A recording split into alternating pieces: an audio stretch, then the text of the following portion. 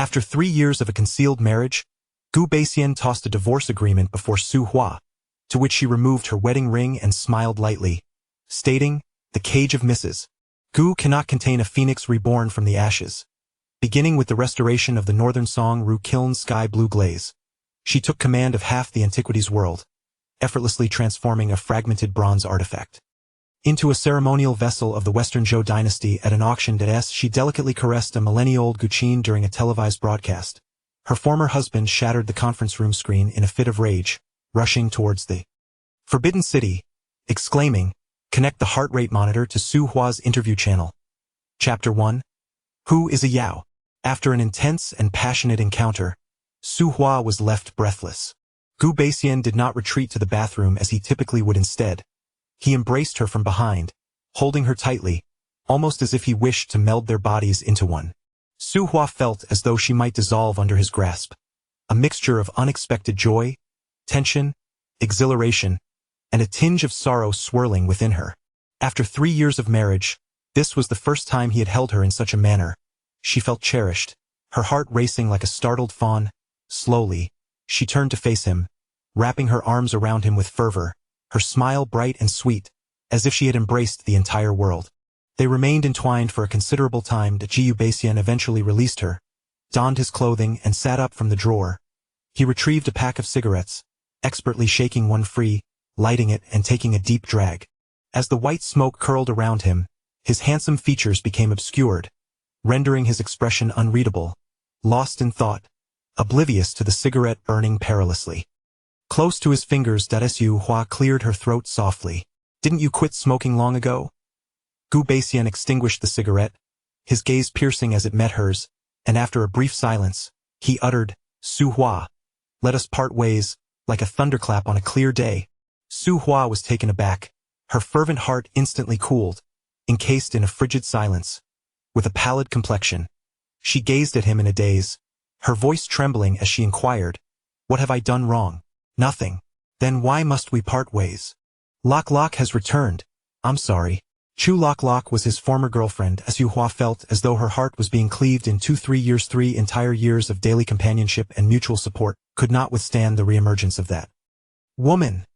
He did not love her. That was her gravest misstep. A wave of disappointment, defeat, and sorrow engulfed her as she bit her lip, her body rigid with despair. With trembling fingers, she donned her clothes and prepared to rise from the bed. Gu Baixian pressed his hand gently on her shoulder, inquiring softly, "Where are you going?" Su Hua fought to hold back her tears. "I'm going to make breakfast. You used to make it all the time. Let me take over today." "You can rest a little longer," he replied, his tone deep and tender. Su Hua uttered a faint acknowledgement, lying back down, pulling the blanket over her tear-stained eyes. Once he departed, she descended from the bed, darting into the bathroom, unable to contain her anguish any longer. She wept profusely, her tears flowed like beads from a broken string, relentless and unceasing. She had never known that loving someone could inflict such profound pain, as if a piece of her heart had been cruelly excised. The agony rendered her unsteady, and she leaned against the wall, sobbing uncontrollably. Time slipped by unnoticed until Gu Baixian called for her from downstairs to join him for a meal. Su Hua responded weakly, splashing her face with cold water repeatedly, attempting to cleanse her eyes. Yet, no matter how she rinsed, her eyes remained bloodshot and swollen. As she descended the stairs, she found Gu Baixian awaiting her in the dining room, dressed in a meticulously tailored haute couture suit. His dark trousers accentuated his long, straight legs, exuding an air of refined elegance that radiated brilliance merely by his presence. Su Hua silently approached the dining table and took a seat. Gu Baixian leaned slightly forward, observing her reddened eyes with a gaze that was particularly gentle. "Have you been crying?" Su Hua lifted her face, offering him a strained smile. "I accidentally got some cleanser in my eyes while washing my face. It'll be fine shortly. Be more careful next time." "Let's eat," Gu Baixian said as he settled beside her. Handing her a pair of chopsticks, Su Hua accepted them, lowering her gaze to admire his graceful fingers resting on the chopsticks. The sumptuous breakfast wafted an enticing aroma, yet neither of them made a move to eat. Never had a meal felt so sorrowful. Half an hour passed, and the dishes remained untouched. Su Hua set down her chopsticks, bracing herself against the table as she stood. "I'll go pack my things." she whispered. Gu Baixian tightened his grip on the chopsticks slightly. There's no rush. Su Hua managed a bitter smile. Even now, he suggested there was no hurry. Did he expect her to wait until she was driven away? She turned and ascended the stairs, tossing her belongings into the suitcase one by one. After a considerable time, she finally zipped it up and carried it downstairs. Gu Baixian approached, extending his hand for the suitcase. Let me take that. No, it's fine, Su Hua replied, gripping the suitcase firmly and walking out with her head held high. As she traversed the courtyard, gazing at the familiar flowers and trees, she couldn't help but feel a pang of nostalgia. After all, one is not made of wood or grass who can remain unfeeling. 3 years had passed, and what was once said to be love that blossomed over time now revealed itself to be solely her affair. Her love for him was unwavering, filled with both passion and affection, yet what purpose did it serve? Let go, let go. The two walked to the entrance, where a car awaited outside. Gu Baixian handed her a check, saying, "Thank you for your companionship over these 3 years." Su Hua stood stubbornly, uncertain whether to accept it. Gu Baixian forcefully tucked the check into her suitcase, insisting, "Take it, there will be many instances in the future where you will need money." Su Hua replied dryly, lifting her gaze to greedily admire his handsome lips, his noble nose, and his striking eyes, recalling their moments together. When he had covered her eyes with his, she felt a pang of heartache that rendered her speechless. She thought to herself that surely there would come a day in her life when she could finally cease to love him. 3 years? 10 years? Perhaps it would take a lifetime. Falling in love with someone seemed so effortless, yet forgetting them was an arduous task, almost insurmountable. Gu Baixian observed her for a moment before suddenly pulling her into his embrace. His face was calm, but his eyes betrayed a tempest within. "In the future, it won't be easy for you alone. Call me if you encounter any difficulties." Tears welled up as she swallowed hard, and Su Hua replied, "All right. I was unwell and irritable these past 2 years, and I made you suffer. It's all right. Take good care of yourself." You tooted. Su Hua slowly raised her arms to embrace him tightly, as if in a farewell of life and death. Abruptly, she released him. With a swift push, she wiped her face and grabbed her suitcase, turning to leave. After taking a few steps, she heard Gu Baixian ask, "Who is Ah Yao?" A tremor coursed through her heart as Su Hua slowly lowered her lifted foot. The long-buried past came crashing down upon her like a tidal wave. Overwhelmed by sorrow, she found herself rendered speechless. Hearing Gu Baixian's words again, "He must hold great significance for you, right? I apologize for having occupied your life for 3 years. I wish you happiness." Chapter 2. A stunning revelation. Su Hua felt a tumult of emotions swirling within her, uncertain of how to respond. She slowly turned her head to gaze at Gu Baixian. He seldom smiled, yet when he did, it was truly captivating, akin to a gentle spring breeze, his dark, clear eyes sparkling with the brilliance of a starry sea. Soon, she would be with the one she cherished. Surely, he must be elated. Su Hua smiled as well, a smile tinged with the remnants of heartbreak. "I wish you happiness," she murmured before turning to enter the car. As the door shut behind her, tears cascaded down her cheeks, old wounds reopening alongside new ones, overwhelming her with a desire to curl up in despair. The driver lifted her suitcase into the trunk and took his seat, starting the engine. Watching the vehicle speed away, Gu Baixian's smile froze in place, the light in his eyes gradually dimming. Upon returning to the Su residence, Su Hua dragged her suitcase through the door. Su Peilon noticed her swollen eyes and the suitcase in her hand, her expression shifting to one of shock. "My daughter, what has happened to you?" Su Hua lowered her gaze as she changed her shoes, forcing a semblance of calm. "Mom, I'm moving back in." Su Peilon sprang up from the sofa, alarmed. "Are you separating from Gu Baixian?" "Yes, his ex-girlfriend has returned." At this, Su Peilon erupted with fury. 3 years ago, after Gu Baixian's accident, the doctors had declared he would be bound to a wheelchair for life. His former girlfriend had abandoned him in his time of need.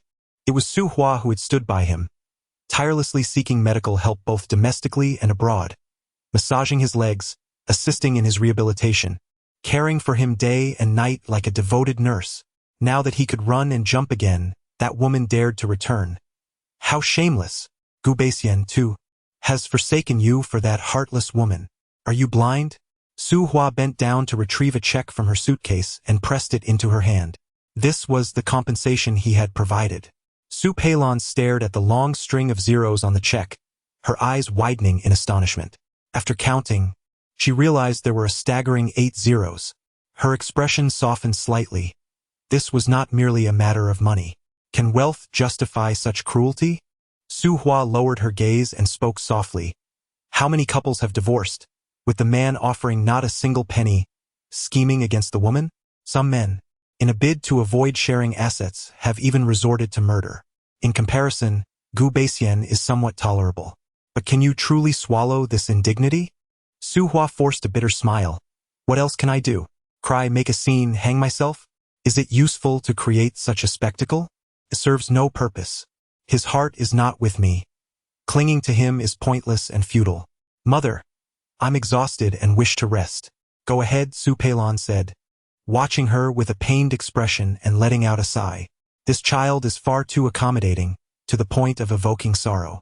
Su Hua turned and made her way to the bedroom. She slept for a full 2 days and nights. Concerned, Su Peilon would often check on her, testing her breath. In truth, Su Hua wasn't truly asleep. She simply didn't wish to move, feeling neither hunger nor energy, her body limp and weak, as if a significant part of her heart was missing. It felt as if the sky had collapsed. On the 3rd day, Su Hua mustered the strength to rise. After freshening up, she called Gu Beixian. Is the divorce agreement ready? When shall we proceed with the formalities? Gu Beixian fell silent for a moment before saying, I am on a business trip. Let us discuss this upon my return. All right, I shall head to work now. Please call me in advance when you do, she replied. Have you found a job so quickly? Where is it? He inquired with genuine concern. At an antique shop. They had been calling me to come in for some time. She responded. Do not overexert yourself. If you find yourself in need of money, do let me know. His voice was low and gentle, akin to the embrace of moonlight, evoking a sense of longing. Su Hua felt a pang in her heart and replied distantly, I am not in need, thank you. After having breakfast, Su Hua took a taxi to Gu Baozhai. She was greeted by the young master of the shop, Shen Huai, dressed in a light blue shirt and khaki trousers. He was tall and slender, exuding an aura of cleanliness and warmth, like polished jade. After introducing Su Hua to the crowd downstairs, Shen Huai led her upstairs to meet the esteemed appraiser, Cui Shousheng. Cui Lao, this is Su Hua, the disciple of the master of restoration, Su Lao, who specializes in the restoration of ancient paintings and calligraphy. Henceforth, she will serve as our shop's artifact restorer. Should you have any uncertainties, you may consult her. Cui Shousheng, nearing 60, scrutinized Su Hua through his reading glasses. A girl in her early 20s could hardly be deemed a qualified artifact restorer. At her age, he was still an apprentice. Yet the young master elevated her status so highly and suggested seeking her counsel. While he outwardly acquiesced, internally he felt a sense of discontent. Once Shen Huai departed, he queried Su Hua, Little Su, you are so young. How many years have you been in this profession? Su Hua offered a faint smile. Perhaps over 10 years. Cui Shousheng found it hard to believe. How old are you this year? 23, she replied. Cui Shousheng mused to himself, this little girl, though not very old, speaks quite boldly. Let us wait and see her get put in her place. In this profession, true skill is paramount. Mere bravado will not suffice. Just then, a staff member came upstairs to summon someone. Su Hua and Cui Shousheng descended the stairs. They encountered a man in his 30s, holding a dirty, tattered ancient painting, inquiring if it could be restored. Cui Shousheng cast a glance at it. It could hardly be called a painting.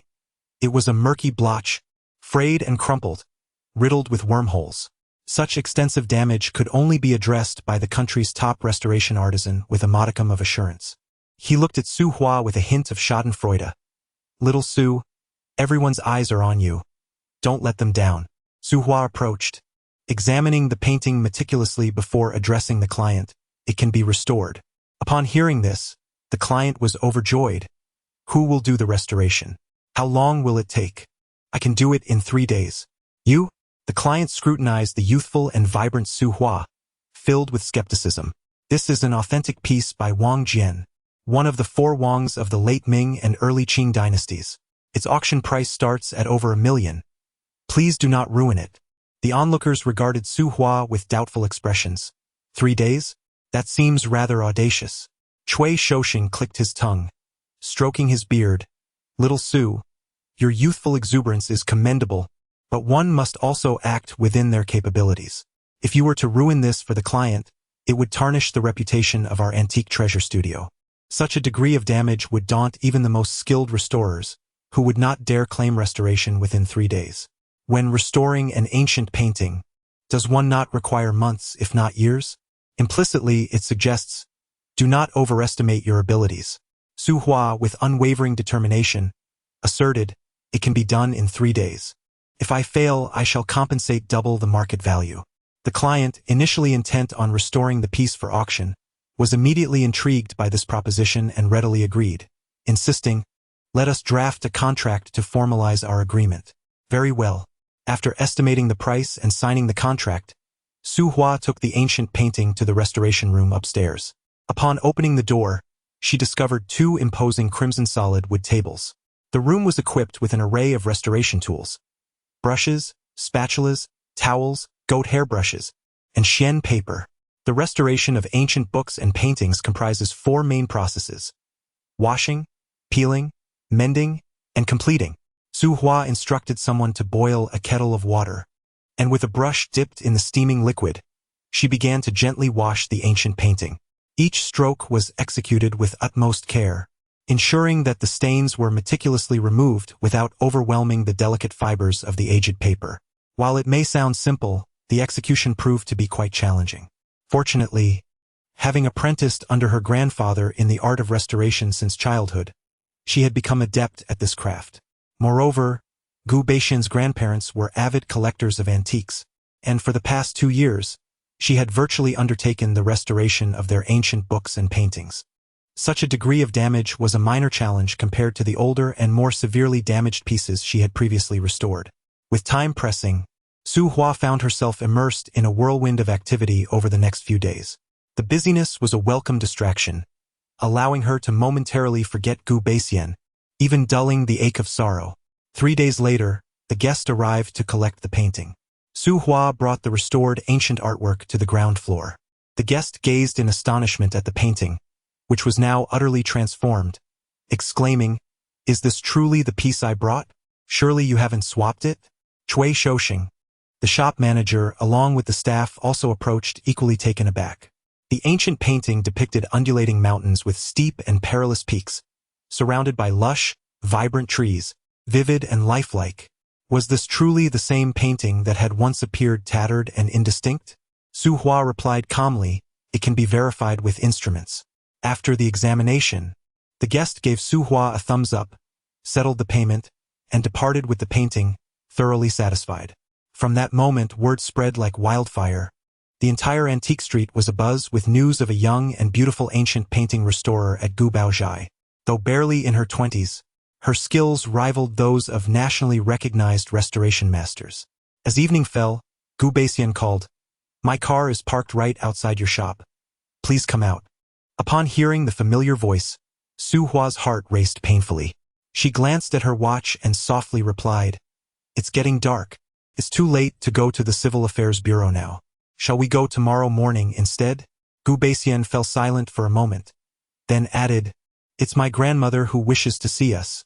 She says it's a matter of great importance."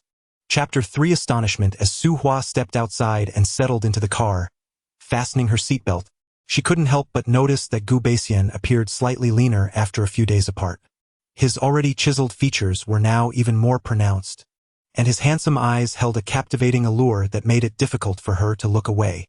Su Hua realized that her affection for him remained strong, an indelible mark on her heart. He presented her with a gift for her new position, a beautifully crafted deep blue velvet jewelry box. Upon opening it, she discovered a finely carved figure of Wangzhong made from mutton fat jade. This figure, renowned since ancient times for its protective qualities, stood with its robe elegantly draped, its facial features and attire rendered in simple yet powerful lines. The craftsmanship was both succinct and robust, and the jade's warm, delicate hue, coupled with its translucent brilliance, made it a true treasure among jades. Cradling the jewelry box, Su Hua tilted her head to gaze at him, a faint smile gracing her lips. "Why bestow such an extravagant gift upon me?" she inquired. Gu Baixian responded with a gentle smile, his eyes locking onto hers. "As you restore ancient paintings and texts, it is inevitable that you will encounter artifacts from tombs. It is wise to wear something protective. Allow me to help you adorn it." He took the jade figure and placed it around Su Hua's neck. As his fingers brushed through her hair, his fingertips inadvertently grazed her skin. The cool touch sent a shiver through her, causing her heart to flutter in response. She had always been sensitive to his touch. Reflecting on the current state of their relationship, a bittersweet sensation enveloped her heart, prompting her to force a smile. "Please refrain from gifting me anything in the future." She feared that such gestures might lead to misunderstandings, giving her false hope of lingering feelings. She couldn't help but imagine the possibilities, even yearning for more. With slender fingers resting on the steering wheel, Gu Baixian casually remarked, "It's merely a small jade carving. Do not take it to heart." He started the vehicle. After half an hour, they arrived at the ancestral home of the Gu family. Upon entering, the elderly matriarch, her hair as white as snow, approached with a tremor. She embraced Su Hua tightly, exclaiming, "Oh, my precious granddaughter-in-law, I have missed you dearly during these few days." Su Hua felt that her grandmother's demeanor today was somewhat exaggerated. Typically, she exuded an air of noble grace. With a smile, Su Hua inquired, "Grandmother, is there something important you wish to discuss?" The old lady took her hand and cast a glance at Gu Baixian, insisting, "Let us eat first. We shall talk afterward." The banquet was lavishly prepared, featuring an array of delicacies from land and sea. The matriarch continuously served Su Hua, her eyes twinkling with joy as she said, 3 years ago, I searched the entire city for a bride for Baixian. Amongst all the young ladies' photographs presented to me, I instantly chose you.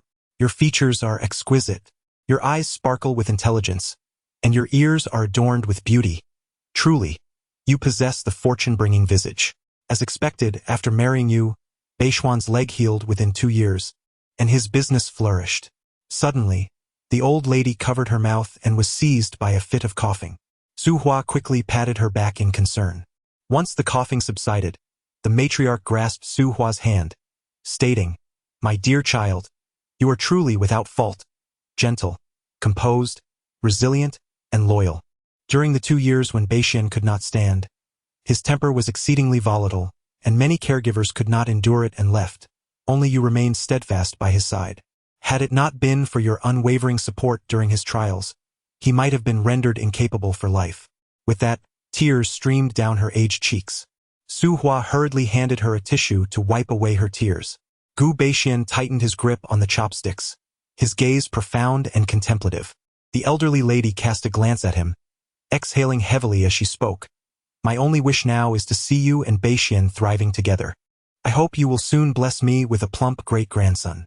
Su Hua felt a pang of embarrassment as she glanced at Gu Baixian, realizing that he had yet to inform his grandmother of their impending divorce. The old woman's voice grew increasingly frail. "At my age, who knows when I might depart from this world? If I could witness the birth of your child before I pass, I would leave this life with a contented heart." Su Hua felt a lump in her throat and quickly reassured her, "Grandma, you will surely live a long life. I am acutely aware of my own health. My 80-year-old bones are frail," she replied. The elderly lady pressed her hand against her chest, struggling to stand. "I need to lie down for a while." Su Hua swiftly assisted her to the bedroom. Just as they approached the door, the old woman suddenly turned back to Gu Baixian and declared, "From tonight onward, you shall stay here. Whenever Huar becomes pregnant, that will be the time for you to return to your own home." Gu Baixian was about to respond when the old woman, stooped and trembling, shuffled into the bedroom. Su Hua cautiously supported her, fearful that too much strength might cause her discomfort. Once she lay down on the bed, the elderly lady grasped Su Hua's hand and softly said, "I know about your decision to return to your parents' home. Rest assured, as long as I am here, this marriage will not end. Baixian is dutiful. He will heed my words. However, there is no however. That Chu Suasua can only share in joy, not in hardship. Such heartless individuals are unworthy of entering our Gu family's abode. Suhua paused and inquired, Grandma, should we call a doctor to come and take a look? There's no need. At her age, burdened with ailments, a doctor's visit would be futile. Go and have your meal and kindly shut the door behind you. All right, please rest well. As soon as Suhua stepped outside, the elderly lady sat up from her bed, her spirit invigorated, a stark contrast to her earlier frailty. Returning to the dining table, old Master Gu used tongs to serve her a piece of roasted lamb leg. Xiaosu, eat it while it's hot. Thank you, Grandpa. Suhua donned a pair of disposable gloves and began to savor her meal. Gu Baixian raised his gaze towards the old man. Grandpa, the last time we saw Grandma, she seemed quite vigorous. How has she deteriorated so quickly? Old Master Gu sighed heavily. Such is the reality of aging. One moment they may appear lively, the next they might be laid to rest. You too must be cautious. Do not provoke her. Gu Baixian's handsome visage grew solemn. After finishing their meal, the two retreated to the guest room. Once the door was closed, Suhua asked, What should we do? Must we truly stay here indefinitely? Gu Baixian furrowed his brow, loosening his tie. Given Grandma's condition, she cannot endure any distress. We should stay for a few days and take it slow. Suhua glanced at the solitary bed behind her. How are the two of us supposed to sleep on just one bed? Gu Baixian's lips curled slightly. Close your eyes and sleep. Suhua, a bit anxious, replied, I am not jesting. I am quite serious. Gu Baixian leisurely removed the watch from his wrist and casually tossed it onto the bedside table. You should shower first. I'll go after you, he remarked. All right. Suhua replied, heading to the bathroom to wash her face and brush her teeth, then quickly taking a shower. Upon returning, she urged Gu Baixian to wash next. Lying in bed, she found herself restless, her mind swirling with thoughts. They were on the brink of divorce yet still sharing the same bed. What a predicament! Suddenly, Gu Baixian's phone on the bedside table rang. Suhua, respecting his privacy, allowed it to ring without interference. After 2 rings, it ceased. Not long after, her own phone chimed. A glance at the caller ID revealed an unfamiliar number. Upon answering, a sweet, melodious voice inquired, Sister Suhua, is Baixian with you? May I ask who this is? Suhua responded. The woman paused for a brief moment before saying, I am his younger sister. Suhua assumed she must be one of Gu Baixian's cousins and replied, He is in the shower. I'll have him call you back when he has done. Thank you, the woman replied. Once finished, Gu Baixian emerged from the bathroom clad only in a towel around his waist, a towel in hand to dry his hair. His tall, broad-shouldered physique exuded an exceptional allure, with well-defined abdominal muscles that spoke of strength and athleticism. Under the warm orange glow, he radiated an intoxicating charm. Suhua's heart raced, her ears feeling as if they were ablaze, turning a deep shade of crimson in an instant. She averted her gaze, softly saying, Your sister just called. You might want to return her call. Gu Baixian simply acknowledged with a nonchalant walking over to the bedside table to glance at his phone. Stepping outside, he returned with a countenance so grim it seemed capable of wringing water from the air, coldly inquiring, Was this intentional? Suhua was taken aback. What? Zuozua has committed suicide. What did you say to her? A thunderous noise echoed in her mind. After a few moments, Suhua finally regained her voice. I had no idea she was Chao Zuozua. She claimed to be your sister, and I mistakenly assumed she was a cousin of yours, so I mentioned you were taking a shower. Gu Baixian's expression remained frosty as he fell silent, opening the wardrobe and beginning to dress. Once attired, he strode out with long strides. Hearing the commotion, old Master Gu emerged to inquire, at this late hour, Where are you headed? Gu Baixian replied in a low voice, I have something to attend to outside. What matter? Zuozua is hospitalized. I'm going to see her. The old man raised his voice, addressing Suhua in the guest room. Little Su, you should accompany him. With a decisive tone, he left no room for argument. Suhua felt disinclined to defy him and responded, All right, Grandpa. After dressing, she departed alongside Gu Baixian. As the car passed an intersection, Suhua suggested, Just drop me off at a hotel of your choosing. Gu Baixian, gripping the steering wheel with unwavering focus, replied, We're going together. You need to explain things to Zuozua. Su Hua felt a heavy weight in her chest. Although her temperament was tranquil and she sought no conflict, she had her own boundaries. It wasn't her fault. What was there to explain? Noticing her discomfort, Gu Baixian freed one hand to gently tousle her hair, speaking softly. Sua suffers from severe depression. I implore you. An hour later, the two arrived at Chu Sua's hospital room. She had just undergone a gastric lavage. Lying on the bed with an extremely pale complexion, her hair in disarray, and her slender form barely discernible beneath the blanket. Upon catching sight of her features, Su Huan was taken aback. Chapter 4. Too intimate. The delicate, palm-sized visage of Chu Sua bore an uncanny resemblance to her own, though it was difficult to pinpoint the exact similarities. A mere glance sufficed to evoke the likeness. It required a more discerning gaze to distinguish between the two. Upon closer inspection, Chu Sua appeared to embody a more fragile essence. Her gently arched brows, subtly furrowed brow, petite nostrils, and cherry-like lips lending her features a crystalline delicacy. In contrast, Su Huan exuded a tranquility and composure, coupled with an inherent resilience that radiated from within. At that moment, Su Huan realized that in Gu Baixian's eyes, she was merely a substitute. A self-deprecating smile graced her lips. It was no wonder that 3 years prior, he had agreed to marry her upon a single glance. The reason lay therein. Baixian, you both have come. Chu Sua's mother, Hua Qiru, forced a smile as she greeted him. However, her gaze turned unfriendly as it swept over Su Huan. Gu Baixian offered a slight nod in response. Hua Qiru approached the hospital bed, gently patting Chu Sua's shoulder. So. Your Baixian brother has come to see you. Chu Sua slowly opened her eyes, her gaze drifting across Su Huan's face without a hint of surprise, as if she had already anticipated their resemblance. Turning her attention to Gu Baixian, tears welled in her eyes as she softly spoke. Baixian brother, I did not attempt suicide.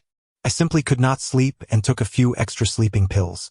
My mother overreacted and insisted on bringing me to the hospital for gastric lavage. I am truly sorry for troubling you and Sister Su Huan at such a late hour. Hua Qiru, with reddened eyes, chided. Was it merely a few pills you ingested? You consumed a significant portion of the bottle. Had I not discovered it in time, you would have.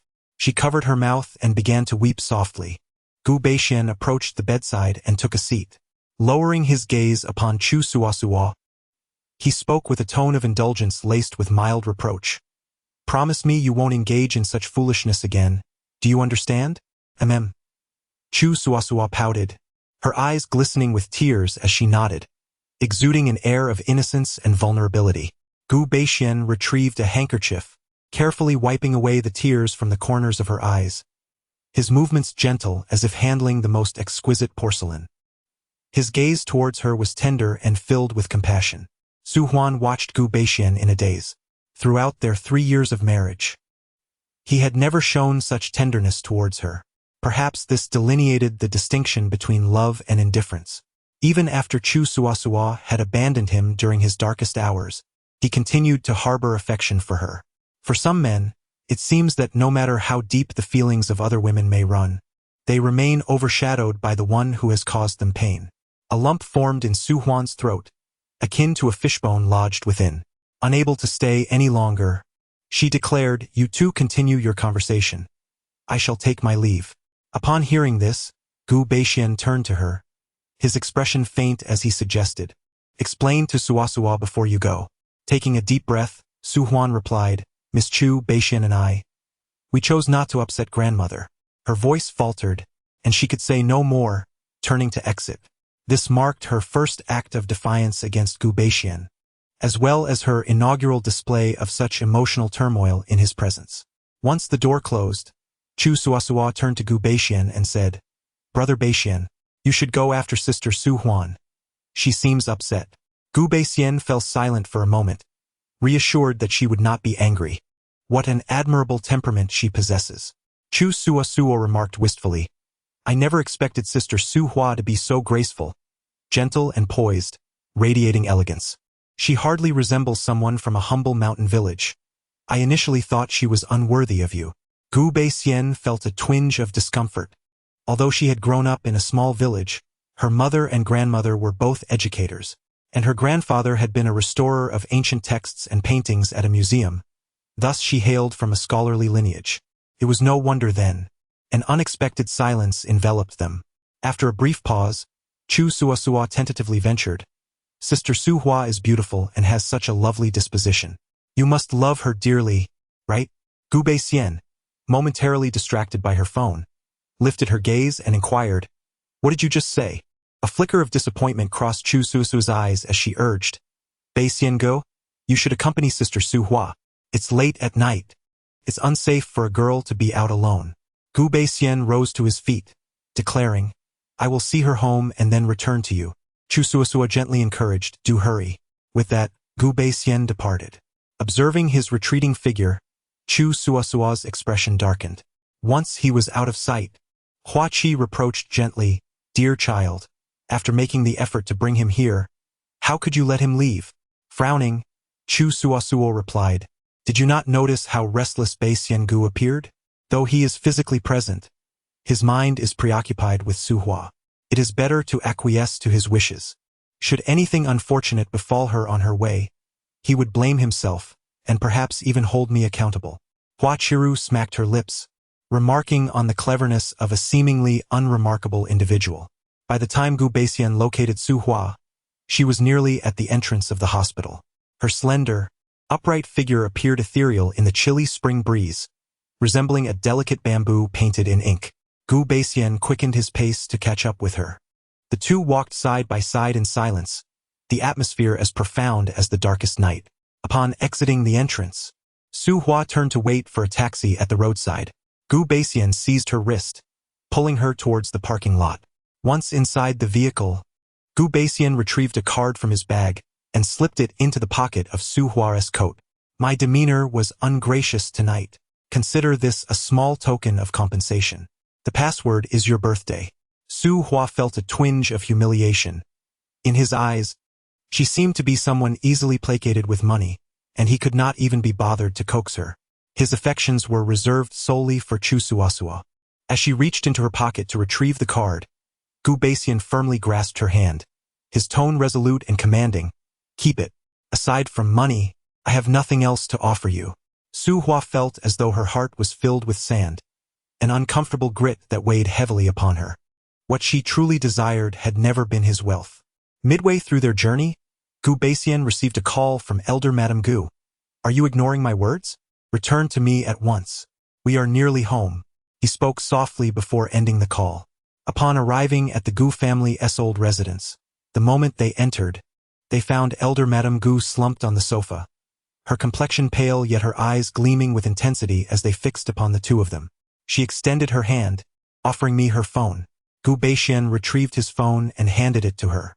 The elderly lady found Chu Suasua's number and dialed it. Once connected, she spoke sternly, "Miss Chu, our Beixian is a married man. Please be mindful of your boundaries and refrain from calling him unnecessarily. Since you separated 3 years ago, there is no need to look back, nor should you harbor any delusions about Beixian."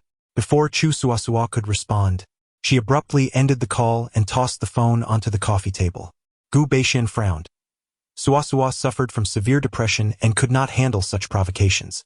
The elderly lady scoffed, "Even if she were afflicted with cancer, it would have nothing to do with you. Your primary concern should be your wife beside you." Gu Beixian's gaze turned slightly cold. "Grandmother, you?" The elderly lady suddenly began to cough violently, covering her mouth. Su Huan hurried over to assist her, helping the elderly lady to lie down on the bed and soothing her before returning to the guest room. She saw Gu Beixian just finishing a call, placing the phone on the nightstand. He must have been comforting Chu Suasua. Quietly, Su Huan moved to the living room sofa, grabbed a long pillow, and placed it in the middle of the bed as a barrier. She then retrieved a blanket from the wardrobe, ensuring they each had their own. She removed her outer clothing, lifted the blanket, and nestled herself beneath it. It was already 3 in the morning, and exhaustion weighed heavily upon her. Her mind felt muddled, devoid of thoughts save for the desire to sleep. The moment her head touched the pillow, she fell into a deep slumber. She slept soundly until the sun was high in the sky. Upon awakening, She was taken aback to find a strikingly handsome face, chiseled like a sculpture, gazing intently at her. The two individuals were so close that the sound of their breathing was audible. His warm breaths grazed her forehead, while his deep-set eyes exhibited a blend of restraint and allure. She nestled comfortably in his embrace, her hands tightly wrapped around his waist, her slender calves entwined around his legs, creating an indescribably intimate posture. The air was thick with unspoken tension. The atmosphere became increasingly sultry. Startled, Su Huan felt as if she had been electrocuted. She hastily released her grip on his waist and scrambled away from his embrace. With a mix of irritation and resentment, she exclaimed, "How did I end up in your arms?" Chapter 5. Heart-pounding. Having grown accustomed to Su Hua's gentle and tranquil demeanor, it was the first time he witnessed her in a state of fluster, resembling a startled kitten. Gu Beixian found this fresh and amusing. He smirked, teasing her. "You crawled in here yourself. You can't even push the door open." Su Hua's ears flushed crimson, denying it vehemently. His smile widened. "Next time, I'll record it on my phone to prevent you from weaseling out." Su Hua felt utterly embarrassed, hastily turning away to grab a shirt from the bedside table, hastily pulling it on. In her flurry, she failed to notice she had buttoned it incorrectly. As he observed her slender figure fumbling with her clothes, Gu Beixian's mind drifted back to her vulnerable state from the previous night. She had curled into a small ball, trembling as if haunted by some dreadful dream. He had held her close, soothing her, yet she murmured the name Yao Gu in her sleep. He had lost count of how many times this had occurred.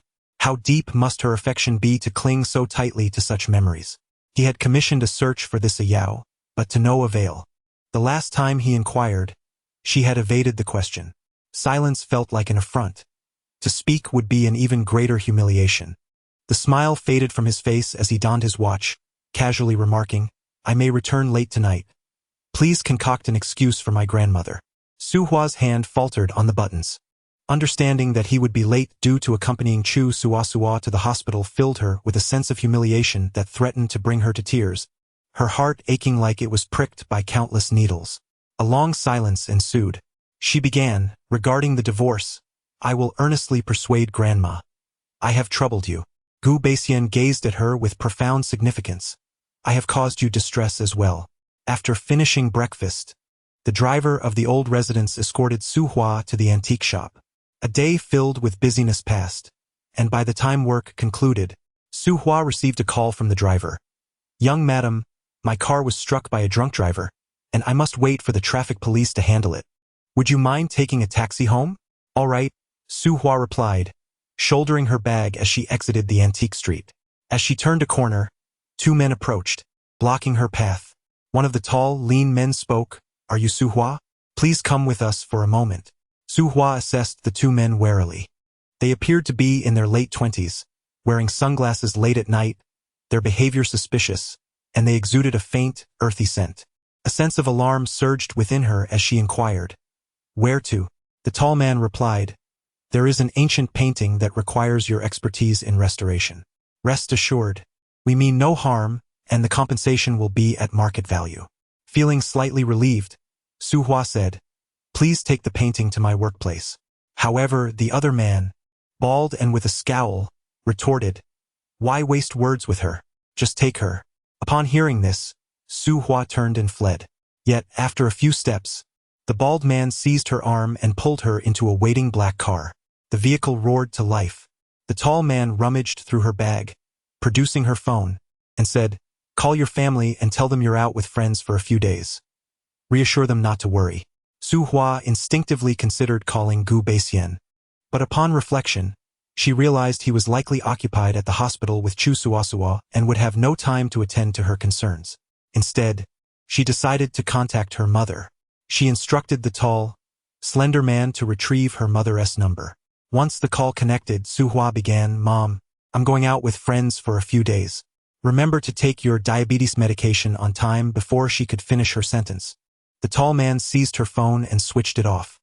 He produced a piece of black cloth and blindfolded her. The vehicle seemed to travel for an eternity before finally coming to a halt. Su Hua was escorted to an old, dilapidated building. Ascending the stairs to the third floor, They arrived at a door which, when opened, revealed a large red table at its center, upon which sat a safe.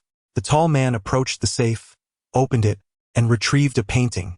The artwork measured approximately 1.5 meters in length and appeared to be quite ancient, with significant damage and numerous areas where the artistry was lacking and in need of restoration. Su Hua scrutinized the painting, captivated by its profound and elegant style, rich in texture and depth. The scene depicted towering peaks, magnificent and striking, with rolling hills and dense forests. In the depths of a valley, a few thatched cottages were faintly visible, within which a recluse sat, curled up against a bed. She recognized this as a hermitage scene by Wang Meng, a renowned artist from the Yuan dynasty. This particular piece was his most valuable work, having previously fetched an astronomical price of 400 million. If restored, it would surely command a starting bid of no less than several tens of millions. It was no wonder these two individuals had resorted to such drastic measures to bring her here. Rather than taking the painting to a shop for restoration, they had summoned her to do it, indicating that the painting's origins were dubious, either stolen or excavated from an ancient tomb. The tall man inquired, "Miss Su, how long will it take to restore this painting?" The painting was rather large, significantly damaged, and its essence was severely lacking. It would take at least half a month to restore. "Very well. Please list the tools and materials required, and we shall procure them," Su Hua instructed. She picked up a pen and neatly wrote down the necessary items on a piece of paper before handing it to them. The tall, slender individual accepted the note and replied, "We will prepare everything. You should rest well." Su Hua nodded in agreement. As the two exited, they firmly locked the door behind them with a click. Su Hua surveyed her surroundings. The room was equipped with a bathroom, a bed, a desk, chairs, and provisions, clearly arranged well in advance. Outside the window, distant mountains stretched endlessly, the desolate and unfamiliar scenery punctuated by scattered lights, indicating a considerable distance from the city center. Her stomach growled in hunger. She grabbed a packet of instant noodles, opened it and took a few bites, washing it down with some water. After freshening up, she lay down on the bed. The silence enveloping her was strangely profound, yet sleep eluded her. She had gone missing. Would Gu Baixian be worried? Perhaps not. His thoughts were solely occupied with Chu Suasua, and he might still be at the hospital by her side. The image of him rushing to the hospital, frantic over Chu Suasua's suicide attempt, filled Su Hua's heart with a heavy ache, as if it were stuffed with stones that pressed painfully against her chest. She tossed and turned, unable to find slumber until the latter half of the night. Rising, she made her way to the bathroom. Suddenly, she heard faint noises outside. Pressing her ear against the door, she caught snippets of conversation. The tall, slender one called out, "Baldy, what are you doing?" The bald individual replied in a hushed tone, "I can't sleep, just checking on that girl. Do you really think she, just a mere child, can restore our painting? Do not allow the goods worth tens of millions to be ruined. The boss will surely place the blame. The boss has sent someone to inquire," revealing that her grandfather is the renowned master restorer Su Wenmai, who has meticulously taught her since childhood. Rumor has it that many of the paintings he restored later were predominantly crafted by her own hand. "That brings me some comfort." The bald man chuckled. "With such a lovely girl, don't you have any intentions?" The tall, thin one retorted, "Put away your frivolous thoughts. Restoring the painting is paramount. Once it sells and we receive our share, you can have as many women as you desire. The women you can pay for are merely fleeting encounters. They cannot compare to her." He continued, "Once the girl finishes the restoration, then I shall make my move. She is simply too breathtaking, with her fair and delicate skin and those large, sparkling eyes that set my heart ablaze." The tall, thin man fell silent for a moment before agreeing, "Very well. However, before the painting is restored, you must not lay a finger on her." "Understood," came the reply. Su Hua was utterly disgusted. Indeed, they were a band of ruffians. After listening to their retreating footsteps, she tugged at the door handle with all her strength. The door was locked and would not budge, and there were no tools at hand to pry it open. She approached the window and looked down. This was the third floor, and below lay a concrete ground, making an escape through the window impractical. Moreover, a large guard dog was kept in the yard. If she attempted to flee, it would surely bark. Her only hope now rested on external assistance. During her journey here, the tall, thin man had instructed her to call her mother, reminding her to take her diabetes medication on time, a subtle hint that she was in danger since her mother did not have diabetes. She wondered if her mother would decipher the message. The next day, Su Hua began the process of washing the painting, and once completed, she would unveil it.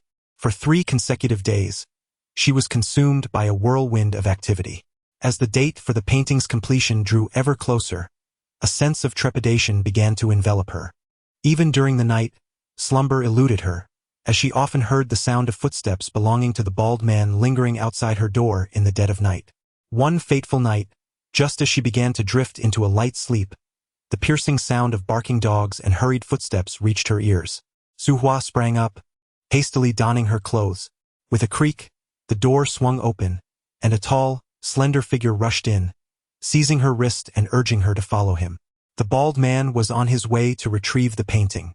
Just as they reached the threshold, a throng of individuals surged up the stairs. At the forefront was a tall, striking man clad in black, with deep-set eyes and an air of undeniable charisma. It was Gu Beixian. A contingent of well-equipped police officers followed closely behind. A tidal wave of joy surged within Su Hua, almost overwhelming her senses. She could scarcely believe her eyes. Fixating on the man, she tremulously inquired, "Is it truly you, Beixian?" "It is I," Gu Beixian replied, striding forward with determination as the slender figure pulled her toward the window. Before Su Hua could fully comprehend the situation, a knife was suddenly pressed against her neck. The tall man threatened the police, shouting, "Drop your weapons. Step back. Otherwise I will kill her." The blade bit into her flesh, sending waves of pain coursing through her, leaving her ears ringing and her vision blurred. Gu Beixian's fists clenched tightly, his eyes a stormy red as he fixed his gaze on her, struggling to suppress his fury. "Put down your weapons. Everyone, exit now." The police exchanged glances with him, reluctantly bending down to place their firearms on the ground before retreating. The bald man kicked a gun into the corner. The slender figure forcefully shoved Su Hua against the windowsill. "Jump," he commanded. Su Hua clutched the window frame with all her might, too fearful to leap. This was the 3rd floor. A fall from such a height would surely result in severe injury, if not death. "Jump. You won't die." The tall, slender figure, losing patience, grasped her arm and leapt down. In that fleeting moment, a gunshot echoed, and a scream pierced the night sky. Chapter 6. A scheme in mind, the lanky figure fell with a thud onto the concrete ground, his body convulsing like a ragged sack for a moment. With a kick of his foot, his eyes shut, and dark crimson blood began to seep from beneath his head. The dogs in the yard barked incessantly. Seizing the chaos, the bald man attempted to flee, but the police swiftly descended upon him, pinning him to the ground, seizing the painting and cuffing his hands. Su Hua, with her hands still gripping the window frame, stared blankly at Gu Beixian, who had just fired a shot. After 3 years of marriage, she was unaware of his proficiency with a firearm, let alone his marksmanship. In that critical moment, whether he fired a fraction faster or slower, or aimed a little off, could have resulted in her demise. Gu Beixian discarded the gun, took a long stride, and approached her with purpose, lifting her down from the windowsill. He carefully tended to the wound on her neck, enveloping her tightly in his arms, his cool fingers caressing her pale, frightened face as he gently inquired, "Are you terribly frightened?" Su Hua, dazed, responded with a faint affirmative. Moments ago, she had believed her fate was sealed, yet here she was, miraculously alive. Her heart raced wildly, and a buzzing filled her ears. Even with a silencer, the gun had been deafening. The entire ordeal felt like a gripping cinematic experience, exhilarating and terrifying. She was drenched in cold sweat. The ancient painting was meticulously collected by the police, placed into a protective sleeve, and then secured in a safe. Mechanically, Su Hua complied with the police's inquiries, eventually getting into Gu Beixian's car. Even now, her legs felt weak, and her mind was clouded. The night was pitch dark, and the country road was narrow. The driver started the engine, heading towards the city. Su Hua found herself enveloped in Gu Beixian's embrace. He repeatedly caressed her slender back, soothing her with gentle words. It's all right, Do not be afraid. His warmth enveloped her, prompting her to instinctively nestle closer, her heart a tumultuous blend of sorrow, bitterness, and a hint of sweetness. He still harbored feelings of marital affection for her. Sensing her response, Gu Baixian tightened his hold, his tender voice brushing against her ear with a touch of reproach. Why didn't you call me when trouble arose? Your mother is rather oblivious. She only realized something was amiss yesterday and informed me then. His throat tightened as he buried his chin in her hair, grasping her clothing, whispering, What would have happened if something had occurred to you? Sua pause di surprise. In that moment, she felt his genuine concern for her, more profound than she had anticipated. She raised her arms, slowly embracing his waist, burying her face in the crook of his neck. The scent emanating from him was one of reliability, instilling a sense of peace within her. Warmth surged through her, and her eyes began to glisten with unshed tears. As they journeyed onward, Gu Baixian's phone rang. He glanced down, swiftly disconnecting the call. Su Hua instinctively recognized it to be from Chu Suasua. Shortly thereafter, the assistant seated in the passenger seat received a call as well. After a brief exchange, he handed the phone to Gu Baixian, saying, President Gu, there's a call from Miss Chu. Gu Baixian took the phone, inquiring, What is it? Chu Suasua's sweet, urgent voice came through. Baixian Gu, have you found Sister Su Hua? You must be worried sick. Please spend time with her. For the next few days, do not come to the hospital to accompany me. Gu Baixian responded with a faint proximity allowed Su Hua to hear him clearly, and her warm heart turned cold. Though they had not divorced, he remained her husband. Yet, to rely on a third party's charity for companionship was an unbearable humiliation. She gently pushed Gu Baixian's arm aside and shifted to sit on the sofa. Turning her head to gaze out the window, she offered a faint smile to her reflection in the glass, both her smile and lips feeling icy. The previous moments of bliss had merely been an illusion, indeed, a deception of her own making. As the car entered the city, Su Hua said to Gu Baixian, Please take me to my mother's house. You can help find an excuse for my grandmother. Gu Baixian fell silent for a moment before replying, All right. Upon returning home, as soon as she stepped through the door, Su Peilan enveloped Su Hua in a tight embrace, weeping as she asked, My dear, are you all right? I'm fine. That's a relief. That's a relief. You scared your mother to death. It's all my fault for being so careless. I didn't realize your hint about needing the diabetes medication until a day later. Thankfully, Baixian sent someone to find you. Without him, who knows what might have happened. You are my only child. If anything were to happen to you, how could I possibly go on living? The typically spirited woman now cried uncontrollably. Su Hua reached out to wipe her mother's tears, soothingly saying, Please don't cry, mother. I have returned safe and sound, haven't I? A week later, during the night, Gu Baixian had indulged too much in business socializing. The driver assisted him home and settled him comfortably on the sofa. He rose to fetch a towel, only to hear Gu Baixian, with his eyes shut, mumbling indistinctly, Su Hua, pour me a glass of water. The driver hesitated for a moment, then took out his phone to call Su Hua, saying, Madam, Mr. Gu has had too much to drink and keeps calling your name. Su Hua remained silent, her lips pressed together. Su Peilan, who had overheard, remarked, You should go take care of him. Until the divorce is formalized, you are still husband and wife. Don't let things become too strained. Su Hua responded with a soft, and instructed the driver, I will be there shortly. Thank you, madam. The driver replied before hanging up. He poured a glass of water and fed it to Gu Baixian. Just as he had consumed half of it, the doorbell rang unexpectedly. The driver set the cup down on the coffee table and got up to answer the door. He found Chu Suasua standing outside, dressed entirely in white, holding a fruit basket. The driver apologetically informed her, Miss Chu, Mr. Gu has had too much to drink and may not be able to entertain you. Chu Suasua smiled gently, saying, That is precisely why I am here. I will take care of him. She swiftly entered, placing the fruit basket on the shoe cabinet, and told the driver, You may leave. I will handle it from here. The driver appeared troubled. I just spoke with madam. She will arrive shortly. Chu Suasua smiled slightly. It's all right. I know Sister Su Hua well. She has a good temperament and one tea mind. After a brief hesitation, the driver relented. Very well then. He grabbed the car keys and departed. Navigating past the entryway, Chu Suasua settled herself on the sofa, picked up the teacup, and offered water to Gu Baixian. As a familiar scent of perfume wafted toward him, Gu Baixian slowly opened his eyes. As Chu Suasua gazed intently, a flicker of surprise crossed his eyes. He propped himself up on the sofa and inquired, "What brings you here?" With a flutter of her eyelashes, Chu Suasua smiled charmingly. "I missed you so much that I couldn't resist coming over. You won't hold it against me, will you, Baixian Gu?"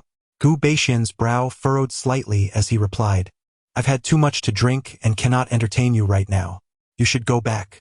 Chu Suasua was taken aback, her eyes reddening as she said, "Baixian Gu, you still haven't truly forgiven me. I told you, that breakup message 3 years ago was sent by my mother using my phone.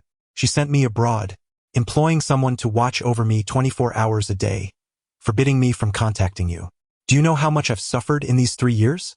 I have missed you to the brink of madness yet was unable to see you, enduring the torment that led me to severe depression."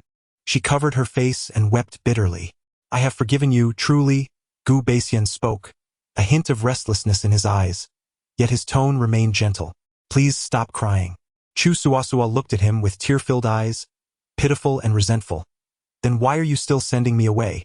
I am not divorced yet, and it is inappropriate for you to be here at this late hour." He pinched his leg tightly, attempting to summon clarity through the pain. Chu Suasua noticed this detail and gradually leaned closer, her soft arms entwining around his shoulder, gazing at him with tender eyes, her voice gentle, "I do not mind." Gu Baixian turned slightly away. "I do mind."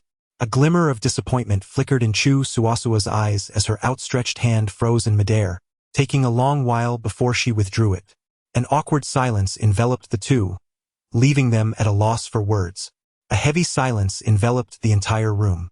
Unable to endure the oppressive quiet, Chu Suasua lifted her gaze and surveyed her surroundings, her attention ultimately landing on the painting adorning the wall. Seeking to break the stillness, she inquired, "Is this ink bamboo painting a genuine work by Zhang Banxiao?" "Not quite. It is a copy by Su Hua," came the reply. "Is that so? It is remarkably well done. I had presumed it to be an authentic piece," Chu Suasua remarked wistfully. "I never imagined Sister Su Hua to be so talented." Gu Baixian's dark eyes softened. "Indeed, she is quite exceptional. You are even more remarkable in my eyes. You will always be the most outstanding man," Chu Suasua declared, her eyes sparkling with admiration. Gu Baixian's long lashes fell slightly, a faint frost settling in his gaze. In Su Hua's heart, the most extraordinary man was undoubtedly her brother Ayao. Suddenly, Chu Suasua heard the faint sound of footsteps outside, recalling the driver's words that Su Hua was on her way. A glimmer of mischief sparked in her eyes as she stood and wrapped her arms around Gu Baixian's. Her voice sultry and enticing, "Brother Baixian, allow me to help you take a shower. After you finish, I shall depart once you drift into slumber." "No need," Gu Baixian replied, attempting to push her away. "It's all right. I am not an outsider," she insisted. "Really, you should go." His tone began to betray irritation. As the sound of a key turning in the lock reached her ears, Chu Suasua steeled herself, feigning a stumble as she fell against him, her arms instinctively wrapping around his waist as she leaned in closer. Gu Baixian grasped her neck, attempting to shift her head away. Alas, Chu Suasua was entwined around him like a serpent, and having indulged too much in drink, his muscles felt weak, rendering him momentarily incapable of pushing her away. Upon entering the room, Su Hua was struck by the sight of Chu Suasua and Gu Baixian embracing intimately, sharing tender kisses. Those hands, which had once caressed her waist gently, were now intimately gripping Chu Suasua's neck. Su Hua felt as if struck by lightning, a chill spreading through her entire being. Chapter 7. Su Hua's counterattack like a dream. Su Hua stood there with icy hands and feet, her mind blank. Upon seeing her, Gu Baixian, slightly sobered by the wine, forcefully pushed aside Chu Suasua and rose from the sofa. Chu Suasua turned her head back, feigning surprise as she exclaimed, "Sister Su Hua, you're here?" It was at that moment Su Hua felt as if she were being jolted awake from a dream, her heart racing. She turned and walked away, forgetting to close the door behind her. Sometimes, events unfold with such magnitude and unexpectedness that one is left with no time to react. She did not cry or cause a scene. She merely felt disoriented, her steps unsteady, the world around her surreal. The chilly spring wind lashed against her face, biting as cold as ice. Gradually, the frigid breeze roused Su Hua from her stupor, and the more she contemplated, the angrier she became. Had Gu Beixian summoned her merely to witness his intimacy with Chu Suosua? On the day he proposed their separation, she had readily acquiesced. Why then did he feel the need to humiliate her in such a manner? Does a lack of love grant one the liberty to inflict pain at will? Rage surged through her every pore, compelling her to walk with increasing resolve, her demeanor solidifying with a steely determination. Upon exiting the villa, the driver awaited her at the entrance, opening the car door as he said, "Madam, President Gu has instructed me to take you home." Su Hua remained silent for a long moment before bending down to enter the vehicle. The driver closed the door and called Gu Beixian, saying, "President Gu, I have located Madam. I will return her shortly. Rest assured." "Good." Gu Beixian hung up the phone, his gaze turning frostier as he looked at Chu Suosua. "You did that on purpose, didn't you?" Chu Suosua furrowed her brows, her voice laced with a sense of injustice as she lamented, "I had no idea Sister Su Hua would arrive so fortuitously. I slipped and accidentally fell onto you. I may have been inebriated, but I am not foolish." With a quivering lip, she wept openly, "It's my fault. I will call Sister Su Hua and explain." She reached into her pocket to retrieve her phone. Gu Beixian raised a hand to halt her, his tone tinged with impatience. "There is no need for that. The more you try to cover it up, the worse it becomes. You should return home. But you, it's just drunkenness. It's not life-threatening." Gu Beixian bent down heavily onto the sofa, pinching the bridge of his nose, his demeanor one of exasperation. Chu Suosua remained motionless, head bowed in a manner reminiscent of a mistreated spouse, her shoulders trembling as she stifled her sobs. Observing her distress, Gu Beixian's heart softened slightly as he said, "I do not blame you. Su Hua has done nothing wrong, and I should not have hurt her in this manner. Yet by bringing up divorce to her, you have already inflicted pain," she replied softly. "I shall endeavor to minimize the hurt, rather than resorting to humiliation. A swift resolution is preferable to prolonged suffering. Your approach will only deepen her wounds." Chu Suosua added quietly, "It hurts me too. I cannot divorce for now. My grandmother disapproves." Gu Beixian cast a dispassionate glance her way, stating, "My decision to divorce her is not solely based on you. Mentioning you is merely a pretext." Those words struck Chu Suosua like a bolt from the blue, leaving her momentarily stunned. Her complexion was pallid, and her lips trembled as she inquired, "Beixian, are you speaking in anger or revealing your true feelings under the influence of alcohol?" Gu Beixian raised a hand to his forehead, visibly irritated as he replied, "I've had too much to drink. My careless words may have upset you. Please just leave." Fearing that he might utter even harsher truths and that the situation might spiral beyond repair, Chu Suosua, holding back tears, reluctantly departed. Once she was gone, Gu Beixian made a call to her father, urging him to keep an eye on his daughter and prevent any further attempts at self-harm.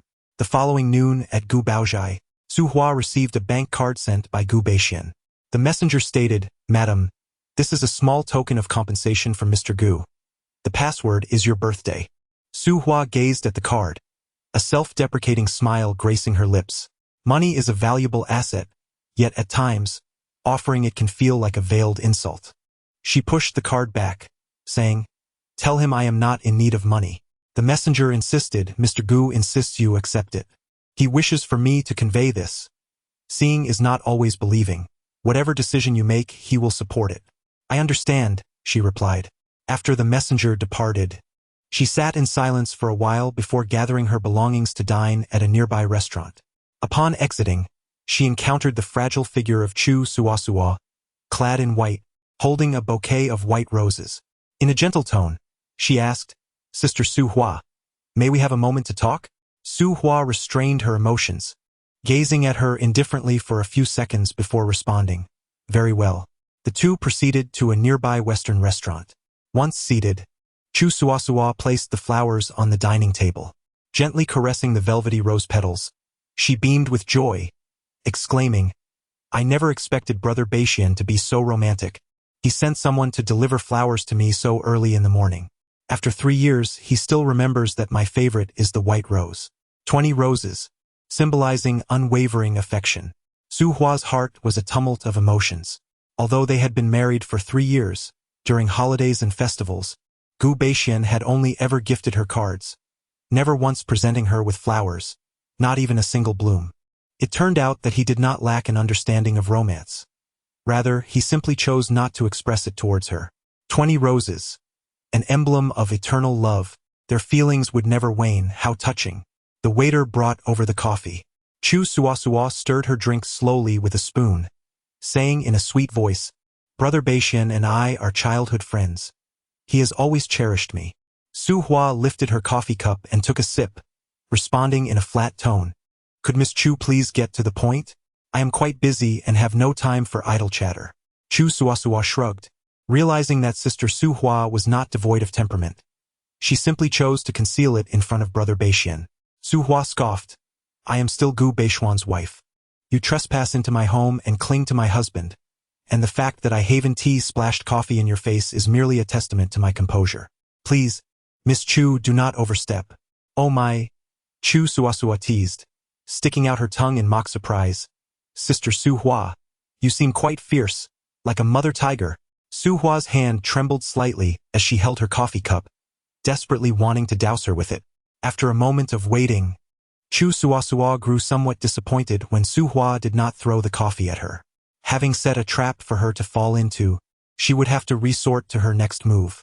She fixed her gaze firmly upon Su Hua's face and declared, "Sister Su Hua, you are an astute individual.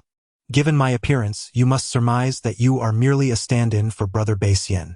Now that the genuine article has arrived, shouldn't you take your leave?"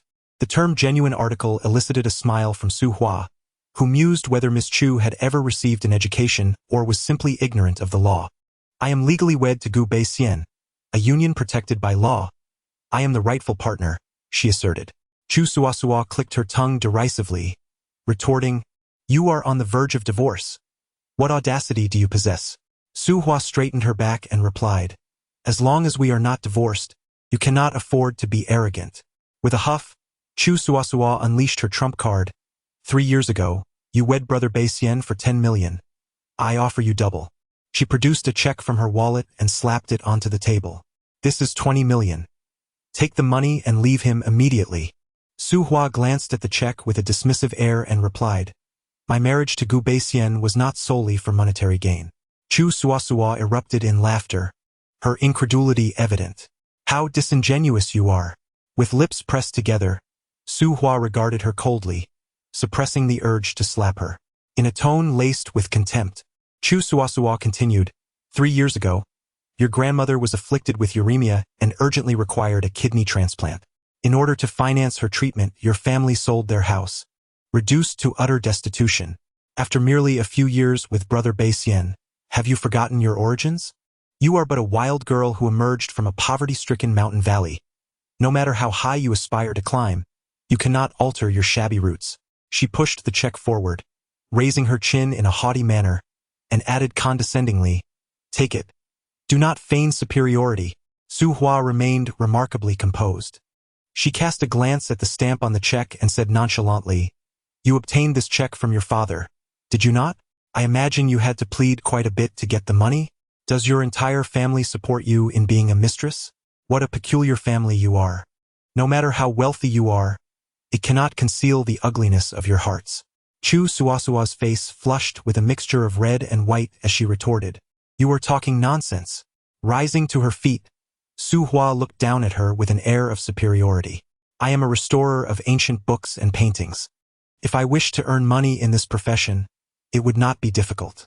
3 years ago, had I not married Gu Beixian, I could have easily earned 10 million with my own 2 hands. She seized the check and hurled it at Chu Suasua's face. "Take your money and go somewhere far away. Do not emerge to disgust people." As the check struck her face, Chu Suasua was infuriated with embarrassment. In a fit of rage, she lunged at Su Hua, reaching out to claw at her face. In a flash, a figure emerged from the side, seizing Chu Suasua and delivering a swift series of blows to her face. Chapter 8. A sudden attack caught off guard. Chu Suasua was struck repeatedly across the face, leaving her in a state of bewilderment. The sting on her cheeks was intense, her ears buzzed, and she saw stars before her eyes. Throughout her life, no one had ever dared to lay a finger on her. In a fit of rage, she clutched the assailant's arm and began scratching wildly. The two of them grappled fiercely. The chauffeur of the Chu family, who had been lurking in the shadows, hurried over and forcefully separated the two. It was only then that Chu Suasua recognized her attacker as Gu Baixian's younger sister, Gu Nanin, and she was momentarily taken aback. Su Hua, upon realizing it was Gu Nanin, was equally surprised. Fearing for her safety, she rushed over and shielded her behind her own figure.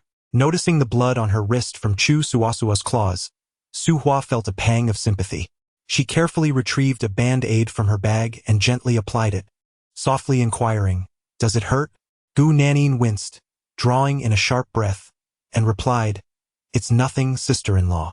"She didn't scratch your face, did she?" Su Hua shook her head. "No." With indignation, Gu Nanin shot a glare at Chu Suasua and declared, "You needn't bother with niceties towards someone like her. Just give her a slap. What reason is there to reason with her? Principles are meant for those who can comprehend them, and she certainly does not." At this, Chu Suasua was utterly infuriated. Struggling to contain her anger, she squeezed out 2 tears and, with a tone of hurt, said, "Nanin, we've grown up together. I have always regarded you as a sister. How could you?" Gu Nanin rolled her eyes at her. "Oh please, I have no sister like you. My brother has treated you so well, and our entire family has welcomed you. Yet the moment he encounters trouble, you bolt faster than a rabbit. Now that my brother's leg has healed and everything is back to normal, you come running back to meddle and bully my sister-in-law. Do you have no shame?" Chu Suasua's face alternated between pale and flushed as she thought to herself, "I have my reasons." "What reasons could you possibly have? My brother believes you, but I certainly do not." Just as Gu Nanin finished speaking, Su Hua's phone rang. Glancing at the caller ID, it was Gu Baixian calling. After a moment's hesitation, she answered. Gu Baixian inquired, "Where are you?" "At the Western restaurant south of the main entrance of the Antique Street. I happen to be passing by. I will arrive in 3 minutes." He hung up. The image of him embracing Chu Suasua last night surfaced in Su Hua's mind, causing her heart to feel uneasy. Upon noticing the white rose he had gifted to Chu Suasua on the table, a heavy weight settled in her chest, making it hard to breathe, as if a boulder were pressing down on her. A few minutes later, Gu Baixian entered the restaurant, accompanied by his subordinates. Tall and slender, with a pale complexion and striking features, his long legs moved with an air of grace, exuding an aura of elegance that captivated every gaze in the room. Initially, the patrons were drawn to the commotion between Chu Suasua and Gu Nanin, but upon Gu Baixian's arrival, all eyes shifted to him. Spotting him, Chu Suasua's eyes lit up as she hurried over, calling out tearfully, "Brother Baixian." Gu Baixian furrowed his brow slightly. "What brings you here?" With red-rimmed eyes, Chu Suasua pitifully replied, "I was looking for Sister Su Hua to explain what happened last night, but after only a few words, she scolded me, and Nanin even hit me." She pointed to her swollen cheek, pouting playfully. "It hurts so much." Gu Baixian turned his gaze towards Su Huan, questioning the authenticity of her words. Su Huan smiled. She never anticipated that the person he cherished so dearly, his white moonlight, would be such a character, heartless and ungrateful, resorting to deceit and playing the victim. Indeed, those who are favored often act with impunity. Just as Su Huan was about to speak, Gu Nanin interjected, "Brother, have you considered that my sister-in-law, with her gentle temperament, would never scold anyone unless provoked by Chu Suasua? During those 2 years when your health was poor and your temper volatile, did she ever raise her voice at you? The reason I struck Chu Suasua was that she attempted to grasp my sister-in-law's face. Honestly, I felt my actions were too lenient." Gu Baixian turned to Chu Suasua, demanding, "How did you provoke Su Huan? Why did you attempt to grab her face?" Chu Suasua's complexion turned pale, tears streaming down her face as she pitifully declared, "I didn't. Su Huan and Nanin misunderstood me. Baixian, you must believe me." She reached out to grasp Gu Baixian's hand, leaning into him. Gu Nanin stepped forward, seizing her arm and pulling her aside forcefully, admonishing, "Do you lack any sense of shame? My brother is a married man, and yet you attempt to nestle into his embrace? How shameless! Chu Suasua clutched her chest in distress, tears cascading down like pearls from a broken string. Gu Beixian furrowed his brow, addressing Gu Nanin. Perhaps you should say less. Suasua suffers from severe depression, so please refrain from provoking her. Gu Nanin scoffed. Do not use depression as an excuse for such disgraceful behavior. I have encountered numerous individuals battling depression, all of whom possess self-respect, kindness, and beauty, unlike her who, despite being a good person, insists on playing the role of a troublemaker. Chu Suasua cried out in anguish, covering her mouth as she stumbled out. Her driver hastily grabbed her bag and check, pursuing her. Gu Beixian turned to instruct his bodyguard. Follow her and keep an eye on her. We cannot afford another suicide attempt. Understood, Mr. Gu, the bodyguard replied, following her outside. Gu Nanin scoffed, wishing that, if someone truly desired to end their life, they would choose a solitary place to do so rather than resorting to theatrics to frighten others. Gu Beixian's gaze turned cold as he reprimanded. Nanin, you have crossed the line. Su Hua shielded Gu Nanin behind her, stating, if you wish to assign blame, direct it at me. Nanin is merely defending my honor. Gazing at Su Hua, Gu Beixian's expression softened. He retrieved a tube of imported scar cream from his bag and handed it to her, saying, apply this according to the instructions. Ensure the wound on your neck does not leave a scar. Su Hua stared at the tube of ointment, her heart a tumult of emotions. She knew he did not love her, yet there were moments when it felt as though he cared. Soon, a self-deprecating smile graced her lips. If he truly cared, how could last night's events have transpired? The pain of last night was profound, stripping her of the courage to question anything further. Gu Nanin reached out to take the ointment, thrusting it into Su Hua's hands as she glared at Gu Beixian, declaring, brother, if you dare betray my sister-in-law, I will disown you as my brother. Gu Beixian replied nonchalantly, adult matters are not for children to meddle in. I am merely a year younger than my sister-in-law. I am not a child. Gu Beixian paid her no mind, taking Su Hua's hand instead and gently inquiring, have you eaten? If not, I can take you. Su Hua, feeling a jolt as if struck by lightning, withdrew her hand, asserting that she was full. Gu Beixian lowered his gaze to her, his eyes radiating warmth. What happened last night was merely a misunderstanding. Do you believe me?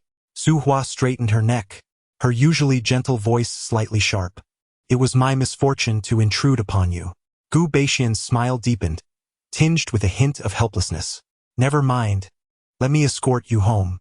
Su Hua picked up her bag and stepped outside, with Gu Beixian striding after her, his long legs covering ground swiftly, while his assistant trailed at a distance. Upon exiting the Western restaurant, they passed a flower shop, and Su Hua pushed the door open to enter. After surveying the surroundings, she pointed to a bouquet of white roses and requested, one of those, please. The shop attendant inquired, how many stems would you like? Remembering that Gu Beixian had sent 20 to Chu Suasua, Su Hua, feeling petulant, retorted, I'll take 200. The attendant paused momentarily before responding with a smile. Please hold on a moment. After a considerable wait, the flowers were finally wrapped, and Su Hua understood the attendant's initial hesitation. 200 roses, once assembled, formed a bouquet nearly a meter in diameter, immense and heavy. She struggled to cradle it, yet felt a sense of relief. Why should she wait for someone else to gift her flowers? She could certainly afford it herself. As Gu Beixian produced his card to settle the bill, Su Hua interjected, handing over her own card vehemently, I have my own money. Her tone was resolute, for the money spent was earned through her own labor. Gu Beixian chuckled softly, recognizing her stubbornness. After completing the transaction, Su Hua emerged, cradling the oversized bouquet of white roses. The bouquet was overly large, accentuating her slender figure, akin to a slender and upright bamboo, delicate yet possessing a certain grace. Gu Beixian reached out to take it, but Su Hua swiftly sidestepped, evading his grasp. His hand lingered in the air momentarily before slowly retracting. The two walked side by side. Observing the dense cluster of roses in her arms, Gu Beixian inquired, do you also fancy white roses? I do not. Yet you purchased so many? Indeed. A smile danced at the corners of Gu Beishuan's eyes. He was surprised to discover her affinity for flowers, having assumed her interests lay solely in painting. I am a woman too. Having grown accustomed to her gentle demeanor, he found her pouting expression refreshing. What flowers do you prefer? I shall gift them to you next time. Su Hua pursed her lips in silence. Raised by her grandparents at the foot of the mountains, she cherished the wildflowers of the hills. The Malon chrysanthemum, dandelions, and the irises, pink beans, and sunflowers she cultivated beneath her window. She held a sentimental attachment to these resilient little blooms, while the extravagant imported roses in her arms evoked no emotion whatsoever. The excessive purchase was merely an act of defiance. As they approached the antique shop, Su Hua suddenly halted, stating, "Please, no more gifts." Gu Beixian raised an eyebrow. "Are you worried that your colleagues might see me? After all, we are destined for divorce, are we not?" Her voice trembled, her heart quaking. The current situation, a painful tug-of-war, felt like a dull knife slicing through flesh.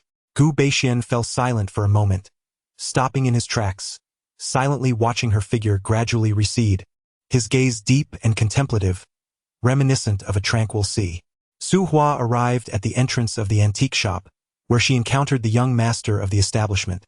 "Shen Huai." He flashed a smile and inquired, "Such a grand bouquet. Is it a gift from your boyfriend?" "No, I purchased it myself," she replied. Shen Huai's smile broadened. "It must be quite heavy.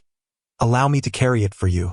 Su Hua handed him the flowers, saying with a smile, "Thank you." Shen Huai joked, "You are the pillar of our shop. Assisting you with a mere bouquet is nothing." Their laughter echoed as they walked side by side into the store. Standing at a distance was Gu Beixian, tall and strikingly handsome, observing them with a chilling gaze that sent a shiver down his spine. It was an indefinable sensation, akin to a cherished vegetable nurtured for 3 years suddenly threatened by an intruding pig. Instinctively, he felt compelled to chase the pig away, only to realize that he was not as magnanimous as he had imagined. With a swift motion of his tongue against his lower lip, Gu Beixian commanded his assistant, "Investigate that man." "Understood, Mr. Gu," the assistant replied. The two men then entered their vehicle, heading back to the office. Half an hour later, the assistant received a phone call and reported to Gu Beixian, "Mr. Gu, the man is named Shen Huai and works as a doctor. The antique shop belongs to his grandfather. 3 years ago, he had recorded communications with the young lady." Gu Beixian lifted his gaze, his eyes glinting with a frigid light. "Investigate Shen Huai's childhood name. See if it is a Yao." Chapter 9. Urgent matters. Upon returning to the company, Gu Beixian was occupied until dusk. He raised his hand to loosen his tie, his expression cool and aloof as he regarded his assistant. "Have you found out what I asked?" The assistant replied, "Mr. Gu, Shen Huai does not have a nickname. His family simply calls him Shen Huai or Xiao Huai." A hint of coldness faded from Gu Beixian's eyes, as if this revelation was somewhat anticipated. Yao was the man deeply buried in Su Hua's heart, and before her divorce, she would not easily be seen in public with him. Though young, she conducted herself with great discretion. Gu Beixian pushed his chair back, stood up, and fastened his suit button with one hand. "Send someone else to entertain President Hua tonight. I have matters to attend to." "Understood, Mr. Gu." The assistant began to organize the documents on the table. Leaving the Gu Corporation building, Gu Beixian drove to the antique street. As the sun dipped below the horizon, the sky darkened. He sat in his car and called Su Hua. "I'm outside your store. Come out." On the other end, Su Hua's voice held a note of surprise. "We're dining outside. It's a gathering with colleagues." "Who is present?" "All the staff from the store." "Is Shen Huai there?" "Yes. He is our young master." Recalling the sight of the two of them laughing together at noon, an undercurrent of displeasure stirred within Gu Beixian, though his voice remained unperturbed. "Call me once you finish. I will come to pick you up." "Thank you." Her tone was restrained and distant, as if she was deliberately creating space between them. Gu Beixian felt a slight discomfort, his grip on the phone tightening. After ending the call, he dialed Xiao Yi's number. "Step out. Let us have a drink." "My brother, is it not too early to indulge in alcohol?" Xiao Yi remarked in a languid, debonair tone, as if he had just risen from slumber. Gu Beixian responded with a crisp and composed voice. Bring the official seal and the land sale contract, and arrive at Jinchao Zue within half an hour. After that, it shall be too late. Xiao Yi shook off his drowsiness. All right, brother, I shall be there shortly. Half an hour later at Jinchao Zue, the atmosphere was thick with a crowd of people, bustling with activity, signing contracts, processing procedures, and transferring funds. Once the flurry subsided, everyone departed, leaving only Gu Beixian and Xiao Yi in the room. The fair-skinned, handsome young man lounged comfortably, his arm draped casually over the back of the chair, his enchanting peach blossom eyes scrutinizing Gu Beixian.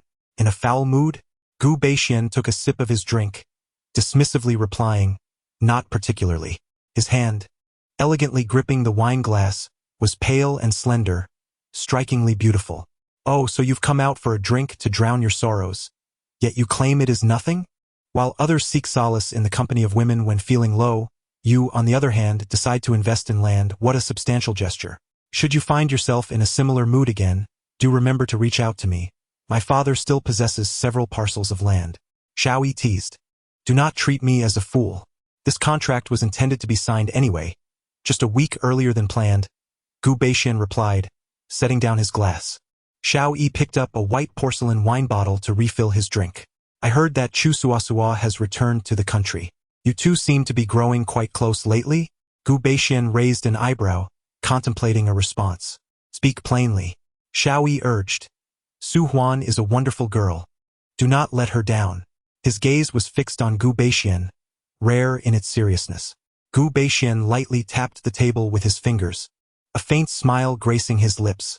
"In the past, when I wished to marry her, who was it that deemed her unworthy of me? How has the narrative shifted now?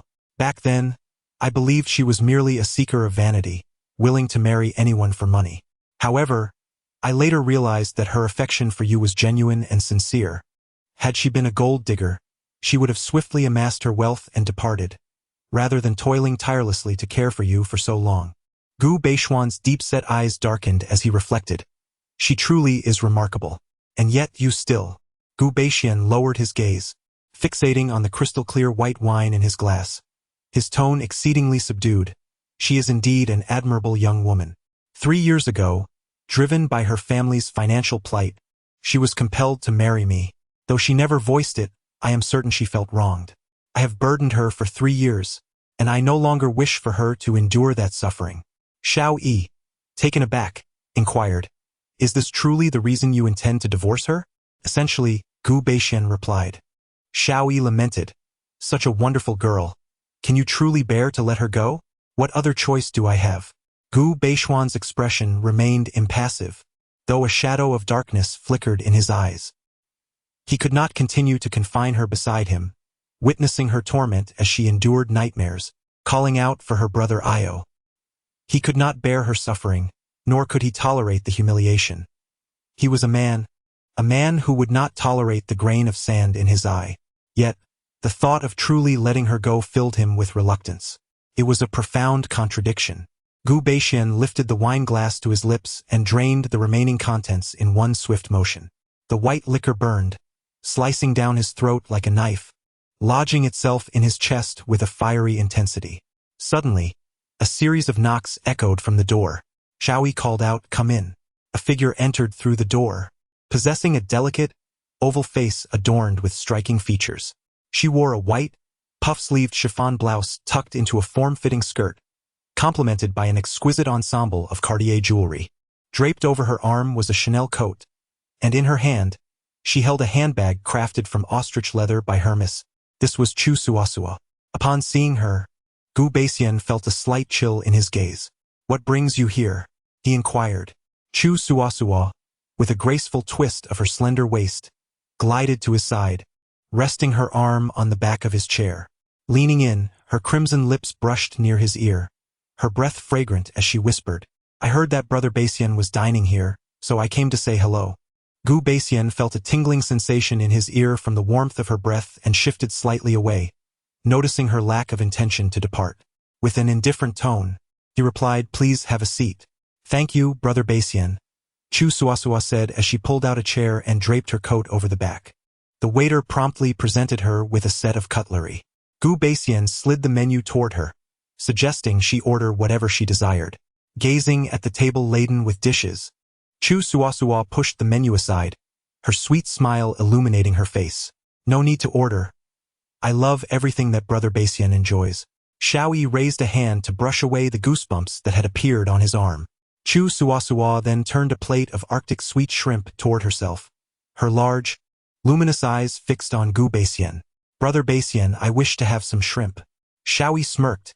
Don't you have hands of your own? With an air of feigned innocence, Chu Suasua puffed out her cheeks and replied, I've never peeled shrimp myself in all my years. My parents do it for me at home. In the past, when dining with Brother Basian, he would always peel them for me. She playfully clasped Gu Beishuan's arm, her voice dripping with sweetness. Brother Basian, I wish to savor the shrimp you've peeled. Please assist me. Gu Baixian cast a fleeting glance at her, withdrew his arm, donned a disposable glove, and picked up a shrimp from the plate to peel.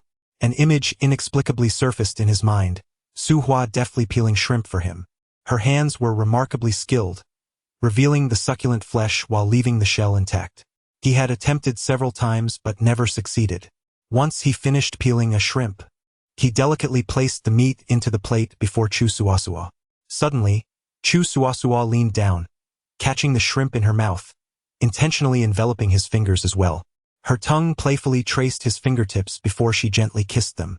With glistening eyes filled with longing, she gazed at him, desire evident in her expression.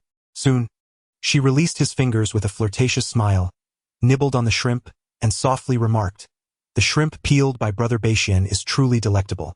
Gu Baixian momentarily faltered, unable to articulate the feelings stirring within him.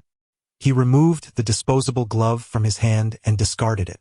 Grabbing a disinfecting towel from the table, he wiped the finger she had kissed. Xiaoyi was engulfed by a wave of goosebumps, overwhelmed by the urge to intervene. How could she behave so provocatively in front of him when she wasn't even divorced yet? Treating him like mere air? Xiaoyi seized his phone and hastily texted Su Hua. Sister-in-law, your husband has had too much to drink and is making a fool of himself. His mind is clouded. Please come and collect him. We are at Jinzhao Zue, in the third floor Zue Xianggu. Su Hua was dining with her colleagues at the Kyoto Grand Hotel when she received a message. She decided to call Xiaoyi to clarify the situation. In her recollection, Gu Baixian had always exhibited impeccable drinking etiquette and had never been known to lose control due to alcohol. However, before she could connect, Xiaoyi abruptly ended the call after a single ring. Su Hua then retrieved Gu Baixian's phone number and was about to dial when, unexpectedly, a text from Xiaoyi popped up on her screen. Sister-in-law, come quickly. It's urgent. Really urgent. A sudden sense of foreboding gripped Su Hua's heart. Chapter 10. Greetings. Cousin, believing that Gu Baixian had encountered trouble, Su Hua hastily rose from her seat, clutching her coat, and left without uttering a word. Shun Huai, her dining companion, noticed her unusual demeanor, seized his car keys, and hurried after her, inquiring, What has happened? With a forced smile, Su Hua replied, I am just heading to Jinzhao Zue for a moment. You all continue your meal. Shun Huai waved his keys, asserting, Allow me to drive you. Anxious in her heart, Su Hua ceased her refusals and murmured her gratitude. 20 minutes later, the car came to a halt beneath the Jinzhao Zue. Su Hua exited the vehicle and swiftly approached the hotel entrance, the wind lifting the hem of her coat, revealing her delicate and graceful calves. She took the elevator, hastening to the third floor's Zue Xianggu. Pushing the door open, she chanced upon Chu Suasua, who was holding a ladle and offering soup to Gu Baixian. Their shoulders brushed against one another. Her cheeks flushed with a rosy hue, her eyes shimmering with affection as she fed him, exuding a tenderness that was almost palpable. Su Hua froze, her fingers gripping the doorknob turning pale, as if pierced by a thorn. The pain was raw and visceral. Her gaze wavered as it fell upon Gu Baixian. Though he held a wine glass, his eyes remained clear and his demeanor radiant, betraying no signs of inebriation. Noticing her arrival, Chu Suasua provocatively inched closer to Gu Baixian, her smile brimming with satisfaction. Su Hua, with a self-deprecating smile, uttered, I seem to be intruding, and without further ado, turned on her heel to leave. Xiaoyi hastily pushed the chair and rushed over, grasping her arm to pull her beside Gu Baixian. urging her to sit. Sister-in-law, it is you who should be seated next to Brother Xian. Steady yourself. He gently patted her shoulder, signaling her to refrain from acting impulsively. Gu Baixian's gaze lingered on Su Hua's shoulder, where Xiaoyi had touched her, frozen for a moment before picking up a disinfectant cloth to wipe it. Su Hua smiled. She found it amusing that her shoulder felt sullied by Xiaoyi's touch. What of him? He was entwined and affectionate with Chu Suasua, sharing tender moments, yet who was truly tainted? Su Hua pressed her lips together, fearing that speaking would unleash a torrent of unkind words. Throughout their 3 years of marriage, she had never once quarreled with him or raised her voice, even during the first 2 years when he could not stand, consumed by despair and rage, breaking things in fits of anger. Now, on the brink of divorce, there was even less reason to break her silence. She could only blame herself.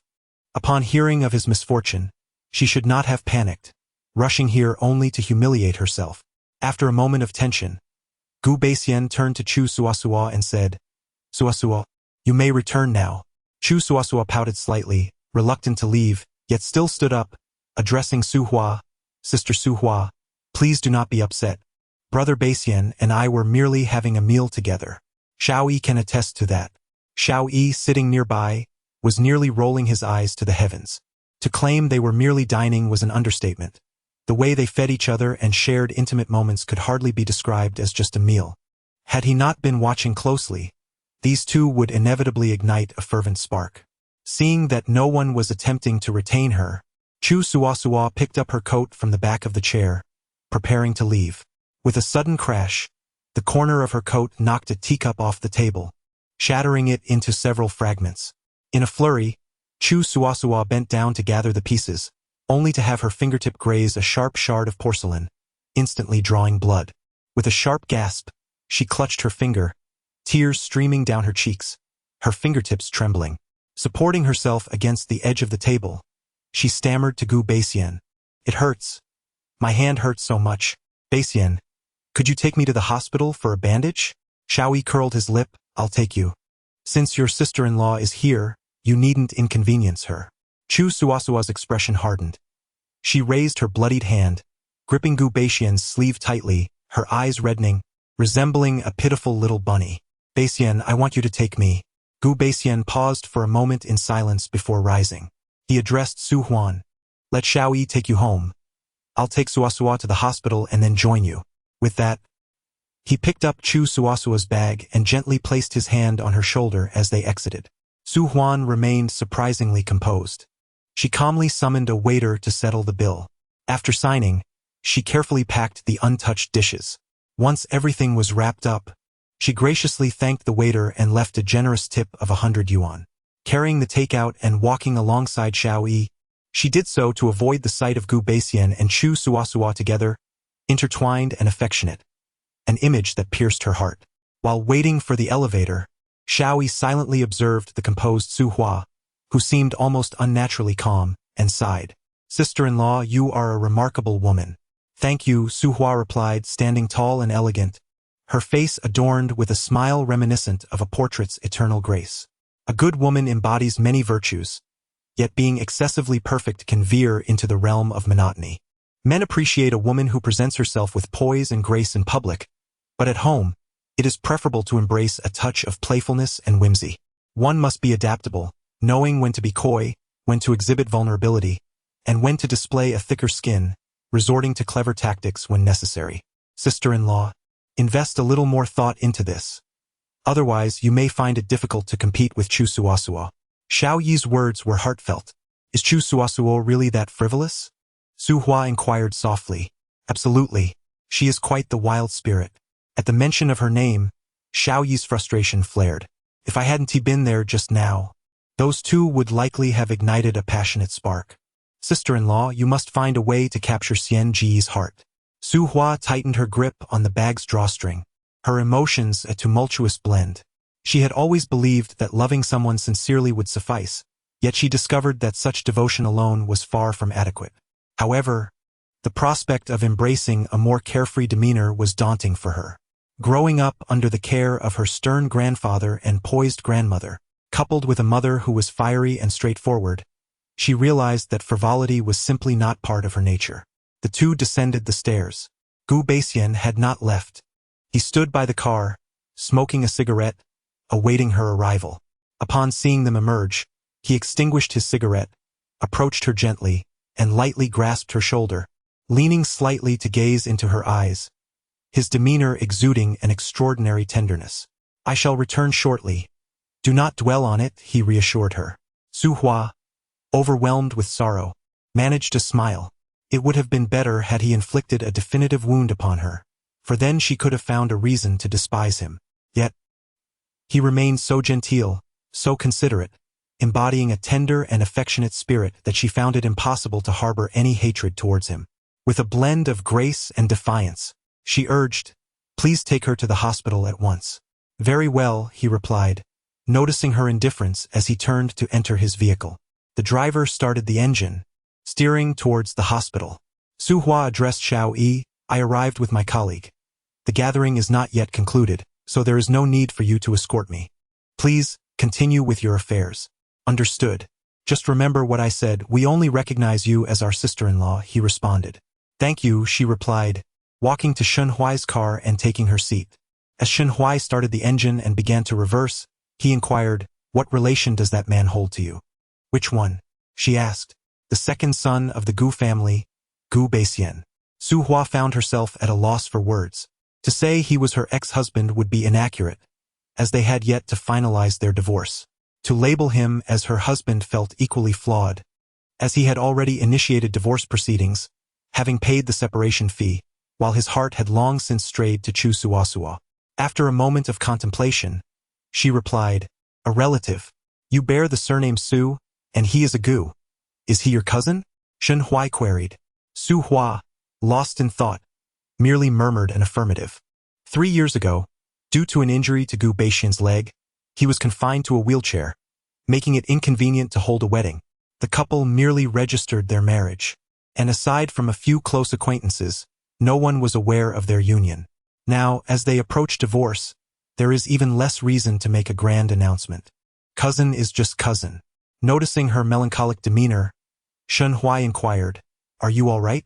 "I'm fine," she replied, though the words felt insincere, as her heart was burdened with unspoken thoughts. "Shen, what kind of women do men like?" Su Hua pondered, feeling a knot in her chest. Shen Huai chuckled softly, "Different strokes for different folks. Some prefer ample figures, while others are drawn to delicate frames. As for me," he discreetly stole a glance at her profile. Her oval face was fair and symmetrical, with large, glistening eyes and long eyelashes resembling butterflies. The light from the street lamp filtered in, casting a fragmented glow upon her face, blurring her beauty, rendering her like a living portrait. His heart skipped a beat as he remarked, "I admire Miss Su for her gentle tranquility, her beauty that remains unacknowledged, a wealth of talent unpretentiously concealed, free from restlessness." Su Hua offered a faint smile, realizing that there indeed existed men who appreciated her essence. It dawned on her that being liked did not necessitate exhaustion. She need not indulge in flamboyance, to be ostentatious, or to employ guile.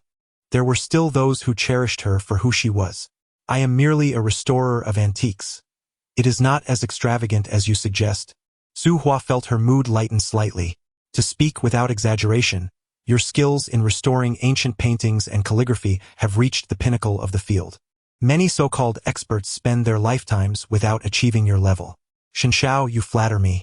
From a young age, I have been tutored by my grandfather, who meticulously guided me in a one-on-one manner. Coupled with my youthful eagerness and abundant opportunities for practice, if I were to falter, it would indeed be a disservice to his efforts. Both talent and perseverance hold significant value, as does one's character. The restoration of ancient books and paintings demands immense patience. Few young individuals today are willing to pursue it, and thus, the art is on the brink of being lost." As the vehicle made a turn, Su Hua inquired, "Could you take me home?" "I do not wish to return to the hotel." "Certainly," he replied. Upon arriving at the residential complex where Su Hua lived, she stepped out of the car, carrying the takeout. Shen Huai followed suit, noting the late hour. "Allow me to accompany you upstairs." "Thank you," she responded. As he accepted the takeout from her hands, Shun Huai smiled. Throughout his life, he had been surrounded by affluent young ladies and gentlemen. Yet this was the first time he had witnessed someone packing leftovers after a meal. The restoration of ancient texts and artworks is a niche yet esteemed profession, with a scarcity of talent. He had offered her an exceptionally high salary, which made her frugality all the more surprising. After escorting Su Hua to the entrance of her building, Shun Huai hesitated to leave, engaging her in conversation primarily about work. The moonlight was enchanting, and even simply conversing with her uplifted his spirits inexplicably. Suddenly, Su Hua's expression stiffened as she spotted a tall, slender figure approaching them from a distance. The individual was remarkably tall, with an upright posture and an air of charisma that seemed to command the wind as he walked. Despite the considerable distance, Su Hua recognized him immediately. It was Gu Beixian. She was puzzled, wondering, hadn't he taken Chu Suasua to the hospital? How could he have returned so swiftly? Noticing her unusual demeanor, Shen Huai turned to look and smiled, saying, "Your cousin has arrived." Su Hua paused briefly and responded with a faint, As Gu Beixian approached, Shen Huai extended his right hand and, in a courteous manner, remarked, "You must be Su Huai's cousin." "Greetings, cousin. I am her colleague, Shen Huai." Gu Beixian cast his gaze down upon Su Hua, his eyes cold and icy.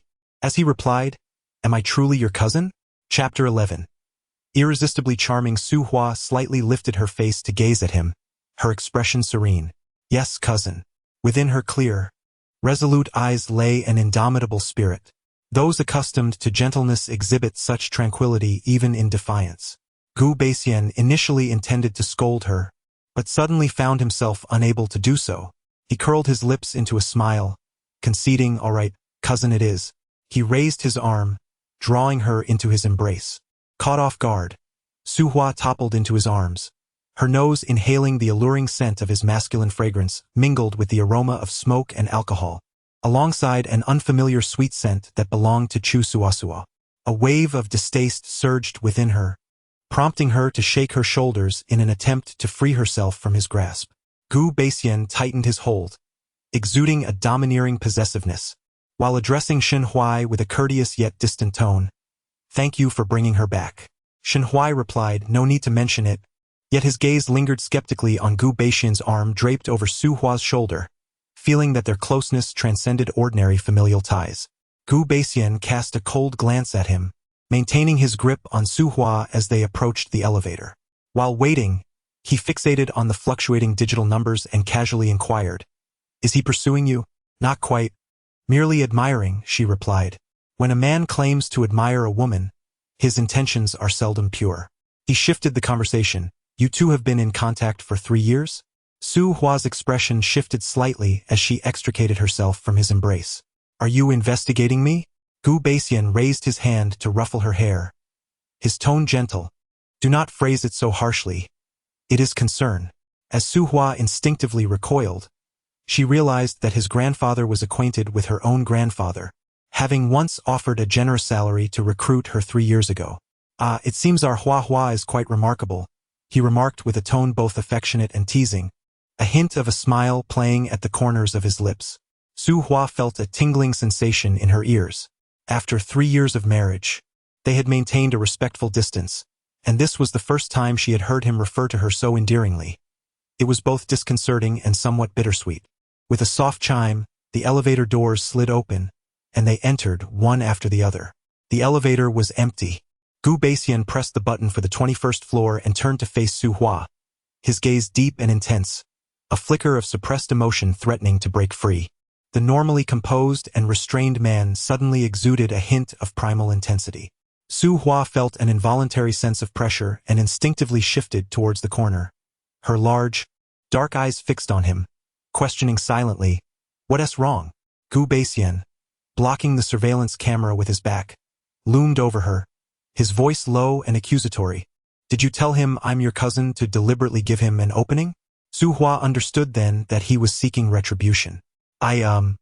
She began to respond, but before she could finish, his lips captured hers. He was an adept kisser. Whether a gentle brush or a deep embrace, he stirred her senses profoundly. Su Hua's heart raced uncontrollably, a tumult akin to boiling water. Fearing an unwelcome interruption, she raised her hands to push him away, her irritation mounting at his audacity. How could he kiss her when he was so close to Chu Suaso? Yet, her delicate frame was no match for his towering stature. Her efforts were entirely futile. Instead, it evokes a sense of reluctant invitation, enticing in its subtlety.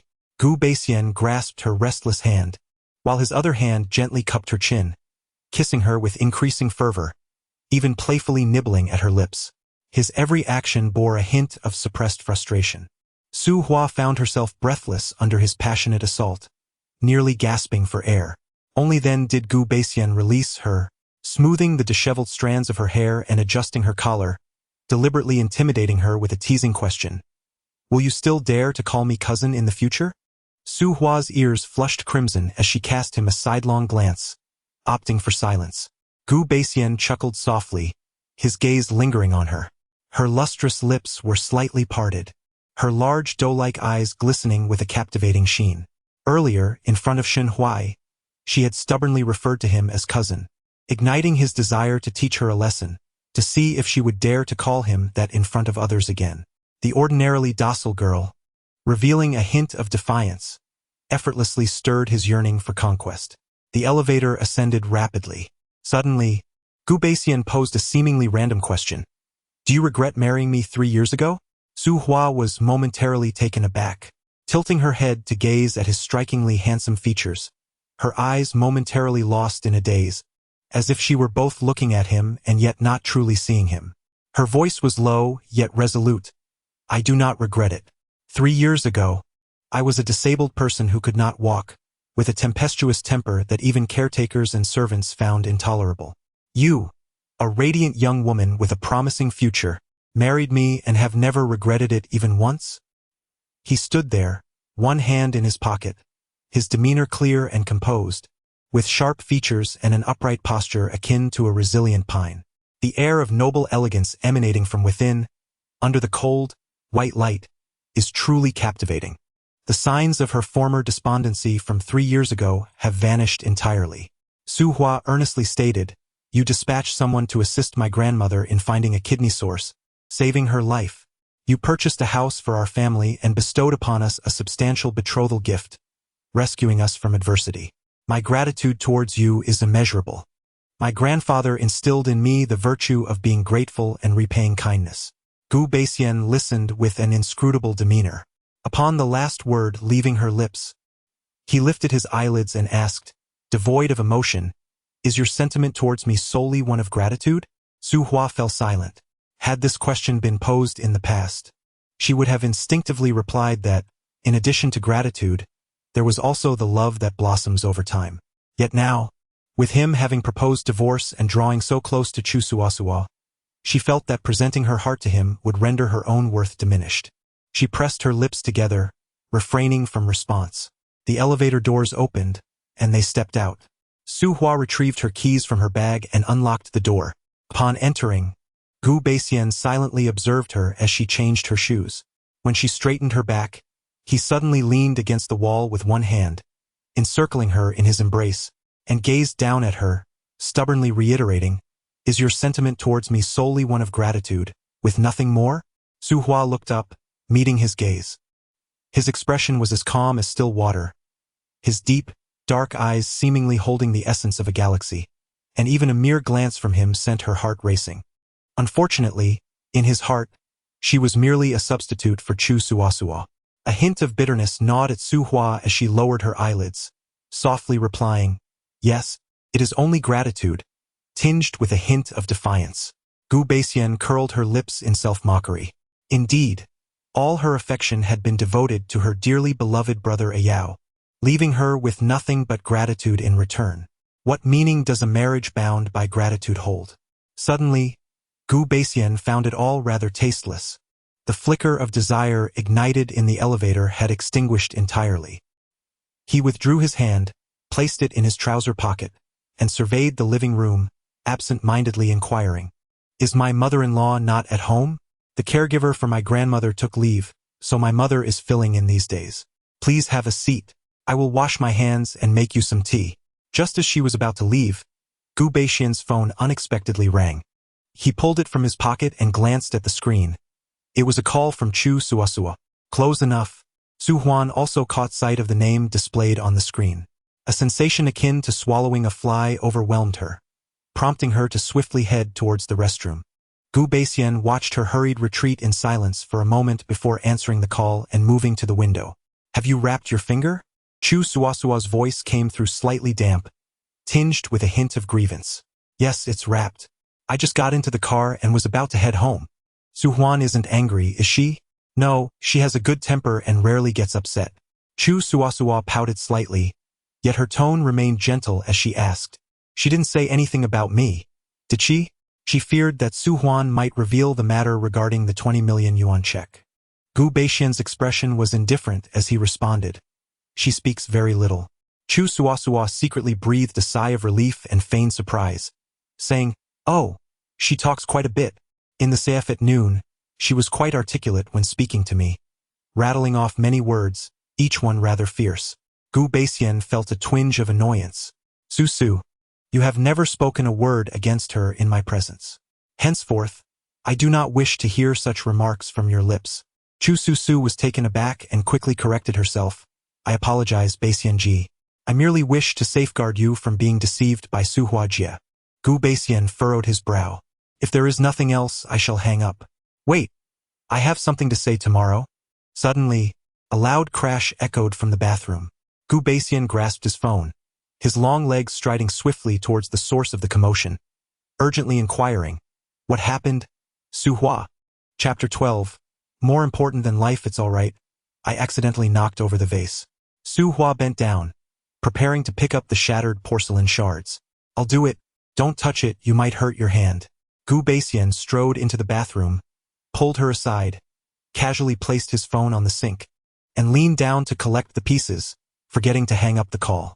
Su Hua found a trash bin and handed it to him, gently reminding, Be careful. I have tough skin. It one tea cut through. Gu Beixian picked up a few larger shards and tossed them into the bin. That's nonsense. There's no such thing as skin that can't be cut. Su Hua crouched beside him, assisting in the cleanup. Gu Beixian stopped her, insisting, during those 2 years, my temper was terrible and I broke things without a second thought. You must have been exasperated following behind me to tidy up. Reflecting on the torment of those years, Su Hua felt a pang in her heart, nearly brought to tears. She quickly lowered her gaze and softly replied, I didn't feel exasperated, truly. Gu Beixian observed her long, lowered eyelashes for a moment before saying, Your temperament is too good to be true. Recalling Xiao Yi's words, Su Hua quietly inquired, Isn't my personality rather dull? Gu Beixian chuckled lightly, It is somewhat. Then I'll hit you. Su Hua playfully nudged his leg. Gu Beixian laughed and took her hand. Listening to the playful banter between them emanating from the phone, Chu Suasua, in a fit of pique, abruptly hung up. With a bang, she tossed the phone onto the car seat, fuming in silence throughout the journey back to the Chu residence. Hua Qiru observed her fingers were wrapped tightly, her complexion ashen, and hurriedly inquired, What happened to your hand? Why are you so enraged? My hand is fine, just a minor injury. Then why the anger? Chu Suasua, indignant, retorted, She is merely a country girl who has served as a nanny for Brother Beixian for 3 years, and he has become so protective of her. I merely spoke a few words against her, and he became displeased, even threatening to hang up on me. He fears she might hurt herself over a broken vase. Initially, he intended to escort me to the hospital tonight, but midway through, he received a call from Xiao Yi, stating that Su Huan had gotten into her colleague's car. He immediately exited and hailed a taxi to find her. Hua Qiru found herself perplexed. If he cared for her so deeply, why would he still seek a divorce? Chu Suasua kicked off her high heels, pondering, Who knows? Last time Brother Beixian was inebriated, he claimed that his decision to divorce was not solely due to me, suggesting that mentioning me was merely a pretext. I cannot discern whether he spoke truthfully or out of anger. It must have been out of anger. Chu Suasua slipped into her slippers and sank onto the sofa, reflecting on the day's events, her frustration growing with each recollection. Hua Qiru attempted to console her, saying, If Beixian married Su Huan, it only indicates that he cannot let go of you. You are the genuine article. How can you compare yourself to a counterfeit? Do not rush. Allow him the time to accept you anew. Chu Suasua frowned, observing their close relationship. How can I not be anxious? Worrying is futile. Such matters cannot be hurried. It is imperative to devise a plan to win him back, Hua Kiru stated as she handed her a glass of water. Chu Suasua accepted the cup, pouting in complaint. This is all your fault. A year ago, Bei Xian had already regained the ability to stand. I suggested taking a leave of absence from school to return home and seek him out, but you insisted on waiting for a year to observe. Now, it seems they have developed feelings for one another, and I am being gradually sidelined. Hua Kiru shot her a glance, remarking that even after a car accident, one can suffer lingering effects. If one does not observe properly, what if he relapses and ends up in a wheelchair? Would you be willing to care for him for a lifetime? Chu Suasua fell silent, drinking her water in a sullen manner. A few moments passed before Hua Kiru inquired, Did Su Huan accept the check you gave her? She did not. Hua Kiru was taken aback. Was 2 million not sufficient for her? Such a large appetite. 3 years ago, she was willing to marry a man who was paralyzed from the waist down for 1 million. What was she pretending for? Mentioning this matter ignited Chu Suasua's anger. Do you know how arrogant she is? She threw the check in my face, claiming that if she hadn't married Gu Beixian 3 years ago, she could have earned 1 million with her own 2 hands. With her own 2 hands? Hua Kiru scoffed. Is a restorer of ancient paintings that impressive? I found someone to investigate. Her grandfather, Su Wanmai, was quite renowned in the industry during his lifetime, and she inherited his true skills. So what? Hua Kiru sneered. If her hands were to become useless, let's see how she continues her arrogance. Suddenly, Chu Suasua's eyes widened as she stared at her. Mom, please don't act recklessly. A week later, at noon, in the antique treasure studio, Su Huan locked the restoration room door and descended to a nearby restaurant for lunch. She entered a Cantonese restaurant, ordered a shrimp rice bowl, and chose a seat against the wall, quietly beginning her meal. Her demeanor exudes a gentle tranquility, her porcelain skin radiant, and her delicate features striking. With fingers as slender as green onions, she gracefully wields ebony chopsticks, savoring each morsel with an elegance that stands out in the bustling restaurant. After settling the bill, Su Hua picks up her bag and walks to the entrance with an air of refined composure, raising her right hand to push open the glass door. The door proves somewhat resistant, and as she manages to create a narrow opening, she supports the edge with her left hand and pushes outward with determination. Suddenly, a figure rushes past from outside, forcefully slamming the door wide open. Su Hua attempts to withdraw her hand, but it is too late. An excruciating pain radiates from her fingers, overwhelming her senses. Dizziness envelopes her as her legs tremble, forcing her to crouch down, clutching her left hand while tears cascade down her cheeks. Her fingers on her left hand visibly swell, the knuckles appearing fractured, blood seeping out and dripping onto the ground in stark crimson. In her haze, she hears an apology. I'm so sorry, I didn't mean to. The voice belongs to a woman clad in a yellow delivery uniform, her tone harsh and abrupt, as she dons a motorcycle helmet. She retrieves a wad of cash from her bag, placing it beside Su Hua's feet, saying, This is for your medical expenses. I have urgent matters to attend to. I will contact you later. Su Hua, rendered speechless by the agony, gazes through tear-filled eyes at her hand. Her hand, the very hand that has toiled diligently for nearly 2 decades, inheriting the skills of 5 generations from her grandfather and ancestors before him. A hand she has cherished since childhood, more precious than life itself. Just like that, it is ruined. She trembles all over, her face pale, eyes filled with sorrow, utterly desolate. When the restaurant owner approached, drawn by the commotion, the assailant who had harmed Su Huan had long since vanished without a trace. The owner drove her to the hospital. After the bleeding was staunched and x-rays were taken, Gu Beixian arrived, clad in a tailored suit and tie, having attended a meeting for 1/3 of its duration. He received the alarming news of Su Huan's injury and hastily delegated the matter to his subordinates before rushing over. Supported by the owner, Su Huan emerged from the radiology department, frail and unsteady, her eyes swollen and red, glistening with unshed tears, utterly lost. Anyone who beheld her would surely feel a pang of sympathy.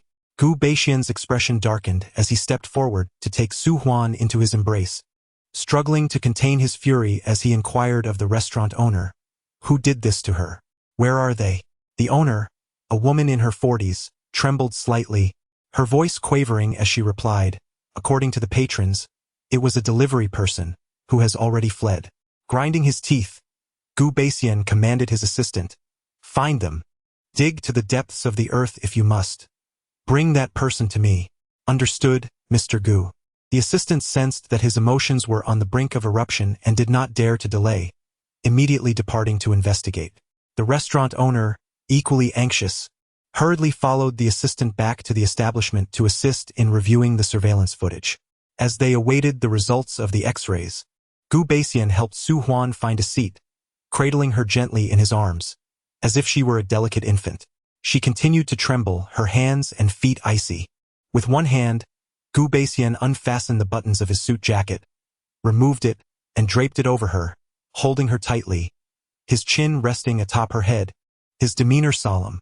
When the x-ray results were finally available, they were presented to the physician for examination. The doctor informed that Su Hua had sustained fractures in her middle and ring fingers, necessitating an incision for surgical realignment. Gu Baixian arranged for the esteemed orthopedic surgeon to perform the operation. Over an hour later, the surgery was completed. Following the observation period, Su Hua was transferred to a hospital room. Her fingers were swollen like carrots, with the broken digits secured in a splint and requiring intravenous fluids. She appeared in a dire state, lying there in silence, resembling a lifeless statue, her gaze filled with despair as if the sky had fallen upon her. Gu Baixian observed her in silence for a while, then gently took a towel dipped in warm water to cleanse her face, subsequently feeding her congee and medication. Su Hua complied obediently, sipping the congee and taking her medicine, yet remained mute. Later, around 8 in the evening, the individual responsible for Su Hua's injury was apprehended. An assistant approached Gu Baixian, whispering a few words in his ear. With each revelation, Gu Baixian's expression grew increasingly frigid. By the end, his jaw clenched momentarily, and his brows twitched in agitation. After several deep breaths, he managed to regain his composure. Leaning closer to Su Hua, he said, I shall step out for a moment. I will return shortly. Chapter 13. Avenger Su Hua stared blankly at the ceiling, seemingly oblivious to her surroundings. Gu Baixian sighed softly, gently patting her shoulder before turning to leave. Upon exiting, he instructed the bodyguard at the door, ensure Su Hua's safety, and call me immediately if anything arises. The bodyguard replied, understood, Mr. Gu. Once in the car, the assistant reported to Gu Baixian, I have reviewed all the surveillance along the route and enlisted various resources to locate Huang Quebec. When we apprehended her, she was in a black taxi, attempting to flee to the countryside to hide. Gu Baixian's gaze turned icy. What is her background? Huang Ke is the sister of Huang Guang, the bald man who previously abducted the young lady to restore an ancient painting. Following that incident, it was discovered that he was involved in a tomb robbery gang, resulting in a 7-year prison sentence. Surveillance footage indicated that Huang Ke had been disguising herself as a delivery person in the vicinity of the antique market, seeking an opportunity for revenge against the young lady. Gu Baixian's hand, hanging at his side, clenched tightly, knuckles turning white. They arrived at the small building where Huang Ke was being held. With short hair, a sallow complexion, and red-rimmed eyes, her lips were chapped and peeling, resembling her brother in a rather androgynous manner. Gu Baixian seated himself on the sofa, lifting his gaze to cast a cold glance at her. Why did you sever Su Hua's finger? Huang Ke's face twisted with rage as she gritted her teeth. She caused my brother to go to prison. Gu Baixian scoffed coldly. Your brother was a tomb raider and kidnapped Su Hua. He deserved to be imprisoned. Huang Ke shot him a sidelong glare, falling silent. Gu Baixian slightly raised the corners of his lips, a smile that was neither fully formed nor entirely absent. He spoke in a languid manner. I have never laid a hand on a woman, but your actions are utterly detestable. No sooner had the words left his lips than he seized the ashtray from the coffee table and hurled it towards Huang Ke's head. She swiftly dodged, but was restrained by her assistant, unable to escape. With a resounding crash, the glass ashtray grazed her head before shattering upon impact with the floor. The assistant then delivered a forceful kick to Huang Ke's leg. With a thud, She collapsed onto the shards of glass, trembling in pain, her whimpers echoing like a wounded wild dog. Gu Baixian rose from the sofa, gazing down upon her with a frigid expression. The assistant understood the unspoken command and stepped on Huang Kei's hand, grinding it mercilessly. The sharp glass shards pierced her fingertips, eliciting desperate pleas for mercy. My hand. It hurts, please spare me. Gu Baixian chuckled softly. You can feel pain, can't you? Yet when you crushed Su Hua's finger in the door, did you ever consider whether she would feel pain? That hand was more precious to her than life itself. That hand had tirelessly massaged his legs and gently soothed his spirit over the past 2 years. Such a kind girl, gentle and unconflicted, was left with her most treasured fingers shattered by this scoundrel. Suppressing his fury, Gu Baixian casually placed a hand in his pocket and remarked, "Your hand is too worthless. You may deal with it as you see fit." The assistant promptly replied, "Understood, Mr. Gu." Gu Baixian then turned and departed. Once he was gone, the assistant grasped Huang Kei's hand. Snap! Before my eyes, a flash of cold light appeared, and Huang Kei let out a chilling scream devoid of human tone. Thud! She fell to the ground, her limbs convulsing, her eyes rolling back as she lost consciousness. Back at the hospital, Gu Baixian settled beside Su Hua's bed. Observing her dazed and vacant expression, his heart twisted with concern. Just as he was about to assure her that vengeance had been served, her hand suddenly grasped his sleeve. Though her exterior exuded gentleness, her spirit was unyielding, rarely revealing her vulnerable side. In this moment, however, she appeared fragile and helpless, filled with reliance upon him. Gu Baixian's heart softened, sensing his significance in her life. He gently reassured her, "Do not be afraid, I shall stay. I will accompany you for the next few days." Only then did Su Hua gradually release his sleeve. Gu Baixian tenderly tucked her disheveled hair behind her ear, whispering, "Close your eyes and rest. I will watch over you as you sleep." Yet Su Hua found no solace in slumber. Her 4 fingers were swollen and painful, each heartbeat sending sharp pangs through her digits. Her nails had turned an alarming shade of black and purple, a sight most distressing. With her eyes shut tight, she endured the passing seconds, her heart heavy with sorrow. Should her fingers be irreparably damaged, she would feel immense guilt for the years of nurturing bestowed upon her by her grandfather. Suddenly, a firm knock echoed at the door.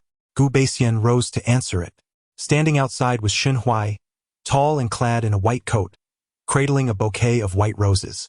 He called out, "Cousin," and continued, "I just came off the operating table and heard about Su Hua's injury. I came to see her." Gu Baixian's expression remained unchanged, though his tone was decidedly frosty. "Shen, you seem to have a multitude of professions." Shen Huai smiled and said, "My profession is that of a physician. Gu Baozhai is my grandfather's shop." Gu Baixian disregarded him and seated himself beside Su Hua.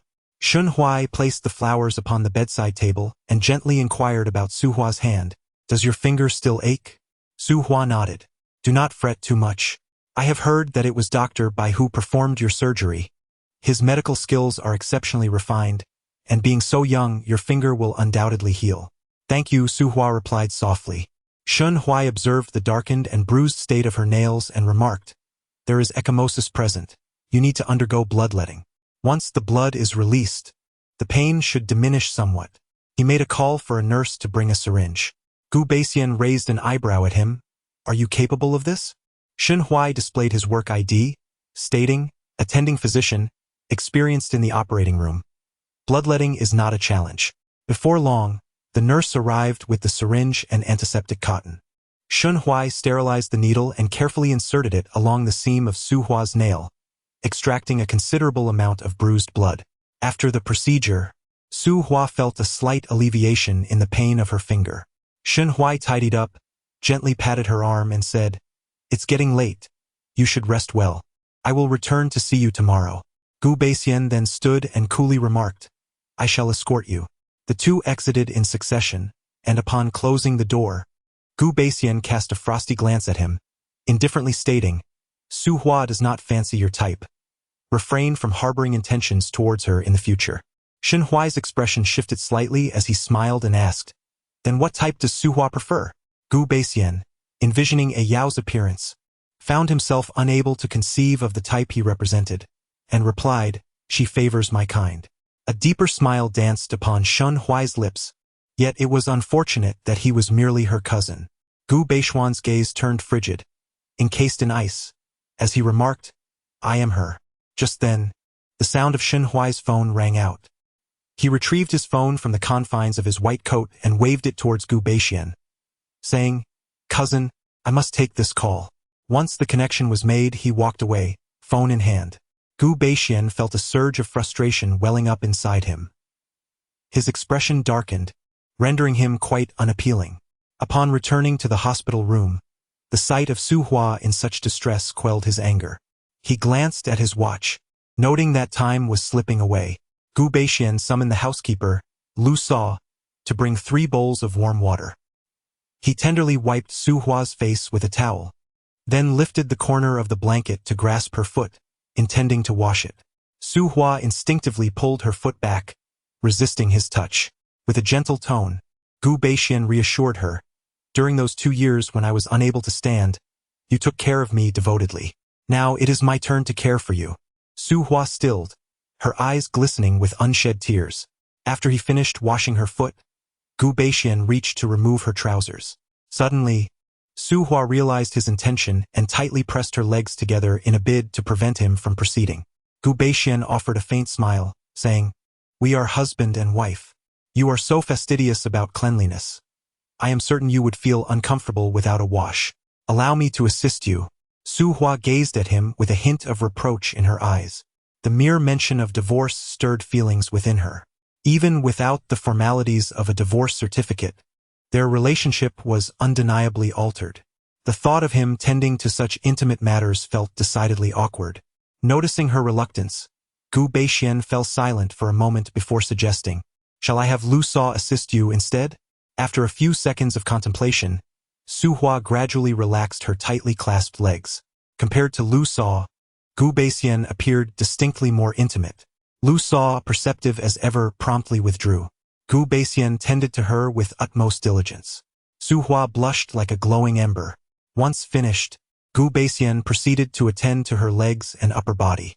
Lu Sa approached to remove the basin. As the night wore on, Su Hua finally succumbed to sleep. Gu Beixian lay beside her, refraining from slumber, anxious that her restless movements in sleep might lead to dislocated fingers. Thus he remained vigilant in his support. Time passed unmeasured, and soon Su Hua was ensnared in another nightmare, trembling and curled into a ball. Gu Beixian enveloped her in his arms, gently patting her as one would a child. Sensing a cocoon of safety, Su Hua instinctively nestled closer, murmuring softly in her sleep. Gu Beixian raised a hand to silence her, stifling the latter part of her utterance, and after a considerable pause, observing her tranquility, he cautiously withdrew his hand from her lips, whispering, "Ungrateful little one." In her dream state, Su Hua turned slightly, blissfully unaware of his words, nor the countless times she had called out for a yao in her nightmares. Chapter 14. She is mine alone. The following night, Su Hua lay in bed, tossing and turning, her fingers still aching. Eventually, she managed to drift into slumber. Gu Beixian lay beside her, holding her close. Suddenly, his phone vibrated. To avoid disturbing Su Hua, he muted the device and gently withdrew his arm from around her neck, intending to step outside to take the call. However, as he pulled away, Su Hua stirred awake.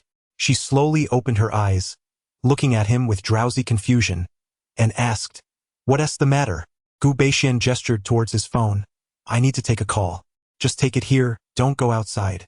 It's chilly out there," she said with concern. Gu Beixian nodded and, upon answering the call, inquired, "Emo-chan, is there something urgent?" Chu Suasua's brother, Chu Emo-chan, politely replied, "I apologize for disturbing you at this late hour. Suasua has suffered a severe injury. Her left hand has 4 fingers crushed due to a hammer accident, and she has been crying for you. Can you come see her now?" Gu Beixian's expression shifted, sitting upright as he asked, "When did this happen?" "Just over 2 hours ago." Furrowing his brow, Gu Beixian said, "I'll be there shortly." "Thank you. I'll send you the ward number shortly." "All right." After ending the call, Gu Beixian began swiftly unbuttoning his sleepwear. Observing his urgency, Su Hua had an unsettling intuition that once he left, he would likely not return that night. She imagined he would care for Chu Suasua with the same tenderness he had shown her, offering comfort and affection, indulging in intimate gestures. A sharp pain pierced Su Hua's heart, leaving her feeling as though she were being stabbed repeatedly. Recalling the words of Xiao Yi, she should express her softness when the moment calls for it. Otherwise, she would not stand a chance against Chu Suasua. In such a situation, Su Hua found it impossible to act coy. She could, however, embody a semblance of weakness, for that is the inherent nature of a woman. Suddenly, she encircled Gu Baixian's waist with her arms, burying her head in his embrace. The implication was unmistakable. She did not wish for him to depart. Gu Baixian paused in his task of unbuttoning, raising a hand to stroke her head, his tone gentle as he said, "Behave, I shall only take a glance and return." Su Hua refused to loosen her grip, tightly clinging to his waist, and softly implored, "Could we not wait until dawn? When the sun rises, I will accompany you." Gu Baixian furrowed his brow slightly, his voice tinged with mild displeasure. "You are usually so understanding. What is amiss tonight?" He subtly chastised her for her unreasonable behavior. Su Hua thought to herself, if being unreasonable was the case, so be it. In 3 years of marriage, she had never acted out of line. Tonight, however, she would make an exception. In this moment, love seemed irrelevant. It had transformed into a contest between her and Chu Suasua. She was determined to irk Chu Suasua, clear as day in her intent. Throughout her life, she had never been this vexed by another individual. Gu Baixian waited for some time, observing her persistent refusal to let go. He raised his hand, methodically prying apart her fingers that clung to his waist. He changed out of his nightwear and dressed, then departed. Su Hua stood in a daze, staring at the closed door, her pride shattered into fragments. In just a few hours, dawn would break, yet he could not wait. No matter how hard a substitute tries, it will ultimately never compare to the cherished first love of one's youth. Su Hua let out a self-deprecating smile, enduring the pain in her hand as she got out of bed and locked the door to her hospital room. Returning to her bed, her eyes reddened with tears, she felt an overwhelming sadness. Gu Baixian arrived at Chu Suasua's hospital room. She had just returned from the operating room, lying on the bed, her body curled up in pain, her complexion pale, and her eyes swollen. She appeared utterly haggard. 4 of her fingers were immobilized with splints, her hands swollen significantly, the skin stretched thin, with ghastly, mottled wounds. Hua Qiru covered her face, weeping uncontrollably. Chu's father stood at the corridor window, smoking one cigarette after another. Upon seeing Gu Baixian arrive, Chu Machin approached and politely said, "Baixian, I apologize for troubling you at such a late hour." "It's nothing," Gu Baixian replied casually, moving to the bedside and slightly leaning over to look at Chu Suasua, softly calling, "Susa." Initially, Chu Suasua's gaze was vacant. Upon hearing Gu Baixian's voice, she slowly turned her head. As she recognized his face, she burst into tears. Gu Baixian bent down by the bedside, gently patting her arm, and said, "Suasua, be strong." Tears streamed down Chu Suasua's face as she sobbed, "My hand, Baixian, my hand is ruined." Gu Baixian comforted her, "You are still young, can heal. It won't heal. It's a comminuted fracture. The bones are shattered into pieces. My life is over." Chu Suasua cried out in despair, her wails echoing with heart-wrenching sorrow. Gu Baixian gazed at Chu Suasua, who was sobbing inconsolably. Yet, his mind lingered on the moment when Su Hua's finger was broken, her eyes reflecting utter despair. He reached for a tissue and gently wiped away her tears, soothingly saying, "Do not cry. Try to be more optimistic." "I cannot be optimistic," she wailed. He was unsure how long he had comforted her, but her tears showed no sign of abating. Growing slightly agitated, Gu Baixian glanced at his watch. Nearly an hour had passed since he had stepped out. Su Hua would undoubtedly be upset by now. After a moment of contemplation, he retrieved a card from his wallet and placed it on the bedside table, stating, "I was in such a rush earlier that I didn't buy anything. This is a small token of my regard. The password is 618618. It's getting late, and Su Hua is still waiting for me in the hospital room. I must take my leave. Instantly, Chu Suasua ceased her crying, staring at him in disbelief. Her voice, hoarse and strained, barely escaped her lips. Baisian Gu, even in this state you are leaving? I shall return to see you tomorrow. Please do not go, Chu Suasua pleaded, her tear-filled eyes gazing up at him, her lips quivering as she grasped for his hand, the needle still embedded in the back of it. Her frail and helpless demeanor was heart-wrenching. After a moment of silence, Gu Baisian gently withdrew his hand and spoke softly, "Be obedient. You have your parents and brother with you, while Su Hua has only me." Chu Suasua felt a pang of resentment. Did she not also have a mother? Her grandmother was hospitalized, and her mother had been caring for her. Disappointment washed over her as she lamented, "Baisian Gu, you have changed. You used to care for me so deeply. When I had a fever, you would stay with me all night." Once more, she succumbed to tears. Chu Machin furrowed his brows and addressed Gu Baisian. "Baisian, you should return. We will take care of Suasua." Gu Baisian nodded slightly, rising to his feet, inquiring, "Who was responsible for this? Have they been apprehended?" Chu Machin shook his head. "No. The assailant ambushed Suasua in the underground parking lot. As soon as she stepped out of the car, she was struck unconscious, dragged into a corner, and her left hand was shattered with a hammer. Her belongings remained untouched, and she was not violated. This is clearly an act of vengeance." Gu Baisian pondered for a moment. "I will dispatch someone to investigate." "No need. The police have already been notified." "Thank you. Very well." Gu Baisian turned and exited. Once the door closed, Chu Suasua seized a pillow and hurled it to the floor, bursting into tears. She sobbed uncontrollably, gasping between her cries. "My relationship with Baisian has spanned over a decade, yet why does it pale in comparison to his 3 years of marriage with Suhua? Woe is me. I despise her. I utterly loathe that country bumpkin." Chu Machin retrieved the pillow, placing it back on the bed, and remarked, "When you were with Gu Baisian, he was vibrant and full of ambition. However, during his time with Suhua, he faced his most challenging and despairing days. As the saying goes, true feelings are revealed in times of hardship. Your years together cannot rival their 3. Chu Suasua's emotions spiraled out of control as she yelled at him, "How can you side with her too? Are you my brother or her brother? I judge the situation, not the individuals, and I am merely assisting you in rational analysis." Chu Mo Chen vip lít can ly. Chu Suasua's crying intensified, her despair deepening. Chu Fu stood nearby, grumbling, "Emo-chan, perhaps you should refrain from speaking so much. Your sister's hand is severely injured." Gu Baisian returned to Su Huan's hospital room, pushed the door, but it would not budge. The door was locked from the inside. After knocking for an interminable time, Su Huan remained unresponsive, ignoring his calls as well. He pinched the bridge of his nose, summoning the bodyguard to find a way to unlock the door.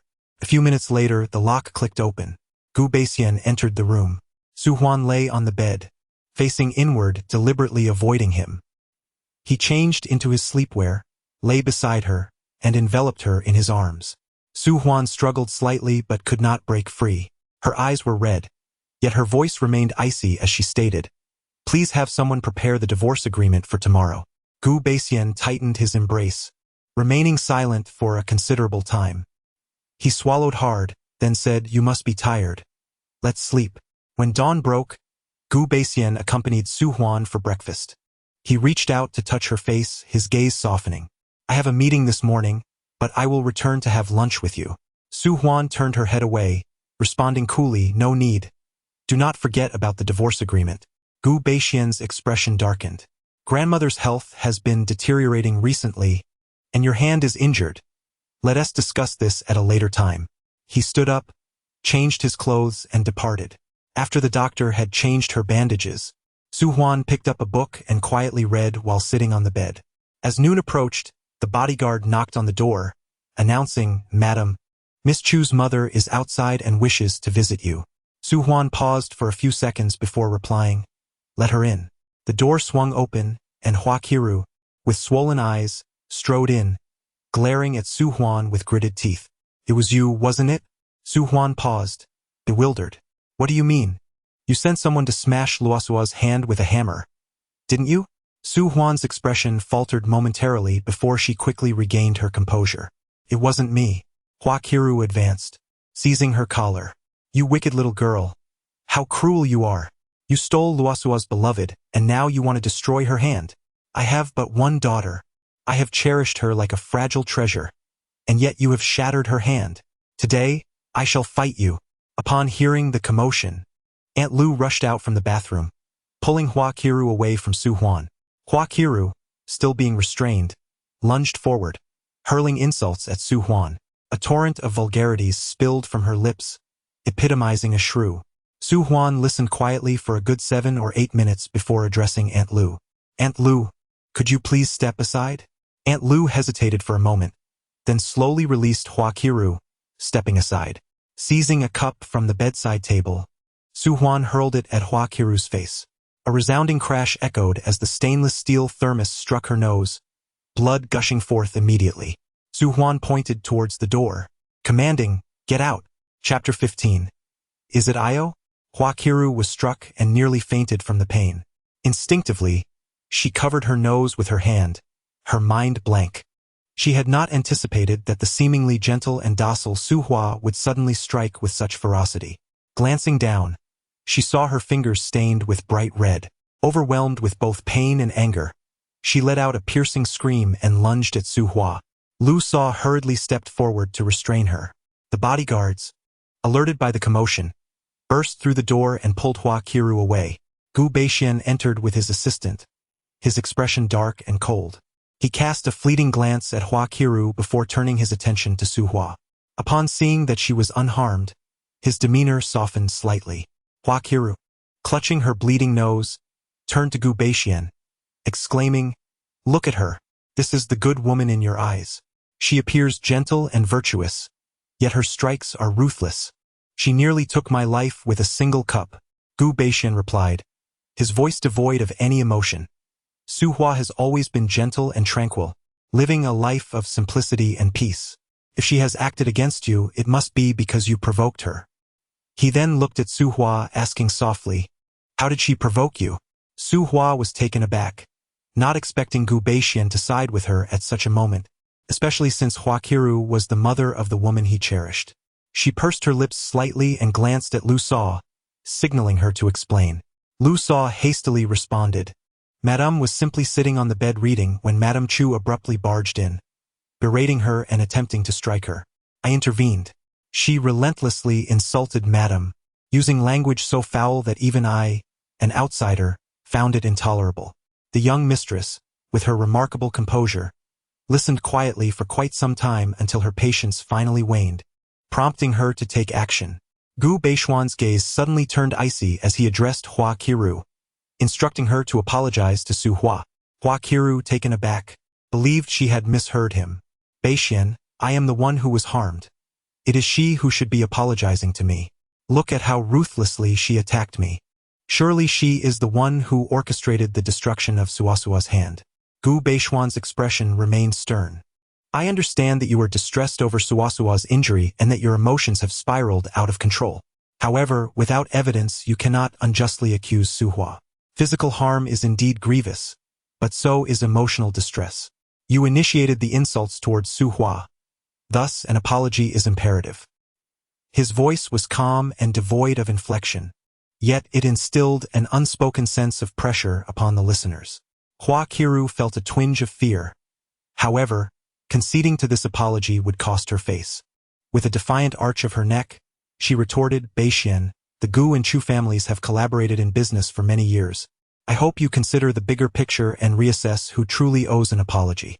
Her tone was laced with veiled threats. Gu Beixian regarded her for a brief moment, a subtle smile gracing his lips, which bore an ambiguous quality. He then picked up his phone and dialed a number, speaking into it, Mo-chan, your stepmother is causing an unreasonable scene in Su Hua's hospital room.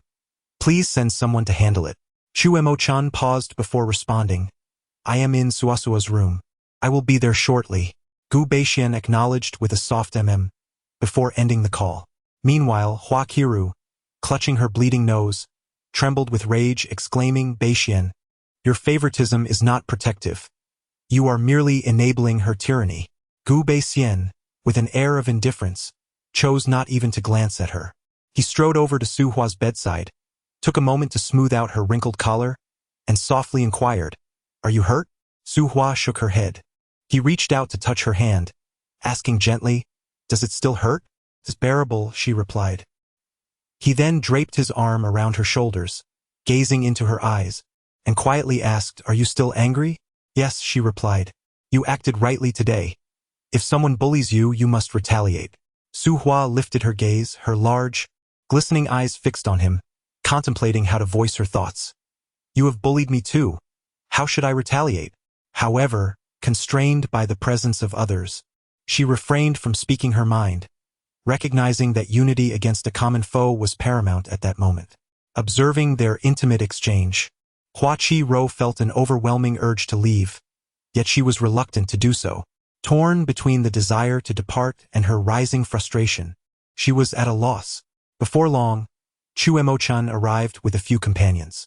After greeting Gu Beixian, he turned his attention to Hua Chi-ro, whose face was smeared with blood, and then glanced at Su Hua, pausing momentarily on her visage.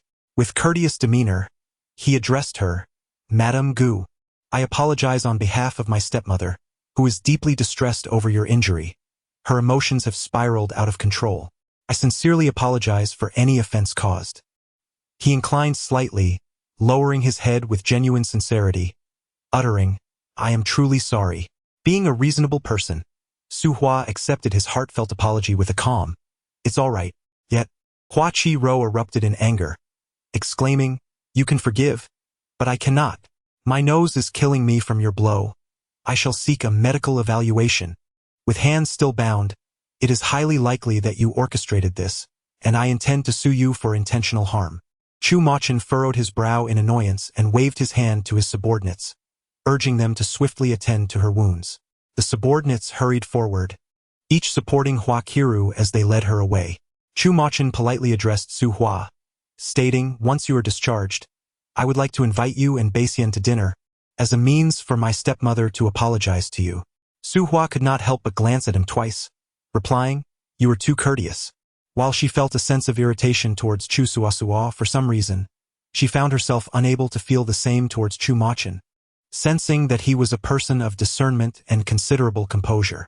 Gu Beixian inquired of Chu Machin, "Have they apprehended the individual who harmed Suasua?" Chu Machin's expression darkened slightly as he replied, "No. That person possesses exceptional counter-surveillance skills, managing to evade nearly all monitoring along the way, and left no fingerprints at the scene. Given that it was in an underground parking lot, the multitude of footprints has made it difficult for the police to collect evidence. The only clue is a blurry silhouette captured from the surveillance footage that coincides with the time of the incident." Gu Beixian raised an eyebrow, asking, "Do you have the photo? Let me see." Chu Machin extracted an envelope from his trench coat pocket and retrieved a 7-inch photograph, handing it over. Gu Beixian accepted it, scrutinizing the image closely. Indeed, the photograph was quite indistinct. In the dim light, one could vaguely discern the outline of a man's back. He was tall and slender, clad in a black windbreaker, wearing a black baseball cap, with black gloves on his hands, wielding a hammer, and possessing a robust physique with a notably large stride. Even a mere silhouette can reveal the extraordinary nature of an individual, possessing an aura unlike that of the common folk. Gu Beixian's thoughts drifted to someone specific, his grip on the photograph tightening. He addressed Chu Machin, "Please grant me this photograph. I shall enlist assistance in my search. I appreciate your help." "It is my duty," Chu Machin replied before taking his leave. Once the door was closed, enveloping the room in silence, Gu Beixian turned to Su Huan and inquired, "Do you recall the bald man who previously took you to restore the ancient painting?" Su Huan nodded, her memory intact. "It was his sister who inflicted injury upon your finger. She harbors a deep-seated resentment for your role in her brother's imprisonment and has sought to retaliate against you. I have avenged you by incapacitating her left hand." Su Huan felt a chill of trepidation. Glancing at her own left hand, now bandaged, she felt a profound sorrow. What purpose did revenge serve? Her fingers were already severed, and the future remained uncertain. Gu Beixian spoke with an enigmatic tone. "This matter bears no relation to Suasua. Your vengeance was misdirected. A sudden jolt coursed through Su Huan's heart. She lifted her gaze abruptly, fixing Gu Beixian with a trembling stare. You suspect that I was behind the attack on Chu Suasua? Gu Beixian's eyes grew intense as he regarded her. Then he grasped her shoulders. Do not be angered. I have faith that you are not responsible. What I imply is that someone is clandestinely avenging you, yet they have targeted the wrong individual. Suasua is innocent. Su Huan steadied her emotions. Then who is this shadowy figure aiding my vengeance? Gu Beixian extended the photograph towards her. It is this person. Su Hua extended her hand to take the photograph, scrutinizing the silhouette with great attention. Yet, it was difficult to discern his identity solely from a mere profile. Gu Beixian gazed at her with a profound expression. Was the person in the photograph a Yao? A wave of emotion surged within Su Hua. Her nose tinged with a sense of sorrow, and her eyes suddenly glistened with unshed tears. Clenching the photograph tightly between her fingers, she vehemently asserted, "It is not him. Could never be him." Chapter 16. Blacklisted. Seeing Su Hua so protective of that a Yao, Gu Beixian felt a profound discomfort in his heart. Although his expression remained unchanged, his eyes betrayed a suppressed and enduring emotion. I'll step out for a smoke, he stated coolly before turning and leaving. He closed the door with more force than usual, yet Su Hua remained oblivious. Her mind was consumed by the memories of that night 13 years ago. An evening akin to a nightmare, with howling winds, raging flames, endless pain, and cries of despair. A Yao was the key that unlocked that dreadful dream. The mere mention of him would pierce her heart like a dagger, stirring up tumultuous waves that took an eternity to calm. A tear silently slipped from the corner of her eye, falling onto the blurred photograph before her. After what felt like an eternity, Su Hua finally regained her composure. She wiped her damp eyes with the back of her hand and returned her gaze to the photograph. She pondered, who could be assisting her from the shadows? She hadn't even informed her own mother about her injury, fearing it would cause her worry. Only Gu Beixian and a select few were aware. Gu Beixian was ruled out. He would never harm the one he cherished. Could it be Shen Huai? Su Hua picked up her phone and called Shen Huai, inquiring, "Shen, do you know Chu Suasua?" Shen Huai paused. "I believe I've heard that name before. What's the matter?" Her hand was smashed with a hammer last night. Shen Huai responded with a note of concern. "Should I help find her a doctor?" "No need. It's nothing serious." Su Hua ended the call. It was evident that Shen Huai was not the one behind it either. Su Hua picked up the photograph once more, scrutinizing it with great care. Ever since marrying Gu Beixian, she had led a life of seclusion, her nature inherently quiet and reserved, resulting in a sparse circle of friends, particularly among the opposite sex. No matter how hard she strained her mind, she could not discern whose silhouette it was. Gu Beixian, having stepped outside to smoke an entire half-pack, finally managed to regulate his emotions. He entered the room, only to find Su Hua sitting on the hospital bed, clutching the photograph with a furrowed brow, radiating an air of concern. He paused for a moment before approaching the bedside, sitting down beside her. Gently, he smoothed the delicate lines of worry from her forehead. His gaze fixed intently upon her eyes for a considerable time before enveloping her in an embrace. The hug lingered, extending beyond the bounds of a customary embrace. Noticing the heavy scent of smoke clinging to him, Su Hua softly inquired, "Have you smoked a lot?" "Indeed," he replied. "It's difficult to quit. Please refrain from smoking too much. It's detrimental to your health." "Understood." After a brief interval, he added, "I apologize for having upset you earlier." Su Hua wished to articulate her thoughts but found herself at a loss for words, ultimately responding, "I'm hungry. Let us have a meal." Gu Beixian released her and called for the bodyguard to bring in their meal. After dining, he departed for the office. In the evening, Gu Nanin arrived, bearing a lavish bouquet of fresh flowers to visit Su Hua. As soon as she sat down, she began to express her grievances. "Sister-in-law, why didn't you inform me about your injury? If it weren't for Mo Chun mentioning it casually, I would have been oblivious to your hospitalization." Su Hua smiled gently. "You have your studies. Visiting me might disrupt your learning. As graduation approaches, I find myself devoid of the need to seek employment or pursue further studies, leaving me with an abundance of idle time. Had you mentioned it earlier, I would have come to keep you company and alleviate your boredom, as long as my presence does not irk you." Su Hua softly replied, I won't be. Gu Nanin glanced at her swollen hand, bandaged and red, and exclaimed in exasperation, who on earth could be so cruel to inflict such pain upon you? Recently, she had entangled herself with a group of tomb raiders, one of whom, a bald man, has been imprisoned, prompting his sister to enact revenge. Su Hua succinctly recounted the events leading to this predicament. Gu Nanin, upon hearing this, was seething with anger. The two continued their conversation until darkness enveloped the sky. Gu Nanin glanced at her watch, then picked up her phone to call Gu Baixian. Brother, I am at the hospital visiting my sister-in-law. I would love some milk tea. Do you remember my favorite? Please don't forget to bring a cup for her as well. A calm voice emanated from the phone. I am at the hospital. If you want something, have the bodyguard fetch it. I'm in my sister-in-law's ward. I haven't seen you, he continued. I'll return in half an hour. Frustrated, Gu Nanin abruptly rose from her seat and approached the window. Brother, you are truly disappointing me. My sister-in-law is injured and already in a foul mood. Your behavior only exacerbates her distress. Are you not aware that women particularly detest when men maintain close ties with their ex-girlfriends? After a moment of silence, Gu Baixian replied, I will return shortly. Come back now, quickly. With that, Gu Baixian ended the call. Gu Nanin, with a huff of indignation, settled herself at Su Hua's bedside, observing her hesitation before finally speaking up. Sister-in-law, has my brother been spending an inordinate amount of time with Chu Suasua lately? Su Hua merely acknowledged her with a sound. Gu Nanin sighed heavily. Sister-in-law, you are far too trusting. You cannot outmaneuver her. She has always been exceedingly cunning, particularly envious and manipulative. Even I find it difficult to contend with her. Su Hua, her mind elsewhere, replied absent-mindedly, Is that so? Indeed, Gu Nanin continued, from a young age. She took delight in vying for my brother's affection. Our families have business dealings, and we often gather for festive meals. She would cling to my brother, incessantly calling out, Oh, Baixian brother.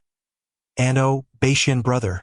One moment she would have him serve her food, and the next she would have him peel shrimp for her, all the while adopting an excessively coy demeanor. My brother, as if bewitched, indulged her every whim. Su Hua felt a pang of heartache, though her expression remained inscrutable. Gu Nanin lamented, in retaliation, I decided to pursue her brother, calling out to him as Mo Chen brother, making him dance to my tune, much to her chagrin. Su Hua, having a favorable impression of Chu Mochen, remarked, They do not seem to resemble one another much. Their personalities are quite distinct. They share the same father but different mothers. Gu Nanin clarified. Chu Suasua's mother is Mo Chen's biological aunt, having ascended to her position through dubious means, quite the schemer. Gu Nanin rolled her eyes dramatically. Su Hua listened in silence. In truth, Mo Chen is quite unfortunate. Gu Nanin's tone shifted to one of melancholy. His biological sister passed away shortly after birth due to an accident, and his mother succumbed to madness from the trauma. His younger sister had originally arranged a childhood engagement with my brother. Had she lived, she would likely be of a similar age to you. Su Hua, at a loss for words, merely curved the corners of her lips. Soon, Gu Baixian returned, carrying 2 cups of milk tea and some desserts. One cup contained her favorite mango pomelo sago, while the other held the strawberry milkshake beloved by Gu Nanin. Gu Baixian inserted a straw into the milk tea and handed it to Su Hua, stating that he had purchased it from her favorite shop. As Su Hua reached out to accept it, she caught a faint, sweet fragrance wafting from the sleeve of his suit, an unmistakable scent of the perfume often worn by Chu Suasua. A casual glance revealed a small red mark the size of a fingernail on his shirt collar, reminiscent of the cherry red lipstick that Chu Suasua had worn during their last encounter. Su Hua felt as if she had been stung by a cat, her heart skipping several beats in pain. This was not the first time she had experienced such anguish, yet each occasion felt excruciating, akin to a tormenting hell. Gripping the cup tightly, she managed a self-deprecating smile and remarked, You've gone through a lot for us. You're so busy yet still bought us milk tea. Gu Baixian casually replied, I sent the driver to fetch it. Gu Nanin took the milk tea from his hands and shot him a look, saying, Brother, just keep it up. Keep it up and you might lose your wife. A woman as wonderful as sister-in-law is a rarity. If you lose her, Finding another will be no easy feat. Gu Beixian's gaze flicked to Su Hua, who was slowly sipping her milk tea through the straw, her long eyelashes casting shadows that obscured her expression. He nonchalantly remarked, such matters are for adults. Children should not interfere. Gu Nanin exhibited an expression of disappointment, as if lamenting the unfulfilled potential of iron. I am doing this for your own good. If you disregard my advice, you shall have regrets later, she huffed. 10 days later, at noon, Gu Beixian returned to the hospital after inspecting a subsidiary company. He noticed that the 2 bodyguards stationed at the entrance were conspicuously absent, which slightly displeased him. Upon pushing open the door to the hospital room, he was confronted by an unfamiliar face lying on the bed. A jolt of surprise coursed through Gu Beixian's mind, prompting him to inquire of a nearby nurse, what has become of the patient named Su Hua who was previously admitted here. After a moment's contemplation, the nurse replied, she was discharged early this morning. Gu Beixian's countenance darkened. They had agreed that he would come to escort her upon her release. Yet, she had left without so much as a word. He swiftly took out his phone and dialed Su Hua's number, only to be met with the mechanical voice of an automated response. The number you have dialed is currently turned off. Frustrated, he opened WeChat to send her a message, but it failed to go through. She had blocked him. Chapter 17. A night of searching. Gu Beixian's countenance darkened further. He seized his phone and contacted the bodyguard assigned to protect Su Hua. Ensure you keep a close watch on Su Hua. Where is she? The bodyguard, with utmost respect, replied, the young madam stated that we have kept watch over her for so many days and are fatigued, thus requesting a 2-day respite, claiming that this was your wish. A fleeting smile, tinged with irony, played at the corners of Gu Beixian's lips. The usually obedient and gentle woman had resorted to issuing orders in his name. He inquired coldly, where has she gone? Sensing his displeasure, the bodyguard cautiously responded, the young madam did not specify. Gu Beixian abruptly ended the call and dialed Lu's phone number, only to find it turned off as well. Furrowing his brow, he commanded his assistant, retrieve the surveillance footage. Understood, Mr. Gu, the assistant replied promptly, heading to the hospital's surveillance room. 10 minutes later, the assistant called, Mr. Gu, all footage that could have shown the young madam has been deliberately erased. Gu Beixian's grip on the phone tightened, nearly distorting the device in his hand. After a moment of contemplation, he rose and made his way to the nephrology department. Upon arriving at Su Hua's grandmother's hospital room, he knocked and entered. Su Peilan was adjusting the blanket for the elderly lady. Upon seeing Gu Beixian, she lifted her gaze, her expression neutral as she asked, is there something you need? Gu Beixian replied in a subdued tone, Mother, Su Hua has discharged herself. Do you know where she has gone? Su Peilan chuckled lightly, you are her husband, yet you are unaware of her whereabouts. How could I possibly know? She seems to have taken offense with me and has likely run off in a huff. A young girl, with injuries upon her hands, recklessly runs about, placing herself in peril. Pray tell, where has she ventured? I shall search for her. His words were courteous, yet bore an undertone of command. Such an air of superiority was innate to him. Su Peilan, perceptive and astute, discerned this. She drew a chair, seated herself, crossed her legs, and regarded him with a disdainful glance. For 2 years your health has faltered, and your temperament has been tempestuous, making you a challenging individual to attend to. Yet my daughter never fled. Day and night, she devoted herself to you with unwavering dedication. Now, however, she has escaped. What grievances must she have endured to compel her to do so? Gu Beixian's gaze was profound, his lips pressed together in silence. Su Peilan chuckled self-deprecatingly. Indeed, to you, my daughter is merely a caretaker. Now that your leg has healed, you no longer require her services and thus have little desire for her presence. Gu Beixian's lips curled slightly. I have never perceived her as a mere caretaker. Su Peilan shot him a glance. Do not merely utter sweet words. If you wish for her, be sincere. If not, be decisive and end the marriage. My daughter is beautiful, possesses a gentle disposition, is intelligent, and boasts remarkable skills. At merely 23, what suitor would she fail to attract? Divorce is commonplace nowadays. It is hardly a matter of concern. Gu Beixian's smile was present, yet his eyes remained devoid of warmth as he coolly remarked, You are busy. I shall continue my search. He turned and departed, the door closing with a noticeable thud. Su Peilon sighed softly and addressed the elderly lady lying drowsily on the hospital bed. Mother, just look at his temper. I only spoke to him a few words, and he stormed out in anger.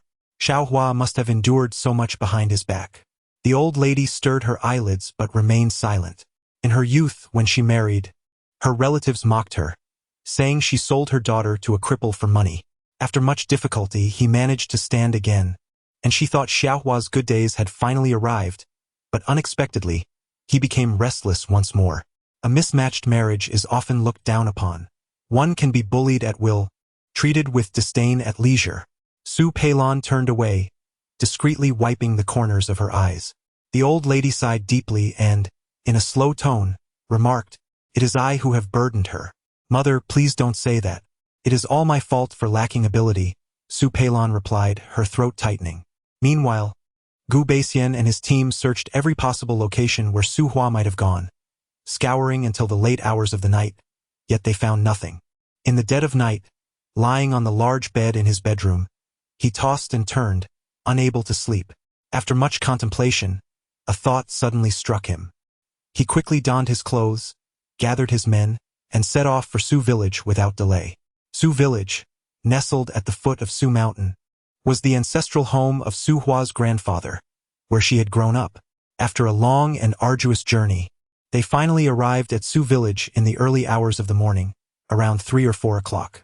Gu Beixian stepped out of the car and pushed against the courtyard gate, but it wouldn't budge.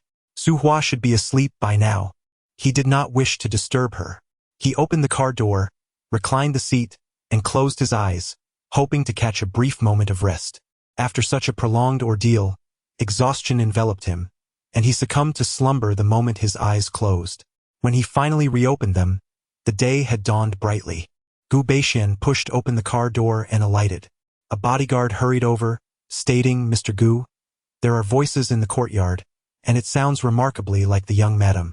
Gu Beixian nodded slightly and approached the courtyard gate, pushing the door open with determination. This time it yielded to his touch. Upon surveying the expansive courtyard, he noted its desolation, long uninhabited, with weeds flourishing in the corners. In the eastern corner stood a pear tree bedecked in vibrant blossoms. Beneath it sat a woman of graceful serenity, clad in a flowing white knitted garment that accentuated her slender figure. Her cascading black hair exuded elegance. Her skin was as fair as snow, her features delicately crafted, and a gentle smile graced her lips. A breeze stirred, causing the pure white petals to cascade softly onto her hair, rendering the scene as picturesque as a painting. Beside her, a tall man in a light blue shirt was bent over, tending to her wounds with tender care. They exchanged soft laughter, oblivious to the arrival of another. The woman was Su Hua, the one he had searched for from dawn until dusk. The man was Shen Huai, the doctor and the young master of the antique shop. Gu Beixian's expression shifted, adopting an inscrutable coldness, his lips curling into a wry smile as he observed the pair with a detached demeanor. After a prolonged silence, he suppressed his anger and addressed her. "Su Hua, why did you not inform me of your visit to your grandfather's house?" It seemed only then that Su Hua noticed him, glancing over from a distance.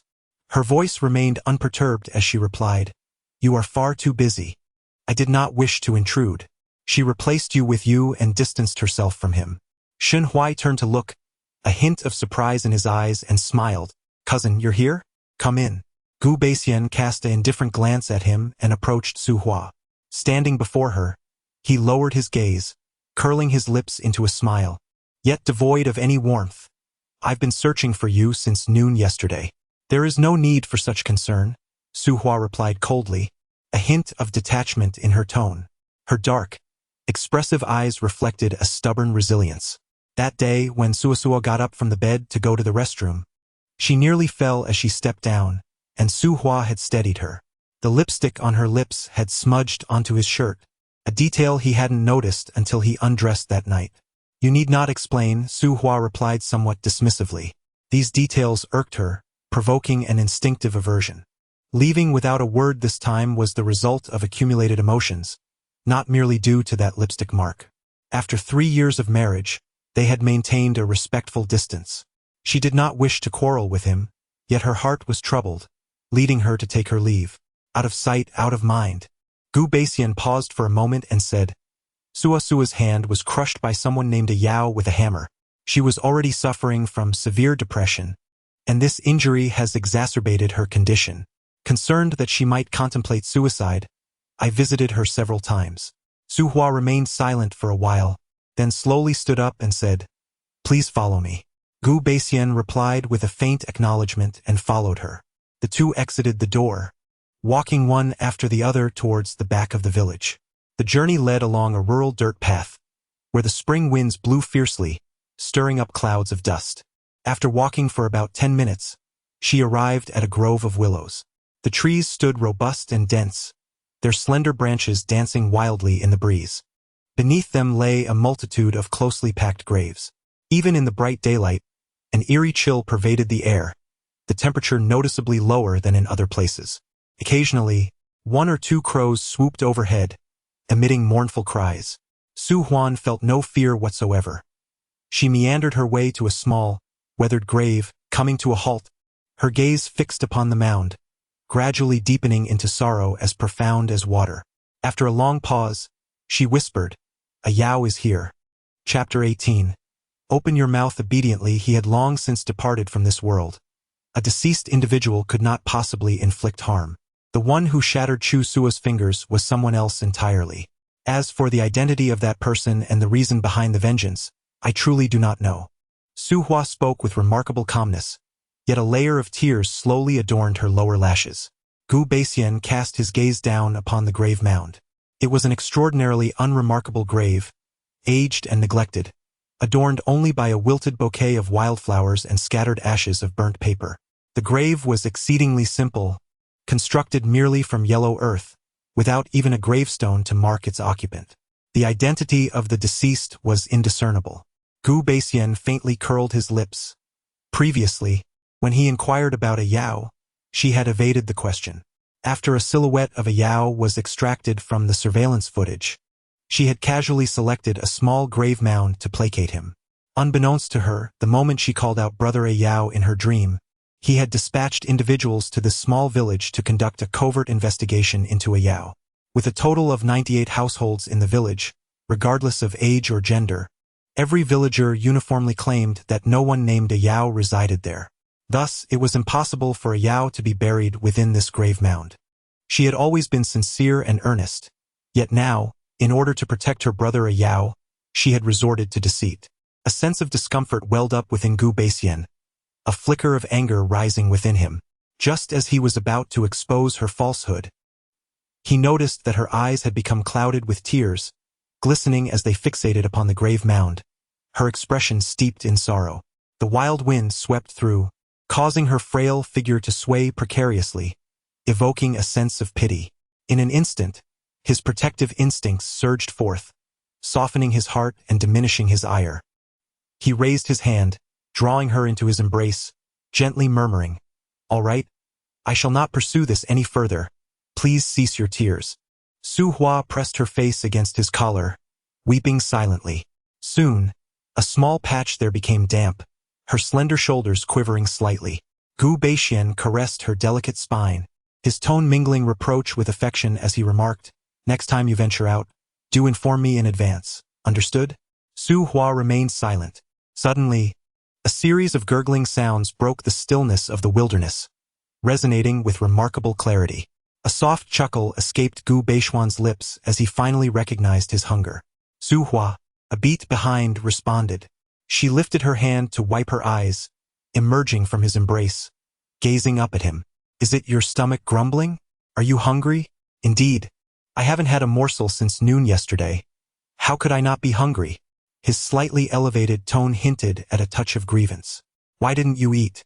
You went missing, and I was preoccupied with searching for you, leaving no room for thoughts of food. Su Hua felt a pang of sadness. His actions easily led her to believe that he truly cared for her. Yet, the last time she entertained such thoughts, he had proposed a separation under the guise of Chu Suasua. Let us return for a meal. Aunt Lu must have prepared something by now. After we eat, You shall go home, Su Hua suggested softly. Gu Beixian paused slightly, then acquiesced with a murmur. The two walked side by side toward the village. Upon their return, Shen Huai was setting up a table in the courtyard, while Aunt Lu emerged from the kitchen with bowls in hand. Spotting Shen Huai, Gu Beixian grasped Su Hua's hand tightly. Su Hua attempted to withdraw but found herself unable to do so. Shen Huai's gaze fell upon the entwined hands of the two, his expression darkening slightly. Aunt Lu, catching sight of Gu Beixian, spoke with a hint of trepidation. Mr. Gu, my phone ran out of battery yesterday, so I missed your call. Gu Beixian, seemingly unconcerned, replied, No matter, let us dine. The group settled down. Gu Beixian picked up an egg and began to peel it, placing it before Su Hua once completed. Please enjoy, he urged. Su Hua, in turn, offered it back to him, saying, You must be hungry. You should eat first. Shen Huai remarked with a faint smile, You two cousins share quite a bond. Gu Beixian's gaze turned slightly frigid, his tone devoid of warmth. I am her cousin, a distant relative. Su Hua interrupted him in defiance, stating, I am merely his impoverished rural relative, having served as a nanny in his household for 3 years, attending to his every need. Shen Huai expressed a hint of regret. It is a pity that such fine skills were employed in servitude. Su Hua cast a subtle glance at Gu Beixian, implying, Fortunately, his family offers a generous salary. No sooner had she spoken than she felt an unexpected hand upon her thigh. That hand began to tease her under the table, eliciting a slight tickle that stirred a rush of warmth within her. Su Hua's ears flushed crimson as she covertly shot a sidelong glance at Gu Beixian, silently urging him to retract his hand. Yet, his expression remained impeccably serious as he leisurely sipped his porridge, his demeanor exceedingly refined, betraying none of the clandestine antics beneath the table. Su Hua reached out to grasp the restless hand, attempting to shift it away from her leg, but found her efforts futile as it was firmly held in place. He intertwined his fingers with hers, his thumb gently caressing her palm, rendering it damp with perspiration. With one hand injured and the other clasped by Gu Beixian, she was rendered unable to partake in her meal, confined to sitting still. Gu Beixian tilted his head to gaze at her, a smile playing upon his lips as he teasingly asked, Hua Hua, why aren't you eating? Normally addressing her as Su Hua, he now deliberately chose the more intimate nickname. Su Hua feigned annoyance, casting him a glare. Gu Beixian chuckled. Not eating? Are you waiting for your cousin to feed you? He lifted a spoonful of congee, testing its temperature with his lips before presenting it before her mouth, urging, Come now, open up, your cousin will feed you. His voice held a blend of flirtation and playful mischief. Su Hua's cheeks flushed crimson, tightly pursing her lips, refusing to comply. Gu Beixian's smile deepened. Not satisfied with the spoon? Shall I feed you with my mouth instead? Su Hua was taken aback by his audacity. With a hint of disdain, she shot him a look and replied, You've already used that spoon. Could you fetch me a clean one? Seizing the moment as she opened her mouth, Gu Beixian swiftly inserted the spoon into her mouth, saying, We often shared a spoon before, and you never minded. Now that there are others present, you suddenly do? That's quite the inconsistency. Su Hua found herself fed a spoonful of congee, glaring at Gu Beixian as she chewed with gritted teeth. Shen Huai shrugged helplessly, remarking, Su Hua, your cousin truly dotes on you. Under the table, Gu Beixian gently squeezed Su Hua's hand, smiling as he remarked, Of course, my dear cousin is meant to be cherished. Lu Sa's face was nearly submerged in the congee bowl, contemplating. Wealthy individuals certainly know how to indulge in playful antics. Despite being husband and wife, they insist on pretending to be cousins for excitement. After an arduous meal, Lu Sa stood to clear the dishes. Su Hua, maintaining a polite distance, addressed Gu Beixian, You are quite busy with work. It's best you return after dinner. Gu Beixian gazed at her with soft eyes. Come back with me. This remote area is rather inconvenient. I find myself missing you dearly after just a day apart. Su Hua felt her ears tingle, unprepared for the unexpected consequences of her words. Pausing for a moment, she glanced at her injured left hand and replied, I cannot work for 3 months. It would be fine to rest here. Very well, then I shall come to see you again tonight. He emphasized the word tonight with a hint of mischief, as if implying an important visit awaited her. Su Hua quickly interjected, "There's no need. It's quite far from the city, and driving takes several hours, which would disrupt your rest." Gu Baixian affectionately pinched the tip of her nose, teasing, "Why have you become so obstinate?"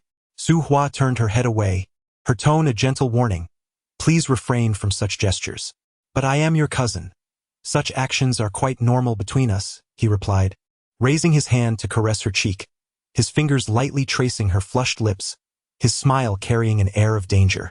The refined and ascetic visage now carries a mischievous glint, undeniably alluring. Su Hua had maintained a courteous distance with him for 3 years.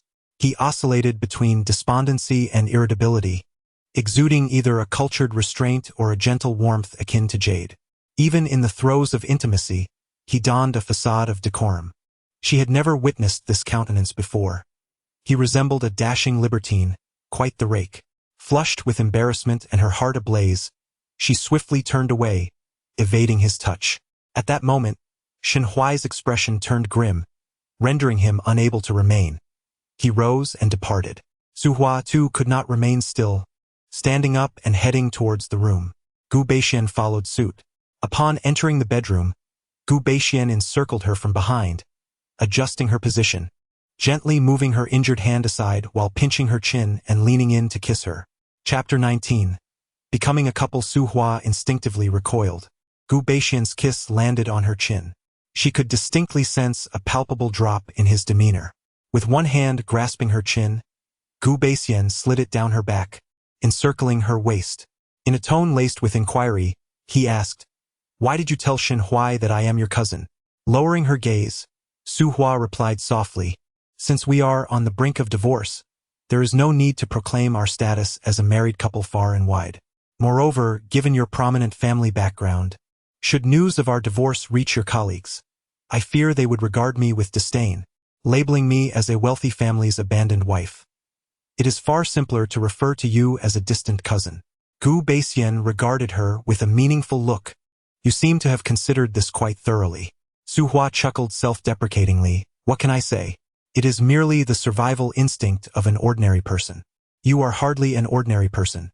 Few in the entire city of Kyoto can command me as you do," he said, a teasing smile playing at the corners of his lips as he gazed at her with intrigue. "Please do not jest at my expense." "I would never presume to command you," Su Hua replied, feeling a bit flustered as she turned away from him. Just then, Gu Baixian's phone rang. He retrieved it from his trousers pocket, glancing at the screen with a slight change in expression. Curiosity piqued. Su Hua turned her head to look, catching a glimpse of the word lock out of the corner of her eye. A spasm of unease gripped her stomach, and she urged you should answer it. Raising an eyebrow, Gu Baixian asked, "Aren't you upset?" Su Hua thought to herself, "If I were upset, would you not answer? Yet you will answer regardless. Answer it quickly. Don't keep her waiting," she urged, feigning indifference. Gu Baixian cast her a penetrating glance before answering the call. Inquiring, "Suasua, what's the matter?" From the phone came the frail, pitiful voice of Chu Suasua. "Baixian, where have you been? You didn't visit me at the hospital yesterday. Will you come today? If you don't, I can't eat, and I'm feeling so miserable." A wave of distaste washed over Su Huan, almost overwhelming her. She rose on her toes, leaning toward the phone, mimicking Chu Suasua's tone. "Darling, I've taken off my clothes. What are you hesitating for?" An eerie silence enveloped the line. Gu Baixian lowered his gaze, a bemused smile playing on his lips as he regarded her. Su Huan maintained a stoic expression, locking eyes with him. They exchanged glances, neither uttering a word. After what felt like an eternity, Chu Suasua's weary voice finally broke the stillness. "You go ahead and be busy, Baixian." With that, she ended the call. Su Huan, torn between anger and indifference, remarked coolly, "You should go see her at the hospital. She's suffering from severe depression, and with her injuries, if she takes sleeping pills again, it could lead to tragedy, and I would bear the blame." Gu Baixian ran his fingers through her hair. "I'll step outside to make a call." He took his phone and walked out, dialing Chu Machin. Once connected, he said, "Keep an eye on Suasua. She just called me and seemed shaken. I'm worried she might do something drastic." "Understood." Chu Machin paused briefly, then added, Suasua has been spoiled by us since childhood. She tends to be quite temperamental. She always feels as though they have not truly parted ways. Her actions lack boundaries, causing you trouble. Gu Baixian remained silent for a few seconds. It's all right. Her illness and depression are also my concern. Your wife won't be angry, will she? Gu Baixian offered a faint smile. Fortunately, she has a good temperament and is quite understanding. She doesn't mind me that much. Of course, the latter part of that statement remained unspoken. Adults seldom divulge their innermost thoughts to others. Chu Mo paused momentarily and said, I'll treat you both to dinner as an apology later. We can discuss it then. All right. After hanging up, Gu Baixian returned to the room. He found Su Hua reclining on the bed, engrossed in an old book, her expression tranquil, revealing no discernible emotion. He approached the bedside, sat down, gently caressed her face, and brushed his nose against her hair, saying, I'm leaving now. I'll come back to see you tonight. It's too far. You still have work to do. Don't exhaust yourself. Then you should return home with me sooner. You're just a young girl, living in this desolate wilderness. How can I possibly feel at ease? Your injury hasn't healed, and even eating has become a challenge. He took her injured hand, leaning down to inspect it. Su Hua felt a twinge of sadness. His actions made it exceedingly difficult for her to completely let go. Just when she resolutely decided to depart, he would pull her back, and whenever her heart softened, he would pierce it anew. The entangled emotions were the most tormenting of all. Su Hua withdrew her hand and spoke coolly, You should leave. Don't come over tonight. I grew up here without you and managed just fine. Indeed. Gu Baixian squeezed her other hand and remarked, You, my dear, may possess a seemingly delicate appearance, yet you are resolutely strong at heart, even tougher than I. Su Hua pressed her lips together, thinking to herself, It is clearly your heart that is hard. How can you turn the tables on me like this? Gu Baixian then stood up. I truly must take my leave. Aren't you going to see me off? Turning her head away, Su Hua avoided his gaze, her heart a tumult of emotions, torn between wanting him to stay and wishing for his departure. Gu Baixian lingered a moment longer before stepping outside. Upon exiting, he spotted Shen Huai, whose demeanor turned icy as he asked in a detached tone, When do you intend to leave? Shen Huai smiled faintly. I have a few days off. I will return the day after tomorrow. Su Hua needs her dressings changed, and as her doctor, it is more convenient for me to attend to her. Gu Baixian's expression darkened as he glanced toward the distance, where two bodyguards sat on benches, heartily consuming instant noodles. He commanded, You two remain here and ensure Su Hua's safety. The bodyguards hastily set down their noodle boxes and stood, replying, Understood, Mr. Gu. Gu Baixian then turned to Lu Saw, who was washing dishes by the sink. Lu Saw, come with me to the car. Lu Saw quickly wiped her hands on her clothing and followed him to the vehicle. Sitting in the passenger seat, she nervously twisted her fingers and said, Mr. Gu, yesterday the young madam asked me to turn off my phone, and I dared not disobey her. Gu Baixian, with his long legs crossed, rested his arm against the car window, gently pinching his brow as he spoke in a soft tone. There is no need for fear. I seek you for another matter. What is your disposition towards the individual surnamed Shin? Lu Saw pondered for a moment before responding. The young mistress is quite courteous to Dr. Shen, maintaining a respectful distance. It seems she harbors no romantic interest in him. However, Dr. Shen appears quite fond of the young mistress and tends to her attentively. He even arranged for the deletion of the hospital surveillance footage and was the one who drove us here. Mr. Gu, should I inform Dr. Shen that the young mistress is your wife? No need. Let her indulge in her whims, Gu Baixian replied. Understood, Mr. Gu. He then withdrew a cash check from his bag and handed it to her, instructing, Take good care of her. Ensure she does not find herself alone with that man. A smile blossomed on Lu Saw's face as she accepted the check, assuring him, Rest assured, I shall guarantee they do not spend time alone together. Exit the vehicle, he commanded. Lu Saw opened the door and stepped out, while the driver started the engine. Gu Baixian lowered the window and gazed outside, feeling a sense of emptiness as he failed to spot Su Hua's figure. How ungrateful, he thought. After such a long journey searching for her through the night, she did not even come out to bid him farewell. The car rolled forward, kicking up a cloud of dust. As they approached a turn, Gu Baixian, unwilling to relent, glanced back once more. There, at the intersection, he caught sight of a slender silhouette wrapped in a white knit sweater. That delicate, petite face belonged to Su Hua. A faint smile graced his lips. It seemed she still possessed a semblance of conscience. As the vehicle rounded the corner, Su Hua's figure vanished from his view entirely. Gu Baixian gently closed the car window, reminiscing about the moment 3 years prior when he first laid eyes on her. At that time, she was merely 20, a recent university graduate, still a girl in many respects.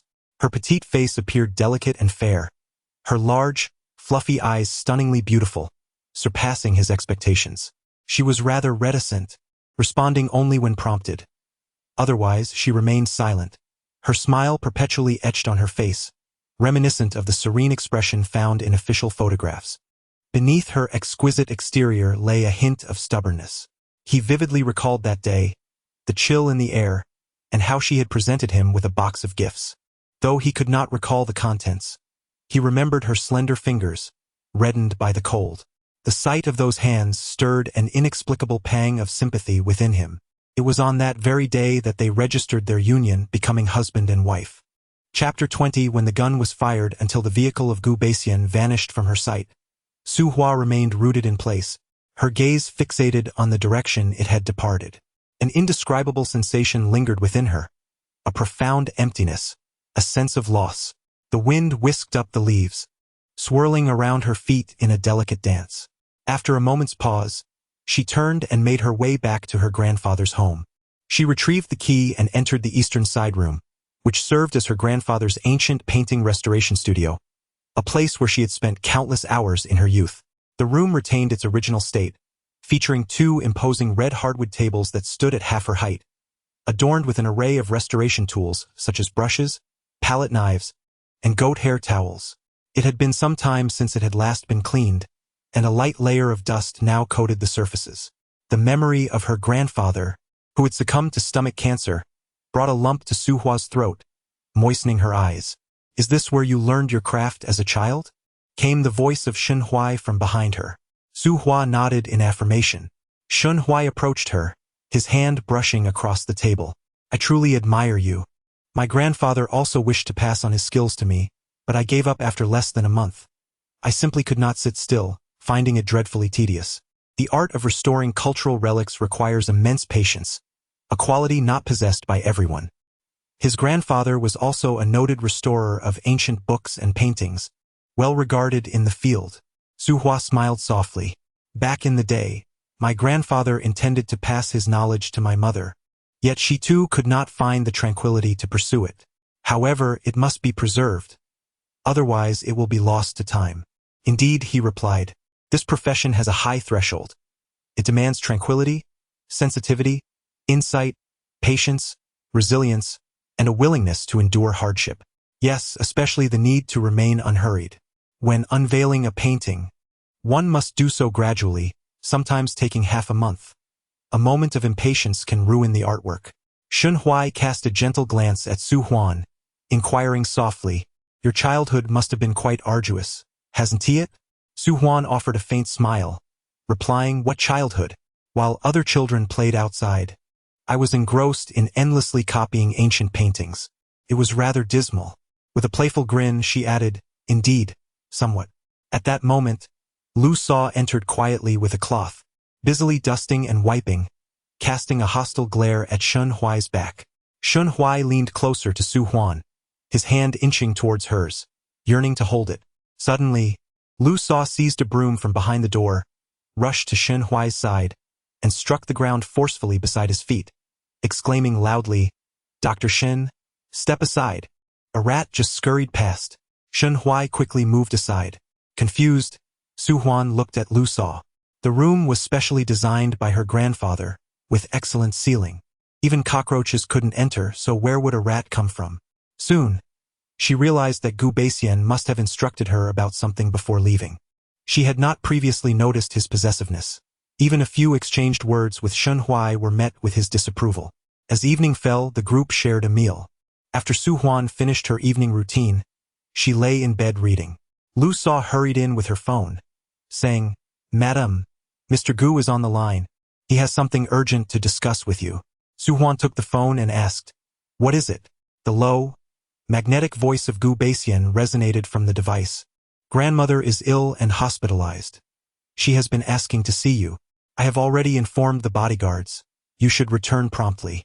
Upon hearing this, Su Hua hastily donned her attire. The last time she saw her grandmother, she appeared quite frail.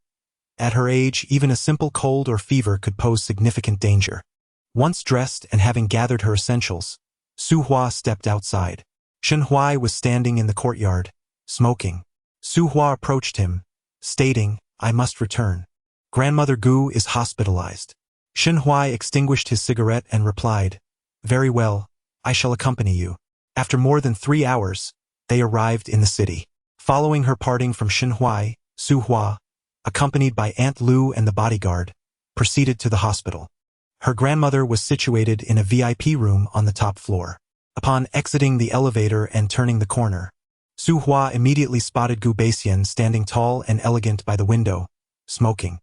His stature was striking, his features handsome, and his presence exuded an air of nobility, making him stand out remarkably in the crowd.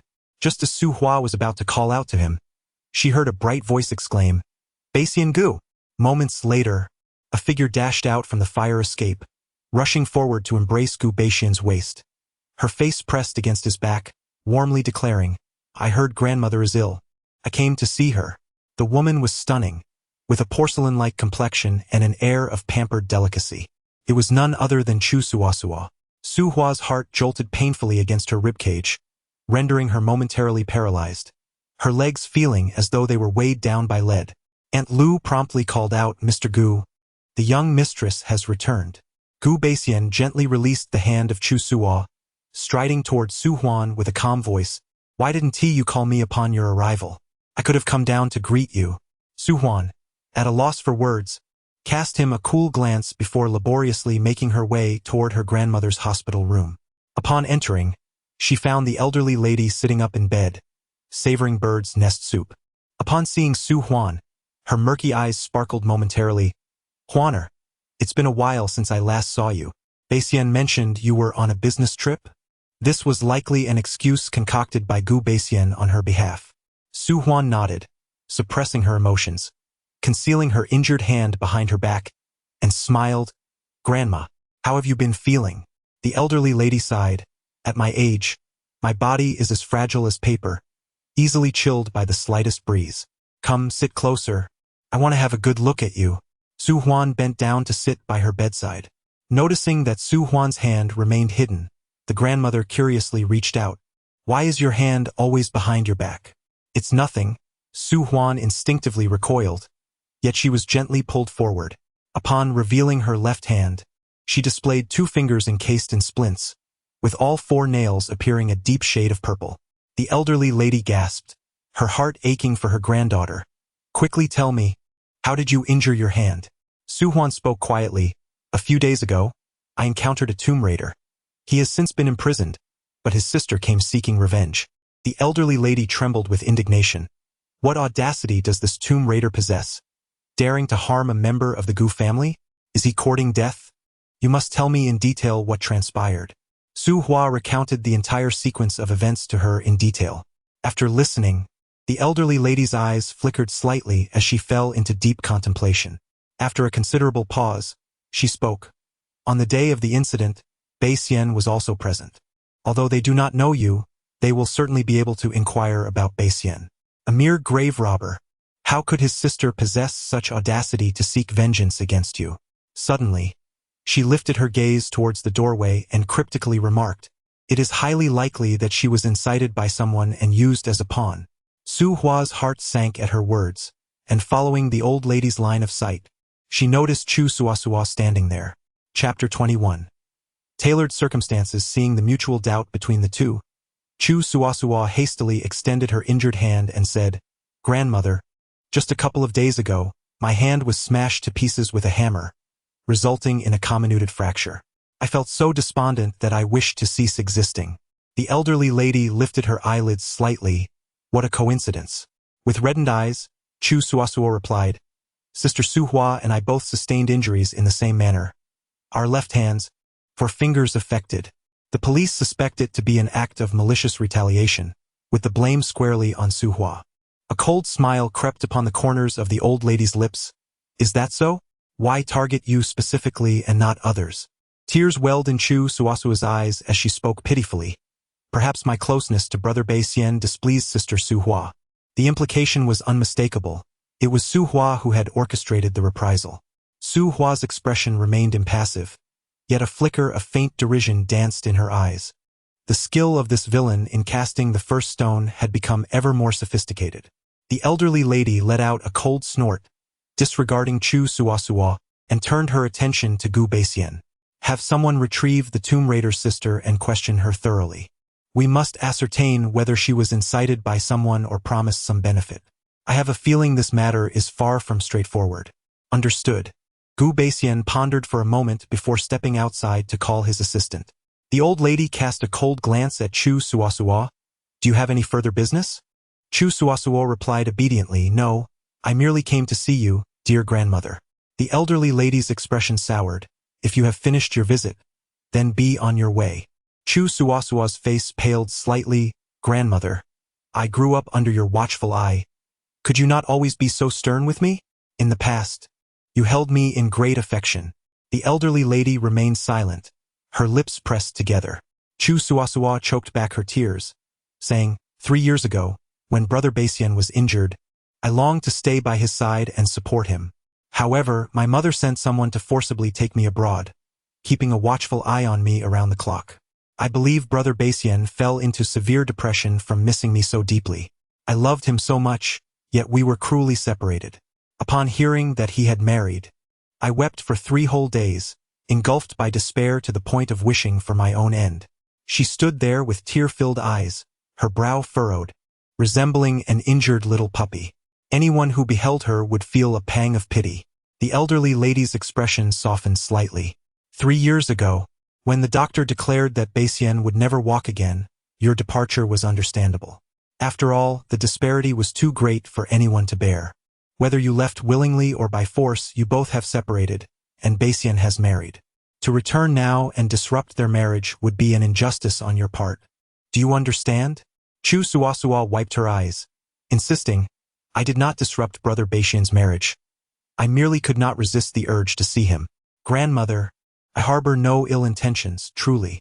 Su Hua, displaying a restrained demeanor, replied coolly, having embraced one another. You still claim not to have disrupted anything. Pray tell, Miss Chu, what would constitute a disruption? Chu Suasua bit her lip. Brother Beixian and I have been childhood sweethearts, loving each other for over a decade. It is challenging to alter habits formed over such a long time, but I will strive to be more mindful. The phrase loving each other for over a decade sounded deceptively light, yet it carried an immense weight. Su Hua felt an indescribable discomfort within her, as if a heavy stone lodged painfully in her chest. In comparison to their decade-long relationship, her 3-year marriage as a substitute seemed utterly insignificant. With a soft click, the door swung open. Gu Beixian, after finishing a phone call, stepped inside. Su Hua paused for a moment, rose to her feet, and approached him, linking her arm with his as she smiled and said, Husband, let us not divorce, shall we? Gu Beixian's expression faltered slightly as he lowered his gaze upon her, his eyes concealing an inscrutable depth. Su Hua reached out to rest her hand on his waist, rising on her tiptoes to whisper softly in his ear, Just promise me first. Though her words were directed at him, her eyes furtively glanced toward Chu Suasua. Her typically indifferent demeanor had been ignited by a fierce determination. Whether love remained significant had become inconsequential. Her sole goal was to triumph over Chu Suasua. She intended to convey to her that it mattered not how long they had known each other or the years of affection they had shared. Those were mere relics of the past. She was his wife. Gu Beixian cast a fleeting glance at the tearful Chu Suasua, responding with a faint acknowledgement. A weight lifted from Su Hua's heart as she grasped his hand, having felt a genuine fear of his rejection moments ago. As they held hands for a brief moment, Gu Beixian attempted to withdraw, but Su Hua tightened her grip, refusing to let him go. Chu Suasua fixated on their entwined hands, tears spilling forth uncontrollably. She covered her mouth and turned to flee, Gu Beixian addressed Su Hua, saying, I will escort her back to the ward. She suffers from severe depression, and running off like this could lead to dire consequences. I will accompany you, Su Hua replied. Gu Beixian furrowed his brow slightly, asking, Su Hua, what is troubling you today? You are my husband. I never claimed otherwise. As two individuals appeared on the verge of a quarrel, the elderly lady hastily interjected, urging you both should leave together. The pair walked out in succession, only to find Chu Suasua standing by the elevator, her hand covering her mouth as silent tears streamed down her face, her shoulders trembling in a display of utter desolation. Onlookers regarded her with curiosity. Gu Beixian strode purposefully towards her, retrieving a handkerchief from his pocket and offering it with a gentle tone, wipe your tears.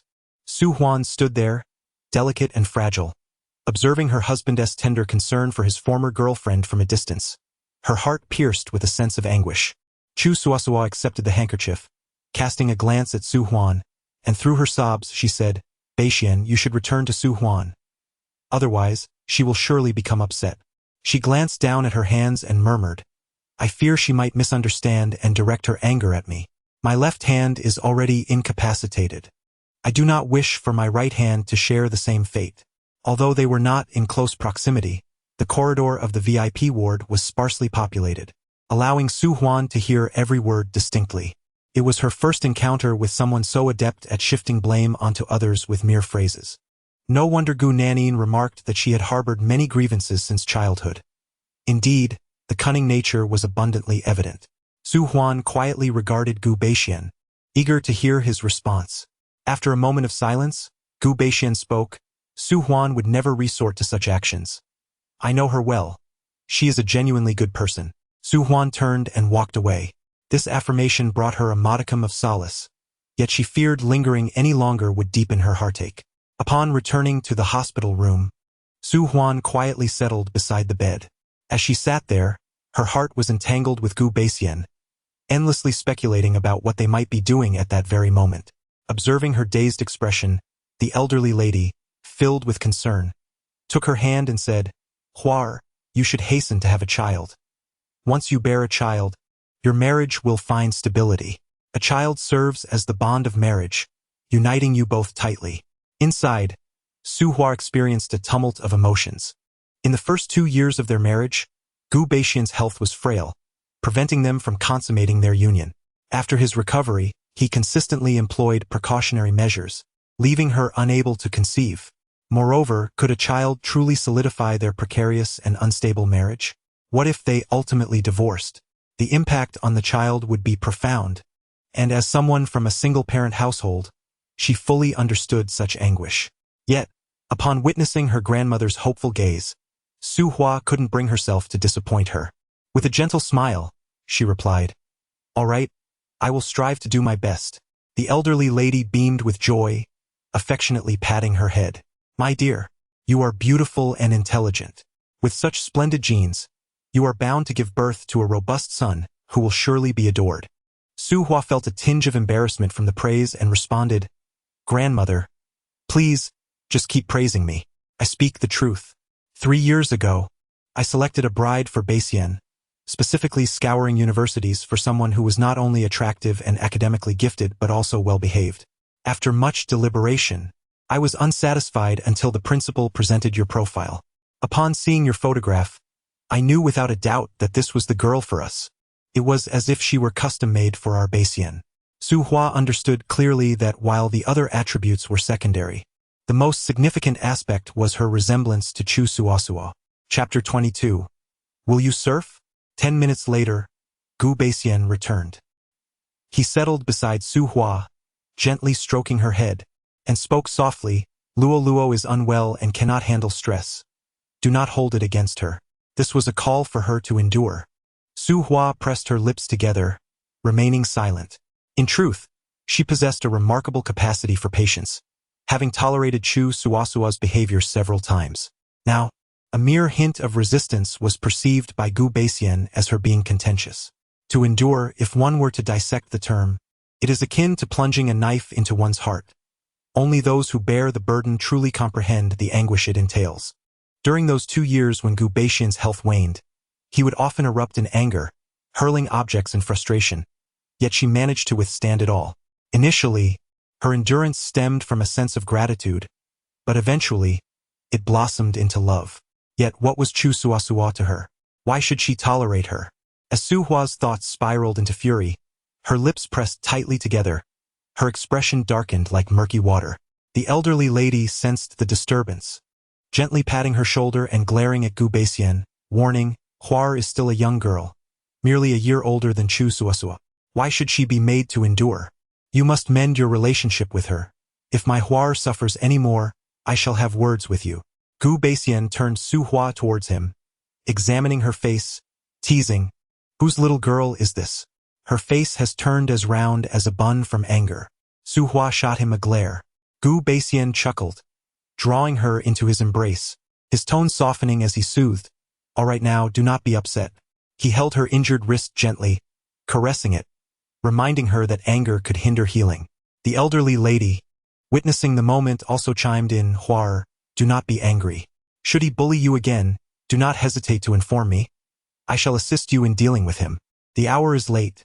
You both ought to return home and rest. With their spirits lifted, Su Hua felt it unnecessary to maintain her composure any longer. Gently, she nudged Gu Beixian aside, surveyed the hospital room, and upon noticing a servant keeping her grandmother company, she remarked, Grandma, please focus on your recovery. I shall visit you again tomorrow.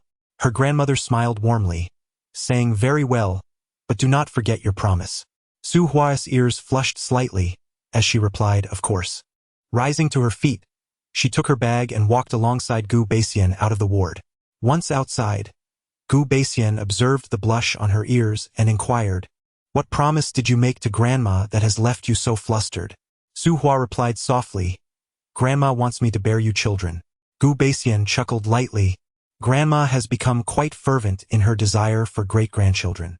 Last year, as soon as I was able to stand, she began urging me to start a family, and she has prodded me several times since.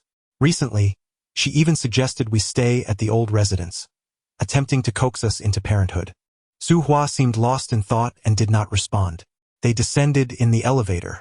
Once in the car, the driver ignited the engine. Gu Beixian turned to Su Hua, a smile gracing his lips, yet his eyes held a probing curiosity. Do you wish to have children? Su Hua contemplated the matter seriously. Considering the current circumstances, having a child would indeed be rather perilous. Wouldn't you agree?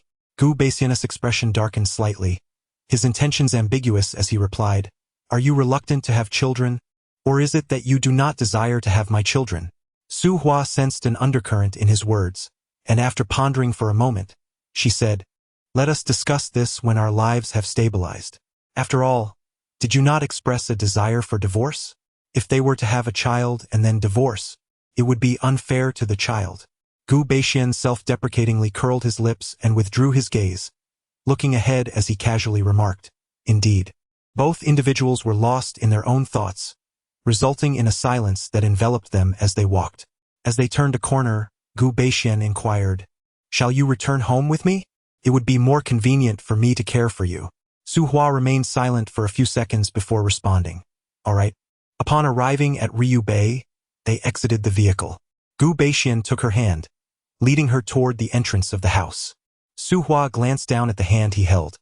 They had rarely held hands in public before, maintaining a relationship characterized by mutual respect. Recently, however, he had grown significantly more intimate with her. Yet, as she contemplated this hand that had once clasped Chu Suasua's, she felt a twinge of discomfort in her heart. Once inside, Su Hua set down her bag and opened the shoe cabinet, intending to fetch slippers for Gu Beixian. He placed his hand on her shoulder, preventing her from bending over, and said, Your hand is injured. Allow me to assist. He retrieved the slippers from the cabinet, removed her shoes with care, and gently slid her feet into the slippers, even thoughtfully adjusting the cotton socks on her feet. Previously, it was she who attended to him in such a manner, and suddenly being cared for by him left Su Hua feeling a bit ill at ease.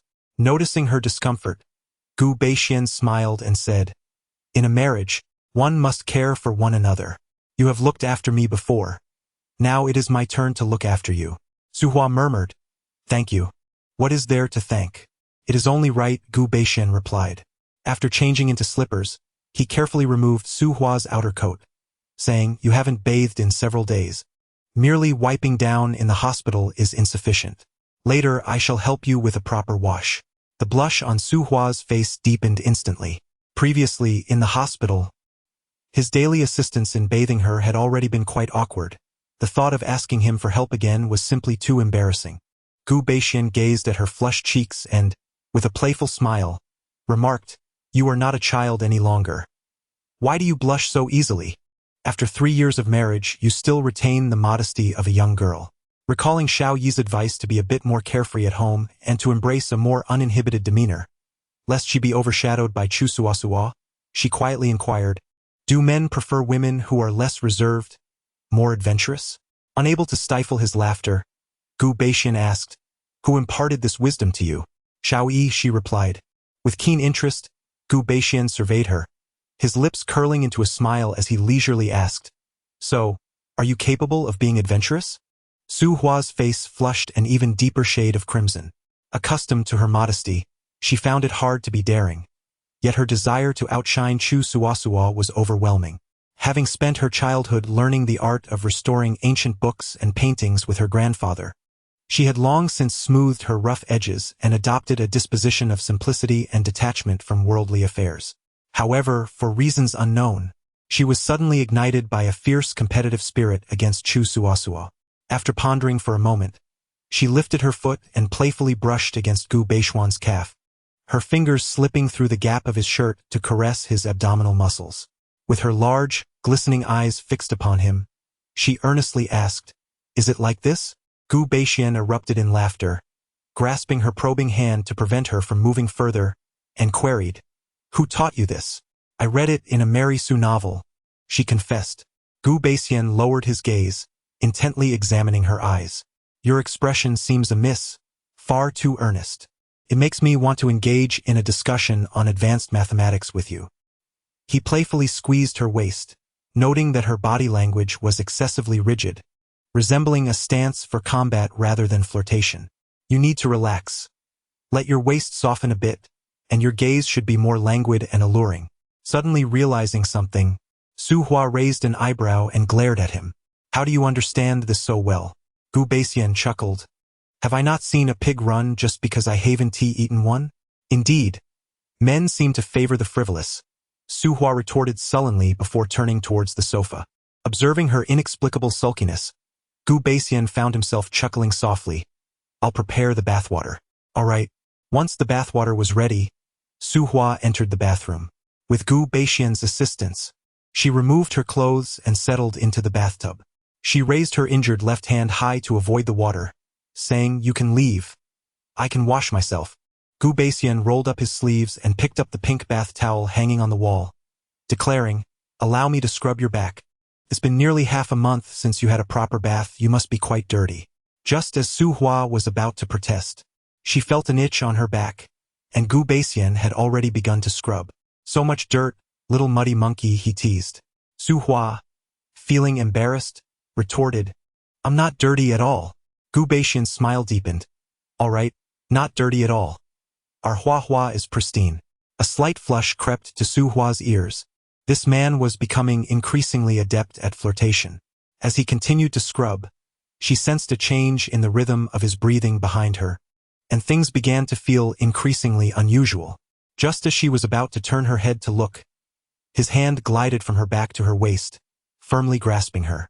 He embraced her from behind, planting gentle kisses along her earlobe and trailing downwards. Su Hua shifted her shoulders, attempting to resist. He held her shoulders, turning her around, and lowered his head to kiss her lips. Chapter 23. Unable to restrain desire, Su Hua hurriedly turned her head away, her eyes wide with vigilance as she gazed at him. "What do you intend to do? What do you think?" Gu Beixian casually pinched her delicate chin, nonchalantly adding, "Certainly not to discuss advanced mathematics with you." Su Hua pressed her finger against his chin, preventing him from coming closer to her lips, and earnestly stated, "You mentioned wanting a divorce. Today at the hospital you also said you wouldn't." "I was trying to provoke Chu Suo." His deep, dark eyes fixed on her with an intense gaze. "I took you seriously. Su Hua lowered her eyelashes, murmuring, I do not wish to engage in such matters with you right now. Gu Baixian raised an eyebrow slightly, teasingly asking, Who was it that just seduced me? I did not. That was. Su Hua suddenly found herself at a loss for words, her face flushing in a rush. Not only her face, but her neck and wrists were also adorned with a delicate blush, akin to the vivid blossoms of a begonia upon a blanket of snow. Amidst her beauty lay a captivating allure, both innocent and enticing, rendering one utterly unable to resist. Gu Baixian pressed his finger against her lips, silencing her, while his thumb caressed her soft lips. You are quite alluring at this moment. Alluring? Su Hua momentarily lost her train of thought, surprised to find herself associated with such a beguiling term. She took a step back, her doe-like eyes shimmering as she implored, Could you please step outside first? Gu Baixian gently tucked a strand of her hair behind her ear, his voice soft as he replied, Let us go out together. Without waiting for Su Hua's response, he bent down and lifted her, dripping wet, from the water. He turned on the shower to wash away the foam from her body, wrapping her in a large bath towel as one would cradle a child, and carried her into the bedroom. Gently placing her on the bed, he cautiously positioned her injured hand above her head. He leaned in, softly nibbling at her chin, and began to kiss along her collarbone, each kiss tender and meticulous. Su Hua's body could hardly withstand his teasing, yet her heart was filled with resistance. She attempted to push him away with her uninjured hand, but his strength was overwhelming. Her feeble attempts only heightened his amusement. Afterward, Su Hua gasped for breath and said, Aren't you fond of being carefree? Why then do you engage with someone like me?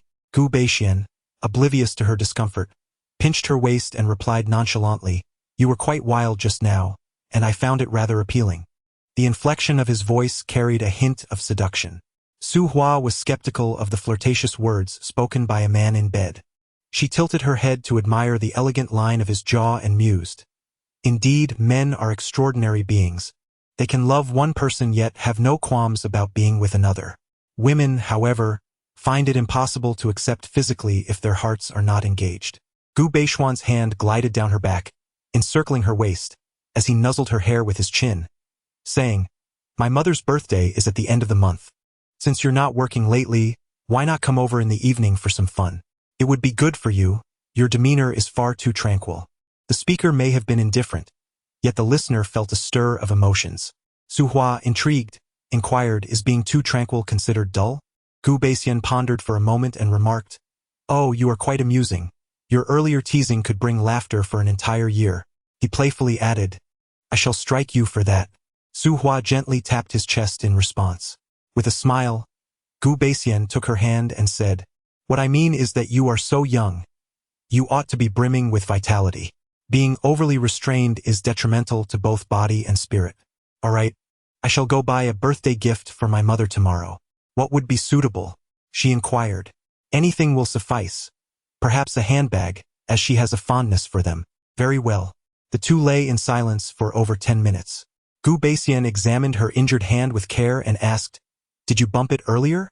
No, she replied. What about your legs? Do they ache? Su Hua shifted her legs and admitted, They do ache. I shall massage them for you, he offered. He lifted the covers and gently took hold of one of her legs, skillfully kneading it, first the calf, then the thigh, with an adeptness that was remarkable. Su Hua was exceedingly sensitive to his touch. After only a few strokes, her cheeks flushed, her heart raced, and warmth enveloped her body. They had registered their marriage upon their first meeting, and in the past 2 years, his inability to stand and his irritable temperament had overshadowed their relationship. No matter how handsome his visage, his perpetual gloom rendered it difficult to foster affection. At that time, her feelings were predominantly driven by a sense of gratitude. It was only in the past year that she had genuinely fallen in love with him. For her, they were still in a passionate phase. Regrettably, his abrupt suggestion to part ways had severed that bond. A twinge of sorrow welled up within her, and she noticed a veil of mist gathering in her eyes. Gu Baixian, oblivious to her sentiments, gazed into her glistening eyes and recalled her earnest yet provocative demeanor from earlier, which piqued his interest once more. He remarked, 2 negatives make a positive. If your legs ache, one more time will render them free of discomfort. Su Hua felt that his reasoning was rather skewed. Yet, he offered her no time for contemplation as he pressed closer. Suddenly, the phone rang. However, in moments like these, a man is seldom inclined to answer a call. With one hand gripping Su Hua's delicate waist, he reached for the bedside table with the other, casually swiping at the phone, causing the ringing to abruptly cease. He believed he had hung up, but in reality, he had inadvertently answered the call. On the other end, Chu Suasua listened intently, her ears perked up, as a series of soft, sultry whispers emanated from the phone. The seductive tones sent shivers down her spine, akin to a cactus being forcefully lodged within her heart, causing a sharp, stinging ache. Gritting her teeth, she endured the torment for a while before angrily hanging up, tossing her phone onto the sofa, and fuming to Hua Qiru, "Mother, I wish to eliminate Su Hua." Hua Qiru, observing her daughter's bandaged left hand and touching her own nose in frustration, replied vehemently, "I too harbor the desire to do away with her. Have there been any updates regarding that person named Huang Ke? I've inquired. She has been sold to a desolate region in the northwest. That place is impoverished, with treacherous terrain and a fierce populace, devoid of mobile signals and electricity. She will be compelled to bear many children, and should she attempt to escape, her legs would be broken, driving her to madness, forever trapped in that wretched existence." Chu Suasua nodded slightly, a glimmer of malice flickering in her eyes. "I want to sell Su Huan to that place as well. Can you get in touch with that trafficker?" Hua Qiru suddenly became agitated.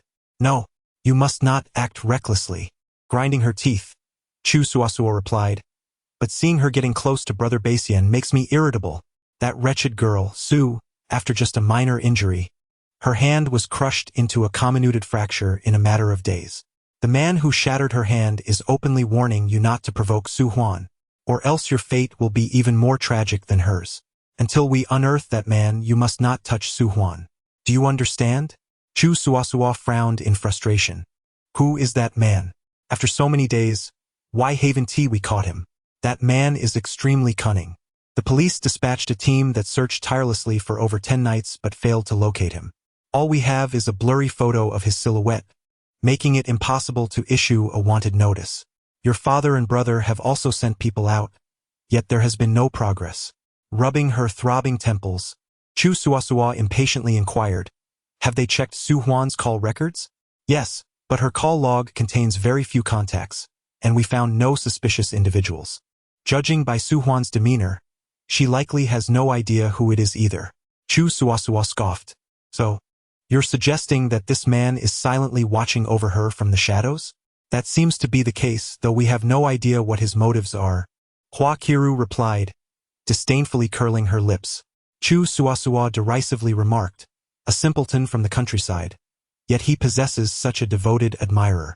Is that man blind? What could he possibly see in Su Huan?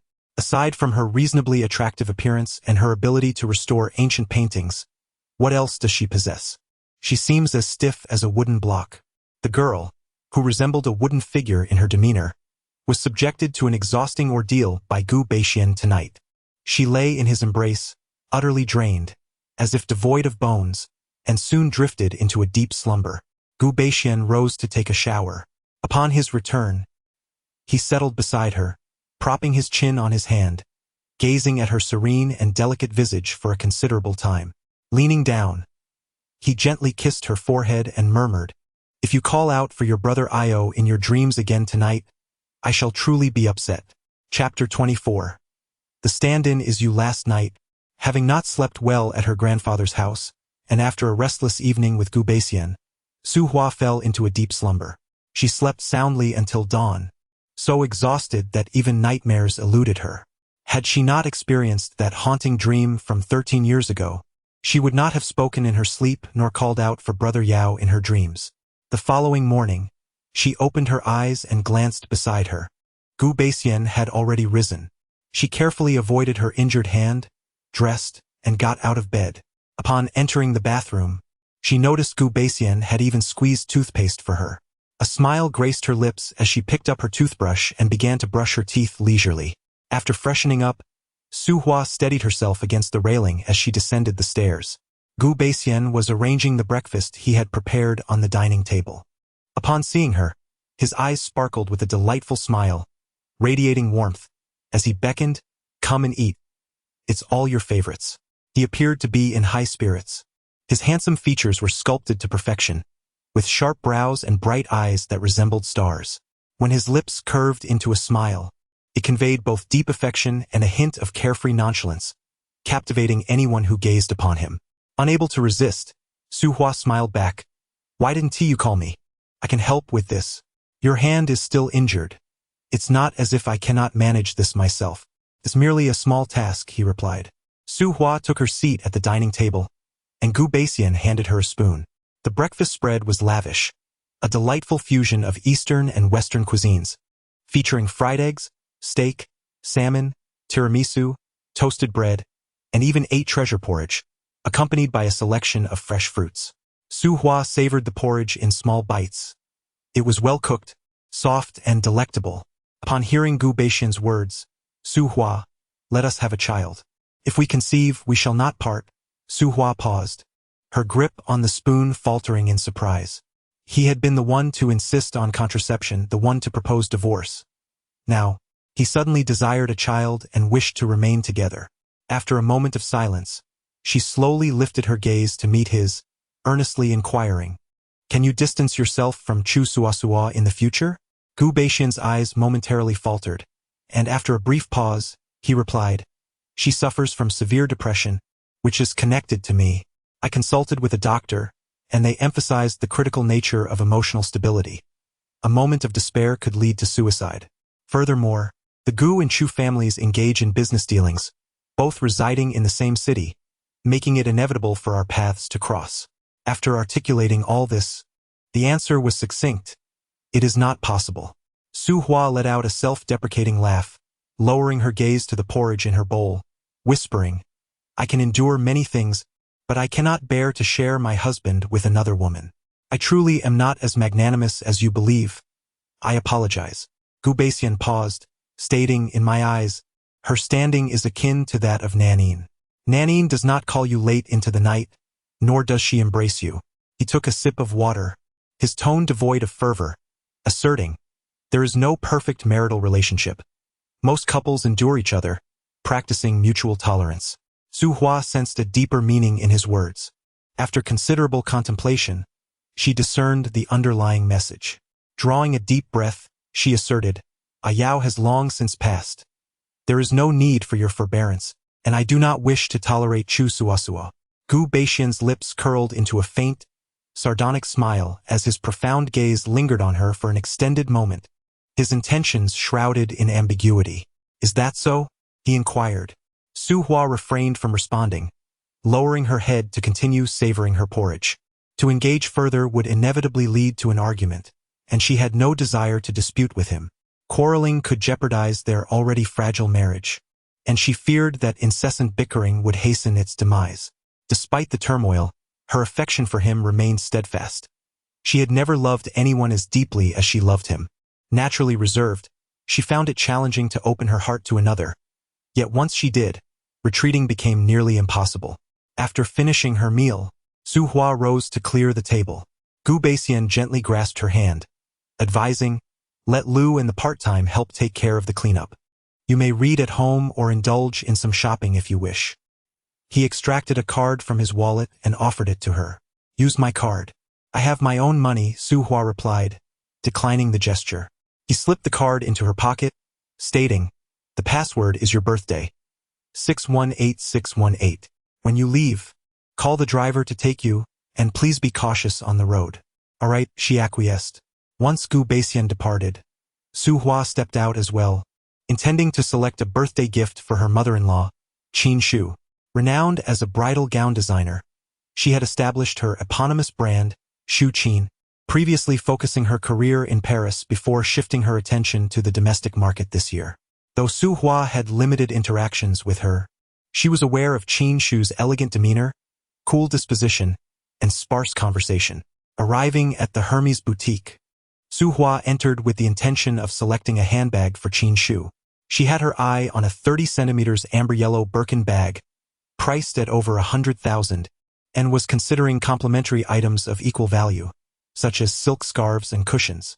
While she was selecting, a delicate voice came from behind. Sister Su Hua, are you here to choose a bag too? Su Hua felt a slight tingle at the back of her head and turned to see Chu Suasua.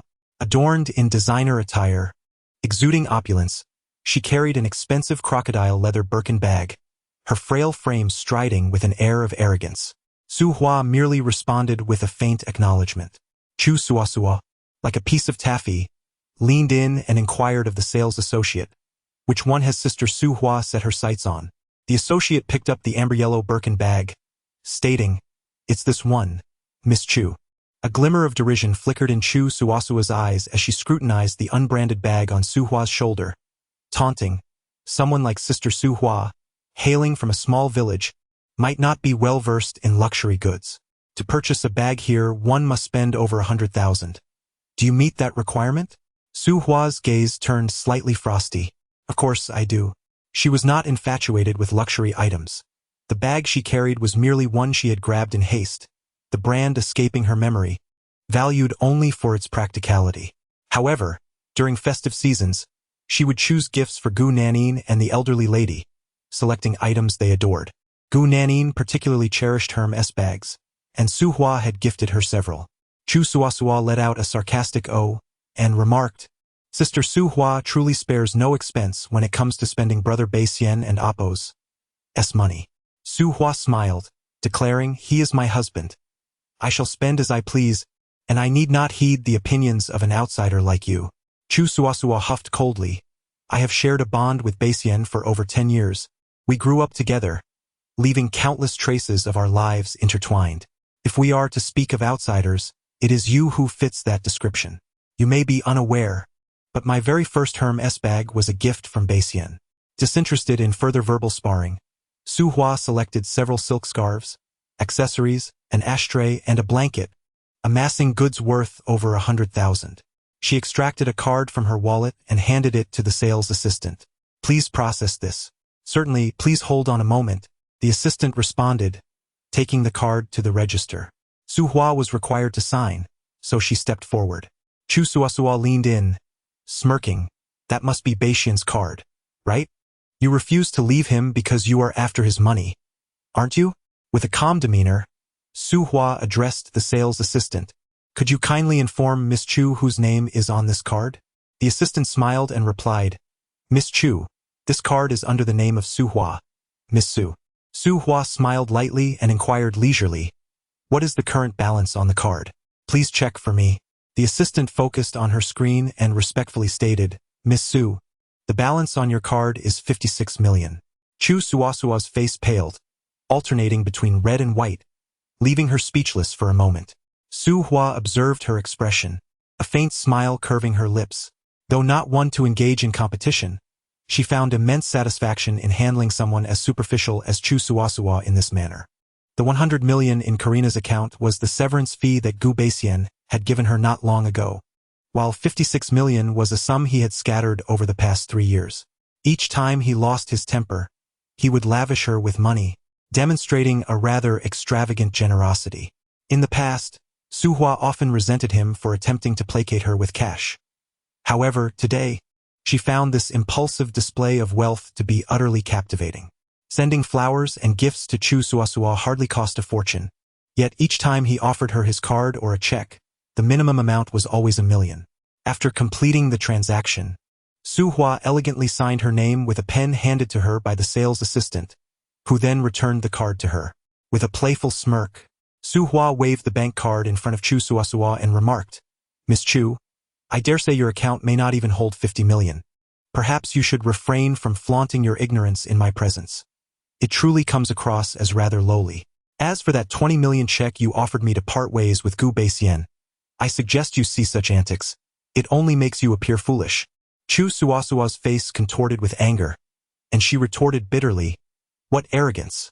If my mother hadn't forcibly taken me abroad 3 years ago, you wouldn't even be in the picture as a mere substitute. Substitute, how amusing. Su Hua's complexion paled, and her fingers dug into her palm. This was a thorn embedded deep within her heart, causing her immense pain with even the slightest touch. Suddenly, a cold voice resonated from behind. Miss Chu may not be aware, but you are the true substitute. Chapter 25.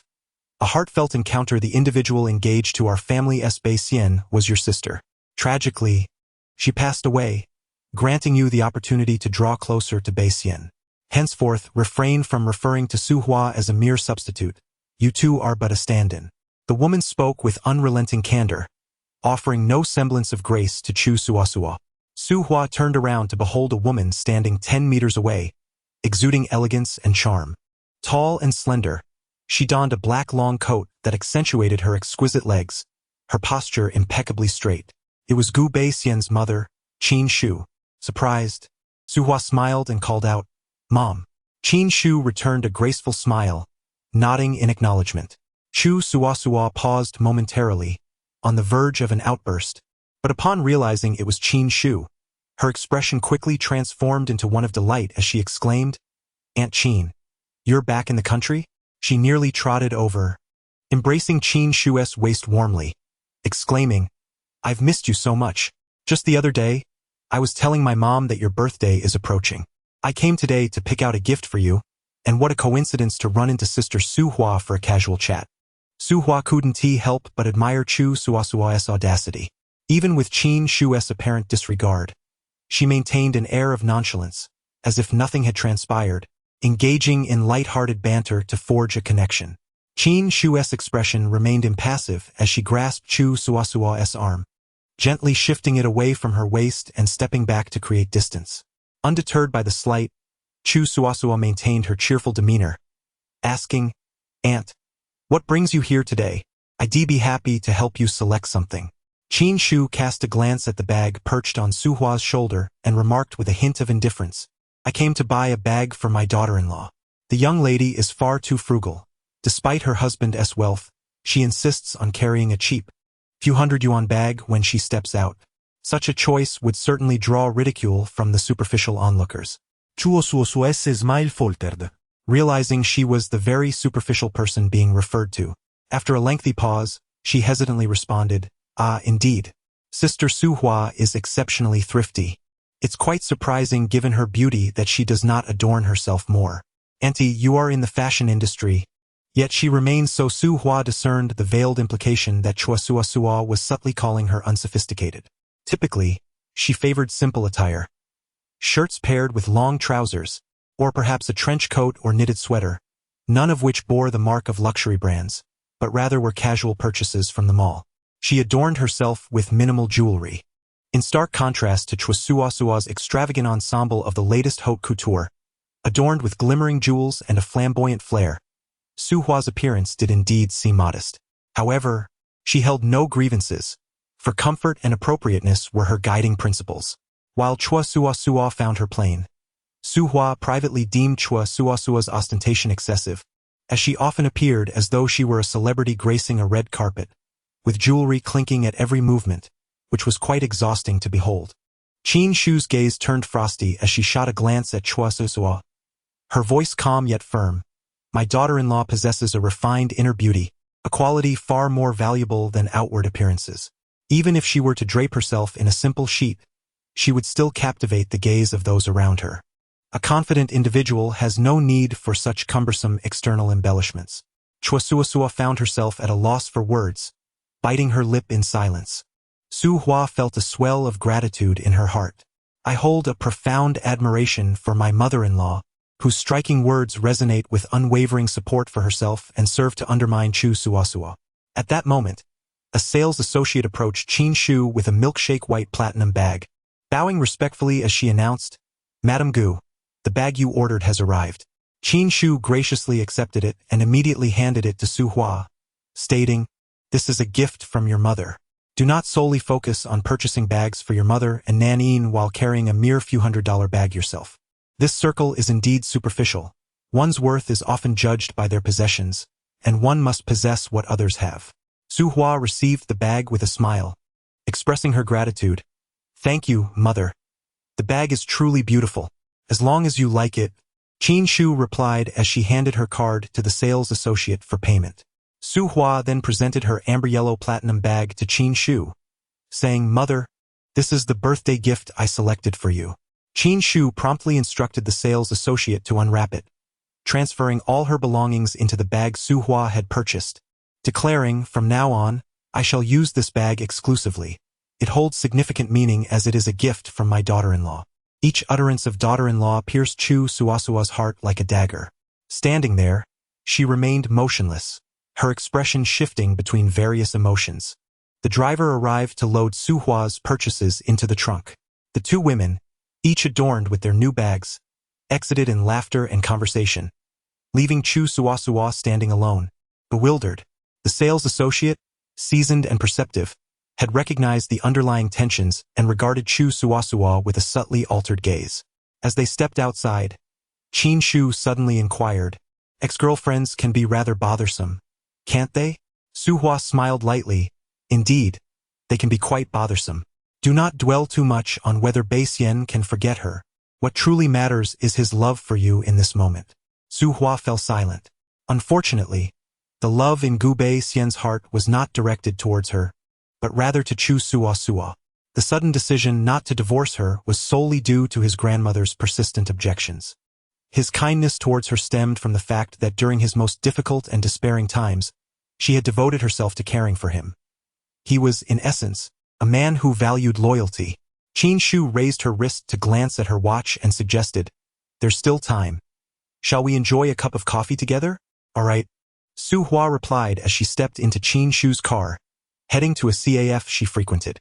Once seated, both ordered a cup of coffee. Qin Shu rested her chin on her left hand, scrutinizing Su Hua. "You must have endured quite the torment during the past 2 years when Bai Xian had such a terrible temper. As the saying goes, there are no filial children by the sickbed. Even I, his own mother, found it hard to tend to him.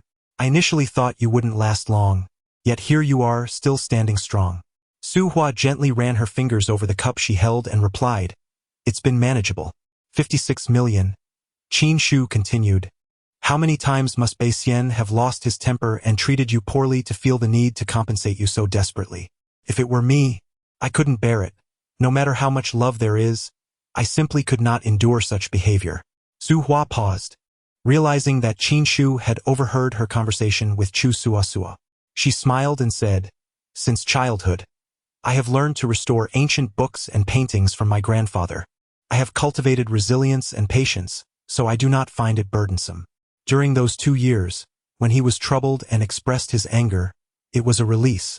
Keeping everything bottled up would only lead to greater distress. You certainly have a knack for considering his feelings." Qin Shu cast a glance at her injured hand, now so vital yet so grievously harmed. "Surely, it must be disheartening, right?" Su Hua lowered her gaze towards the splinted hand, offering a wry smile. "Indeed, feels as though the sky has fallen. It will heal," Qin Shu reassured her. She summoned a server, handing him the car keys with instructions to fetch a gift box from her vehicle S-trunk. Upon retrieving the box, Qin Shu opened it and pushed it towards Su Hua, stating, "This is a design personally crafted by my mother, completed long ago. When my birthday arrives at the end of the month, you shall wear this." She glanced at the simple white shirt adorning Su Hua's form. While simplicity is a virtue, some superficial individuals tend to judge by appearances. We are not without means. We can wear what we desire. Su Hua lowered her lashes to inspect the contents, revealing a deep blue starry dress.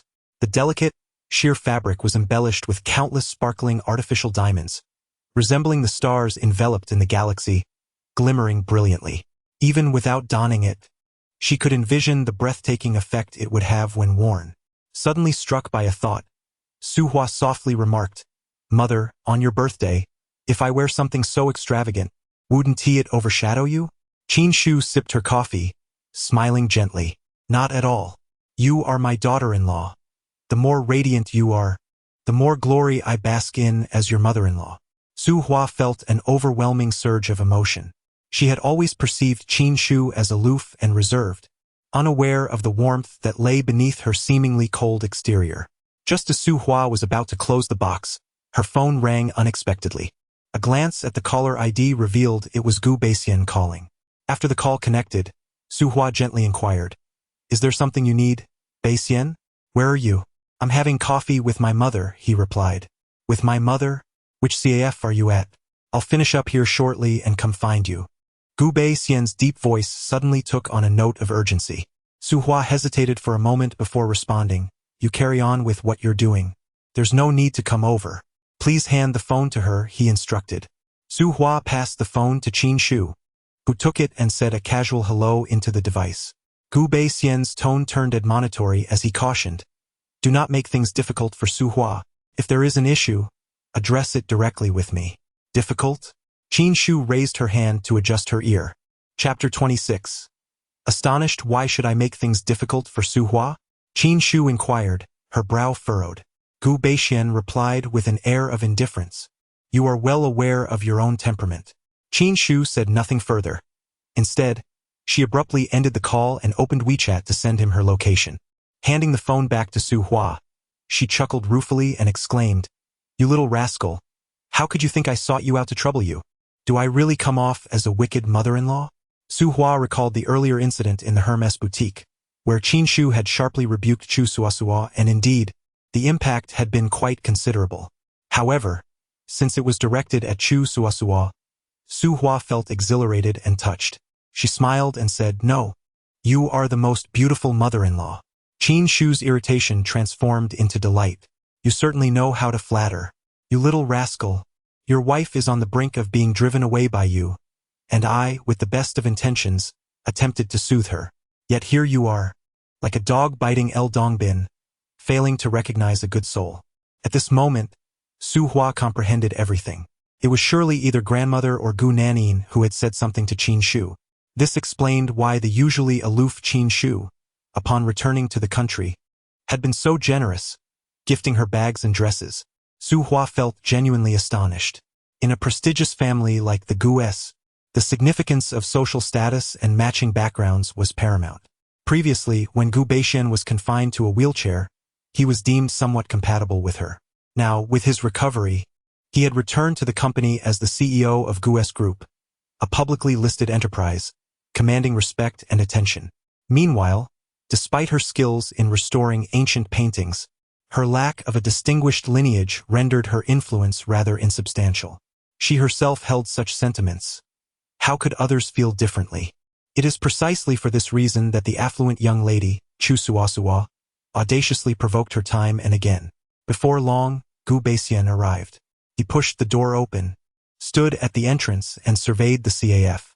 Upon spotting Su Hua, he strode over with long strides, grasped her hand, and pulled her up from her seat. His voice low as he commanded, We are leaving. Su Hua withdrew her hand and looked up at him with a smile, asking, Where are we going? I'm having a delightful conversation with Mom. She gestured towards the bag and gift box on the table. These are all presents from her. Only then did Gu Beixian's expression soften slightly as he inquired. She didn't say anything that made you uncomfortable, did she? Not at all. Mom is very good to me. Gu Beixian raised an eyebrow. You're not deceiving me, are you? Su Hua, perplexed, responded, Why would I lie to you? As long as you're not, he replied, our coffee is finished. Let us go.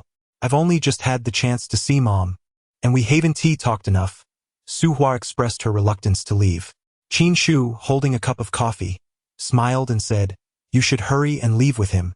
If you don't, he might be cursing me in his heart. Su Hua laughed, he wouldn't dare. Qin Shu shot Gu Beixian a glance, you wouldn't understand. Once a man marries, he forgets his mother. Right now, all he sees is you as his wife, leaving me as merely his mother. What was intended as a complaint only served to amuse Su Hua. Yet, as she laughed, a tinge of sadness crept into her heart.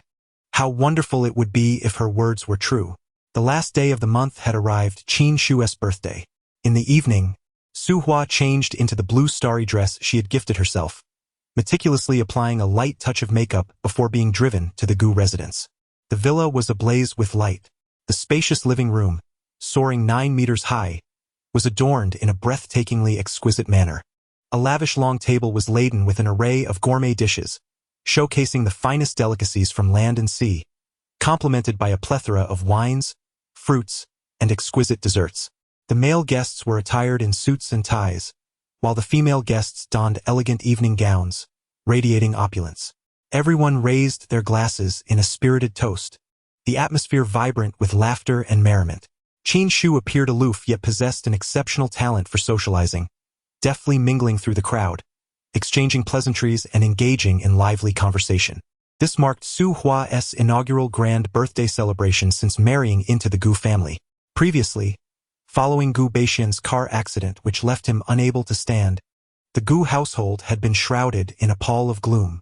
Even the matriarch's birthday was understated, with only the closest family members gathering at the old residence for a simple meal to mark the occasion. As soon as Su Hua entered the room, all eyes turned towards her in unison. Regardless of gender, astonishment flickered in their gazes. Su Hua, naturally beautiful even without makeup, appeared utterly breathtaking with a touch of enhancement. Adorned in her finery, she resembled an ethereal being descended from the heavens. Her alabaster face framed by elegant, arched brows, and her large luminous eyes shimmered with vitality. Her tall, slender figure was elegantly draped in a floor-length, midnight blue gown sprinkled with countless tiny diamonds, resembling a myriad of stars. The interplay of light from the lamps and the starlit gown created a mesmerizing spectacle, exuding an otherworldly aura as she moved gracefully through the room. Qin Shu spotted Su Hua and immediately approached her with warmth, linking their arms and introducing her to the crowd. "Allow me to present my daughter-in-law, Su Hua." The onlookers were taken aback, inquiring, "When did your son get married? Why were we not informed?" Qin Shu smiled. "They have been married for 3 years. The wedding ceremony will be held in due time." A middle-aged lady in a purple evening gown, standing nearby, scrutinized Su Hua from head to toe, exclaiming in admiration, "Such beauty and grace! She must be a distinguished young lady from a prominent family." Su Hua's expression dimmed slightly, just as she was about to respond. Qin Shu gently squeezed her hand and added, "Su Hua is the granddaughter of Su Wanmai, the renowned master of ancient painting restoration, hailing from a scholarly lineage." The lady in purple, unacquainted with the esteemed reputation of Su Wanmai, displayed a subtle shift in her demeanor, responding, "Ah, a scholarly family, that's rather commendable," her tone noticeably lacking enthusiasm. The smiles of the others also transformed into expressions laden with ambiguity. Su Hua, perceptive and sensitive to the undercurrents, felt a twinge of discomfort, though her face remained composed. Qin Shu guided her further inside and whispered softly in her ear, "Do not pay attention to those people. They are all rather mundane, steeped in materialism and ignorance." Su Hua felt a warmth in her heart, smiling brightly at Qin Shu. "Thank you, Mom. I'm perfectly fine." Qin Shu patted her shoulder, relieved. "As long as you are well, please take a seat for a while. Help yourself to anything you wish to eat, and call the servants if you need assistance. Beixian will arrive shortly. I will attend to our guests now." Su Hua slightly inclined her head. "Please go ahead. I shall manage on my own." Once Qin Shu had departed, Su Hua found a spot to sit. Having been married to Gu Beixian for 3 years, she had always maintained a low profile. This was her first exposure to the public eye. Among all those present, with the exception of Qin Shu, she recognized none, which left her feeling somewhat uneasy. Su Hua picked up a glass of juice, sipping it gently while perusing her phone. Suddenly, a mocking female voice emerged from behind her. "Oh, Su Hua has graced us with her presence today. In that little dress, you've transformed from a sparrow to a phoenix. I almost didn't recognize you." The words were piercing. Su Hua felt a slight chill run down her spine and turned to look. Standing not far away was a woman clad in a black evening gown, tall and slender, her age indiscernible due to meticulous grooming. She had an elongated face, high cheekbones, and an expression that hinted at a certain cruelty. This was Gu Beixian's aunt, Gu Fengjiao. Su Hua rose, forcing a smile as she greeted her. "Hello, Aunt." Gu Fengjiao approached, holding a glass of red wine, her high heels clicking on the floor as she scrutinized Su Hua with a sideways glance. "This young lady must have burnt incense for 8 lifetimes to marry my nephew. She has it all: wealth, lineage, beauty, and poise, all remarkable." Su Hua offered a subtle smile, responding with quiet dignity, "Beixian is indeed exceptional, but I am not lacking either." "You may not be lacking, but your family is quite unimpressive," Gu Fengjiao scoffed, taking a sip of her wine. Su Hua endured the slight and replied calmly, "The status of my family is irrelevant. What matters is that Beixian treats me well. Not only does Beixian treat me well, but also my grandfather, grandmother, mother, and Nanine. They all hold me in high regard. Gu Fengjiao was taken aback by Su Hua's seemingly gentle demeanor, for she was anything but meek. With every word Gu Fengjiao uttered, Su Hua retorted with unwavering resolve. Anger surged within Gu Fengjiao. It was evident that their upbringing was admirable, yet she was unworthy of such respect. There was no need to feign superiority. Suddenly, a cold, authoritative male voice pierced through the tension. Su Hua need not embellish herself. She is gold in her own right, more than deserving of my company. At the sound, Su Hua turned around. A tall, stately man approached, clad in a dark suit, his features sharply defined and strikingly handsome, his long legs striding confidently towards her. He halted before them, towering over Gu Fengjiao, and with deliberate enunciation declared, "My woman is not subject to the opinions of an outsider like you." Gu Fengjiao's face turned ashen, unable to utter a single word. "Darling, you've come." Su Hua beamed, lifting her skirt and running towards him. Chapter 27. I cannot do it. Approaching Gu Beixian, Su Hua tilted her small face upwards and smiled at him. He stood tall and upright like a pine tree, illuminated by a halo of lights, his beauty almost surreal.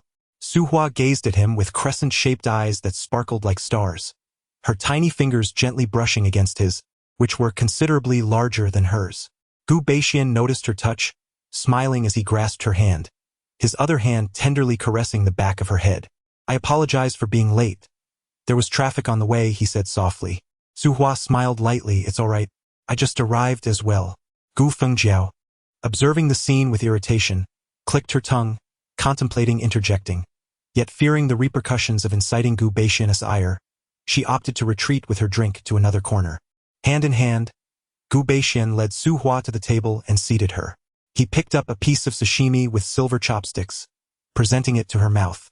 "This is bluefin tuna, just flown in from abroad this morning. It's the finest cut from the belly. Do give it a try." Known as the king of sashimi and the Rolls-Royce among fish, bluefin tuna ranks among the most exquisite culinary delights in the world. Su Hua opened her mouth and savored the piece, slowly chewing.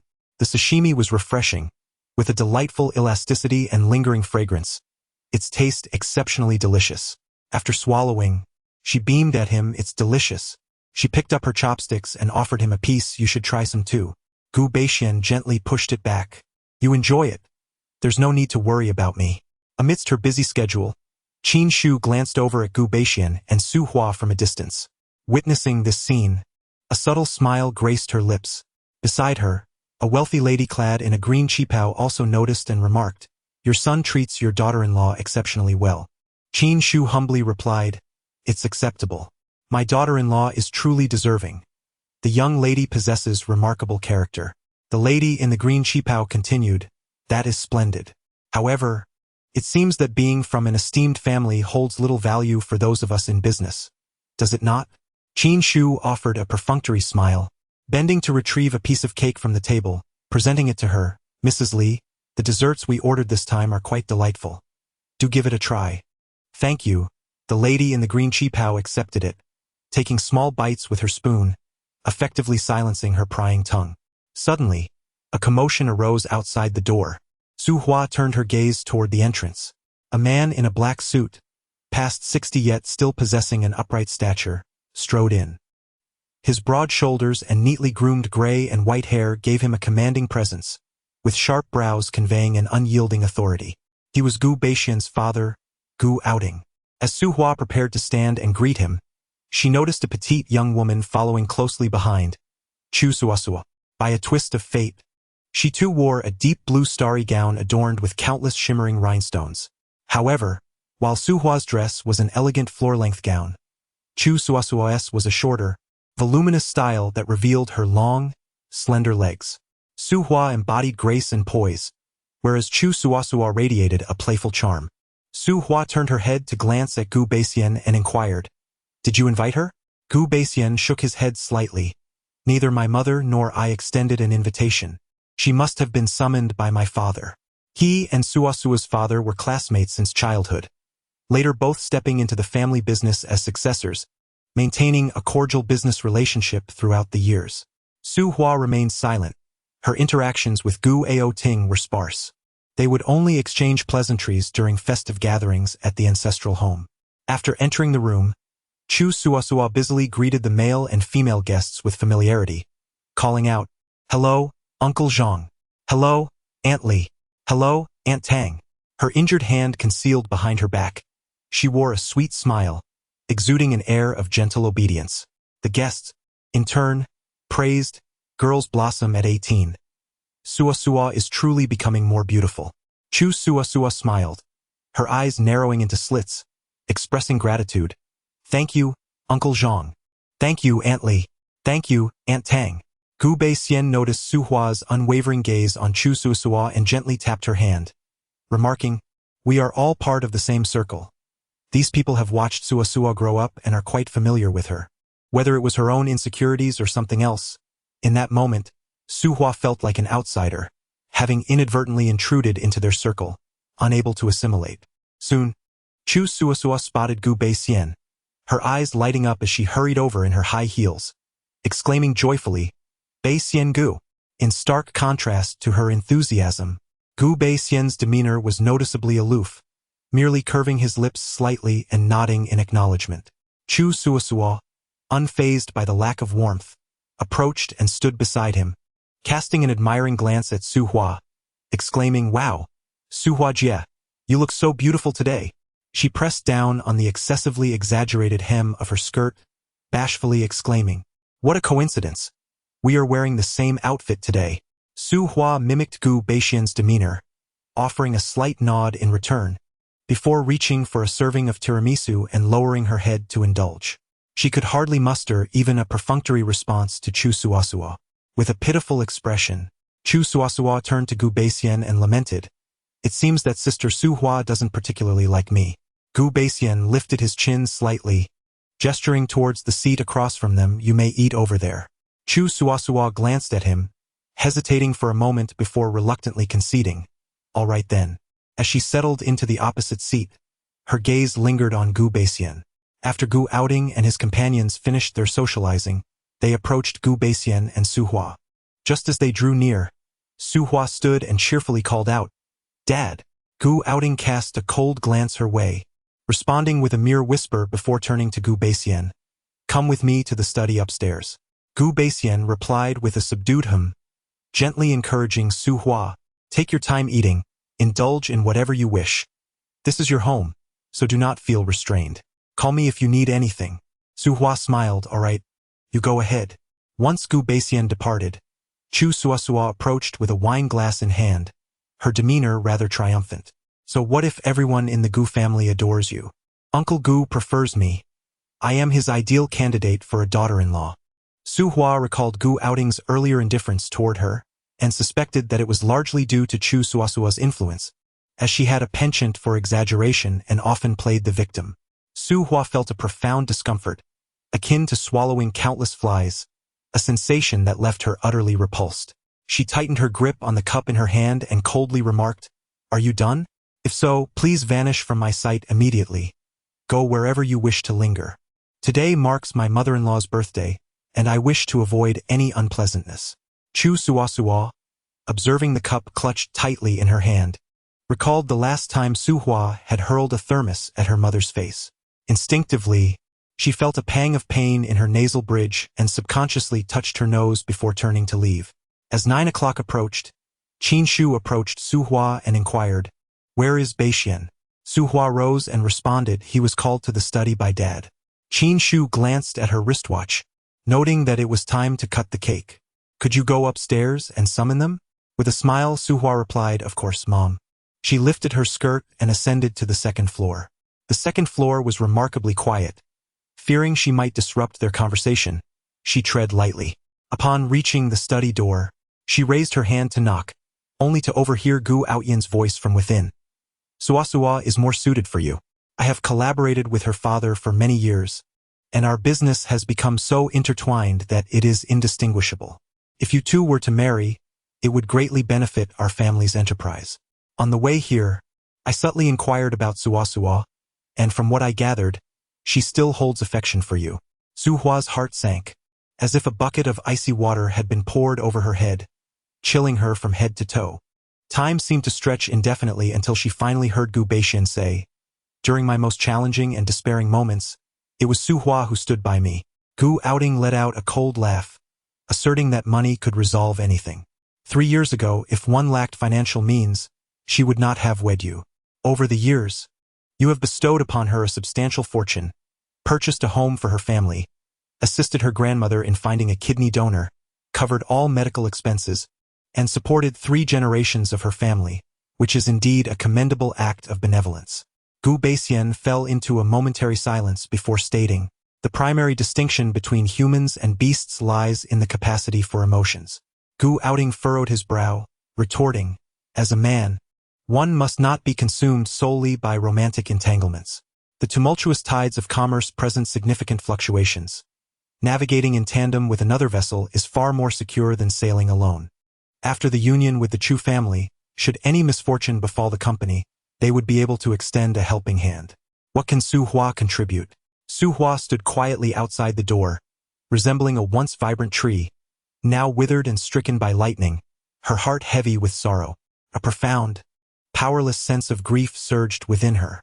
Indeed, as a restorer of ancient paintings, no matter how skillfully she restored them, what assistance could she offer to the Gu Corporation?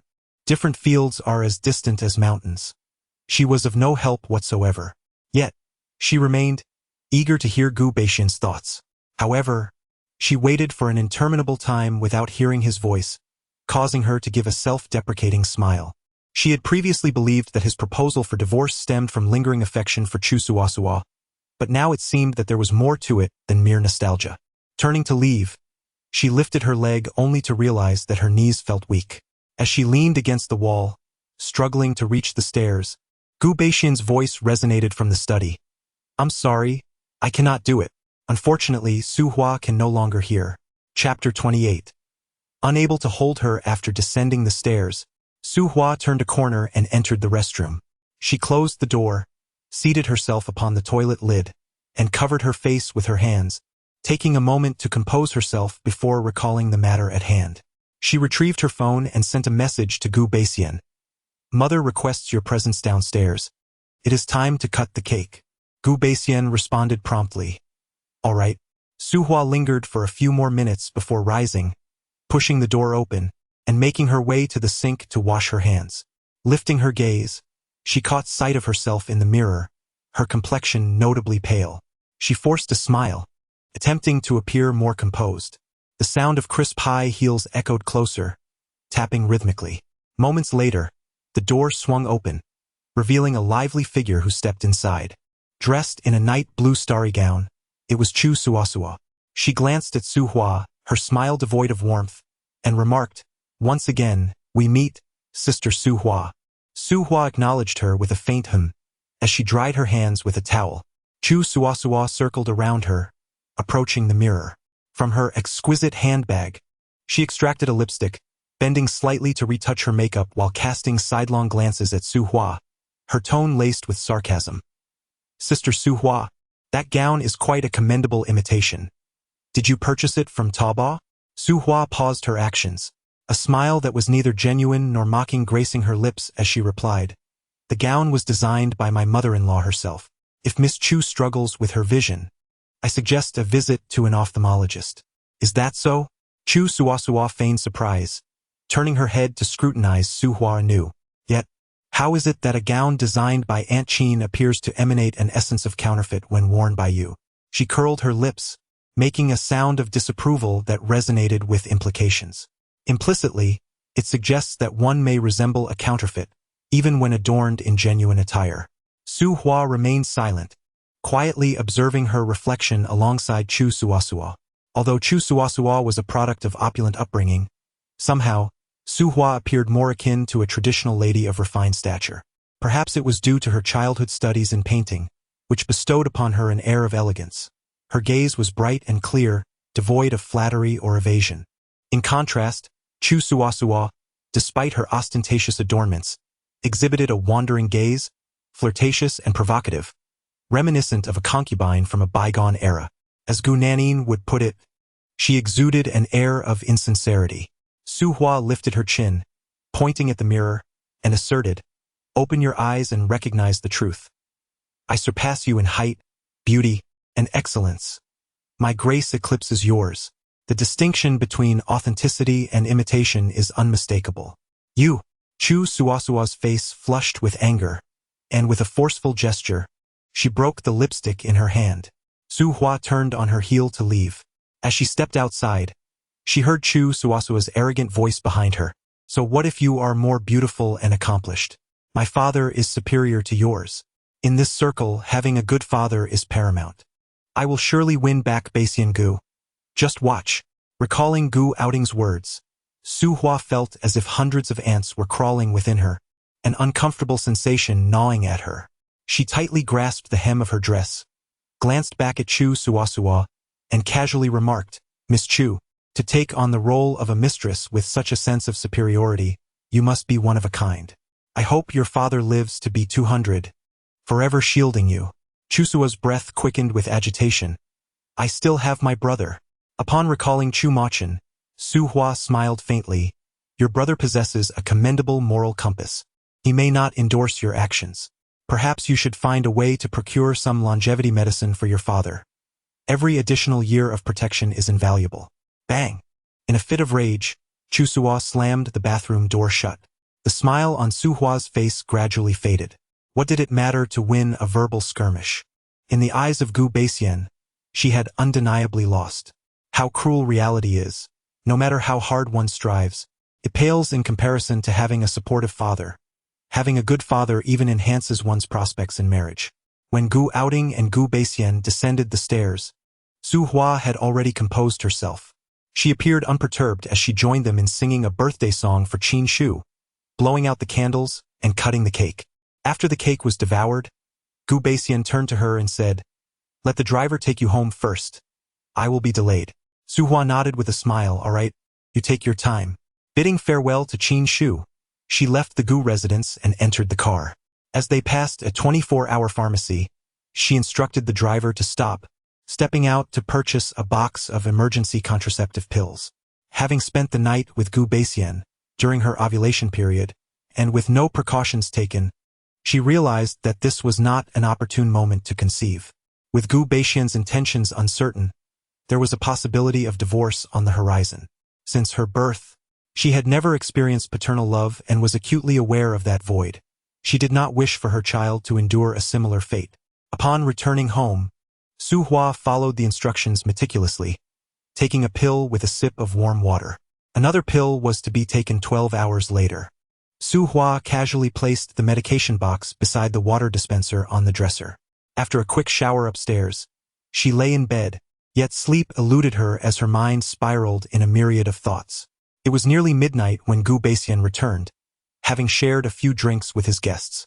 After changing into slippers, he unfastened the buttons of his suit jacket with one hand, removed it, and hung it on the coat rack. He picked up a glass and approached the water dispenser to pour himself some water, but his gaze suddenly hardened upon noticing the contraceptive pills resting on the dresser. He picked them up for inspection. Indeed, they were contraceptives, with one remaining, as the other had already been consumed by Su Hua. She did not wish to bear his child. Gu Baixian's expression gradually turned icy as he reached for his phone and dialed Xiao Yi's number. Before long, a languid male voice echoed from the device. Bro, what's the matter at this late hour?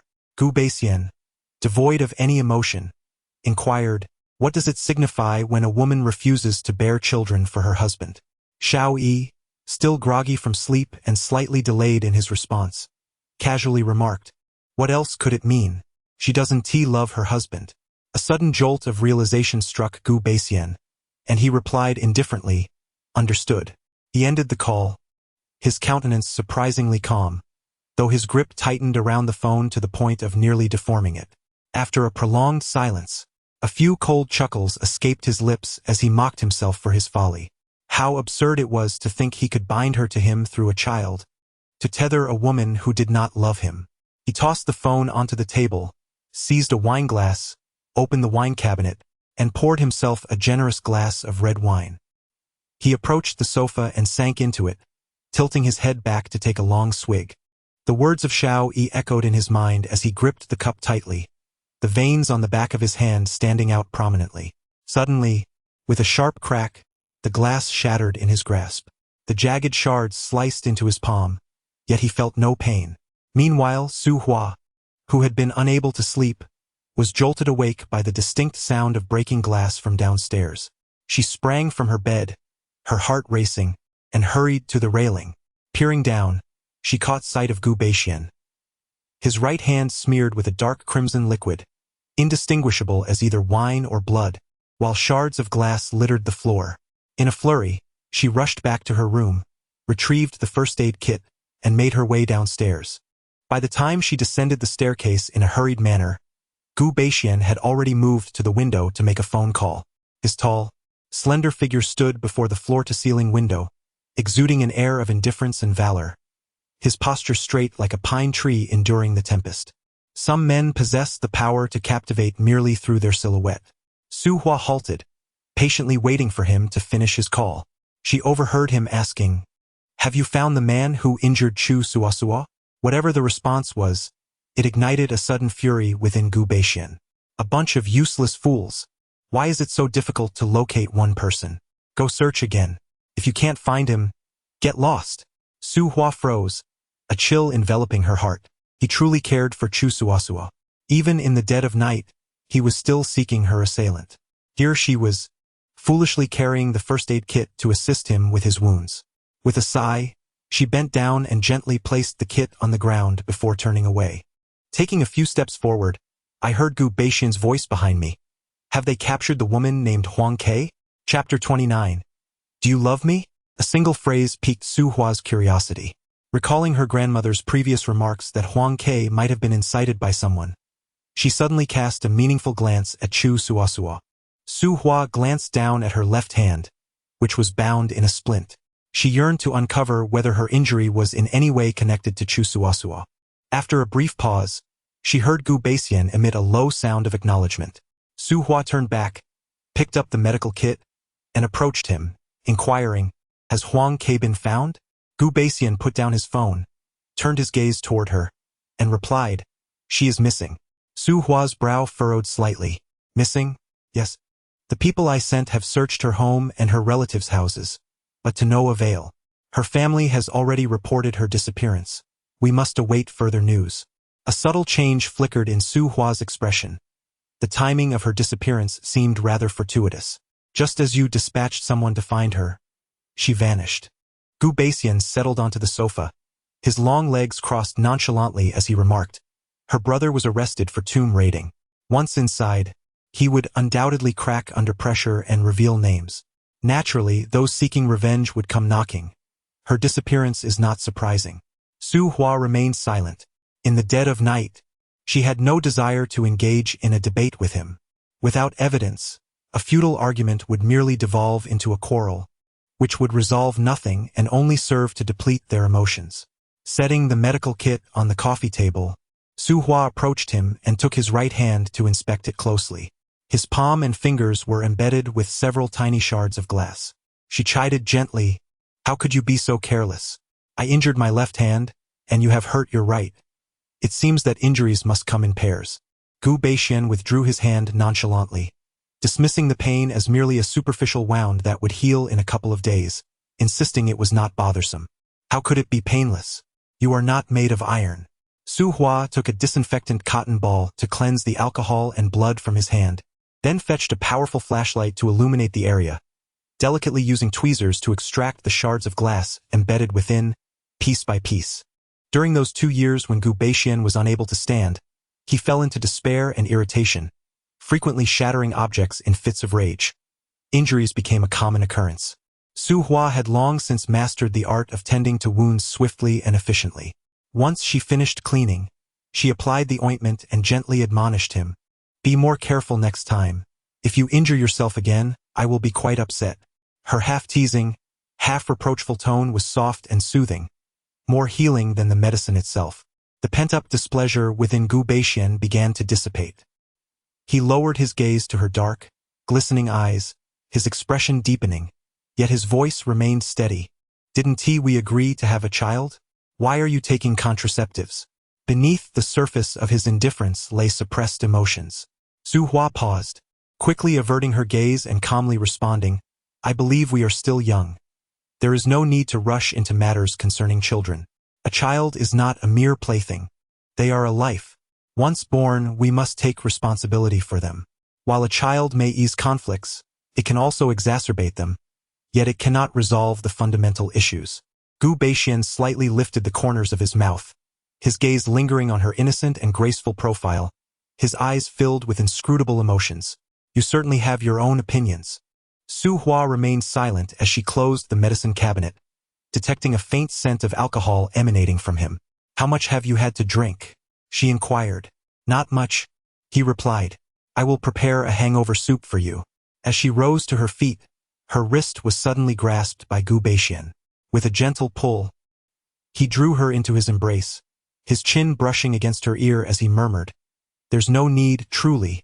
I've hardly drunk anything. Your hand is injured. Do not exert yourself. Held in his arms, Su Hua felt her back pressed against his broad chest, the rapid rhythm of his heartbeat resonating against her. Under normal circumstances, this sensation would evoke warmth, quickening her pulse and igniting a heat within her. However, at this moment, her heart was a tumult of emotions. After a brief silence, she said, It's getting late. You should wash up and rest. All right, Gu Baixian acquiesced, releasing her as he stood. The two ascended the stairs, arriving at the bathroom. Su Hua assisted him in unfastening his wristwatch and the buttons of his shirt, loosening his belt, and inquired, Shall I help you wash? There's no need. My left hand is still functional. A quick rinse will suffice. Very well. Su Hua stepped into the shower area, adjusting the water temperature before retreating to allow Gu Baixian to bathe. As her gaze briefly traversed his figure, a faint blush crept across her cheeks. She moved to the sink, preparing toothpaste for him. Instead of returning to her room, she lingered quietly by the door, a habit she had cultivated over the past 2 years. Once the sound of water ceased in the bathroom, she entered, retrieving a towel to assist Gu Baixian in drying off. He handled the front himself while she attended to his back, reaching the areas he could not. Gazing at his robust physique, the elegant contours of his muscles, and the striking strength of his back, a wave of emotion washed over her. In the past, she had watched him languish in a wheelchair, yearning for the day he would rise again. Yet now that he stood, his aunt and father deemed her unworthy of him. Those who prided themselves on their high society truly prioritized profit over affection, placing self-interest above all else. After finishing, Gu Baixian donned a robe. As he tied the sash, she used her right hand while he employed his left. Each grasped an end of the robe, and together, they effortlessly formed a knot, a seamless collaboration. With a gentle smile, Gu Baixian inquired, What do we call this? After a moment's contemplation, Su Hua tilted her head to look at him, her eyes sparkling as she replied, Mutual support? Gu Baixian appeared to ponder this, responding slowly, Indeed, mutual support. His gaze fell to her crescent-shaped brows, and he asked, If 3 years ago I had been without wealth, would you have married me? A sudden jolt coursed through Su Hua. This echoed the words Gu Outing had spoken to him earlier that evening, and an ominous premonition began to creep into her heart. She feigned a light-hearted tone as she countered, Why pose such an inconsequential question? It is rather meaningless. Let us change it then. If I were to become penniless now, would you leave me? Su Hua pondered seriously before responding, But I have money. I would support you. Gu Baixian raised an eyebrow ever so slightly. And how much do you possess? 156 million. He chuckled, feigning astonishment. How did you accumulate such wealth? Have you not spent the money I've given you over the years? I hardly spend any money at all. As for my grandmother's medical expenses, you regularly send someone to take care of that. Regarding living expenses, she receives a pension each month, and my mother does as well. Every time I offer money to my mother, she adamantly refuses, insisting that I save it for myself. My daily expenses for food and drink are all covered by you. For clothing and cosmetics, I can simply use the shopping card you provided. Gu Baixian gently tousled her hair, remarking that our little Huazhua is indeed a master of frugality. Su Hua beamed even more sweetly, saying that not only can she save money, but she can also earn it. Once my hand is healed, I will return to work. You may not be aware, but I earn quite a bit from restoring ancient paintings. By the way, in our line of work, we can also find hidden gems to profit from. The pieces I have copied were once attributed to my grandfather and sold for as much as 500,000 at an auction in Port City. If you ever find yourself short on funds, I can always produce more artwork. Gu Baixian's smile deepened as he praised her, saying, "Our little Huazhua is truly remarkable." Su Hua couldn't help but boast a little more, adding, "I also have a knack for making money. Just the other day, I secured a 3-year fixed deposit of 150 million, negotiating an 8% interest rate on a large certificate of deposit. In 3 years, the interest alone will amount to over 30 million. She cupped his face in her hands and sweetly declared, "Darling, even if you were to run out of money, I could still take excellent care of you." Gu Baixian's dark eyes lit up, as if sprinkled with starlight, and he pulled her into his embrace, tenderly kissing her hair before softly asking, "Why are you so good to me?" "Because you are so good to our entire family," she replied. Gu Baixian's gaze dimmed slightly, questioning if that was truly the only reason. Su Hua found him somewhat pretentious tonight and laughed. "How do you want me to respond?" Gu Baixian gazed at her shadow cast upon the ground, his eyes growing increasingly profound. After a prolonged silence, he finally spoke. "Do you love me?" Su Hua abruptly came to her senses, her smile frozen in place. Love was indeed present, yet at such a moment, what significance did it hold? A marriage teetering on the brink could hardly withstand the weight of reality, no matter how deep the affection. She was skeptical that a mere declaration of love could instigate any change. Ultimately, he would still heed his father's wishes. After a long pause, Su Hua managed a faint smile, gently extricating herself from his embrace. Rising on her toes, she softly kissed his chin and said tenderly, "Let me dry your hair. It's time for bed." She turned, retrieving the hairdryer from the cabinet, and instructed him to sit down as she expertly began to dry his hair.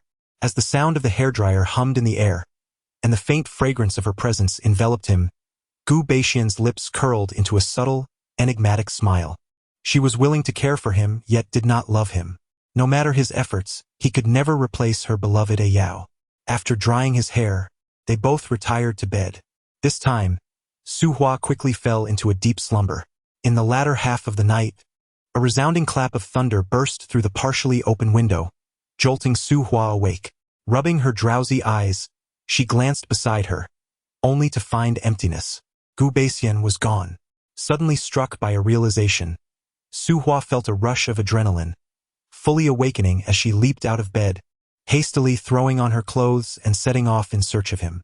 Chapter 30.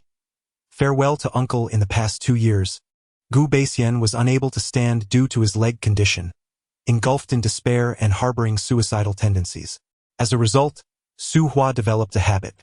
Regardless of day or night, whenever he vanished, she was consumed with worry for his well-being and would tirelessly search for him until she found him, only then feeling a sense of relief.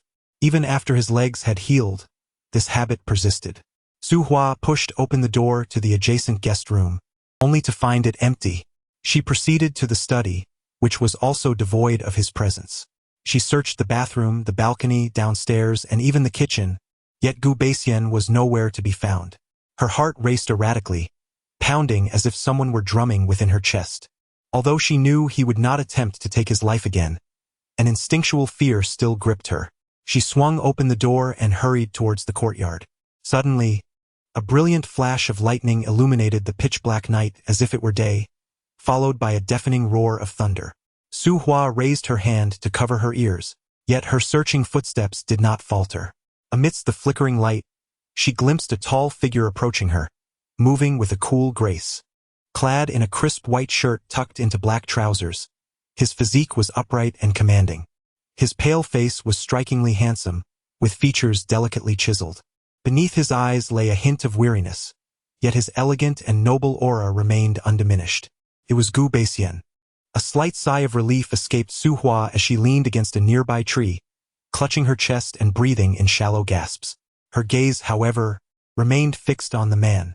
Upon noticing Su Hua, Gu Baixian quickened his pace and approached her. He grasped her hand, his cool palm enveloping her fingers completely, and inquired, "What are you doing out here?" Su Hua scrutinized him from head to toe, relieved to find him unharmed. her anxious heart finally settling back into her chest. With a hint of trepidation, she asked, "Where did you go in the dead of night?" Her voice trembled slightly, betraying her breathlessness. Gu Baixian gazed at her, his eyes reflecting a subtle shift in emotion as he replied softly, "I stepped out for a smoke. It thundered, and I feared you might be frightened, so I returned." With that, he took her hand and led her inside. Just as they reached the doorway, rain began to pour, splattering the ground with a pungent scent of mud. The downpour was so sudden and fierce, it resembled summer rain rather than the gentle spring drizzle. Upon entering the house, Su Hua caught a whiff of the strong odor of smoke clinging to him and chided, "Didn't you quit smoking long ago? Why did you sneak a smoke again? You're being naughty." Her tone was a mix of playful reproach, akin to scolding a child. This elicited a smile from Gu Baixian, who promised, "I won't smoke next time." However, he had made such promises before, only to break them again. Su Hua felt a flicker of irritation.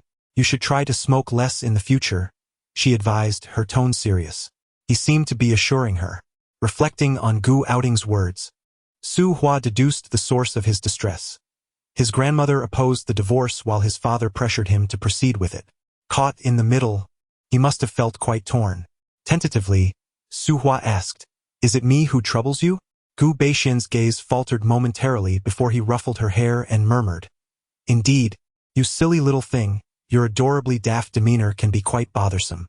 This exchange carried a playful undertone, reminiscent of flirtation. Su Hua initially felt a twinge of melancholy, but his playful remark about being a little fool elicited a soft laugh from her. She cast him a gentle glance and retorted, "You are the little fool." A hint of mirth danced in Gu Baixian's eyes as he replied, "Do not come looking for me next time. I shall be fine." Su Hua replied softly, "I have grown accustomed to it." Gu Baixian paused, tightening his grip on her hand, and for a long while he did not let go. As they exchanged their slippers and ascended the stairs side by side, Su Hua remarked, "You've been smoking. Go brush your teeth." "I did so earlier this evening," he countered. With a gentle nudge of her shoulder, she urged him, "Go brush anyway." Gu Baixian chuckled, grasping her shoulder, "You seem a bit different from before." "What has changed?" she inquired. "You've become more affectionate and your words flow more freely than they used to." Su Hua smiled. "Don't all men enjoy being a bit spoiled?" Gu Baixian's lips curled into a smile. "That is indeed true." He released her and stepped into the bathroom, with Su Hua following closely behind. Noting his injured right hand, she helped him squeeze the toothpaste. Gu Baixian picked up his toothbrush with his left hand and began to brush his teeth in front of the mirror. Perhaps the evening evokes a certain emotional sensitivity. As Su Hua reflected on the days spent together, now becoming fewer, her heart felt a pang of sorrow. Unable to restrain herself, she wrapped her arms around his waist from behind, resting her head against his back. Though she said nothing, her heart brimmed with reluctance. To be fair, aside from the annoyance of having Chu Suasua around, he was truly commendable. After finishing brushing his teeth and rinsing his mouth, Gu Baixian took her hand and said, "Su Hua, you seem rather clingy lately." Su Hua raised an eyebrow, questioning whether she annoyed him. He chuckled, taking her hand and leading her toward the bedroom.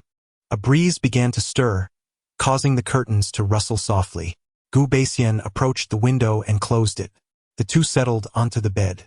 Suddenly, a resounding clap of spring thunder echoed, louder and more deafening than the previous two. Su Hua instinctively shivered. Gu Baixian embraced her, gently covering her ears with his hands, placing a tender kiss on her forehead.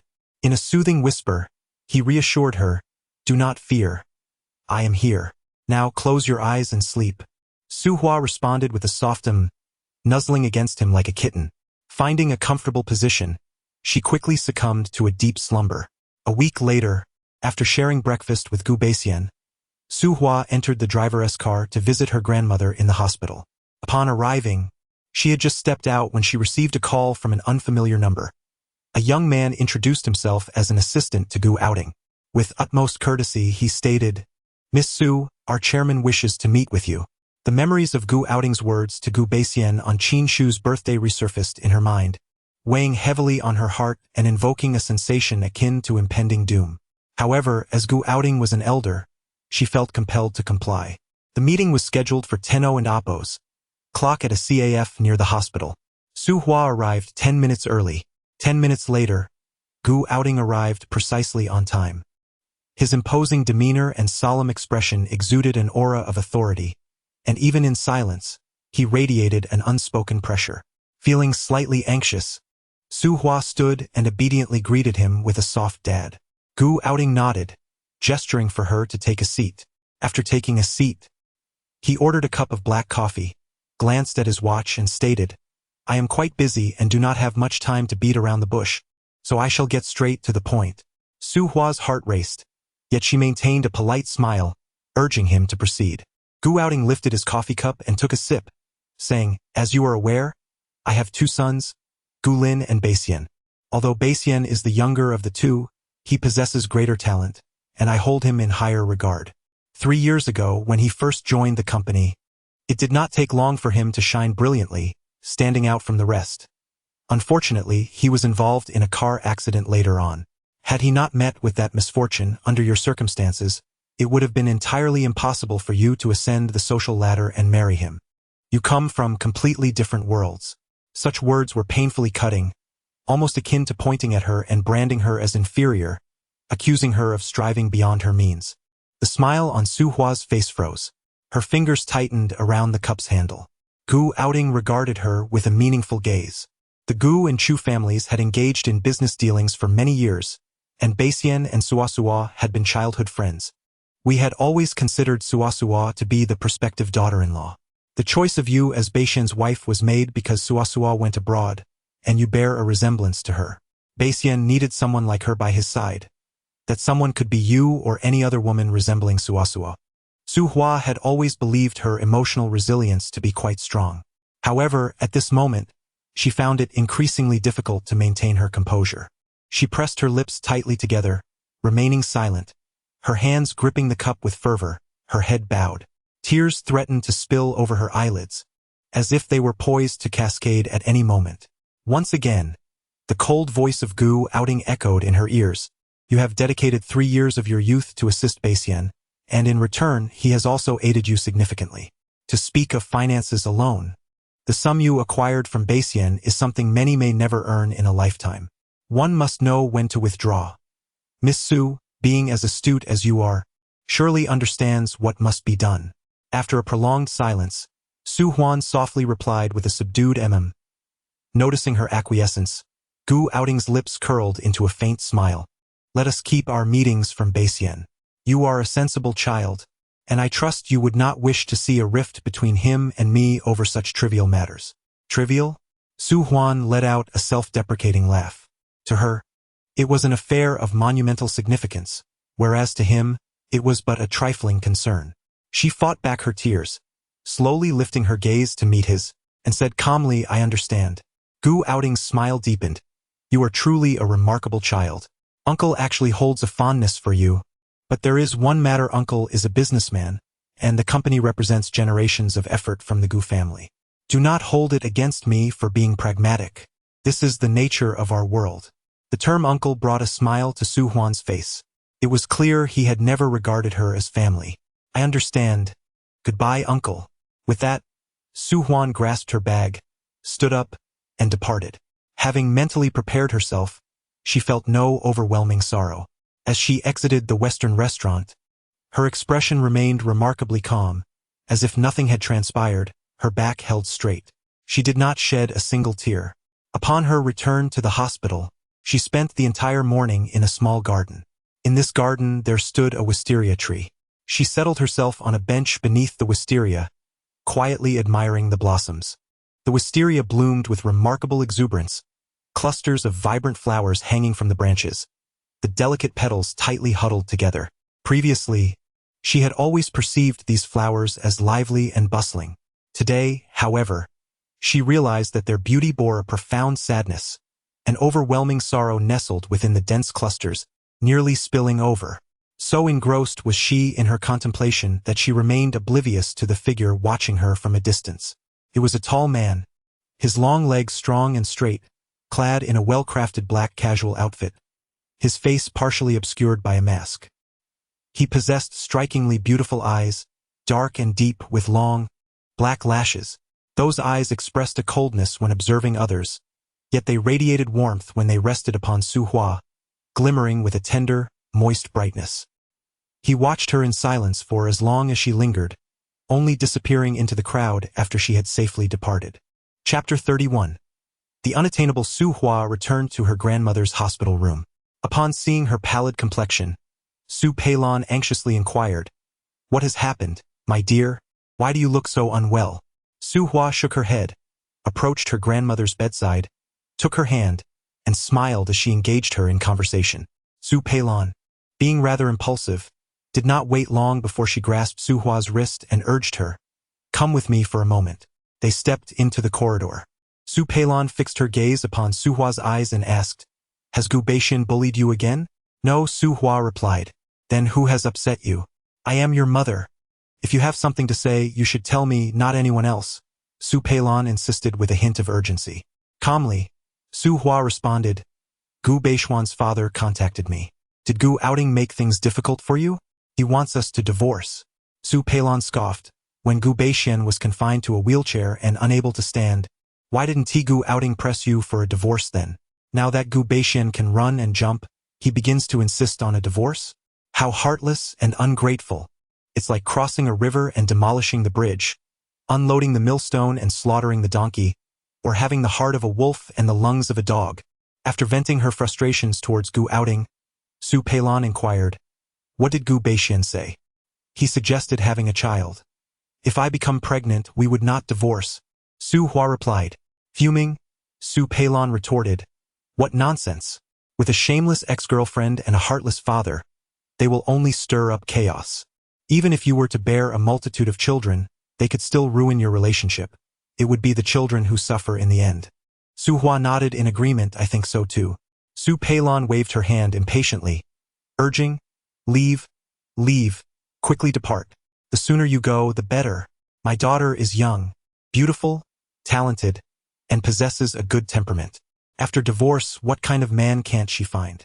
Su Huan felt a lump in her throat, leaning onto her shoulder, tears streaming down uncontrollably. Sometimes, crying serves as a release, a way to unburden emotions. Once expressed, the sorrow seems less overwhelming. Su Peilon gently patted her back, her throat tight, saying, "It's all my fault for being ineffectual. I've let you suffer. We, from humble beginnings, cannot aspire to their kind of family." Just as Su Huan was about to respond, her phone suddenly rang. She retrieved it from her pocket and saw it was a call from Gu Beixian. Wiping her eyes, she answered, "Hello?" Gu Beixian said, "Your splint will be removed tomorrow. I've scheduled an appointment with Dr. Bai for you at 10:30 in the morning. Don't forget." Su Huan replied politely yet distantly, "Thank you." Sensing something was amiss in her tone, Gu Beixian paused before asking, "What is wrong?" Su Huan bit her lip and explained, "I want to spend more time with my grandmother lately, so I won't be returning home tonight. I'll stay at my mother's, as it's closer to the hospital. Please help me gather my medical card and personal belongings and send someone to deliver them." Gu Beixian was silent for a moment before agreeing, "All right, I'll find time to bring them over. Thank you." That evening, Gu Beixian delivered Su Huan's medical card and some essential items, holding a container of rib soup in his hand. He handed the soup to Su Hua, which had been prepared by Aunt Lu, urging her to drink more for the sake of her healing bones. Su Hua accepted it with a murmured thanks, placing the soup on the table before awkwardly suggesting, "You should return. The company requires your attention." Gu Beixian's brow furrowed slightly, though barely perceptibly. "I have finished work," he replied. "You ought to rest well and be prepared for tomorrow." His deep, dark eyes fixed on her with a tranquil intensity, leaving her in silence for a moment. After he departed, Su Hua opened the thermos and divided the rib soup into 3 portions to share with her grandmother and mother. The soup was exceptionally flavorful, enhanced with cordyceps and goji berries. Su Hua sipped it delicately, while Su Peilon merely stared at her bowl, letting out a heavy sigh. The following morning at 10, while waiting outside the radiology department for her x-ray, Su Hua was once again visited by Gu Beixian. Clad in formal attire with a tie, he appeared rushed, documents in hand, and his phone ringing incessantly, clearly having carved out time from his busy schedule. Once he finished his call, Su Hua remarked, "If you are so busy, there's no need for you to come. It's just a matter of removing a splint. I can manage it myself." Gu Beixian placed his phone and documents into his briefcase and replied coolly, "One must see tasks through to completion." The word completion inexplicably tugged at Su Hua's heart. After the splint was removed, the doctor provided numerous precautions, including instructions for rehabilitation. Gu Beixian recorded the information on his phone and sent it to Su Hua. The two then returned to her grandmother's hospital room, where Shen Huai was conducting a physical examination on her grandmother. Su Peilon stood beside him, chatting and laughing. Upon noticing Gu Beixian approaching, she deliberately raised her voice and inquired, "Dr. Shen, do you have a girlfriend?" Shen Huai cast a glance at Su Huan and replied, "No." Intrigued, Su Peilon continued, "What do you think of our little Huan? She has excelled academically since childhood, skipping several grades and graduating from university at 19. She is kind-hearted, has a pleasant temperament, and possesses remarkable skills in restoring ancient paintings, as you well know." Shen Huai smiled. Indeed, Su Huan was truly exceptional. With a sideways glance at Gu Beixian, Su Peilon encouraged Shen Huai, "If you are interested in our little Huan, do not hesitate to pursue her. Though she may appear quiet on the surface, she is quite approachable." Shen Huai straightened up, removed his mask, and looked at Su Huan with a warm smile, saying, "That would be wonderful. I could not wish for more." Meanwhile, Gu Beixian stood silently, his expression shifting to an indescribable coldness, a faint smirk gracing his lips as he observed the banter between Shen Huai and Su Peilon. Su Peilon, with a provocative glance at him, remarked to Su Huan, "Little Huan, I genuinely think Dr. Shen is quite remarkable, handsome, amiable, and the deputy manager at your establishment. You two should have much in common." Su Huan furrowed her brow, interjecting, "Mom, perhaps you should say a little less." To which Su Peilon retorted, "Why should I refrain? When the mountain does not move, the water shifts. A three-legged toad is hard to find, but two-legged men are everywhere." Gu Beixian remained silent, placing the medical record and appointment card decisively on the table before turning to leave. Su Huan followed him outside. At first, Gu Beixian walked swiftly, prompting Su Hua to jog in order to keep up. As they approached the elevator, he deliberately slowed his pace, seemingly waiting for her. Once inside, silence enveloped them amidst the throng of people, jostling for space. Gu Beixian grasped the fabric on Su Hua's shoulder, pulling her protectively behind him. Upon reaching the ground floor, they exited the elevator in quietude. The unexpected chill of early spring air made Su Hua shiver involuntarily. Gu Beixian, with a single hand, unfastened his suit button and draped the garment over her shoulders. As she raised her hand to remove it, he firmly pressed down on her shoulder, preventing her from doing so, and leaned in to fasten the button for her. His movements were somewhat forceful, his handsome face shadowed with a brooding intensity. Once he finished, he turned to leave. Su Hua quickened her pace to catch up with him. It was not until they reached the parking lot that he halted, towering over her as he coldly remarked, "Is your reluctance to return home merely a convenience for developing your relationship with Shen Huai?" Su Hua cast him a resentful glance, her eyes betraying her hurt. Gu Beixian hesitated for a moment before apologizing. "I was a bit impulsive just now." Su Hua bit her lip, remaining silent.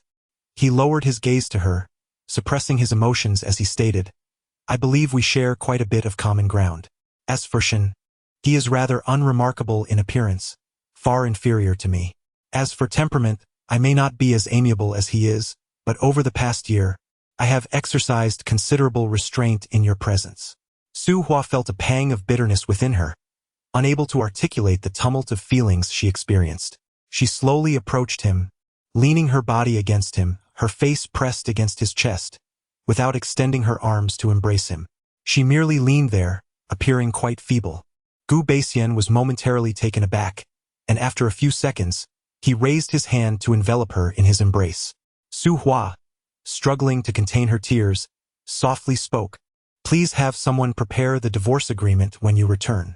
You had the property notarized before our marriage, and you have already given me the settlement, so preparing the divorce agreement should be quite straightforward." Gu Beixian's gaze hardened, and he suddenly tightened his hold on her, making it difficult for her to breathe. After a long pause, he inquired, Has my father contacted you? Chapter 32. The veteran takes action. A sudden jolt coursed through Su Hua's heart. She had not anticipated that Gu Beixian would deduce the truth so swiftly. Recalling Gu Outing's warning not to let him know, lest it affect their father-son relationship, she feigned nonchalance and remarked, "You mentioned divorce long ago. I have expressed my inability to tolerate Chu Suasua." Gu Beixian's fingers traced her spine tenderly as he lied. "I have been consciously maintaining my distance from her recently." Su Hua's lips curled into a smile, yet her eyes lacked mirth as she replied, "You two are childhood sweethearts, perfectly matched. I am merely a paid caretaker, and now that your leg has healed, it is time for me to depart." Her self-deprecating words caused a sudden heaviness in Gu Beixian's heart, prompting him to embrace her even tighter. He stood tall, as straight as a pine tree, with chiseled features that exuded an air of heroism. Despite his imposing presence, he softly murmured above her, "I have never regarded you as a mere caretaker, truly. You are my legitimate wife, and I have always held you in high esteem." A sharp pang of bitterness surged within Su Hua, yet she managed to smile as she retorted, "You were the one who initially proposed divorce, and now you linger without finality. I cannot fathom the minds of men. What do you perceive me as? Summoning and dismissing me at will, yet claiming to respect me. What kind of respect is that?" She was accustomed to gentleness and rarely spoke so harshly. Gu Beixian fell silent for a moment. "I propose divorce because of you. Let it be. Let it be." Su Hua hastily interrupted, fearing she might soften. Better to endure a brief pain than a prolonged suffering. An early divorce would bring clarity. This indecisive state, akin to a dull knife slicing flesh, is far too tormenting. Gu Beixian gradually released her, lowering his gaze to scrutinize her pale visage. His voice, deep and resonant, articulated, "Grandmother would not agree." Su Hua turned her head aside, unable to meet his eyes directly. "As for grandmother, I shall accompany you to persuade her this weekend." Gu Beixian tenderly kissed her forehead and held her in a warm embrace for a considerable while before softly replying, "All right." The word "all right" fell like a stone into the heart of a tranquil lake, sending ripples of emotion through Su Hua's soul. Instead of feeling relieved, she was overwhelmed with a myriad of sentiments. Struggling free from his embrace, she raised her hand to unbutton the suit, intending to return it to him. Gu Beixian gently grasped her hand, insisting, "You should wear it. The air conditioning is on in the car." Su Hua paused in her task of unfastening the buttons. Gu Beixian carefully tucked her wind-tousled hair behind her ears, his gaze profound as he urged, "Take good care of yourself." A wave of emotion surged within Su Hua, and she replied, "You too. Keep your right hand dry to avoid infection, smoke and drink less, and remember to eat on time." Gu Beixian nodded. "Let us head back. The wind is strong." Su Hua forced a smile. "All right." Gu Beixian opened the car door and settled inside. Only after the vehicle had vanished from sight did Su Hua turn to retrace her steps. Her fingers caressed his buttons, smiling outwardly while her heart ached profoundly. That overwhelming sense of powerlessness washed over her once more. Since childhood, her grandfather had instilled in her the belief that with effort, success is inevitable. Yet, the vast chasm of their social statuses was an insurmountable barrier that her diligence could not bridge. Different circles need not forcibly merge. Upon returning to the ward, Su Peilon had stepped out for a moment. Shen Huai remained. Su Hua looked at him with a hint of curiosity and politely inquired, "My grandmother's attending physician is an elderly gentleman by the surname Chiu. Why has it changed to you?" Shen Huai tucked his pen into the pocket of his white coat and smiled slightly. "Dr. Chiu has been feeling unwell these past few days, so I am here to cover for him." Su Hua nodded and remarked, "My mother was joking earlier. Please do not take it to heart." Shen Huai lifted the corners of his lips, seemingly about to say something, but ultimately replied with a simple acknowledgement.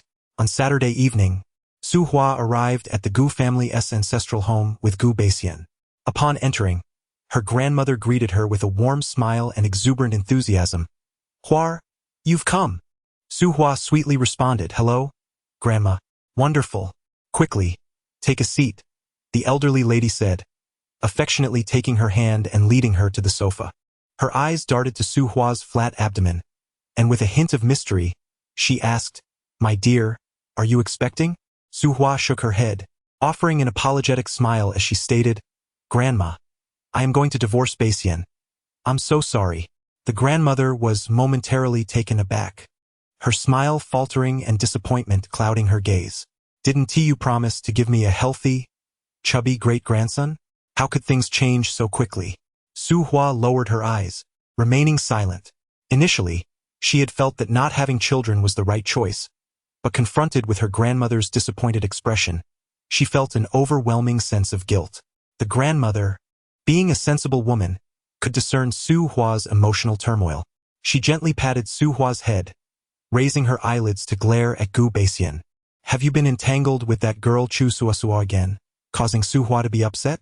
Gu Basien slightly lifted the corners of his lips, his expression remaining calm as he replied, My relationship with Su Hua has been quite good lately.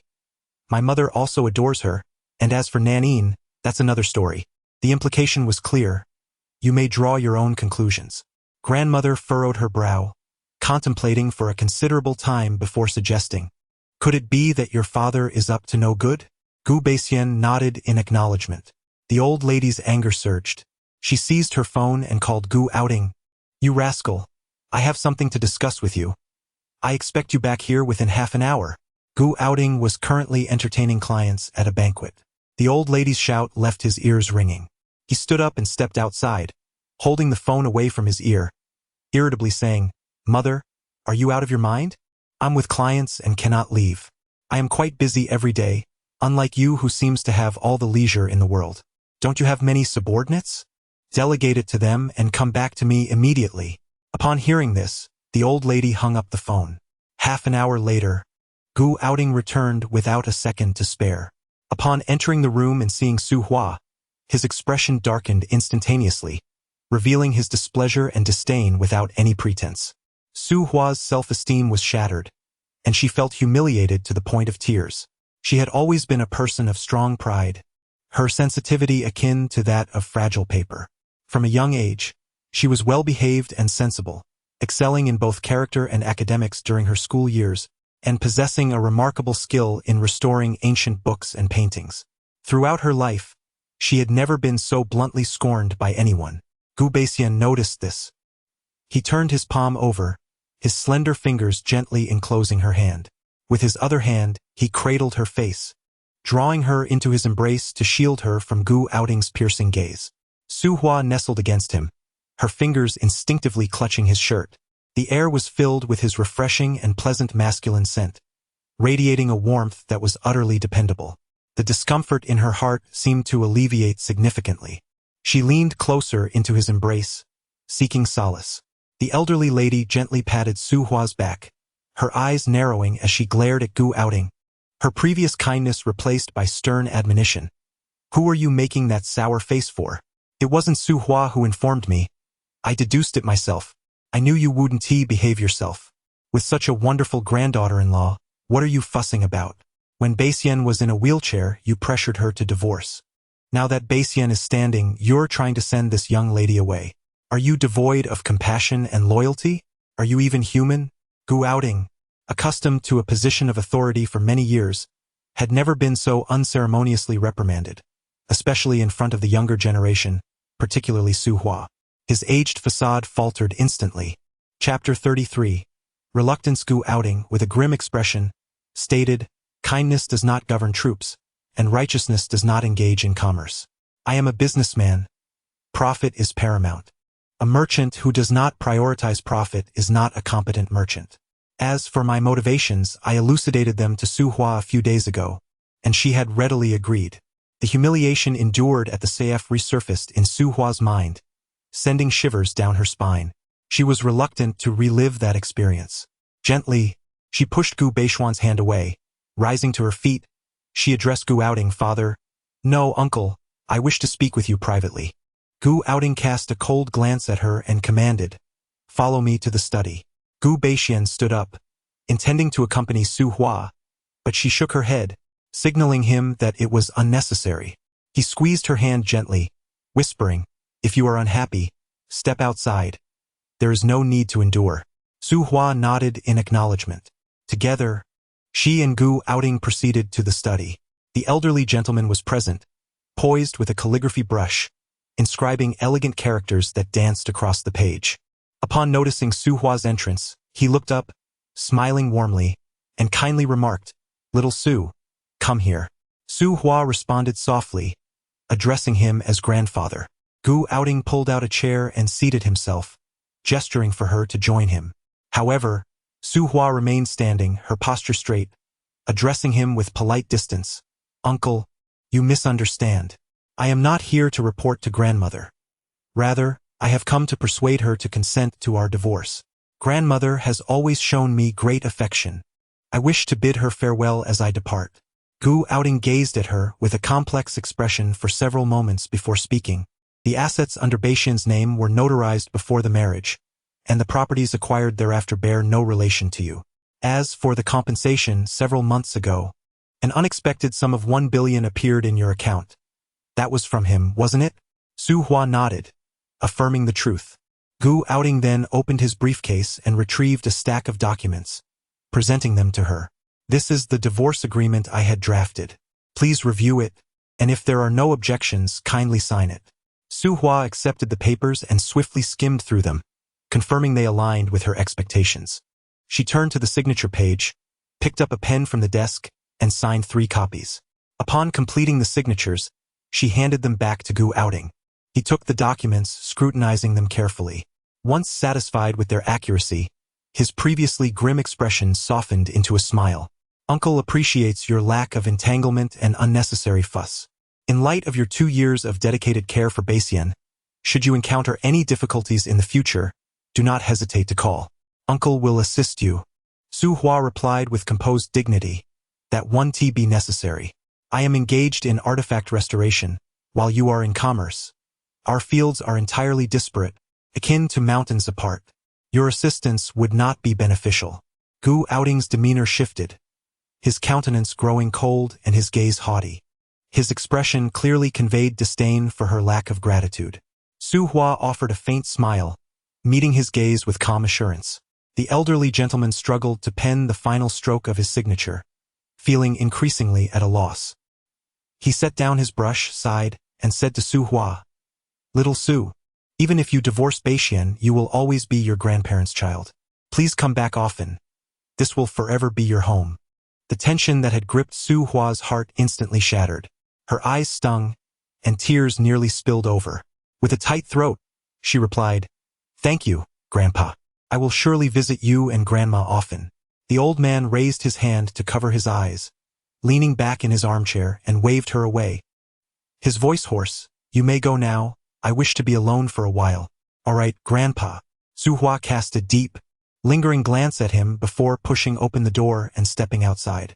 Upon hearing the door creak, Gu Beixian rose from the sofa, his long legs striding towards her. He placed his left hand on Su Hua's shoulder, lowering his gaze to assess her expression. He softly inquired, "Are you all right?"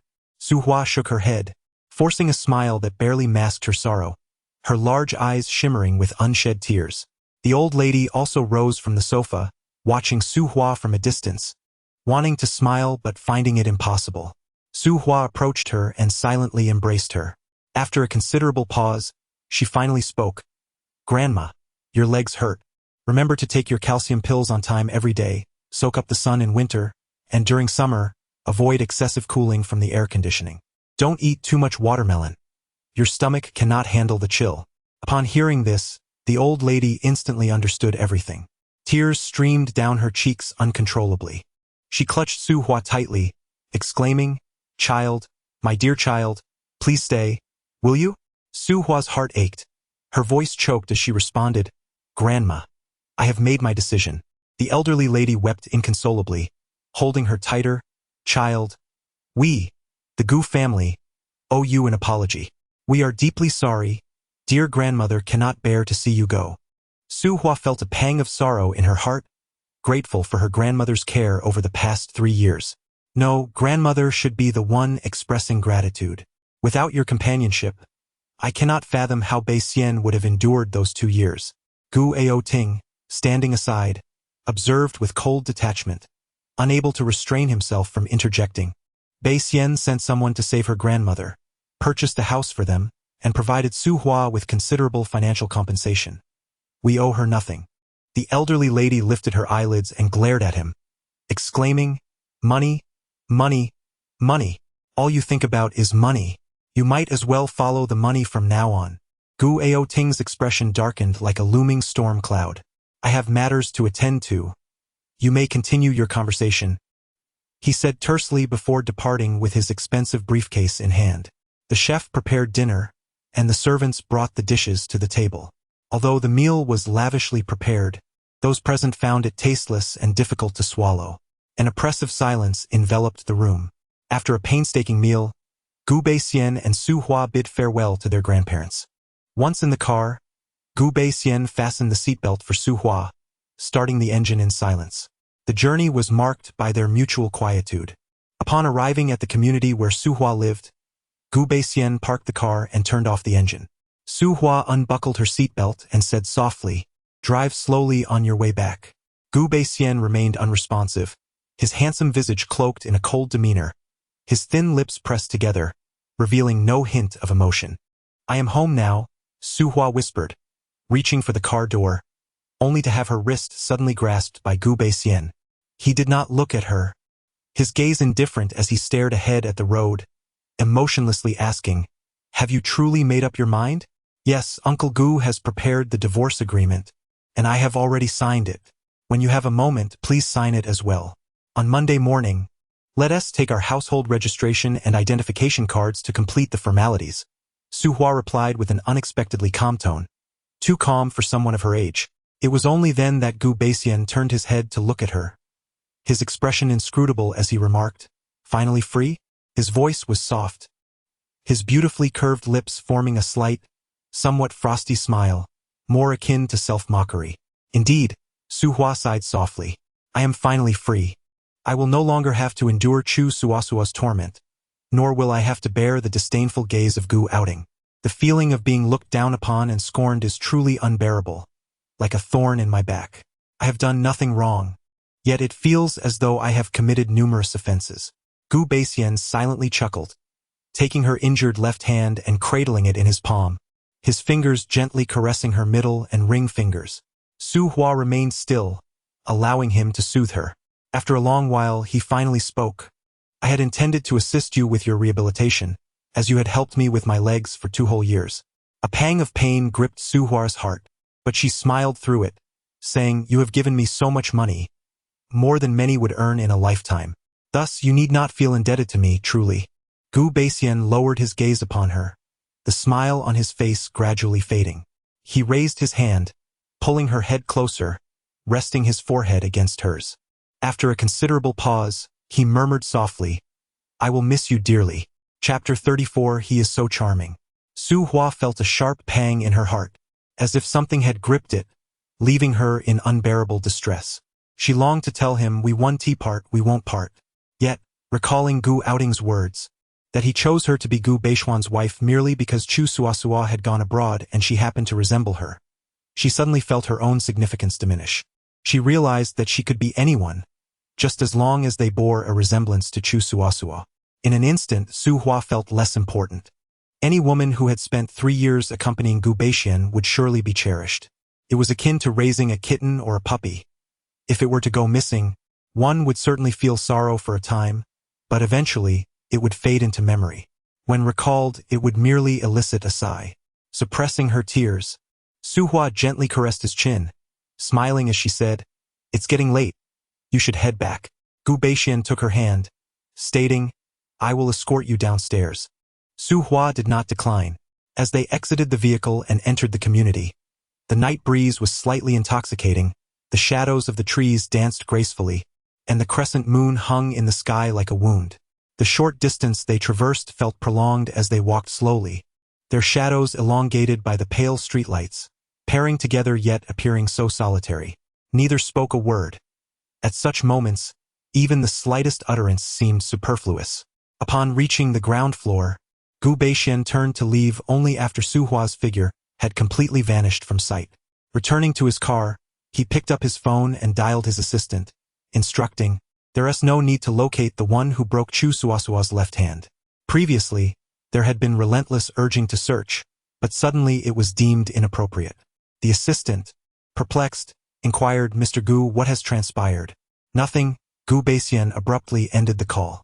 The individual responsible for injuring Chu Suasua was undoubtedly Ayang. Once they finalized their divorce, it would not be long before Ayang returned to Su Huan's side. If he were to harm her beloved Ayang, she would undoubtedly harbor a deep resentment towards him. Gu Beixian wished to avoid inciting her anger. After silently finishing a cigarette, he started the car. The following noon at the hospital, Su Huan carried the meal prepared by her mother to deliver to her grandmother. She exuded an elegant aura, her figure graceful, and her skin radiantly fair. Even with a bare face and dressed in a simple shirt and long skirt, she was a striking sight, captivating the attention of passers-by. As she traversed a less crowded tree-lined path, a familiar voice suddenly rang out from behind her. Sister Su Huan, what a coincidence. The tone was one that sent a shiver down Su Huan's spine. Turning to look, she saw Chu Suasua, resplendently adorned, hastening towards her. With a flourish of her left hand, she remarked in a mocking tone, "Thanks to you, I came today to dismantle the splint." Su Huan gave a dispassionate glance at her hand and replied coldly, "Your injury has nothing to do with me. As for whether my injury is related to you, that remains uncertain." Chu Suasua paused momentarily, then let out a derisive laugh, producing evidence, stating, "Do not slander without proof." Su Huan smiled faintly, retorting, "I extend the same sentiment to you." Chu Suasua raised her eyebrows, circling around her as she spoke. "I heard you sign the divorce agreement?" Su Hua tightened her grip on the thermos, realizing that Gu Aoting must have eagerly informed her. With a triumphant air, Chu Suasua proclaimed, "I mentioned before, I will definitely win over Brother Beixian. Regardless of how much your grandparents, Aunt Chin, and Nan Yin adore you, it matters not. You were still cast aside." At times, Su Hua found Chu Suasua quite astute, yet at other moments, she deemed her excessively impulsive. Such was the case now, as she had resolutely decided to divorce Gu Beixian. However, provoked by Chu Suasua, an urge arose within her to reclaim him. In a calm tone, Su Hua replied, "I merely signed the divorce agreement. I have yet to proceed to the Civil Affairs Bureau.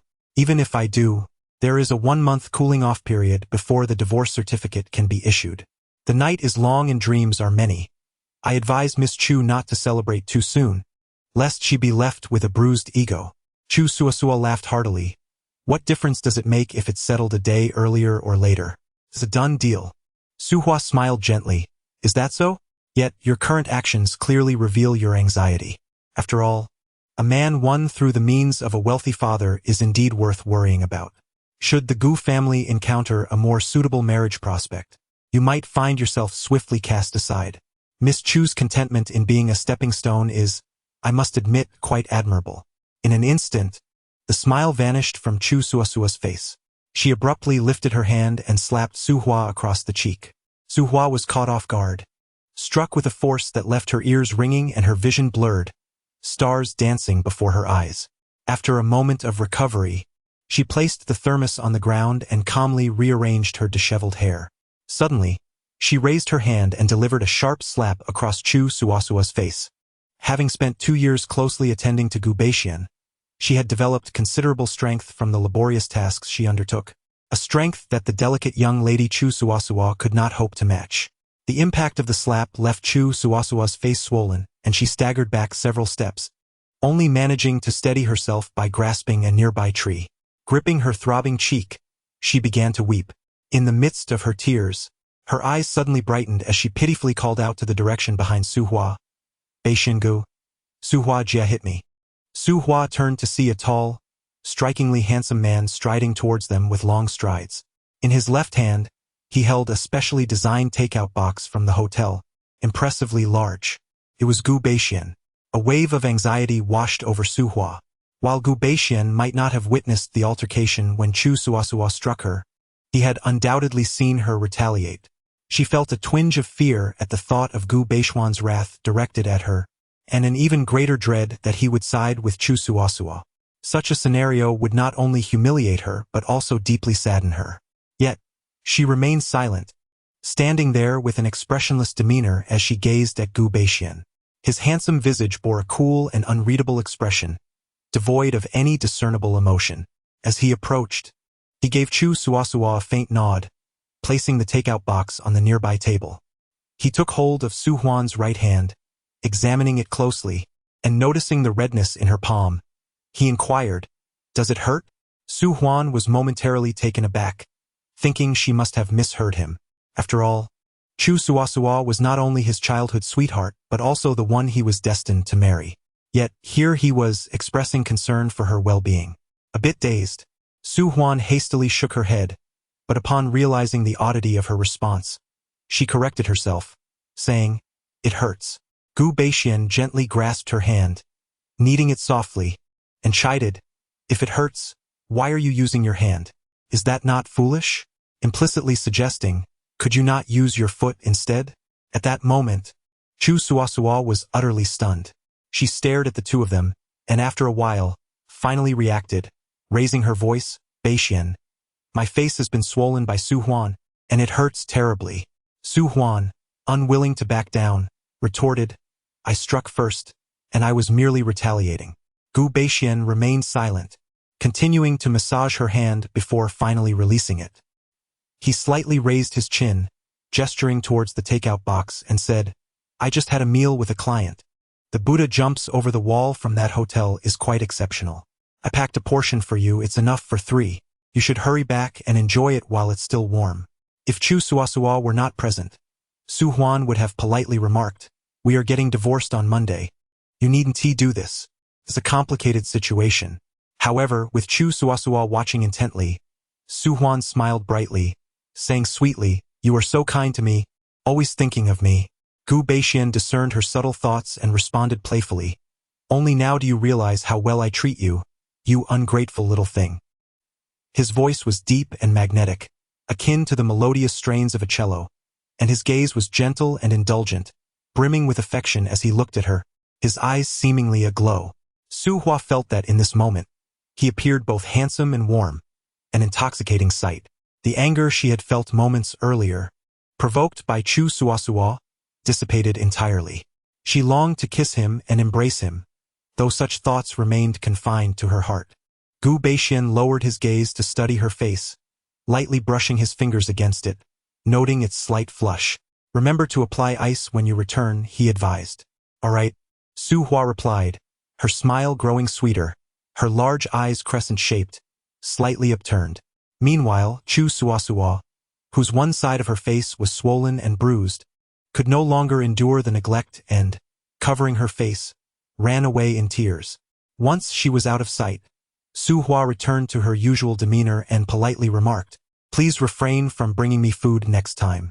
Gu Beixian responded with a soft hum, his warmth receding as he stated matter-of-factly, "I only remembered we are to be divorced this coming Monday after the hotel prepared everything. I shall be more mindful in the future." A pang of bittersweetness stirred within Su Hua as she replied, "Thank you for earlier." Gu Beixian's expression remained indifferent. "You initiated the altercation. I witnessed it." Su Hua paused, yet her gratitude lingered. "I sincerely appreciate your help. You should return to your tasks." Her voice was dry, though her heart felt heavy with emotion. "Very well. I shall escort you home," Gu Beixian said, picking up the takeout box and her thermos. He walked her to the door of her grandmother's hospital room before turning to leave. The following morning, as Su Hua opened her eyes, she received a WeChat message from Gu Nanyin, accompanied by a photograph. Intrigued, she clicked to enlarge it, only to be taken aback. The image depicted the face of a young woman, her cheeks swollen and reddened, resembling a plucked pig's head. Her forehead was also noticeably swollen, evoking an almost comical resemblance to a longevity deity.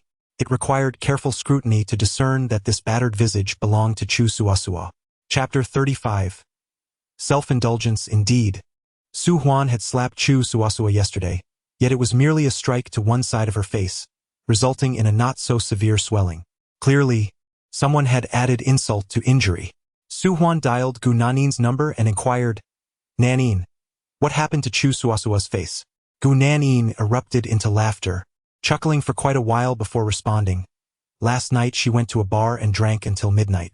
On her way home, she was intercepted, pulled from her car, and knocked unconscious, leaving her visage resembling that of a pig. She had a bodyguard, but he too was rendered unconscious. I can't help it. I need to laugh a little longer. Ha ha ha. Once Gu Nanin's laughter subsided, Su Huan asked, did she report it to the police? Yes. They reviewed the surveillance footage, only to discover that the cameras on that stretch were malfunctioning, so they couldn't solve the case. Su Huan secretly breathed a sigh of relief. Regardless of who had assaulted Chu Suasuo, the enemy of my enemy is my friend. She hesitated for a moment before asking, did you visit her? Her true inquiry was whether Gu Baixian had gone to see her. Some thoughts were almost instinctual, beyond her control. Gu Nanin seemed to sense her underlying concern and assured her, don't worry, sister-in-law, my brother did not go. He had an unexpected matter to attend to yesterday afternoon and flew away. My father and I went to see her. Chu Suasuo was crying terribly. Well deserved. After conversing with Gu Nanin for a while longer, Su Huan ended the call. After freshening up, she entered the living room. Breakfast was laid out on the dining table, and Su Peilon had gone to the hospital. The household registration book rested beside the breakfast, accompanied by a note. Su Huan picked it up and read, Daughter, I have prepared the household registration for you, wishing you happiness in your divorce. The sooner one departs from the sea of suffering, the better. In a few days, my mother will arrange a matchmaking session for you, one suitor in the morning and another in the evening. This will infuriate Gu Baixian. It will infuriate that old scoundrel Gu Outing. Su Hua chuckled softly, but as her laughter faded, a profound sadness enveloped her. She felt that, after the divorce, it would be a long time before she could accept another man. After finishing her breakfast, Su Hua placed her household registration book and identification card into her bag, having made plans to meet Gu Baixian today to finalize their divorce. Suddenly, her phone rang. It was Gu Baixian calling. His voice sounded somewhat distant as he explained, there was a situation at the overseas branch yesterday afternoon, and I had to come here to handle it. Let's discuss the divorce when I return.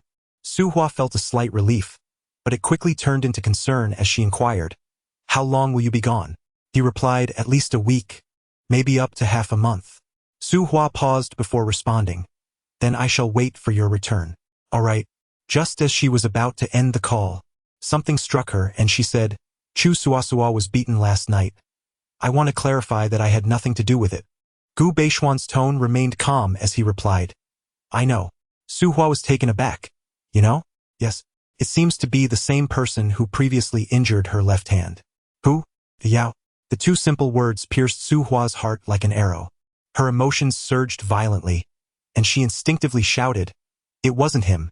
The usually gentle tone of her voice turned sharp and brittle, leaving even her feeling unfamiliar with its intensity. After a moment of stunned silence, she softened her voice and said, it couldn't have been him. He passed away a long time ago in a fire. Last time at my grandfather's house, I took you to see his grave. Do you remember? Gu Baixian said nothing, merely responding with a faint acknowledgement. Su Hua sensed his reluctance to accept her words, interpreting his nonchalant agreement as an attempt to silence her. However, she chose not to engage in further debate, calming her emotions before stating, call me when you return to the country. All right.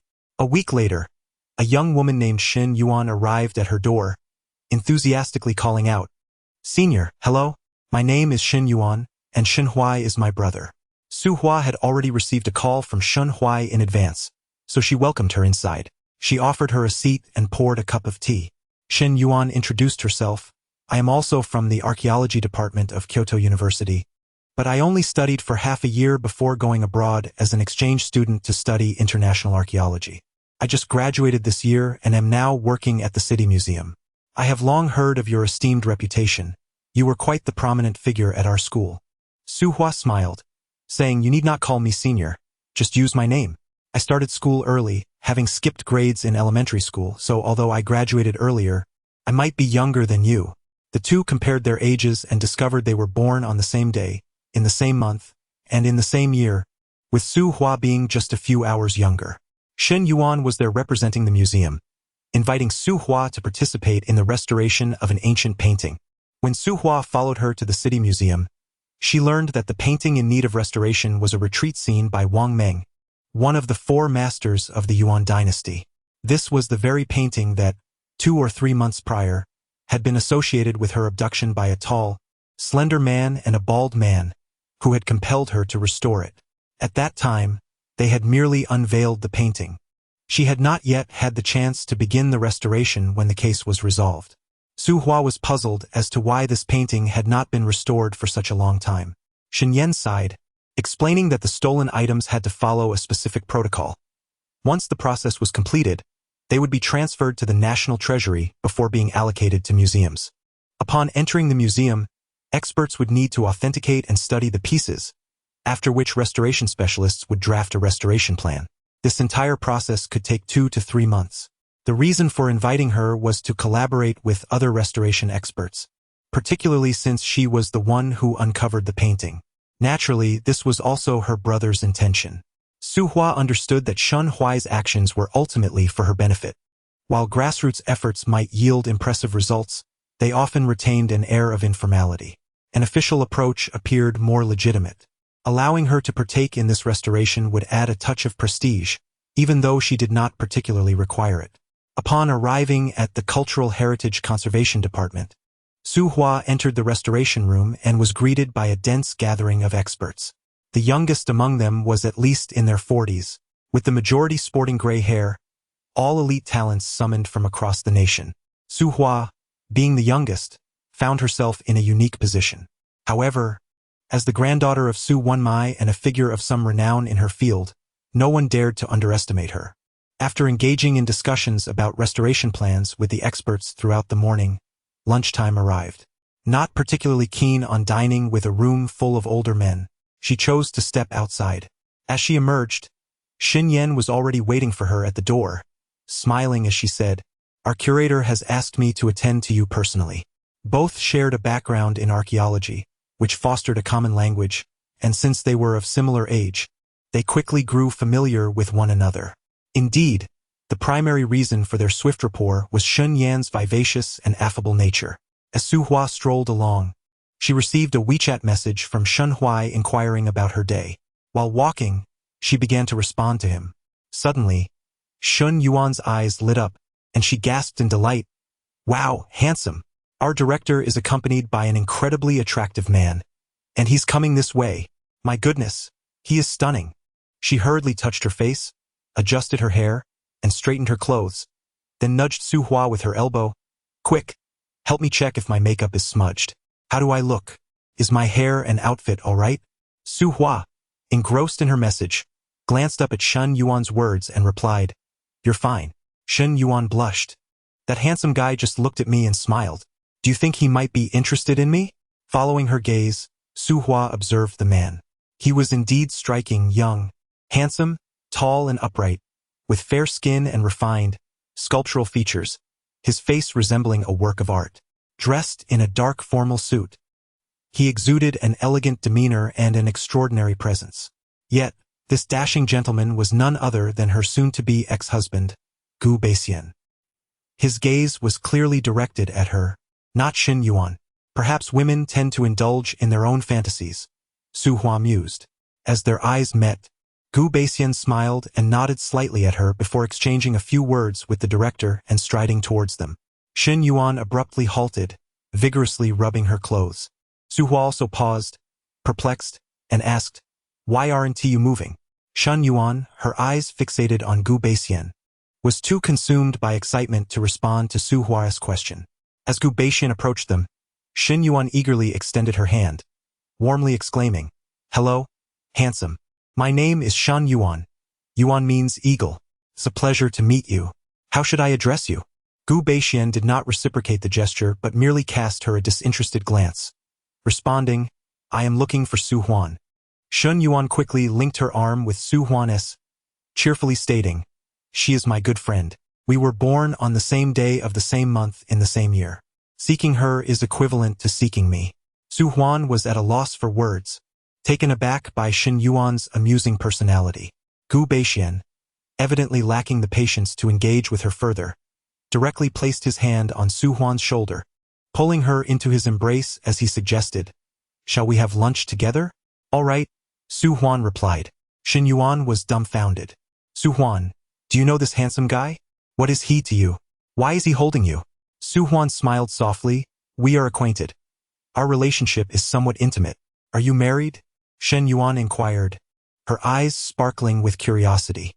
Su Huan reflected on their relationship's complexity.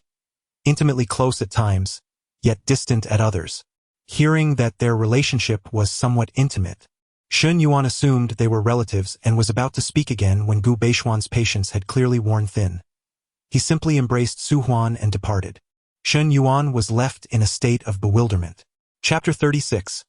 A warning threat. The two arrived at the parking lot and entered the vehicle.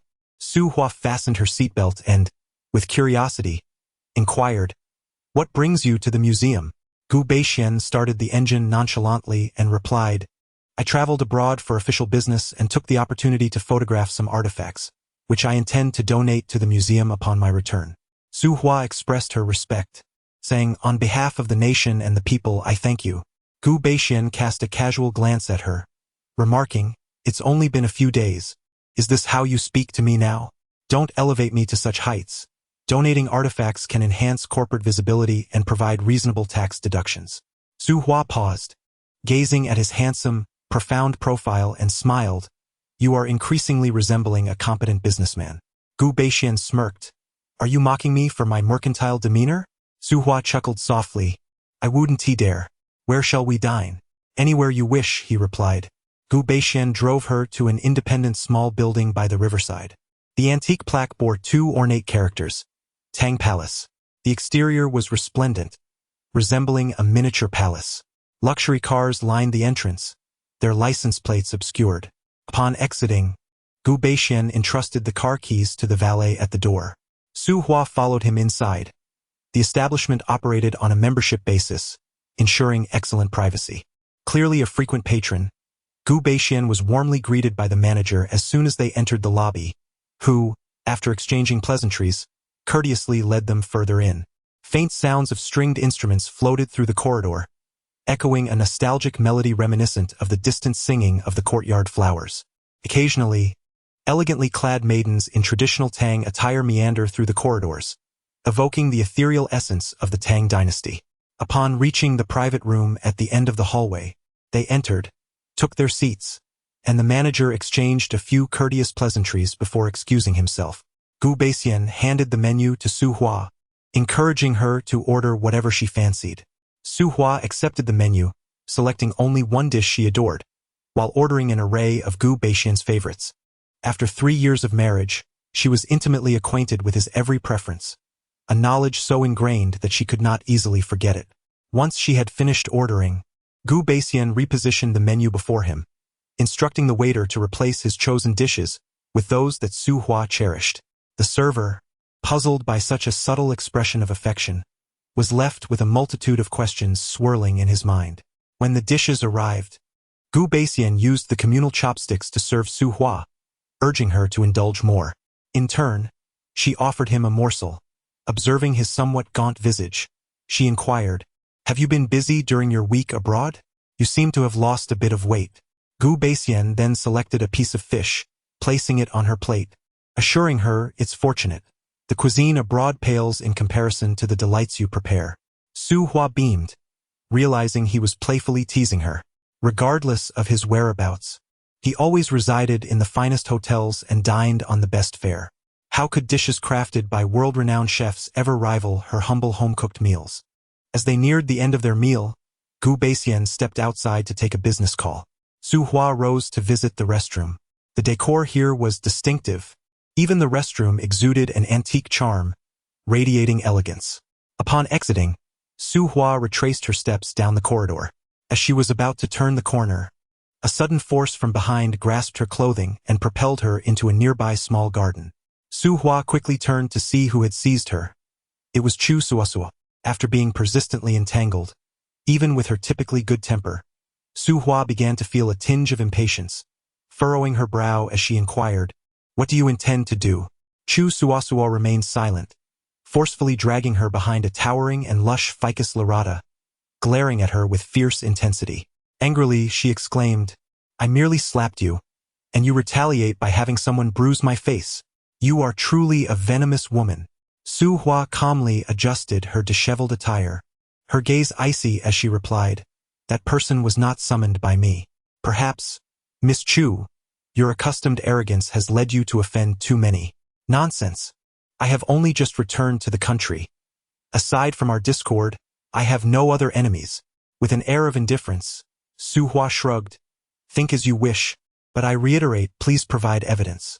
Unfortunately for Chu Suasua, she could not present any proof. Stifling her anger, her face turned ashen as she retorted. What are you doing here? In a flat tone, Su Hua answered, I naturally came to dine at the restaurant. What else could I be doing? Chu Suasua bit her lip. Is it with Basian-gu? Indeed.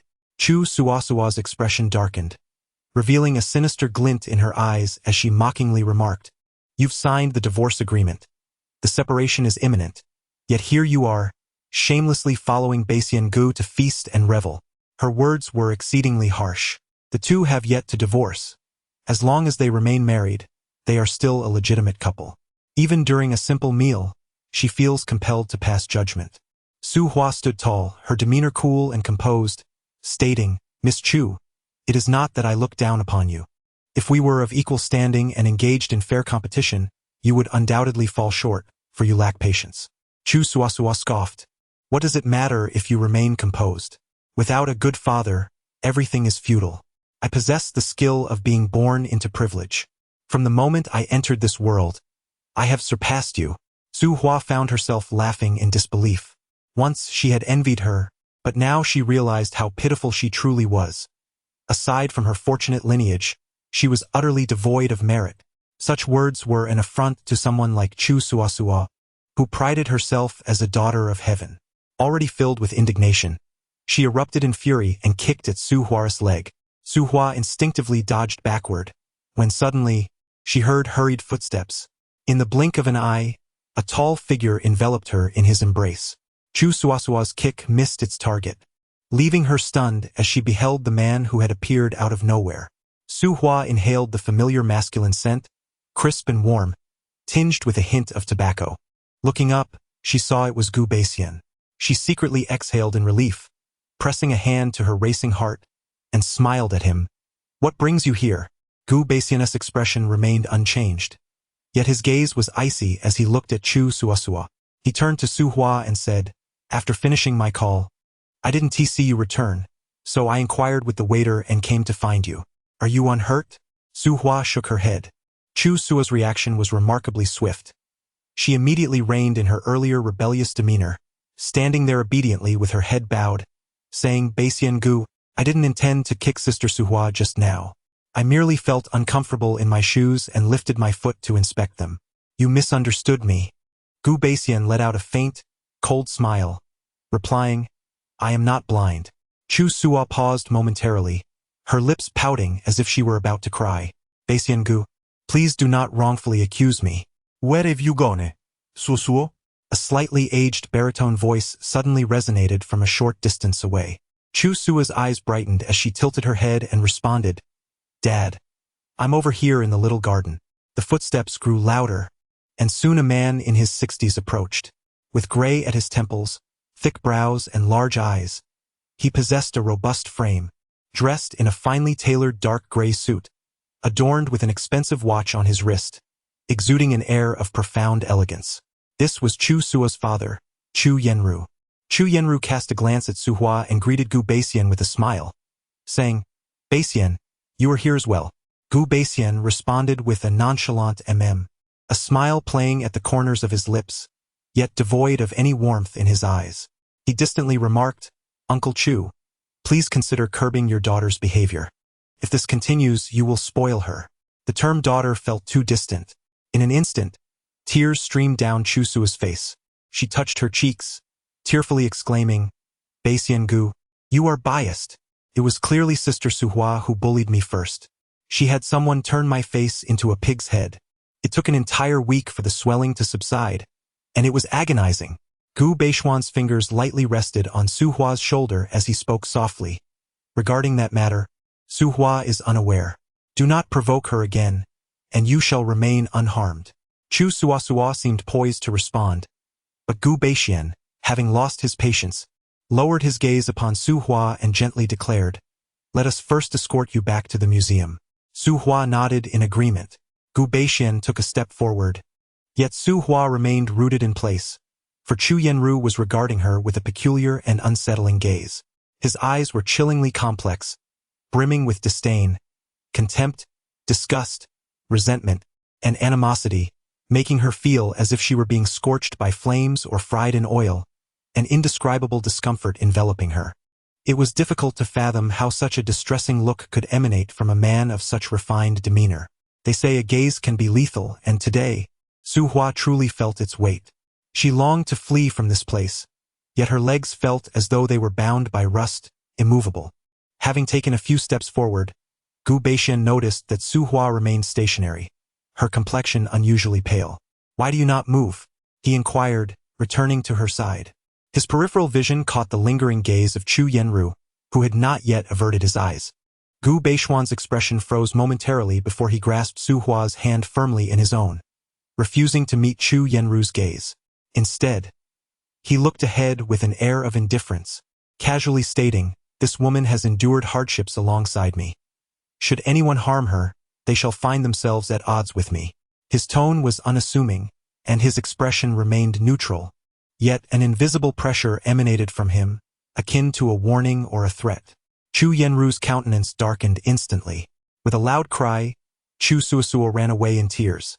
Chapter 37.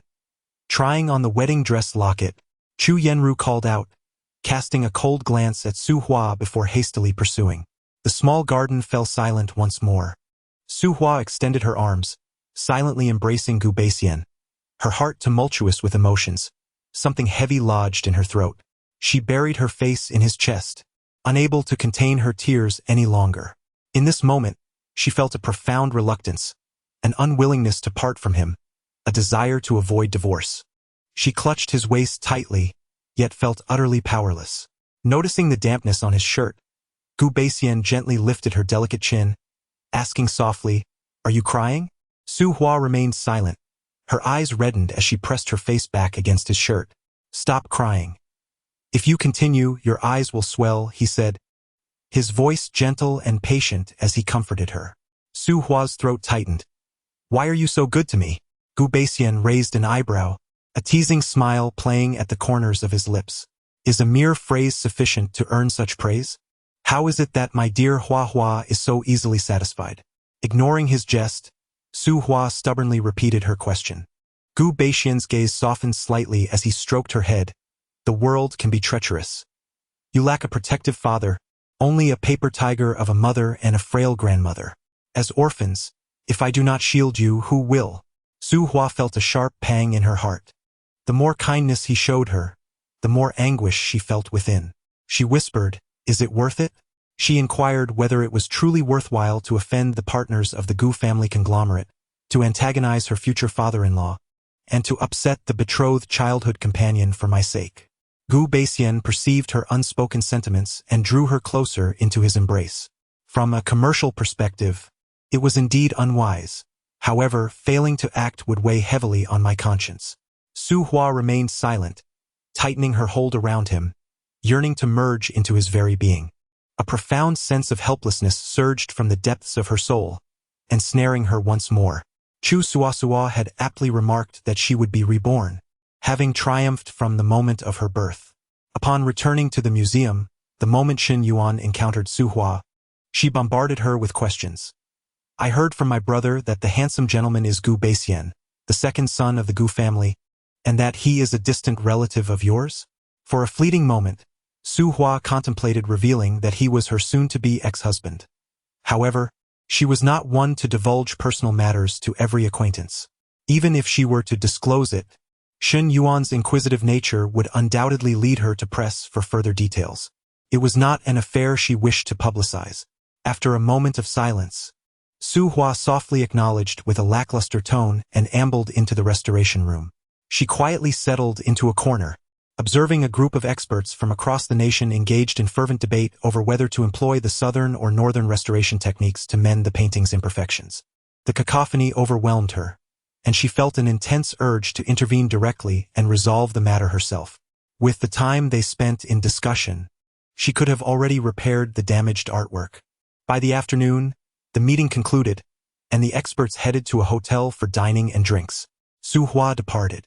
Just as she stepped outside, she received a call from Gu Beixian. My mother wishes to meet us. My car is parked in front of the museum. Please come over. Once in the car, Su Hua inquired, have you been at the museum all day? Gu Beixian started the engine, replying, no, I arrived an hour ago. The director held a donation ceremony, which has just concluded. The two then arrived at Qin Shu's bridal shop, situated within a bustling commercial center in the city. The entire 10-story building belonged to her, exquisitely adorned. Qin Shu was undoubtedly a formidable woman. Ascending to her office via the elevator, they entered the room, where Qin Shu warmly greeted them, taking Su Hua's hand and guiding her to the computer. Pointing at the design sketches on the screen, she exclaimed, Mother has designed 3 wedding dresses for you. Please have a look and tell me which one you prefer. Su Hua felt a fleeting pang in her heart, glancing at Gu Beixian before smiling stiffly at Qin Shu. Auntie, I truly cannot accept this. I am about to divorce Beixian. Qin Shu paused, a hint of sadness in her gaze. My dear, I understand, but I simply wish to gift you a wedding dress. No matter whom you marry in the future, I want to present you with this. Torn between emotions, Su Hua felt both touched and distressed, her heart in turmoil. She managed a slight, albeit forced, smile, saying, Thank you, Auntie, but it really isn't necessary. She was a person who took time to warm up to others. Falling in love was a challenge, and once she did, extricating herself was even more difficult. As for remarriage, that seemed an exceedingly distant prospect. Qin Shu felt a tinge of displeasure. Do not call me Auntie. Even though you have divorced Beixian, I am still your mother. If you cannot be my daughter-in-law, then be my daughter instead. She had painstakingly sketched the design over several sleepless nights. If you refuse it, it is as though you look down upon me. Su Hua's eyes glistened with unshed tears, moved to the brink of weeping. Unable to resist her, she settled beside her and began to select earnestly. She favored simple yet elegant styles and chose a fitted white gown with a long train, the fabric light and as pure as clouds. Qin Shu picked up the mouse and inquired, Are you certain this is the one you wish to choose? Indeed, thank you, Mother. Very well. I shall have someone come over to take your measurements. Once we have them, I will arrange for the pattern to be made. Crafting a wedding dress is quite time-consuming. All right. Qin Shu dialed the internal line, summoning her assistant. Su Hua raised her head, surveying the office, which also served as Qin Shu's design studio. It was spacious and bright, adorned with numerous exquisite wedding gowns displayed on mannequins. A woman's innate affection for wedding dresses is undeniable, and Su Hua found herself irresistibly drawn to them. The impact of the tangible creations far surpassed that of the sketches. She marveled at their beauty, unable to resist reaching out to touch the fabric, which felt silky to her fingertips. Imagining herself in a wedding gown, her lips curled into a smile, though a tinge of sadness lingered in her heart. 3 years prior, when she wed Gu Beixian, he was unable to stand, and they had not held a wedding ceremony, a lingering regret in her heart. As Qin Shu lifted her gaze, she noticed Su Hua staring dreamily at the wedding gown. With a smile, she said, If you like it, go ahead and try it on. Feel free to choose any set. I will gift it to you. Su Hua's gloomy heart instantly soared, her large eyes sparkling with excitement. So I really can try it? Indeed, you can, Qin Shu replied gently, her eyes filled with affection and tolerance, akin to that of a mother observing her own daughter. Just then, the assistant knocked and entered, removing the gown from the display model to accompany Su Hua to the fitting room.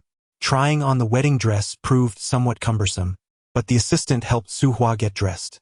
After more than 10 minutes, Su Hua gracefully emerged from the fitting room. The pristine, form-fitting wedding gown accentuated her slender waist and elegant stature. Her petite oval face was fair and symmetrical, adorned with sparkling, doe-like eyes, cherry-red lips, and a delicate nose.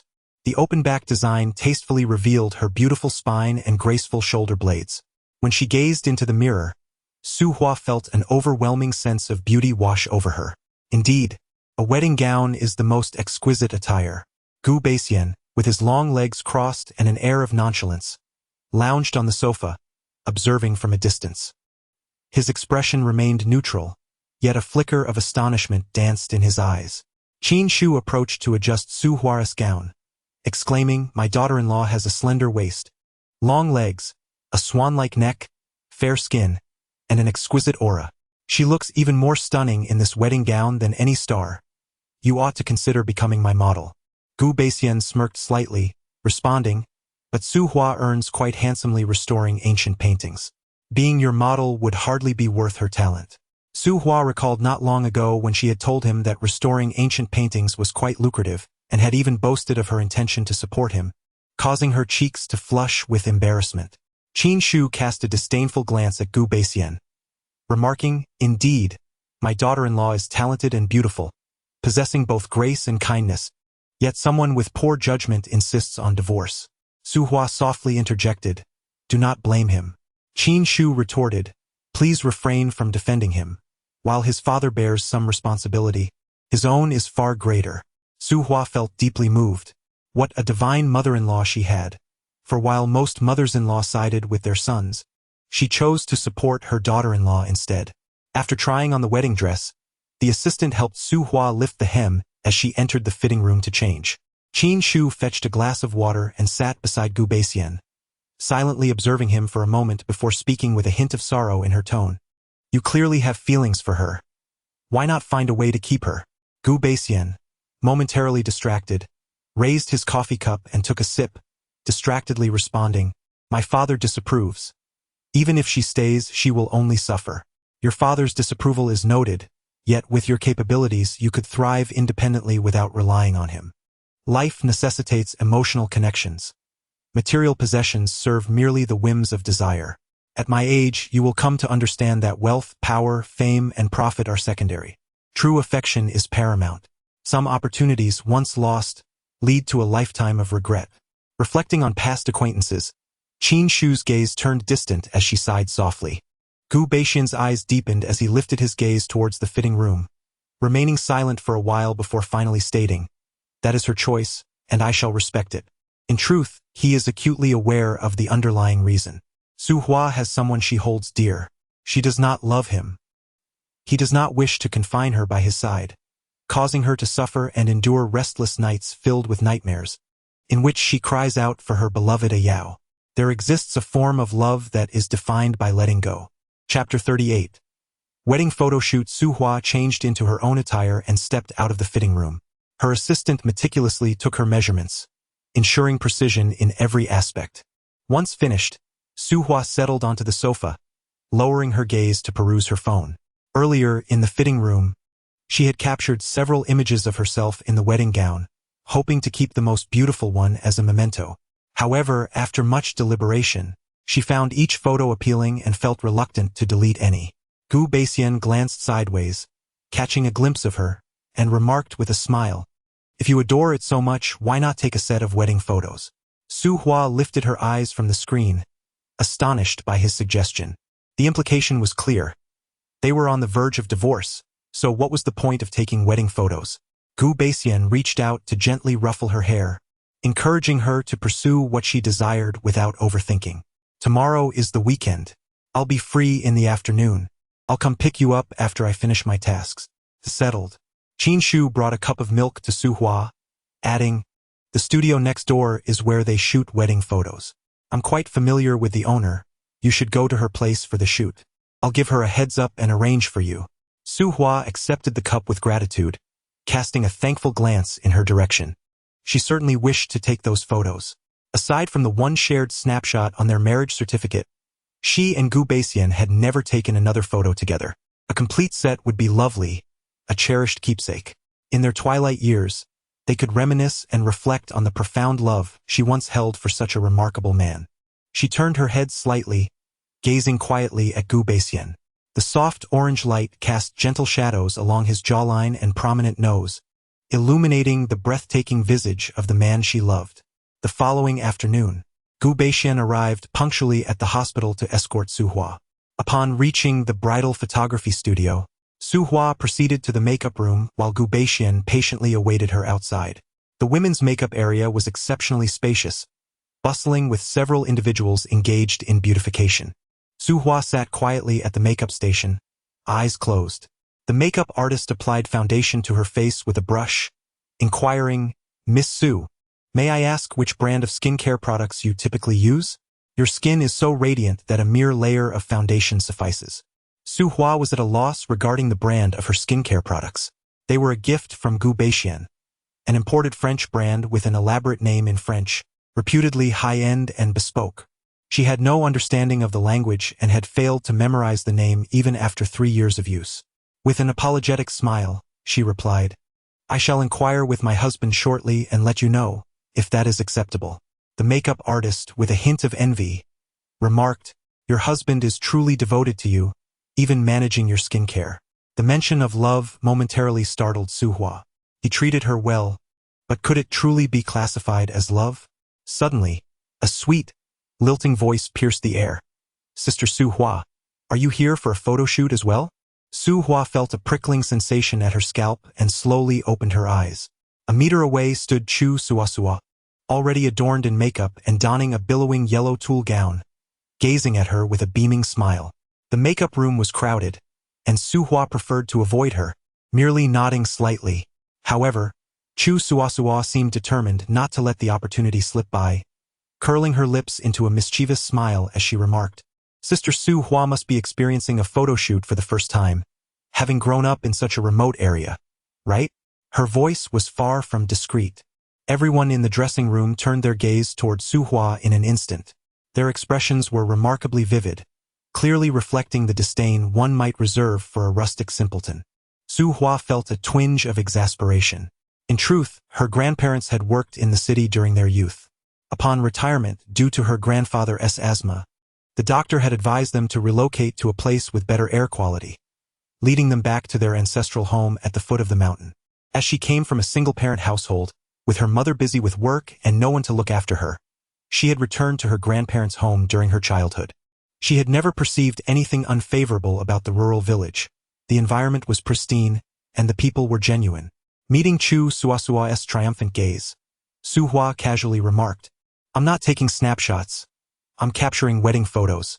Chu Suasua's meticulously made-up face instantly fell, revealing an unattractive expression, as she retorted with a sarcastic tone, Are you joking? You and Brother Beixian are on the verge of divorce. What's the point of taking wedding photos? It's utterly superfluous. Su Hua remained unfazed, responding that it was actually Gu Beixian who had suggested the shoot. Chu Suasua, skeptical, insisted you must be clinging to him, begging to take those photos. Brother Beixian has never been fond of photography. Su Hua, disinterested, closed her eyes, allowing the makeup artist to continue her work. Chu Suasua stood there, her eyes filled with malice as she scrutinized her for a while before finally departing. When Su Hua emerged from the makeup session and headed to the waiting area to find Gu Beixian, she was met with the sight of Chu Suasua seated beside him, leaning in closely, her eyes sparkling with laughter as she whispered sweetly to him, exuding an air of intimacy. The content of their conversation was lost on her from a distance, and a pang of discomfort surged within her as she quickened her pace toward them. As Chu Suasua caught sight of her approaching, she deliberately raised her voice and inquired of Gu Beixian, Brother Beixian, since you and Sister Su Hua are divorcing, why is she still entangled with you for wedding photos? Gu Beixian replied nonchalantly, It is I who wish to take them.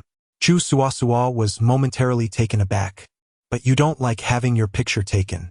Previously, whenever she had suggested a joint photograph, he had always gently declined, expressing his aversion to photography. Gu Beixian lifted his gaze to behold Su Hua, resplendent in her striking makeup and pristine white wedding gown, gracefully approaching him. His eyes sparkled momentarily as he absent-mindedly responded to Chu Suasua, That depends on who I am photographing with. It felt as though a bucket of cold water had been poured over her, leaving Chu Suasua chilled to the bone and utterly defeated. Suppressing her emotions, she forced a playful laugh and said, Brother Beixian, Uncle Gu mentioned that after you and Sister Su Hua divorce, he will marry me. Don't you think taking wedding photos with her is somewhat offensive to me? Gu Beixian cast a cool glance at her from the corner of his eye. My divorce from Su Hua and marrying you are two entirely different matters.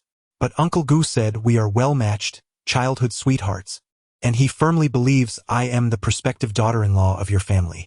In her eagerness to salvage her dignity, Chu Suasua's tone became rather aggressive. Gu Beixian's brows knitted slightly, a flicker of impatience crossing his features. Everyone possesses a rebellious spirit.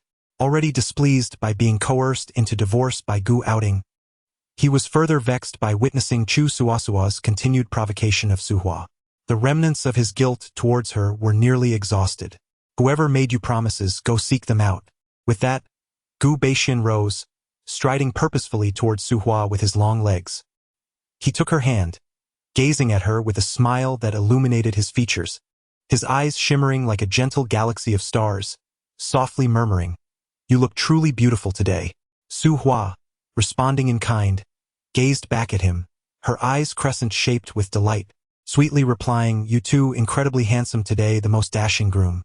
She playfully gave him a thumbs up.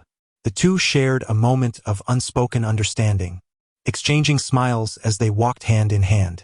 As they turned a corner ahead, they simultaneously released their grip. Suhua remarked, "Thank you for giving me such face."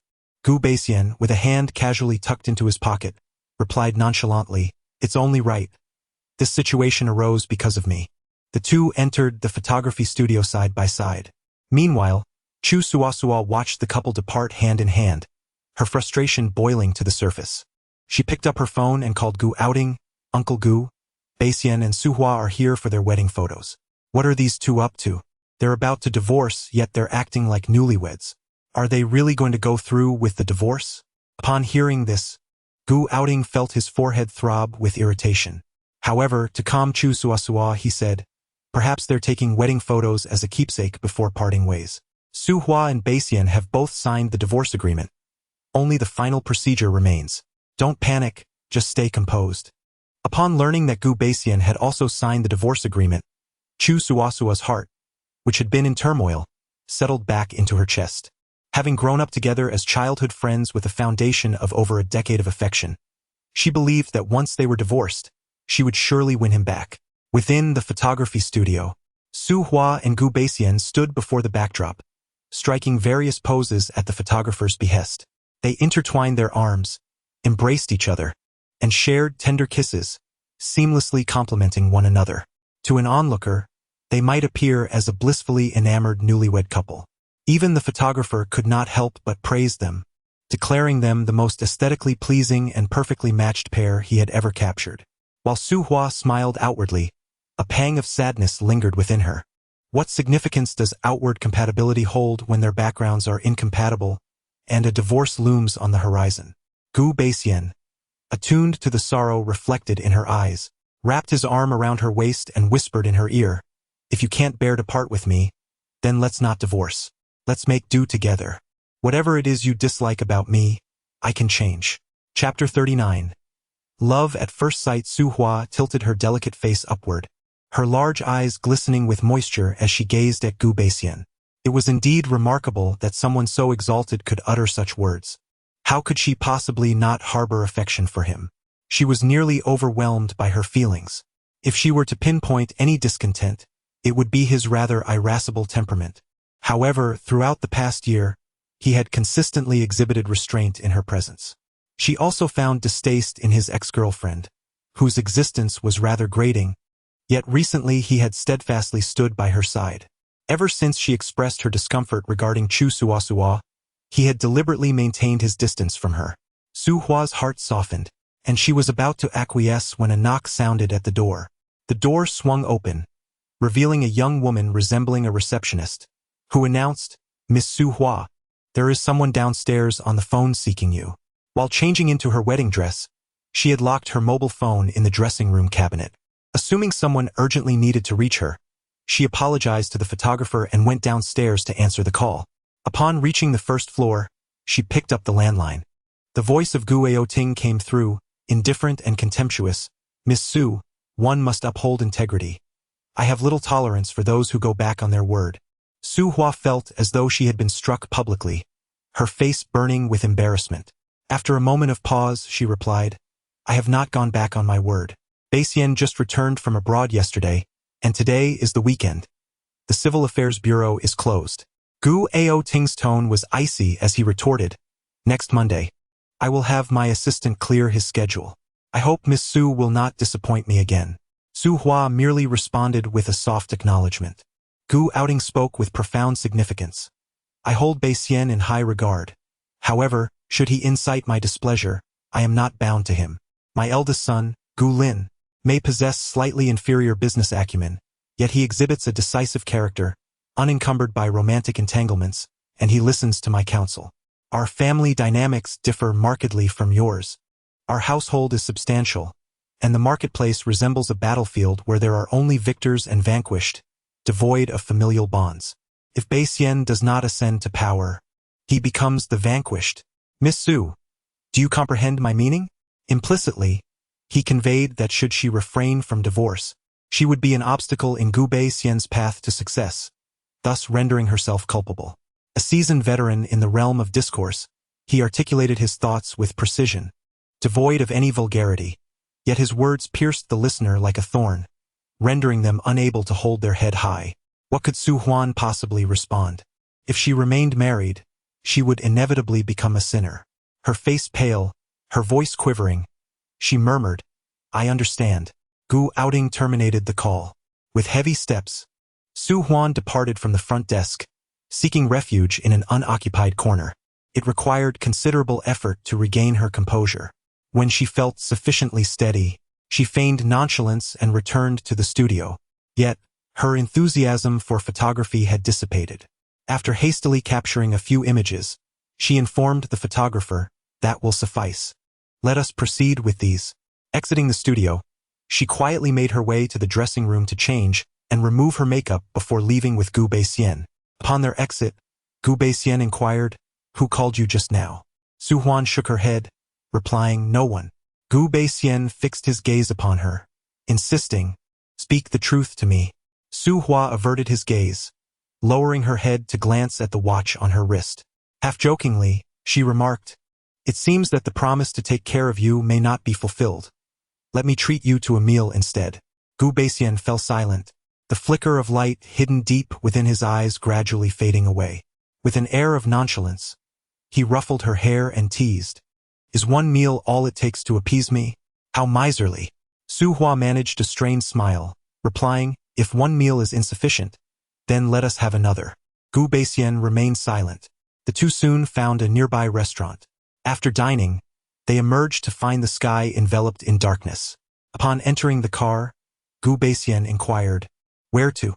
Su Hua fastened her seatbelt and replied, "Please take me to the hospital." "What business do you have at the hospital at this hour?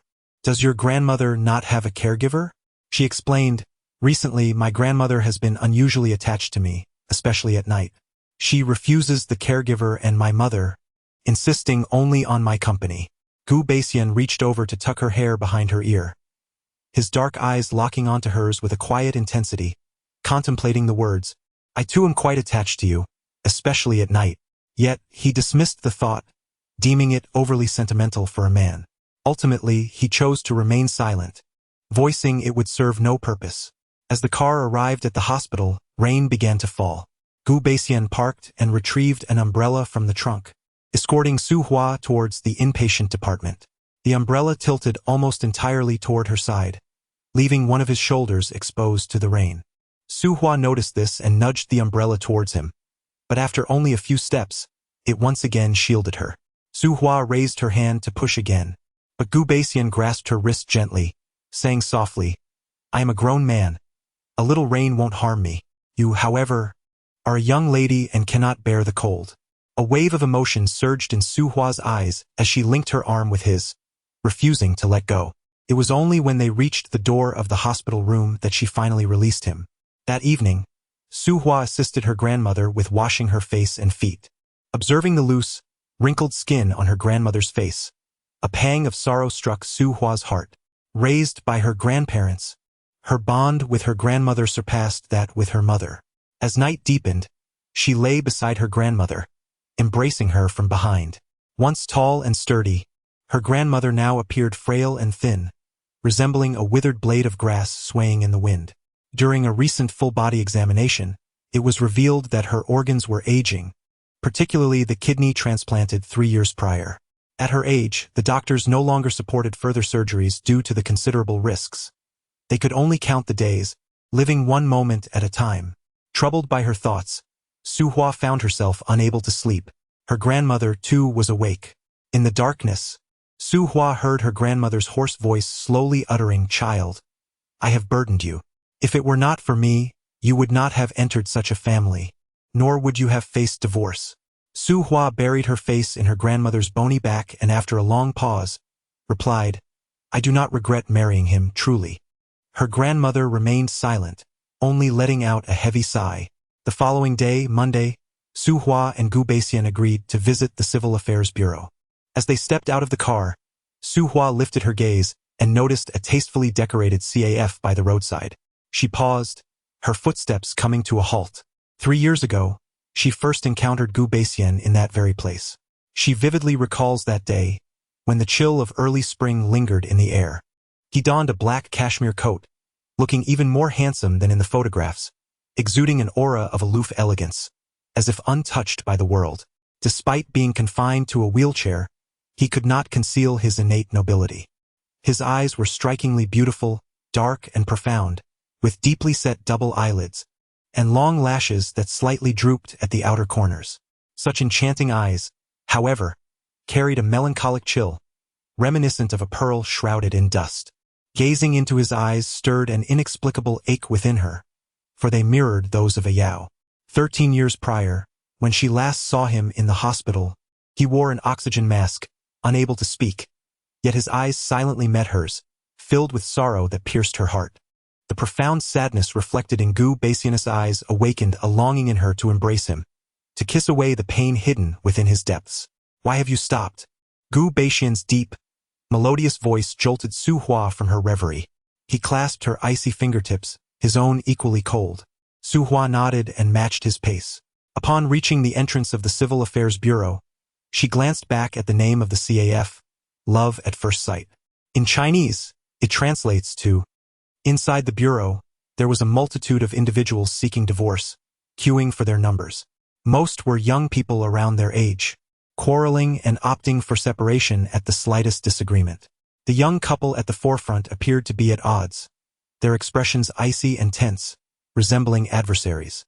In stark contrast, she and Gu Beixian held hands, their gazes tender and intertwined, exuding an aura of inseparability. Their distinct demeanor and striking appearances drew astonished glances from all around. Feeling somewhat embarrassed under the scrutiny, Su Huan turned to face Gu Beixian. He gently pulled her into his embrace, his fingers instinctively caressing her back, offering solace. This was hardly a scene of divorce. Rather, it resembled a display of affection. Eventually, someone could no longer contain their curiosity and pointed towards the marriage registration office, stating, "You can obtain your marriage certificate over there. Are you in the wrong place?" Gu Beixian's expression remained composed as he replied coolly, "We are here for a divorce." The murmurs among the onlookers erupted, clearly perplexed by their decision, for they appeared to share such a strong bond. Just as their turn approached, Su Huan's phone suddenly rang.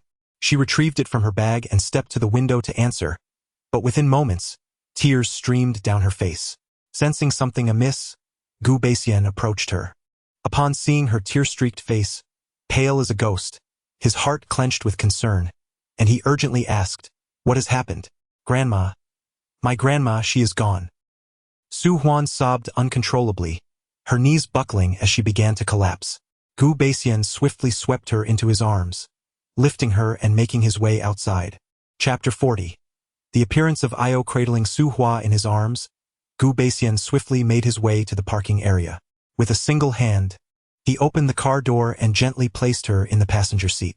Su Hua was a pitiable sight, her tear-streaked face resembling a wilting flower, lost in despair, evoking sympathy from anyone who laid eyes upon her.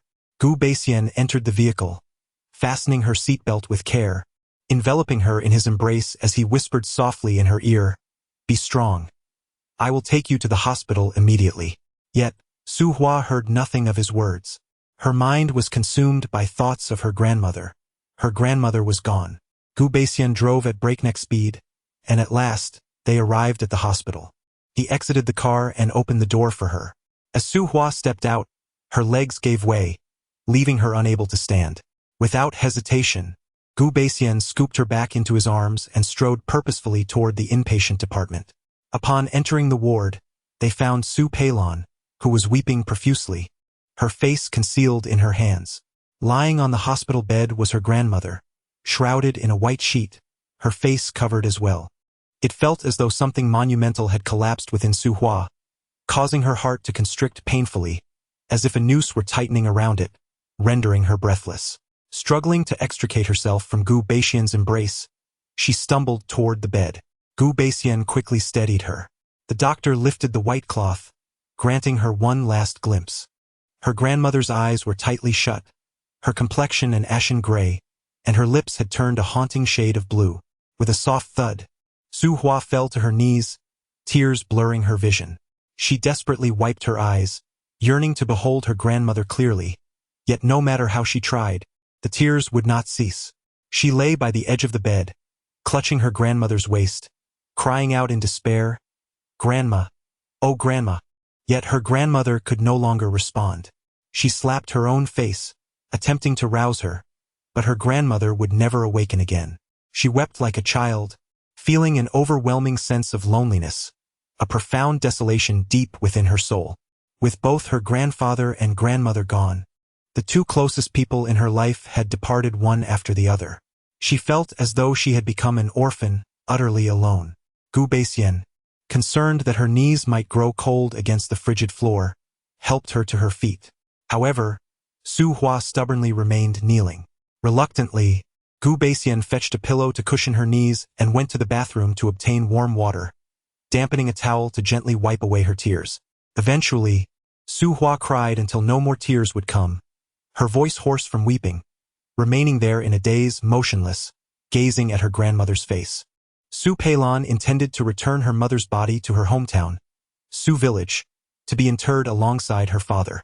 Gu Baixian stepped outside to contact his assistant, arranging for a hearse and funeral services. An hour later, his subordinates arrived with the hearse, carefully lifting her grandmother's body into the vehicle. A procession of cars set forth towards Su Village. The professional funeral team swiftly erected a mourning canopy, dressed her grandmother in funeral garments, and laid her in the casket. That evening, clad in heavy mourning attire, Su Hua kept vigil, with Gu Baixian by her side. As the night deepened, he urged her to rest for a while. Su Hua shook her head lightly in refusal. Gu Baixian ordered bedding to be brought in to lay on the floor, gently insisting that she lie down for a moment. During the days of mourning, Su Hua spent most of her time kneeling in a daze, only managing to close her eyes for brief moments when exhaustion overcame her. She remained awake, as did Gu Baixian, who vigilantly watched over her. He feared that her sorrow might overwhelm her, that she might feel lonely and afraid, and he was most terrified of losing her. Unsure of how to console her, he simply held her hand tightly, offering his shoulder for her to lean on, silently accompanying her in her grief. Beneath the flickering light of the eternal lamp, her delicate face appeared as pale as a cold moon, her large, fluffy eyes filled with profound sorrow, and her long eyelashes drooped like the wings of a dying butterfly. She looked utterly haggard, resolutely kneeling before her grandmother's coffin, motionless. Her slender frame stood out starkly against the orange glow, a mere shadow of her former self. In these days, his heart ached for her more than ever before. Even years later, Gu Baixian could not forget this scene. The memory would tug at his heartstrings. In the courtyard, a rather caustic relative approached Su Peilan and remarked, "Isn't your son-in-law's leg just fine? I heard he was disabled and could only sit in a wheelchair." Su Peilan was aware that they were mocking her behind her back, insinuating that for money, she had sold her daughter to a cripple. She lifted her swollen eyelids and cast a sidelong glance at the relative, replying, "My son-in-law was merely injured. He was temporarily in a wheelchair. His legs had healed over a year ago." The relative scoffed, "Oh, really? That's quite a swift recovery." Su Peilan retorted, "Of course, my son-in-law is blessed with great fortune. A noble person is always favored by destiny." A relative chuckled with a hint of sarcasm, saying, "I hear your in-laws are quite wealthy. Will Xiao Hua face any difficulties in their household? Our humble family cannot be compared to their grand lineage." Su Peilan shot a cold glance, asserting that is not the case. "They hold my daughter in high esteem." The relative clicked her tongue, questioning, "Then why haven't your in-laws sent anyone? Deep down, they still look down on us. We are too lowly for them to reach." Although no one came in person, The monetary gifts arrived. Both the grandmother and mother-in-law deposited 200,000 into my account. My son-in-law treats my daughter exceptionally well. He has been by her side day and night, never taking his eyes off her. Such devotion is something your son-in-law, regardless of wealth, could never match. Su Peilon has always been direct. If she has a grievance, she addresses it without delay. This relative, a cousin, had harbored jealousy since childhood due to Su Peilon's superior qualities. She intended to seize this opportunity to belittle her, but ended up feeling humiliated and left with a scowl. 3 days later, they prepared to transport their grandmother's body for cremation. At the break of dawn, Gu Beixian brought a bowl for Su Hua to eat. She had no appetite, yet according to ancestral customs, descendants must not have empty stomachs before the cremation. Su Hua hastily took a few bites. The hearse arrived, and Gu Beixian's subordinates, along with several relatives, lifted the grandmother onto the vehicle. Su Peilon, alongside her relatives, wailed loudly. Su Hua stood beside the hearse, tears streaming down her face, positioned closest to her grandmother. In her heart, she whispered, "Grandma, do not be afraid. I am here." In accordance with tradition, the bereaved family escorted the hearse outside, the procession behind it a sight to behold, comprising not only relatives and neighbors but also the students of her grandmother. As the hearse began to move slowly, Su Hua grasped the handle, tears streaming down her face, following it out of the village. The hearse turned onto the road, accelerating, and her outstretched hand drifted further from the cold door. It felt as if the sky had collapsed. Overwhelmed by sorrow, she found herself at a loss for words, desperately reaching out, running to chase after the hearse. Fearing for her safety, Gu Beixian swiftly restrained her. Su Hua, weakened by grief, collapsed. Gu Beixian lifted her, holding her tightly as one would embrace a child. Unable to walk, she extended her hand in vain, unable to grasp anything, the hearse moving farther away. Watching the vehicle gradually disappear from view, she cried until no sound emerged. On the return journey, she retched by the roadside. Gu Beixian tenderly wiped the remnants from her lips, softly comforting her. Though she could hear his voice echoing in her ears, the words remained unclear. All she knew was that the person in the hearse was her grandmother, who was soon to be consumed by flames. She would lose her grandmother forever. She would no longer have a grandmother, never again. After the cremation, the ashes were returned. On the day of the burial, the sky was overcast, drizzling lightly. The cold wind swept through the muddy path, penetrating to the bone. With Gu Beixian's support, Su Hua, alongside her mother and relatives, made their way to the willow grove behind the village, where her grandmother was to be laid to rest beside her grandfather. The willow grove exuded an eerie chill, even in broad daylight, sending shivers down their spines. However, with her grandfather laid to rest here and her grandmother soon to follow, Su Hua felt no fear. Not far from her grandfather's grave lay a Yao, who had once saved her life. The 3 individuals she cherished most were now in eternal slumber in this very place, which felt remarkably familiar to her. Quietly leaning against Gu Beixian, Su Hua watched as the yellow earth was shoveled onto her grandmother's coffin, gradually filling the grave and forming a new mound, soon to be marked by a meticulously carved headstone. The paper offerings, including a flower sedan and paper figurines, were set ablaze, the flames roaring to life, casting a crimson glow amidst the mournful whispers of the wind, illuminating half of the desolate willow grove. Crows cawed and soared to the distant trees. Su Hua fixated on the photograph of her grandmother on the headstone, tears streaming down her cheeks. Gu Beixian continuously wiped her tears away. As she wept, an unexpected smile broke through. Her eyes still red as she said to him, "I should not be sorrowful. I ought to rejoice for Grandma. She has gone to join grandfather, the one she wished to be with the most. They rest together now, companions in eternity, never to feel loneliness again." Gu Beixian nodded, silently gazing into her swollen eyes, yearning to say, "In 100 years, let us also rest together." He opened his mouth, but the words remained unspoken. It felt inappropriate, and he feared the unpredictability of fate. Promises made might not be fulfilled. He chose silence, tightening his grip on her hand and tilting the umbrella further in her direction. After the funeral, Gu Beixian supported Su Hua as they made their way back. In the days that followed, She was consumed by grief, losing her appetite entirely, her figure becoming alarmingly frail. She resembled a slender bamboo stalk, delicate and solitary, as if a mere gust of wind could topple her. Gu Baixian observed her plight with a heavy heart, embracing her tightly, wishing he could shoulder all her suffering. As they walked, he suddenly stiffened, his gaze drawn to a tall figure standing by the broken bridge at the village's edge, looking in their direction. The man possessed a sharp demeanor, clad in a black windbreaker, with jet-black hair and a mask obscuring his features, his long legs exuding an aura unattainable by ordinary individuals. He stood there like a statue, motionless, his deep, dark eyes fixed intently on Su Hua. Even from such a distance, one could sense the profound sorrow reflected in his gaze. Gu Baixian's heart sank abruptly, an instinct telling him that this was a Yao. The figure bore an uncanny resemblance to the person depicted in the photograph provided by Chu Machin. A chill began to spread within him, and he tilted the umbrella forward, shielding Su Hua's view, determined to prevent her from seeing a Yao, as well as preventing a Yao from seeing her. Chapter 41. No more divorce. The rain obscured Su Hua's vision, the umbrella shielding her from the world beyond. She noticed that it enveloped her completely, while Gu Baixian's clothing became drenched in the downpour. She raised her hand to push the umbrella's handle, nudging it towards him.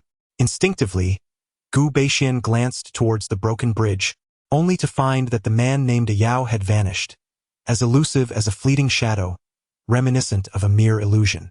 He secretly exhaled in relief, drawing Su Hua closer into his embrace. It was only then that he realized, to his astonishment, that he had felt a pang of fear at the thought of losing her. Upon returning to her grandfather's home, it was already midday. They hastily consumed a modest meal. Exhausted and weary, Su Hua retreated to the bedroom, shedding her clothes in hopes of catching a brief slumber. The past few days spent vigilantly keeping watch over her grandmother had deprived her of rest. Gu Baixian followed her inside, discarding his jacket onto the chair beside the bed, intending to keep her company as she slept. In a hoarse whisper, Su Hua gently suggested, "You should sleep in the next room. I haven't bathed in 3 days. I must have an odor." Gu Baixian leaned closer, bending down to inhale the scent of her hair, confirming her claim. Su Hua, mortified, quickly covered her head with her hands to prevent him from smelling her. With a soft smile, Gu Baixian reassured her, "It's all right. I do not mind." He lifted the covers, tucking her into the warmth of the bed, then removed his shoes and lay beside her, wrapping her in a tender embrace. He gently remarked, "Your relatives are watching. If we sleep apart, it will surely invite gossip." Su Hua contemplated this and reluctantly agreed. 3 years ago, she married Gu Baixian, and a few relatives in the know whispered behind her back that her mother had sold her for money to a disabled man. Now that Gu Baixian had recovered, those same people were likely waiting to revel in her misfortune. People are inherently concerned about their reputation. Even if divorce were on the horizon, she would still need to maintain appearances before others. Su Hua no longer felt the need to force herself. The past few days had been unbearably taxing. As soon as her head hit the pillow, she swiftly fell into a deep slumber. As she slept, nightmares began to plague her. In her dream, the night was pitch black, fierce winds whipped up flames, and thick smoke enveloped the air. The searing heat of the fire burned against her skin, and the acrid scent of gasoline filled her nostrils. A slender youth struggled to pull her from the inferno, but a collapsing beam struck his leg. She reached out desperately to grasp him, trying to drag him from the flames, but to no avail. She cried out, "Brother Ayao, Brother Ayao." Gu Baixian was stirred awake by her cries, finding her eyes shut tight, her face contorted in agony, tears streaming down her cheeks. Furrowing his brow slightly, he took a tissue from the bedside table and gently wiped away her tears, one by one. Afterward, he silently gazed at her for a moment before pulling her into his embrace. Just as he had done before, he lovingly stroked her back, softly patting her to comfort her. Yet, within him lay a heaviness akin to a stone, pressing painfully against his heart. The long lashes cast a shadow beneath his eyes, rendering his handsome face inscrutably somber, and the air around him felt charged with an oppressive weight. In these recent days he cast aside all else, tirelessly accompanying and caring for her. He believed he had done quite enough. Yet, she lay in his embrace, calling out in anguish for her brother, a Yao. He felt that his heartfelt devotion had been misplaced. This was not the first instance. He had endured her for a full 3 years. He had never been known for his patience, seldom tolerating the faults of others, yet he bore with her time and again. Endurance is laden with emotion. While he persevered, resentment brewed within him. This marked an invisible fissure between them. Days of sleeplessness had brought him to the brink of emotional turmoil, and his patience had dwindled to a bare minimum. He longed to unleash his frustration upon her and storm away. However, she was too remarkable. Intelligent, beautiful, gentle, and considerate, yet currently so vulnerable. He could not bring himself to scold her. A quarrel was utterly out of the question. After taking several deep breaths, Gu Baixian managed to suppress the anger simmering within him. He held the woman plagued by nightmares tightly, soothing her gradually, tucking her in more securely. Rising from the bed, he donned his coat and stepped outside, craving a cigarette. There were others in the courtyard, so he made his way to the front gate. Before him lay a dilapidated pond, and across it stood a sparse grove of poplars, tangled wires weaving through the treetops, swaying gently in the breeze. Gu Baixian retrieved a cigarette from his pocket, lit it with a lighter while shielding it from the wind, inhaling deeply and exhaling a plume of pale smoke. He squinted at the trees across the way, drawing one cigarette after another. A consistently refined and ascetic visage exuded a trace of chill. As the sun sank in the west, darkness enveloped the sky. Scattered on the ground lay a multitude of disordered cigarette butts. After consuming an entire half-pack, his restless spirit remained far from tranquil. Suddenly, his phone rang. With a cigarette perched between his lips, Gu Baixian retrieved his phone from his pocket and glanced at the caller ID. It was Chu Suasua. He furrowed his brow and promptly disconnected the call. Minutes later, the phone rang again. This time it was his father, Gu Outing. He pressed the button to answer. Gu Outing inquired, "When will you return?" Gu Baixian replied, devoid of emotion, "Su Hua's grandmother is being laid to rest today. I will return first thing tomorrow." Gu Outing's voice carried an undercurrent of reproach, questioning why he had been away for so long. It had been nearly 4 days in total. "Her grandmother has passed away. She is deeply saddened, and I cannot bear to leave her alone. Does she not have a mother and relatives? Her mother is also grieving and preoccupied with her own sorrow. As for her relatives, they are of little help.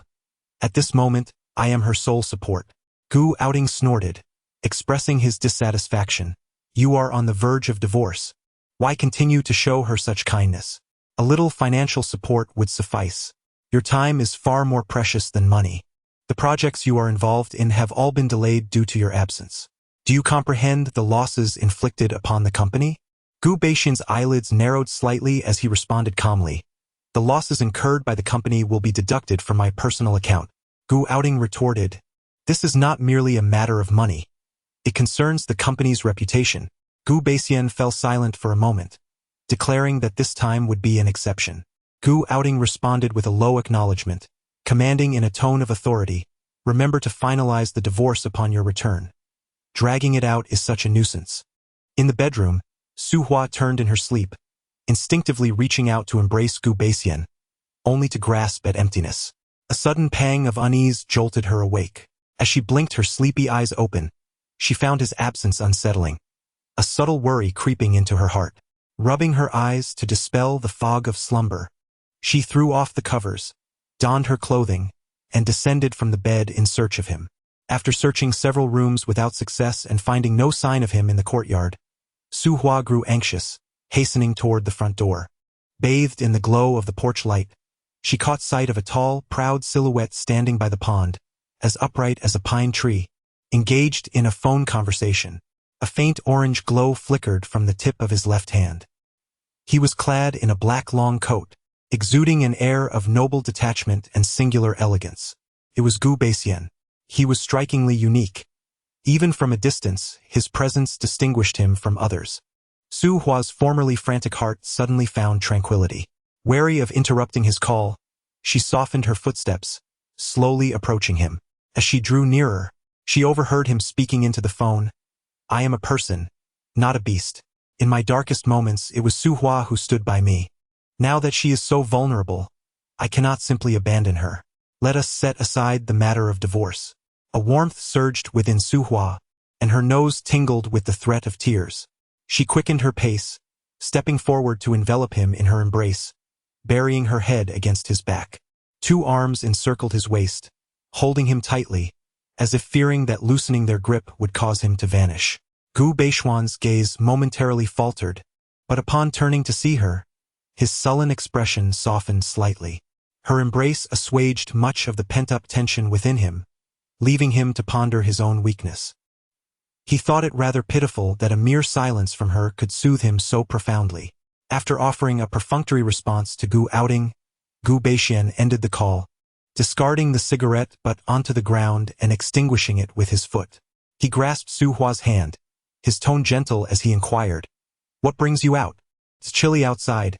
You ought to dress more warmly. I thought you had left."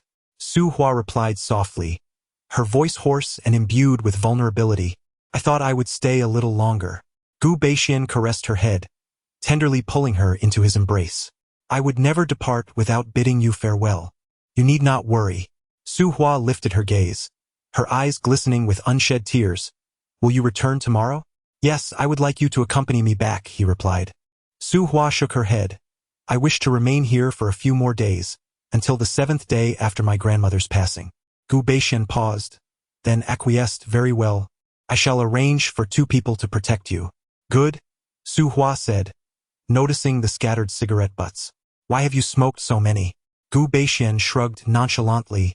"I was feeling a bit troubled, but it has since passed." Su Hua fixed her gaze upon him. "Is it about the divorce?" "No, it pertains to work," he replied, averting his eyes to evade her penetrating stare. Upon raising his gaze, he caught sight of a tall, sharp silhouette standing at the edge of the grove opposite the pond. Clad in a black tactical jacket, with dark short hair and a mask concealing his face, it was none other than Ah Yao.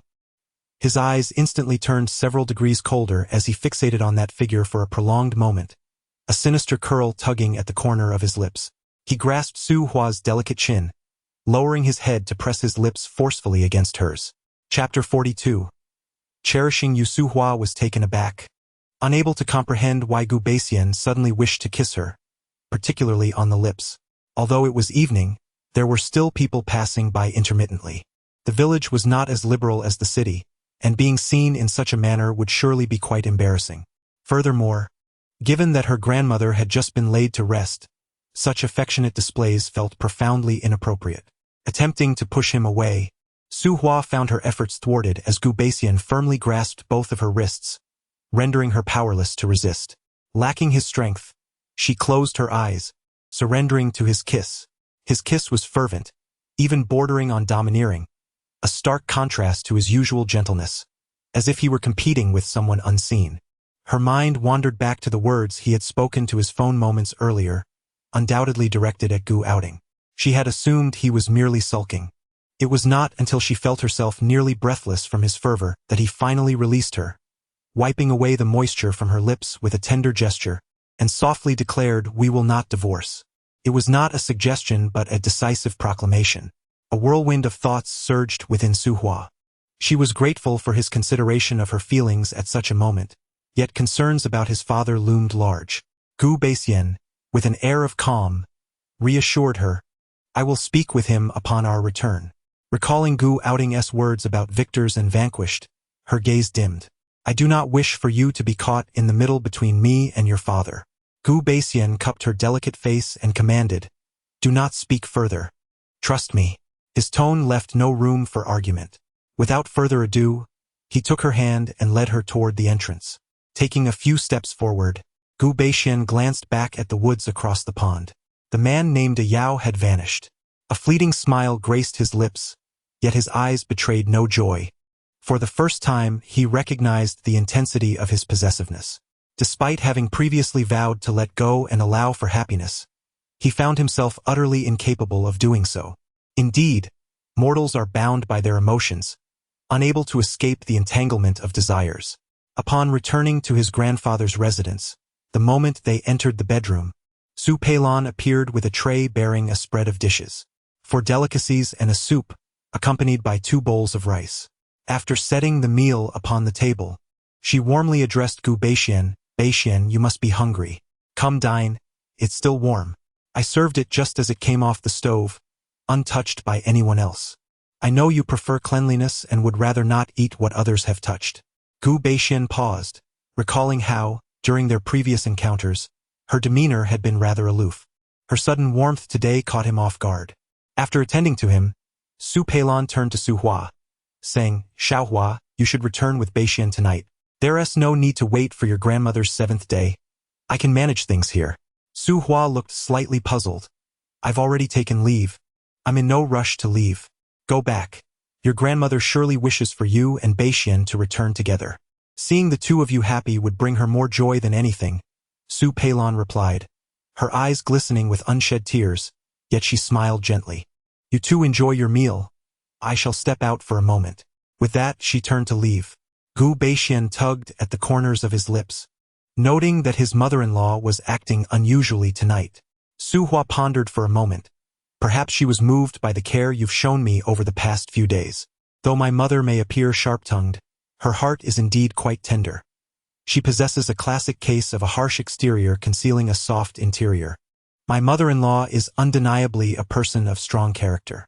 Gu Beixian smiled faintly, picking up chopsticks and offering them to her. Su Hua accepted the chopsticks and sat beside him, placing a piece of crispy fried meat atop his rice. This dish was exceptionally delicious, fragrant, and she urged, you must try it. Gu Beixian picked it up and tasted it. It was indeed quite flavorful. Typically, he refrained from such indulgences due to their greasiness and unhealthiness. However, when Su Hua offered it, he would likely eat even the most undesirable of dishes. After their meal, Su Peilon entered to clear the dishes, urging them, you 2 should hurry along. It will take just 2 or 3 hours to get home. Once there, you can wash up and enjoy a good night's sleep. Returning tonight means that Beixian can resume work at the company bright and early tomorrow. Staying here for too long has significantly impacted his work. Gu Beixian was in complete agreement. The longer they lingered, the more restless he felt, especially regarding the potential encounter between Su Hua and Yao. While his discomfort was one matter, the thought of yielding her to another was intolerable. He found himself unwilling to let go. In a moment of selfishness, he yearned to keep her close. Su Hua, on the other hand, was reluctant to leave. She cherished her grandmother and wished to accompany her through the traditional mourning period. However, she could not resist Su Peilon's insistence, who pushed and prodded her out the door and directly into Gu Beixian's car. Once the vehicle had left the village, Su Hua received a message from Su Peilon. My dear daughter, I have recently realized that Gu Beixian has been quite good to you. If it's possible, let us avoid divorce. After a separation, finding another man may not guarantee he will be better than Gu Beixian. Let me reiterate, your contribution to his recovery is substantial. Why should you relinquish the fruits of your labor to another after enduring such hardship? Su Hua furrowed her brow slightly and replied, but his father disapproves. Su Peilon responded, ultimately, parents cannot thwart their children's will. You 2 should strive for it. Giving up without effort will lead to regret in the future. Su Hua fell silent for a moment before responding. All right. At 10 o'clock that evening, the 2 returned to their residence in Ryu Bay. Su Hua entered the bathroom to wash her hair and take a shower. Upon emerging, she picked up the hairdryer, just as Gu Beixian, having finished his own shower in another room, approached her and took the dryer from her hands, offering to assist her. Su Hua smiled and said, my left hand is nearly healed. I can manage on my own. Gu Beixian, with an impassive expression, gently guided her to the small sofa nearby, softly stating, I simply wish to care for you properly. Such words were imbued with deep affection. Especially coming from him, with his typically aloof demeanor, the sentiment felt refreshingly enticing rather than cloying. A wave of warmth surged within Su Hua as she replied, thank you. Gu Beixian plugged in the hairdryer, lifting his gaze with a casual demeanor. We promise to support each other. There's no need for thanks. Su Hua smiled warmly. She cherished this mutual support, finding it more substantial and filled with warmth than mere politeness. Though Gu Beixian was a robust man, he exhibited a gentle touch while drying her hair. Initially, he struggled with the right balance of pressure, but soon managed to provide a more comfortable experience than she could achieve herself. After finishing her hair, the two of them lay down on the bed. Su Hua had napped in the afternoon, and now she found it difficult to sleep again. She merely closed her eyes and nestled in Gu Beixian's embrace, reminiscing about her grandmother. Gu Beixian, aware of her sorrow, gently patted her as one would soothe a child. Before long, his tender touch lulled Su Hua into slumber. Noticing her breathing gradually steadying, he leaned down and placed a soft kiss on her forehead, whispering, "If you dare to dream of calling for your brother Ayao again, I might just have to spank you."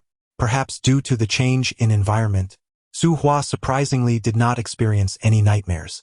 When she awoke the following morning, the moment she opened her eyes, she found Gu Beixian propped up on the pillow, gazing at her with gentle eyes, his demeanor radiating joy.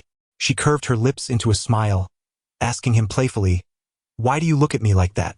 "Because you are beautiful," he replied, caressing her cheek, his voice as tender as moonlight. Su Hua sensed something slightly amiss about him, though she couldn't quite articulate what it was. After freshening up, the two descended the stairs. The dining table was adorned with a lavish breakfast.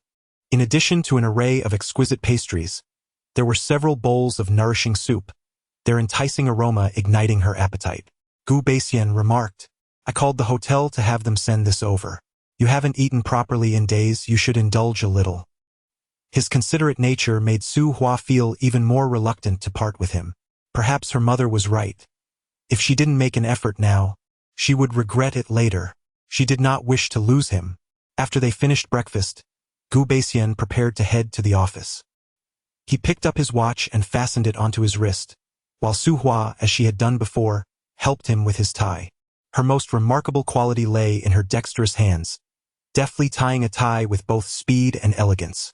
As she skillfully finished, Gu Beixian suddenly pulled her into his embrace, cautioning her, "Stay at home as much as possible. The world outside is tumultuous." Su Huan felt increasingly perplexed by his words. What turmoil existed in the outside world? It was not an era of war. Moreover, she had a driver, strong and capable, also serving as a bodyguard, available at the mere sound of a call. She chuckled softly, "The museum is still waiting for my arrival." Gu Beixian raised an eyebrow. "Did you not take a leave of absence?" At a loss for words, Su Huan conceded, "Very well then." Yet, Gu Beixian held her tightly, refusing to let go, lowering his head to gently nuzzle her nose and plant tender kisses upon her ear, exuding an air of intimacy reminiscent of a man deeply in love. Su Huan felt a flicker of confusion. He was not typically a clingy man. What was amiss today? No. It seemed he had been acting strangely since the night before. Just as she was about to inquire, Gu Beixian's lips brushed against her earlobe as he whispered, "I truly wish I could make you smaller, so I could tuck you away in my pocket and carry you with me wherever I go." Chapter 43. The mind of a deity. Gu Beixian's voice was extraordinarily melodious, deep, magnetic, and crisp, akin to the dulcet tones of a cello, gliding past her ears and penetrating her very eardrums. Su Hua found herself uncharacteristically flustered, her heart racing as if a fawn were vigorously prancing within her chest. She stood transfixed. The sweet nothings uttered by a beloved truly have the power to release dopamine in the brain. Su Hua's eyes sparkled as she tilted her delicate face upward, gazing at his alluringly handsome visage, and expressed, "Thank you for your sweet words. I truly appreciate it." Gu Beixian chuckled softly, playfully pinching her cheek with a glint of amusement in his eyes. "I must say, you come across as somewhat naïve, my dear little innocent." Su Hua's expression faltered slightly, and she offered an embarrassed smile. "I suppose I am a bit lacking in romantic understanding. Xiaoyi mentioned the same about me before." Gu Beixian lifted one corner of his mouth in a smirk. "And what did he say?" "He remarked that I am a wonderful woman, but perhaps a tad too virtuous, which can render one somewhat dull. He suggested I should learn to be a bit more playful, a touch more flirtatious, to show vulnerability when needed, to be bold when necessary, and to employ charm and strategy at the right moments." Gu Beixian pondered for a moment before responding, "Playfulness is acceptable, but only in my presence. Flirtation and vulnerability are permitted, yet boldness and cunning are best avoided." Su Hua obediently replied, "Understood." Gu Beixian affectionately ruffled her hair. Wait for me at home. What would you like for dinner? I shall bring it to you. Su Hua, having little appetite these past couple of days, replied, I don't have anything in mind. Then I shall decide for you. Let Lu Saw prepare lunch, you needn't lift a finger. Su Hua experienced a transformation akin to that of a maid becoming a princess, obediently responding, All right, I shall take my leave. Gu Beixian embraced her once more, picked up his briefcase, changed into his shoes, and reached for the door handle. Suddenly, Su Hua sprinted after him, wrapping her arms around his waist from behind, and softly murmured, I wish I could shrink down and be tucked into your pocket. Then wherever you go, I could follow. She was at a loss for sweet nothings, yet felt compelled to reciprocate, awkwardly crafting a line that felt forced. Gu Beixian could hardly contain his laughter. Delivering a romantic line seemed to pose a challenge for her, akin to composing a couplet. What others could effortlessly articulate, she struggled to formulate even this clumsy response. The sincerity with which she uttered her affectionate sentiment stripped it of any flirtatious charm. He slowly turned around, cupping her delicate face in his hands, leaned down, and planted a gentle kiss on her lips, chuckling. How is our Hua Hua so endearing? Endearing? Su Hua felt a bit dazed. Once Gu Beixian departed, she entered the bathroom and gazed into the mirror for an extended period. Her face was indeed beautiful, yet it bore no resemblance to the concept of cuteness. With his absence, the once spacious room felt desolate, and Su Hua began to long for her grandmother. She made her way to the balcony, settling into a lounge chair, her eyes vacant and lost in thought. Just as her sorrow deepened, her phone rang. Glancing at the screen, she saw it was a call from Shen Yuan. Upon answering, Shen Yuan said, Su Hua, the restoration of Wang Meng's hidden retreat painting has commenced, and we need to select the person to take up the brush next. The museum has gathered a group of adept artists from across the nation, each tasked with replicating a portion of a classic painting, from which the finest will eventually be selected. My brother has requested that you also submit a copy. The task involves seamlessly restoring the missing elements of ancient artworks, effectively concealing any signs of restoration to create an undisturbed masterpiece. This endeavor not only assesses an individual's comprehensive aesthetic sensibility, but also their grasp of fundamental techniques. Replication allows one to attain a certain standard through personal skill and method. However, restoration necessitates a more profound engagement, immersing oneself in the role of the original artist. Hence, the museum seeks out the most skilled individuals for this selective process. Su Hua responded affirmatively. Shen Yuan remarked, I have a complete photograph of the hidden landscape. I will send it to you shortly. Su Hua casually replied, No need. I've committed it to memory. What? You've memorized it? Shen Yuan exclaimed, astonished. That hidden landscape is so intricate. Can you truly recall every detail? Even the missing parts? Su Hua replied with a calm affirmation. Since childhood, my grandfather has trained me deliberately. Regardless of the complexity of any ancient painting, after just a few minutes of observation, I can memorize it entirely. Within half a month of returning, I can replicate it perfectly. Shen Yuan was left speechless. My goodness, you must be the legendary genius. Su Hua thought to herself, I can hardly articulate a romantic phrase. How could I possibly be considered a genius? Enough of this. I shall start sketching the details and deliver them to you tonight. Shen Yuan was once again taken aback. So soon? Indeed, Su Hua replied before entering her own study after the call concluded. In the study, there exists a complete set of tools for the restoration of antique paintings and calligraphy. The esteemed Mr. Gu has a profound passion for collecting ancient artworks, which are challenging to preserve. Over the years, it has been she who has assisted in their maintenance and restoration. This particular set of tools was procured at the behest of Gu Beixian. Su Hua took a sheet of Xian paper and skillfully dyed it with red tea to achieve an aged appearance, enlisting Lu Saw's help to grind the ink. Once the paper had dried, she picked up her brush and, relying on the images etched in her mind, began to paint. Wang Meng's artistry is characterized by a remarkable layering of brushwork and scenery, employing a distinctive technique known as Jesua Quan and Yomao Quan, with heavy ink and intricate compositions that feature multiple mountains and rivers, creating a lush and profound landscape. His works reflect a deep yearning for a reclusive life, exuding tranquility and a profound, rich elegance. During her childhood, under the guidance of her grandfather, Su Hua had meticulously copied many of his pieces. With a deep understanding of his technique and brushwork, she effortlessly captured a portion of the painting. By evening, Su Hua completed her work and contacted Shen Yuan. Upon arriving, Shen Yuan compared the painting to a photo on her phone and was astonished by the near-perfect resemblance. The only distinction lay in the areas of the original artwork that lacked intent, which Su Hua had seamlessly filled in. Shen Yuan, marveling in delight, could not help but examine Su Hua's creation from various angles, exclaiming, "Sister Hua, what kind of divine intellect do you possess? It's even more effective than a camera." Feeling a bit flustered under her scrutiny, Su Hua gently pushed her away and replied, "I was born a few hours after you. You may simply call me Su Hua." "No," Shen Yuan insisted, "you are my sister Hua." The title of sister signifies a status in the world, regardless of age. Su Hua could not resist her friend's insistence and allowed her to call out at will. Shen Yuan carefully rolled up the painting and placed it in the car, saying, "My brother has gone abroad for a medical exchange conference. His colleague mentioned your grandmother's passing, so he asked me to keep you company. Where would you like to go? I'll accompany you." Feeling the weight of her grandmother's absence, Su Hua, who was eager to clear her mind, replied, "Let us go ride the Ferris wheel." Shen Yuan rolled her eyes. "What is so great about that?" Su Hua felt a bit embarrassed. "I've never ridden one." Shen Yuan burst into laughter. "Really? You're in your 20s and you've never been on a Ferris wheel?" "No. I haven't tea." "Then let us go." Su Hua climbed into Shen Yuan's car. The two enjoyed a meal together before heading to the largest amusement park in Kyoto. The towering Ferris wheel, over 100 meters high, was adorned with vibrant lights, creating a splendid rainbow-like spectacle at night.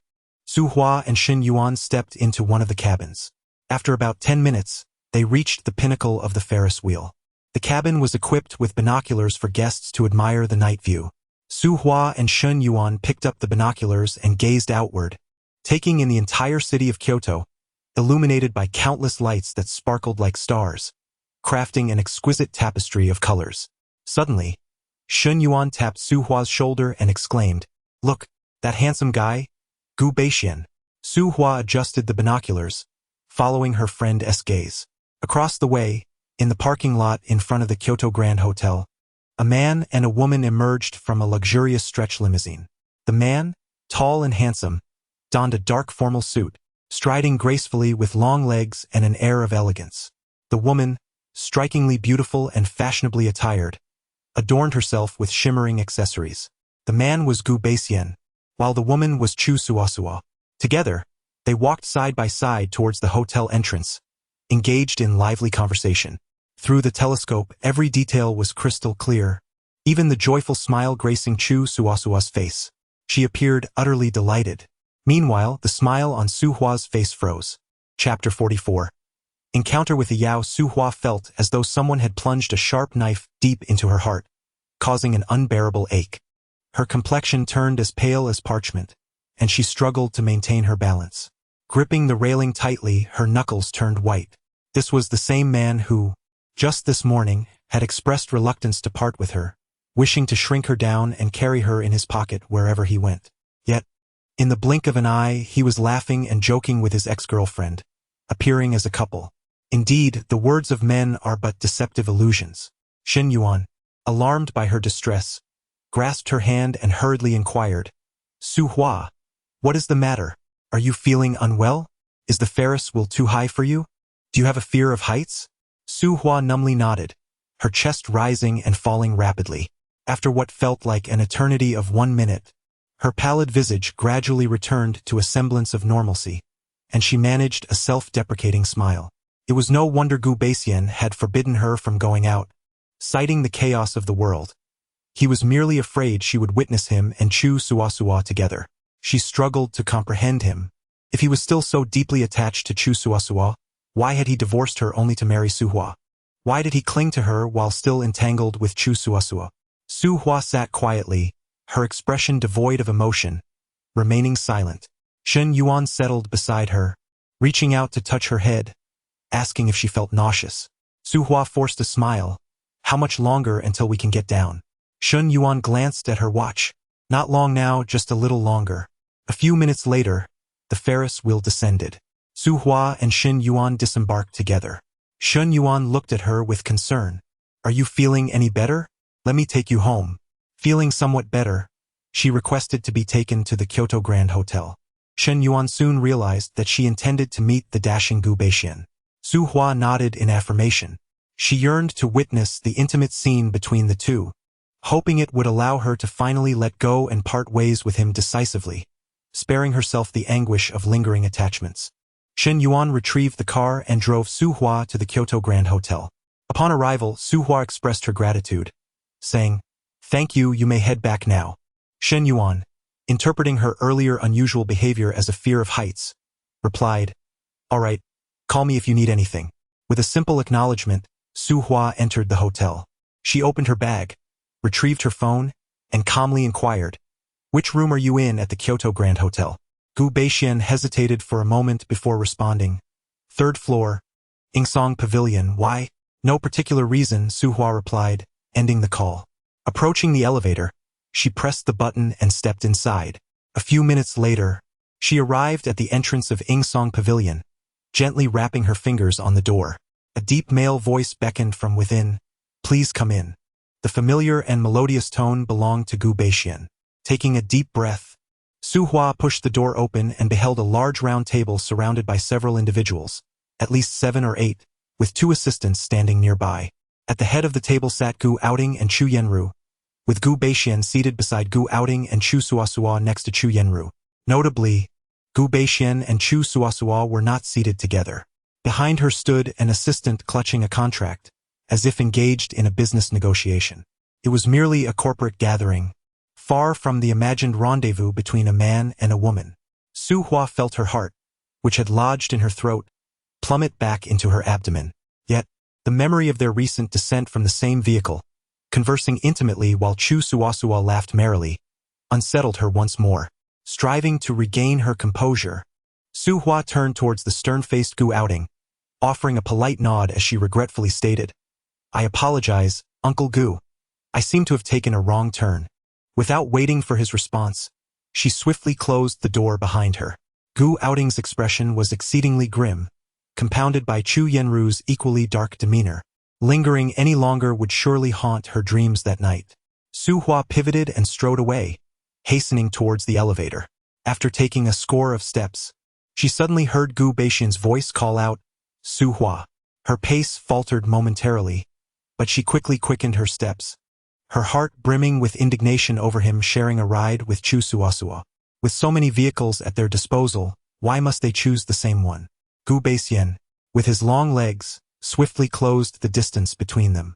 In defiance, Su Hua broke into a light jog. As she turned a corner without paying heed to her surroundings, she collided with someone. The individual was exceedingly tall, and beneath his thin shirt, his chest muscles were notably firm. The impact sent a sharp pain through Su Hua's face, particularly her nose, which throbbed painfully, threatening to unleash tears. Hastily, she covered her injured nose and apologized. "I'm so sorry. I'm so sorry. It's all right. Is your nose all right?" he inquired. The man's voice was somewhat cold yet distinctly unique, reminiscent of a foreigner speaking Chinese, with a touch of awkwardness. Su Hua lifted her gaze and beheld a handsome, profound face adorned with short hair. Before she could fully discern his features, she found herself captivated by his eyes. They were exceptionally beautiful, dark as the depths of the ocean, exuding a melancholic chill, with deep-set double eyelids and long, thick lashes. Upon gazing into his eyes, Su Hua felt her heart lurch violently. Those eyes bore an uncanny resemblance to a Yao's, even more so than Gu Beixian's. The memory of a Yao, who had perished while saving her, pierced her heart anew. Initially, the pain was a dull throb, but soon it escalated to a sharp, knife-like agony. She clutched her chest, leaning against the wall, her complexion turning exceedingly pale. "Are you all right?" the man inquired, extending his hand to steady her. Yet, before his fingers could graze Su Hua's arm, a strong force pushed him away. A tall figure loomed over, as Gu Beixian hurried to her side. He enveloped Su Hua in his embrace with a possessive intensity, cupping her face, his expression icy but his eyes filled with concern as he asked, "Where did you get hurt?" Su Hua shook her head, and when she attempted to glance back at the man from earlier, he had already vanished. She stared into the empty corridor, momentarily lost in thought. Gu Beixian noticed the dazed look in her eyes.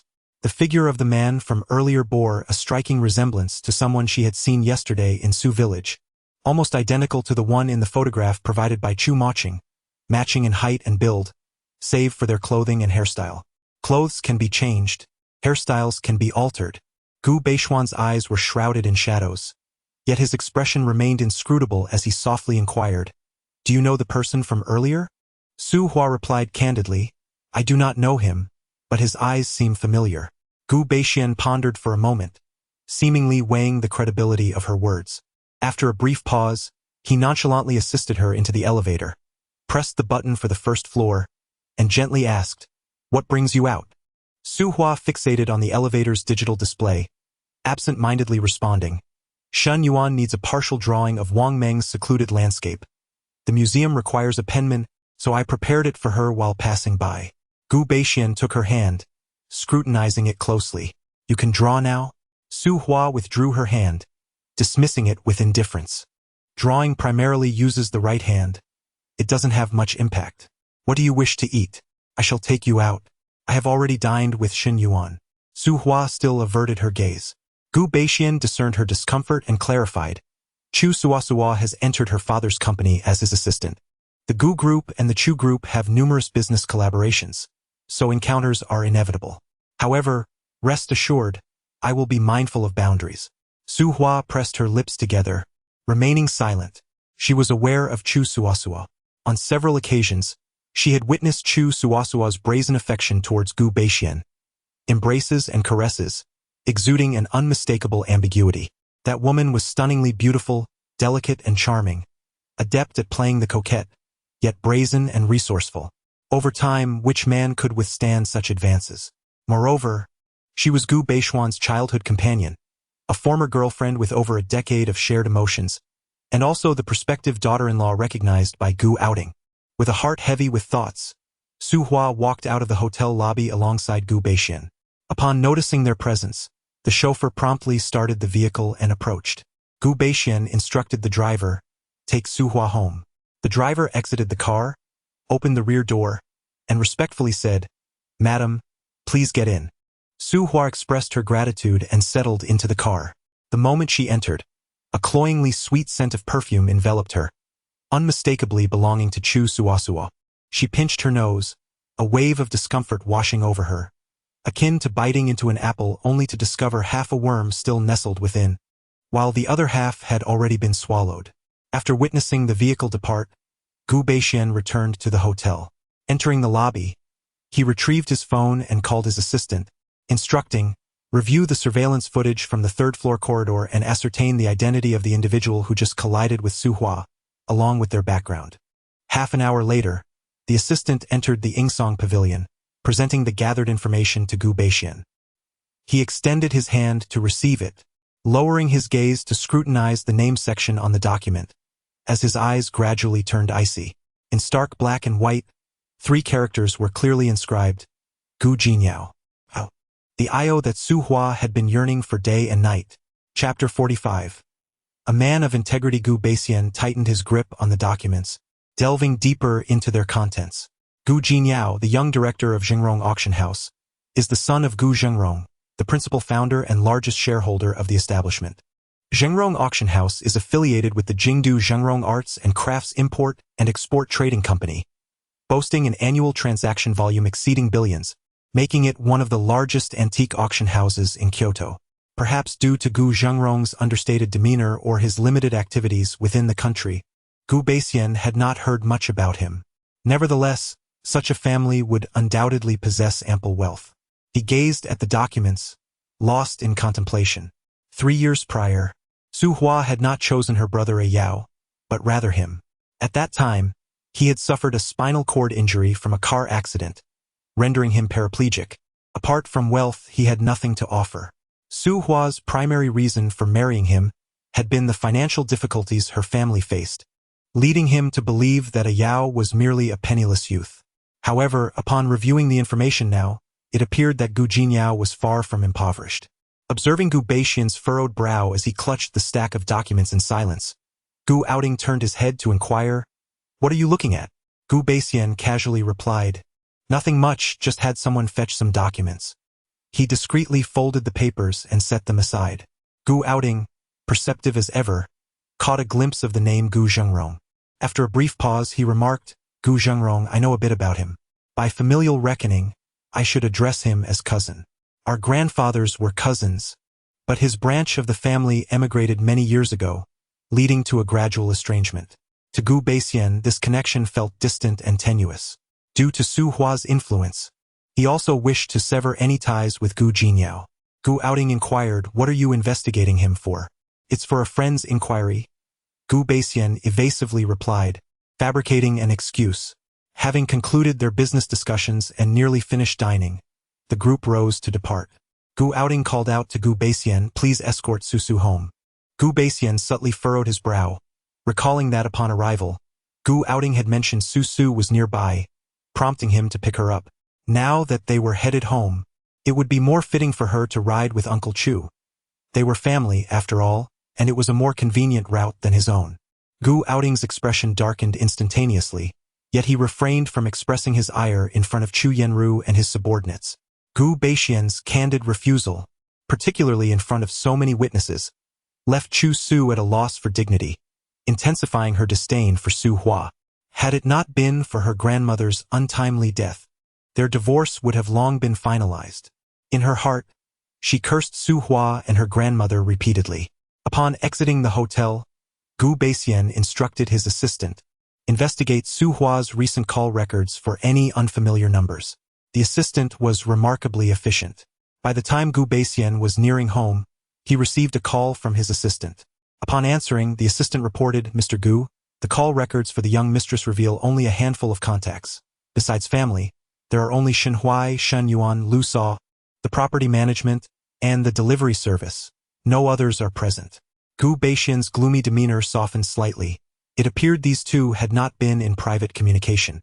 Upon returning home, Su Hua was seated on the sofa, engrossed in an ancient tome, when the sound of the door opening caught her attention, accompanied by the scent of alcohol. Assuming that Gu Baixian had indulged in drink, she hastily rose and approached the shoe cabinet, bending down to retrieve his slippers, a task she had previously performed with ease. Gu Baixian gently held her back, his voice a soothing barrier. "I haven't drunk too much, and my leg has long since healed. There's no need for you to care for me as you did before. You are my wife, not my maid." The latter part of his statement remained unspoken, for it was indeed the role Su Hua had often assumed. Su Hua pursed her lips, remaining motionless, her heart brimming with unexpressed frustration, particularly over his shared ride with Chu Suasua. Gu Baixian changed his shoes unaided, while Su Hua assisted him in removing his wristwatch, subsequently reaching to unbutton his suit jacket. Her pretense of helping him undress masked her true intention. She sought any lingering traces of intimacy that might have been left by Chu Suasua. As she unfastened the jacket, she discreetly examined his collar for any lipstick marks, even subtly inhaling to discern if his attire bore the scent of perfume, thus attempting to ascertain whether Chu Suasua had embraced him and where. Believing her ruse to be effective, she was unaware that Gu Baixian observed her every move with amusement. Leaning down, he playfully nudged his nose against hers, jesting, "Why do you sniff around like a little dog?" Caught in the act, Su Hua felt a flush of embarrassment. Silently, she turned her back and hung his jacket on the nearby coat rack. Gu Baixian, perceiving her hidden thoughts, remarked, "As for the hotel, it was my father who called to arrange for Chu Suasua to ride in my car. As soon as she entered the car, I informed her that I was a married man, urging her to maintain a respectful distance to avoid unnecessary complications. During our meal, she insisted on sitting beside me, but I deftly made an excuse to distance myself. After dining, when my father requested that I drive her home, I declined once more. Hua Hua, I uphold the principles of manhood. If you doubt my words, feel free to inspect the dashcam footage in my car or inquire with my assistant." His affirmation leaves no room for deception. The frustration that had been weighing on Su Hua dissipated entirely, replaced by a flicker of gratitude. She was touched by his willingness to stand against Gu Ao Ting for her sake, a man who was not only his father but also the architect of his future. Quietly, Su Hua extended her arms, enveloping him in an embrace, yearning to express her heartfelt admiration. Yet, the more she tried to articulate her feelings, the more elusive the words became. Flirting was not her forte. She had grown up witnessing the understated affection between her grandparents, who expressed their love through silent kindness. Her parents had divorced early, and her mother's fiery temperament made it far more daunting for her to utter sweet nothings than to endure a physical reprimand. However, she could effortlessly retort when provoked. Having absorbed such lessons, she had employed them in her exchanges with Chu Suasua. Yet, as she held Gu Beixian in her embrace, her mind raced, struggling to summon even a single word. Understanding her nature, Gu Beixian gently stroked her head and soothingly remarked, "It's all right. Love is not merely spoken but demonstrated." His words were easily misinterpreted, causing Su Hua's ears to flush and her cheeks to redden. Embarrassed, she turned away. After bathing, the two of them retired to bed. Gu Beixian unfastened the buttons of Su Hua's nightgown, planting soft kisses along her porcelain shoulders. Su Hua verbally protested, yet her entire being succumbed to a sensation akin to electricity coursing through her, rendering her soft and pliable in an instant. With great reluctance, she pushed against his hand, tilting her head to one side, her dark, flowing hair cascading over the pillow like ominous clouds, her cherry-red lips slightly parted. As their kisses deepened, the hands that once resisted his gradually encircled his waist, entwining them together. In the aftermath, Gu Beixian held her close, declaring, "I have decided to quit smoking and drinking for the next few days. Let us prepare for a child." This was the second time he had broached the subject of parenthood. Su Hua, however, harbored no desire for a child. She felt an unsettling lack of security in their marriage. Yet, recalling her mother's advice to make an effort to avoid future regrets, she nodded and replied, "All right." Gu Beixian's dark eyes suddenly sparkled, as if sprinkled with stardust. He pulled her into his embrace, seemingly incredulous. "Are you truly willing to bear my child?" Su Hua hesitated for a moment before suggesting, "Let us give it a try." He kissed her fervently, his fingers caressing her fair shoulder, saying, "Let us have a son. If the firstborn is a boy, we need not have a second child. Childbirth is a harrowing ordeal." In agreement, Su Hua replied, "All right." Gu Beixian gently tousled her hair, smiling as he added, "Then it shall be a labor of love for you." "It is my duty," Su Hua replied, nuzzling into his embrace, though her mind was haunted by the brooding visage of Gu Outing, as dark as coal. She feared that should she bear a child, Gu Outing might tear them apart, leaving the child to suffer the anguish of growing up without a father or mother. As she succumbed to slumber, Su Hua found herself once more adrift in dreams. She envisioned a poignant moment from 13 years prior, when she visited the hospital to bid farewell to Ayao for the final time. He lay on the hospital bed, his body battered and bruised, an oxygen mask obscuring his face. Yet his deep, dark eyes gazed at her with a melancholic intensity, his sorrow palpable like a deep pool of water. A sharp pang of heartache gripped Su Hua as she instinctively moved toward him. Yet, in a bewildering twist of fate, Ayao suddenly vanished from her sight. In her frantic search, akin to a headless fly, she could not find him, but unexpectedly, Gu Beixian descended like a guardian angel. He enveloped her in his arms, cradled her face tenderly, and bestowed gentle kisses upon her, murmuring, "Come home with me. Let us have a child, and I shall cherish you." In her dream-induced stupor, Su Hua instinctively nestled into Gu Beixian's embrace, wrapping her arms around his waist and softly murmuring, "Beixian." The ever-watchful Gu Beixian, who had remained awake, felt his heart, once encased in frost, melt at the sound of her whispered name. For the first time in 3 years, she had called out to him in her dreams, no longer invoking the haunting presence of Ayao. He wrapped his arms around her, a smile gracing his lips, his eyes shimmering like distant stars. Chapter 46. Finding treasures and masterpieces 3 days later, Shen Yuan called, her voice brimming with excitement. Sister Hua, I have wonderful news. After a unanimous selection by all the experts present, it has been decided that you will be the one to take over the brush for one of the 4 masters of the Yuan dynasty, Wang Meng's dwelling in the Fuchin Mountains. Are you not thrilled? Su Hua replied nonchalantly. Oh, when do I start? Xin Yuan was taken aback. This is your reaction? Su Hua raised an eyebrow. What kind of reaction do you expect from me? Xin Yuan raised her voice. Do you realize what this means? You have triumphed over 18 renowned copyists summoned from across the nation. Each of those masters is a distinguished figure in their local museums, typically in their 40s or 50s. Yet, at merely 23 years of age, you have outshone them all. Shouldn't you be jubilant, clapping your hands in delight, or perhaps even dancing with joy? Su Hua chuckled dryly. Is this acceptable? Hearing her perfunctory laughter, Xin Yuan felt disheartened. Is your left hand still in recovery? Will it affect your ability to take over the brush? It's manageable. I rely more on my right hand. However, I need you to help me find a grinding stone for the ink. I cannot use pre-prepared ink as it runs and would compromise the mounting quality. Absolutely. Whatever you need, just let me know, and I will speak to our curator. I might as well assist you with the ink grinding myself. Deal. Once the restoration of the dwelling in the Fuchin Mountains was complete and all colors were finalized, it would be Su Hua's turn to take up the brush.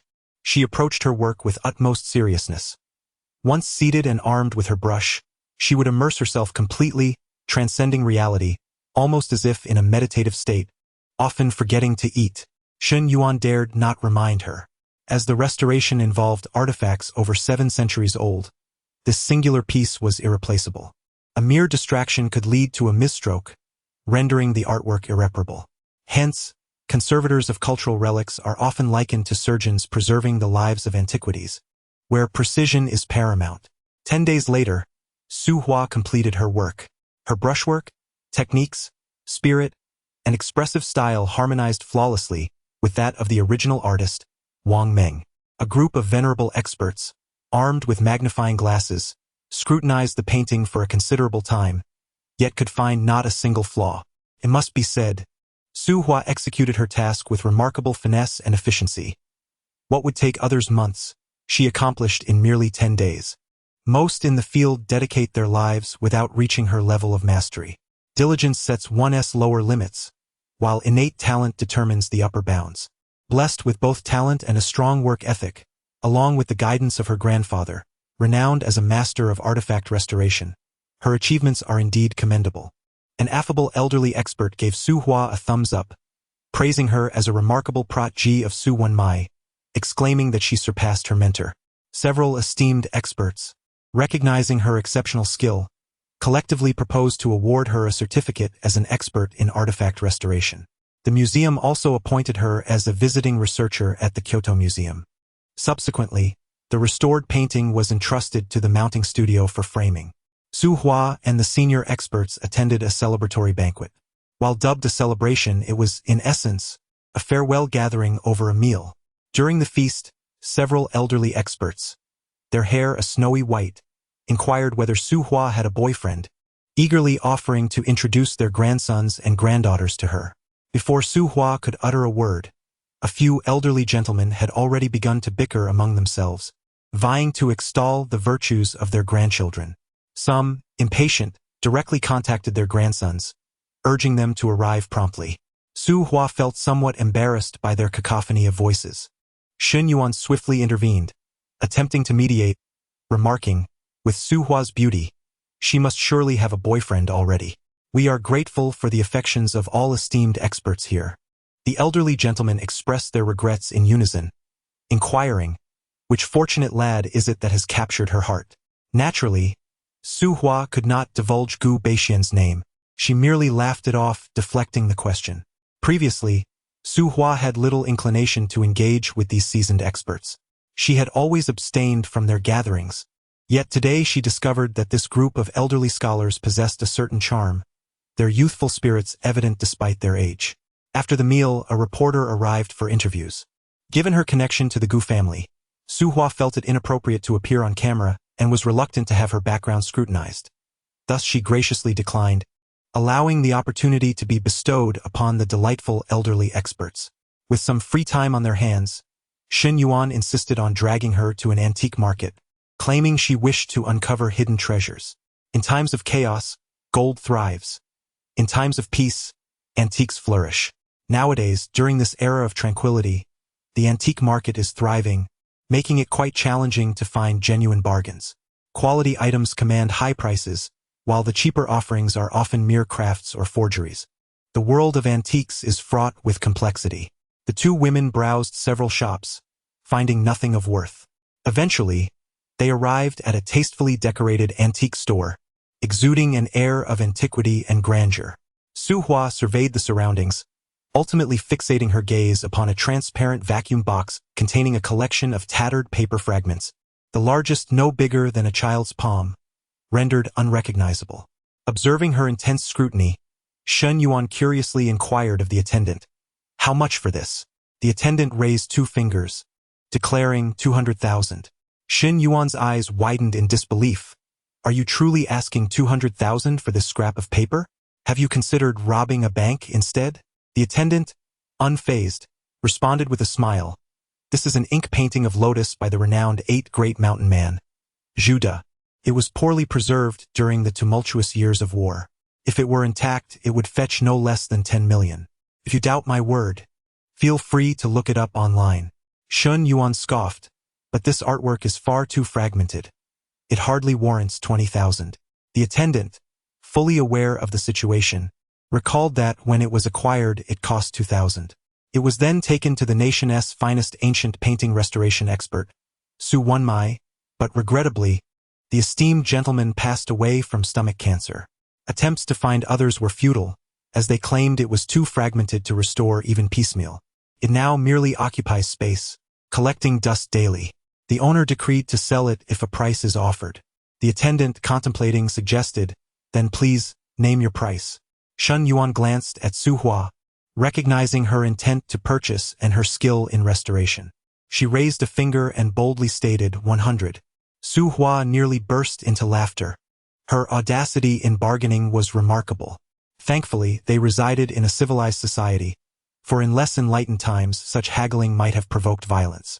The attendant, now irritated, retorted with a strained smile, "Do you consider this mere waste paper? Even the sale of scrap paper, being remnants from the late Ming and early Qing dynasties, could fetch a price of several thousand. Do not deceive me. Several thousand for a complete piece of ancient Shen paper is one thing, but what you offer is merely fragmented scraps, hardly suitable even for mending old paintings. Here's what I propose. I will give you 1,000. Any more, and we shall take our leave." With that, Shen Yuan grasped Su Hua's hand and began to exit. The attendant, trailing behind, shouted 100,000. 100,000 for you to take away. 1,000, not a penny more. Without turning back, Shen Yuan countered his offer. As the two approached the door, the attendant, visibly distressed, cried out, "Just take it for 1,000. Su Hua swiftly returned, paid with her card, signed the contract, and departed with the scraps. Upon returning to Ryu Bay, she entered her study and commenced the intricate task of assembling the fragments. To prevent the housekeeper and the hourly worker from intruding and causing a draft that might scatter the delicate pieces, she hung a "Do Not Disturb" sign on the door. When Gu Beixian returned home, he noticed her absence. Upon reaching the study and seeing the "Do Not Disturb" sign, he understood that she was engrossed in her work. He gently pushed the door open a crack and beheld Su Hua seated at the table, her head bowed in concentration as she pieced together the artwork. The warm orange light bathed her delicate, fair face, enveloping her in an aura of tranquility. This serene atmosphere transformed the study into a sanctuary, steeped in silence, with ancient scrolls and a soft glow, rendering it almost sacred, too precious to disturb. Gu Beixian quietly closed the door and stepped away. Su Hua continued her work until the late hours of the night, finally pausing to glance at the clock on the wall, which indicated it was 1 in the morning. She set the painting down, exited the study, and locked the door behind her. Fearing that she might disturb Gu Beixian, she tiptoed to the bathroom to freshen up before retreating to the guest room for the night. However, when she awoke the following morning and opened her eyes, she was taken aback to find Gu Beixian lying beside her, his gaze fixed upon her with intensity. Su Hua, surprised, rubbed her sleepy eyes and, upon gazing at the man's strikingly handsome and graceful countenance, inquired, "Why did you come to sleep in the guest room as well?" Gu Beixian gently embraced her, his finger tenderly brushing against her rosy lips, saying, "I was afraid you might dream of me in the night and, unable to find me, end up in tears. Such warmth enveloped her. A wave of sweetness surged through Su Hua's heart, touched by his words. With a beaming smile, she leaned in, cupping his face as she showered him with kisses, on his forehead, his eyes, and finally his nose, leaving her breathless. She couldn't help but shower that striking face with affection, even if it meant leaving traces of her kisses behind. Chapter 47. Imbued with deep emotion over the course of 3 days, Su Hua meticulously pieced together the fragmented painting of the renowned artist Judah, also known as 8 Great Mountains. The task was daunting, with myriad fragments leaving her feeling overwhelmed. Upon completion of the assembly, she embarked on the delicate process of restoration. After enduring countless trials, she finally succeeded in restoring the artwork to a flawless state. The ink lotus painting emerged, and she found herself exceedingly pleased with the result. The entire composition exuded a profound depth, characterized by a refined and resolute brushwork, a majestic and timeless style, and an austere yet captivating ambience. The essence of Zen permeated the artwork. Its simplicity belied a lingering richness.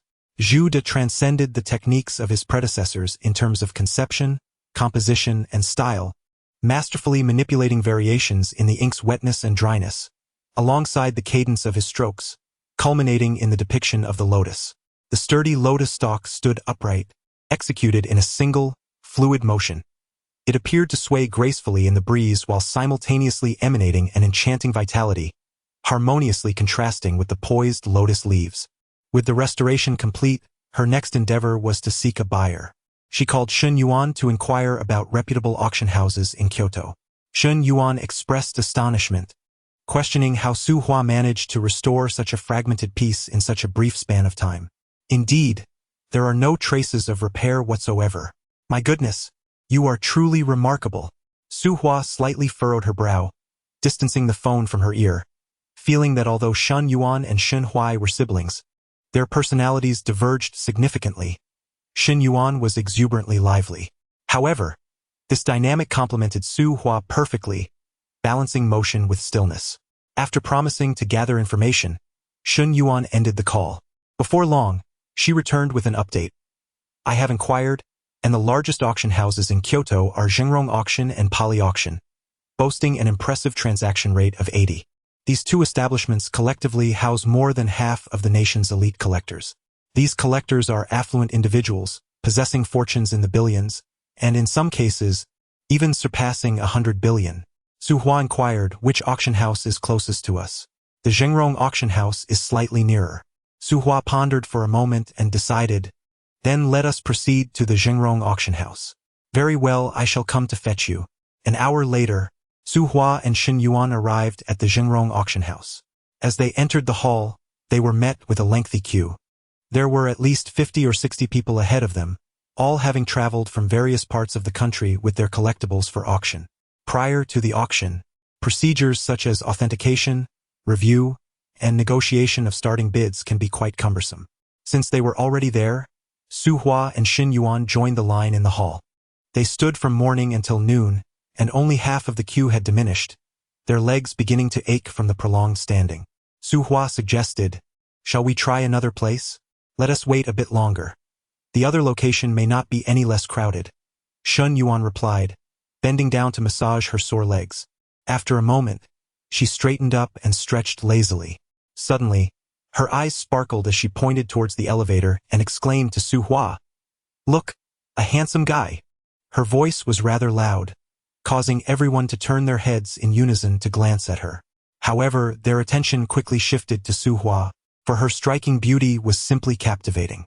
With her raven hair, crimson lips, and a delicate, luminous face, her captivating autumn-like eyes shimmered with a gentle allure. Standing there gracefully, she exuded an air of tranquility and unattainability, as if she had stepped forth from an ancient painting.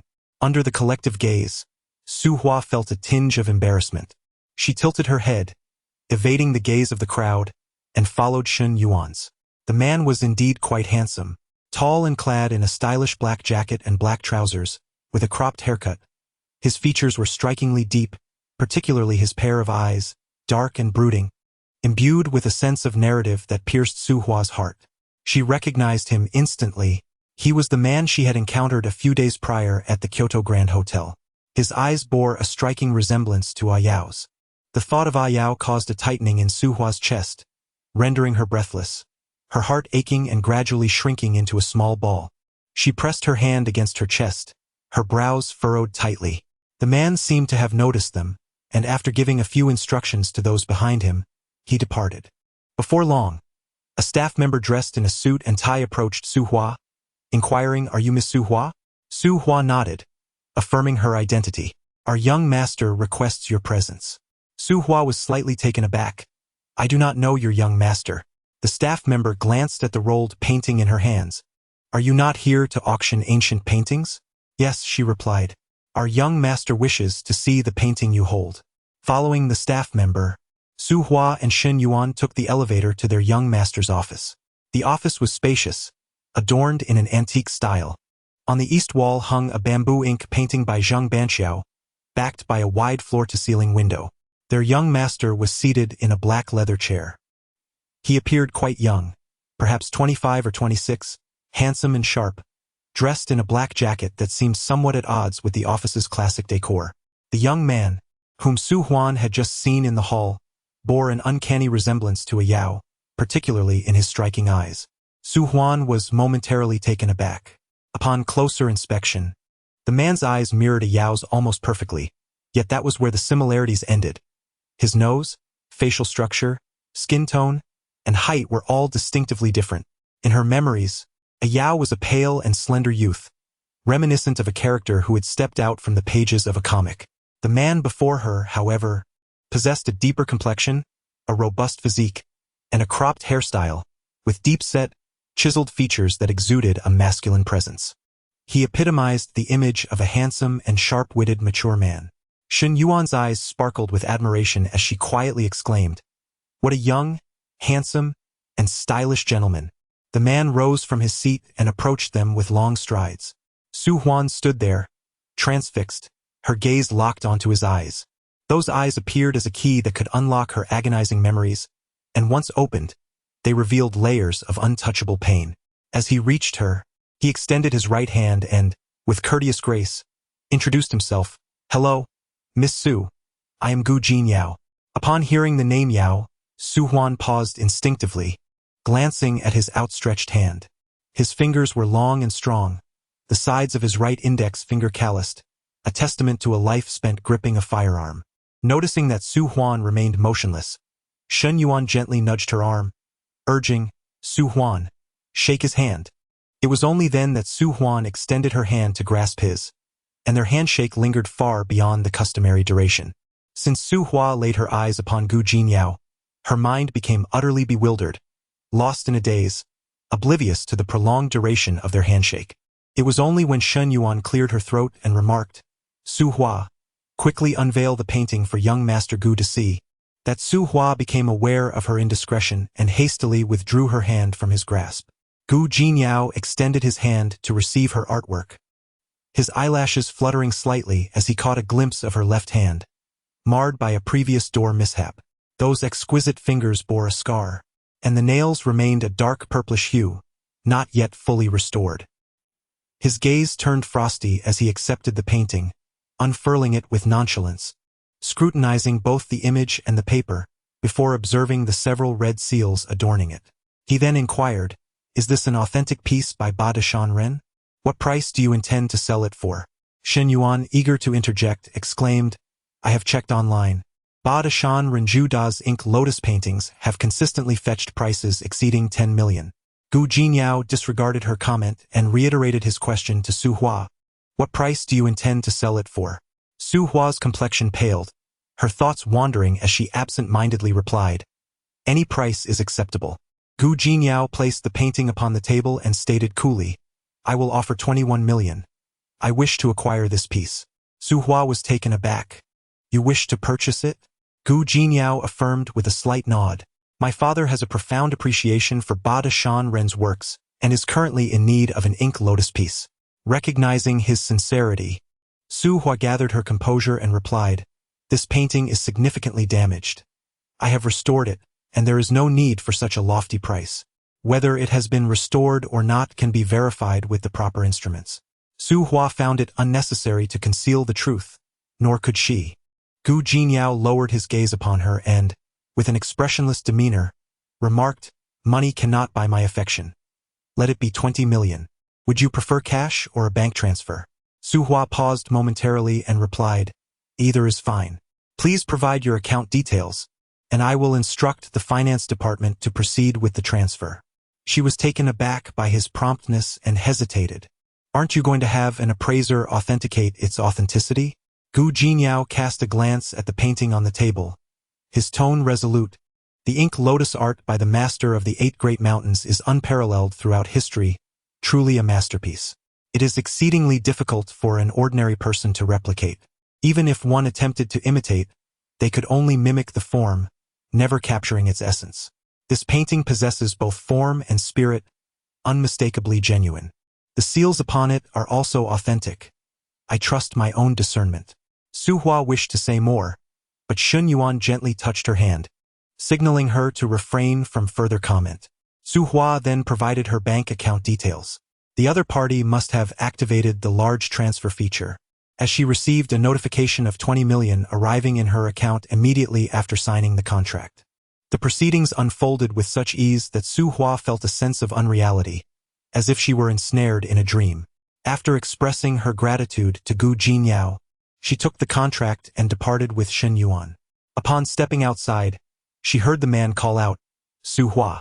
That utterance of her name seemed to carry profound emotion. Unaccountably, a thin veil of tears welled up in Su Hua's eyes. Chapter 48. His name is Lu Yao. Although Gu Jinyao's voice differed greatly from a Yao's, Su Hua inexplicably felt that the previous call was indeed a Yao summoning her. She paused momentarily, raising her hand to wipe her eyes. Turning back, she gazed at Gu Jinyao's strikingly handsome visage, a face entirely dissimilar to a Yao's. Regaining her composure, she smiled and inquired, "Mr. Gu, did you call for me?" Gu Jinyao selected a business card from the box on the table and approached her, stating, "Here is my card. Should you require anything in the future, feel free to reach out directly." Su Hua extended her hands to accept it, replying, "Thank you. We have gathered a group of high-end collectors here, including enthusiasts of ancient books and paintings. May I contact you if any clients require restoration services?" With a gentle smile, Su Hua affirmed, "Of course." Gu Jinyao's lips curved into a slight smile. "Then it is settled. I will be in touch by phone." "Very well," Su Hua replied, placing his card into her bag. As they exited and rode the elevator, Shun Yuan tilted her head, scrutinizing Su Hua. "I feel that your relationship with this Mr. Gu is quite extraordinary, yet the way you converse seems as if you are meeting for the first time." Su Hua, with her hands tucked into the pockets of her trench coat, fixated on the elevator's digital display, momentarily lost in thought. She absent-mindedly responded, "His eyes bear a striking resemblance to someone I know." Shen Yuan pondered for a moment. "Do they resemble Gu Baixian's?" Indeed, their eyes shared a remarkable similarity. Large, dark pupils, deep double eyelids, and long, thick eyelashes. It seems that handsome individuals often share similar features, while the unattractive possess their unique flaws. Su Hua fell silent. She was not particularly fond of divulging her personal matters indiscriminately. Once they were in the car, Su Hua inquired, "Is your Alipay account linked to your phone number?" Shen Yuan started the vehicle and casually replied, "Yes." Su Hua then picked up her phone and gently swiped her fingers across the screen a few times. Before long, Shen Yuan heard her phone emit a notification sound. During the red light, she took out her phone to glance at it. To her astonishment, she discovered a transfer of 100,000 yuan from none other than Su Hua. Panic-stricken, Shen Yuan exclaimed, "Sister Hua, I cannot accept this money. I will transfer it back to you immediately." Su Hua pressed her hand down gently, saying, "It's not a large sum. Take it and enjoy some tea." "Not a large sum? It exceeds my annual salary at the museum." Shen Yuan protested. "Take it. You've been accompanying me tirelessly these past few days. It's merely a token of appreciation. Don't be so formal with me." Shen Yuan paused for a moment, leaned over, and planted a grateful kiss on her cheek, saying, "Thank you, Sister Hua." Su Hua smiled softly, lowering her head to message Gu Beixian, inviting him to dinner at the revolving restaurant that evening. Upon receiving her message, Gu Beixian instructed his assistant to have someone else attend to his engagements that night. At 7 in the evening, the two arrived at the revolving restaurant, which was perched atop the tallest building in Kyoto. The restaurant, circular in design, boasted floor-to-ceiling transparent windows that allowed for a panoramic view, rotating 360 degrees every 2 hours to showcase the enchanting nightscape of Kyoto. Due to the spontaneous nature of their outing, they were unable to secure a VIP room and opted instead to dine in the main hall. The hall is divided into individual partitions. Although it lacks the privacy of private rooms, it remains quite satisfactory. The restaurant boasts an opulent decor, with splendid golden lights reflecting off the frosted glass, creating a scene as enchanting as a celestial realm, complemented by the soothing strains of a violin. The ambience is utterly romantic, with couples comprising the majority of the diners.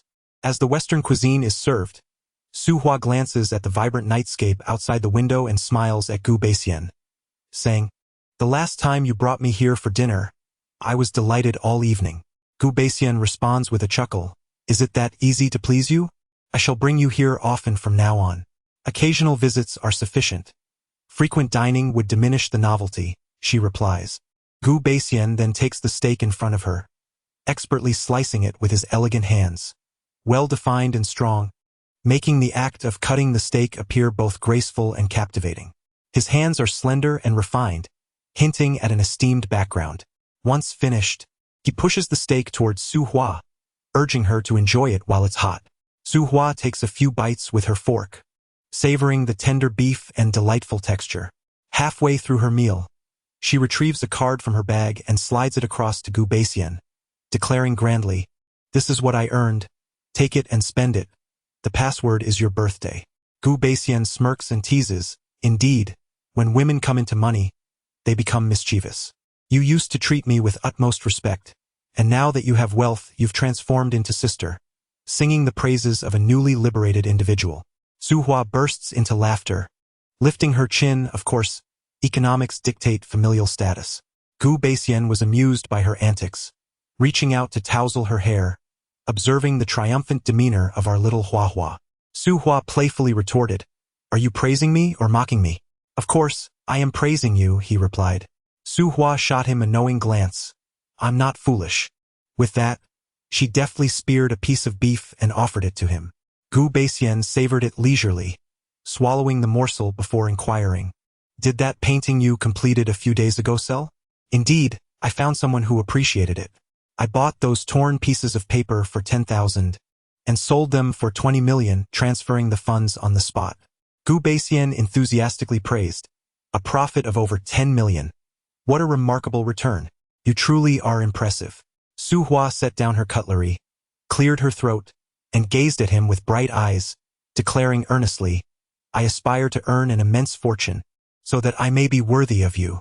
Gu Beixian chuckled softly, placing his hand over hers. "You are already more than sufficient for me. There is no need for such hardship." Suhua felt deeply moved, her heart swelling with joy yet tinged with melancholy as she murmured, "I wish to be outstanding enough that even your father finds me suitable for you." Gu Beixian fell silent for a moment, gently holding her hand in his palm, his dark eyes reflecting a touch of sympathy. "I apologize for any distress I may have caused you. It's all right." Just then, her phone rang. Suhua retrieved it from her bag, inadvertently pulling out a business card as well, though she did not notice. Glancing at the caller ID, she saw it was Su Peilon calling. Suhua answered, asking, "Mom, is there something you need?" Su Peilon spoke candidly, "I just received a message indicating that 5 million has been added to my account. Did you transfer it?" "Indeed, I did. I sent it at noon, but the arrival has been somewhat delayed."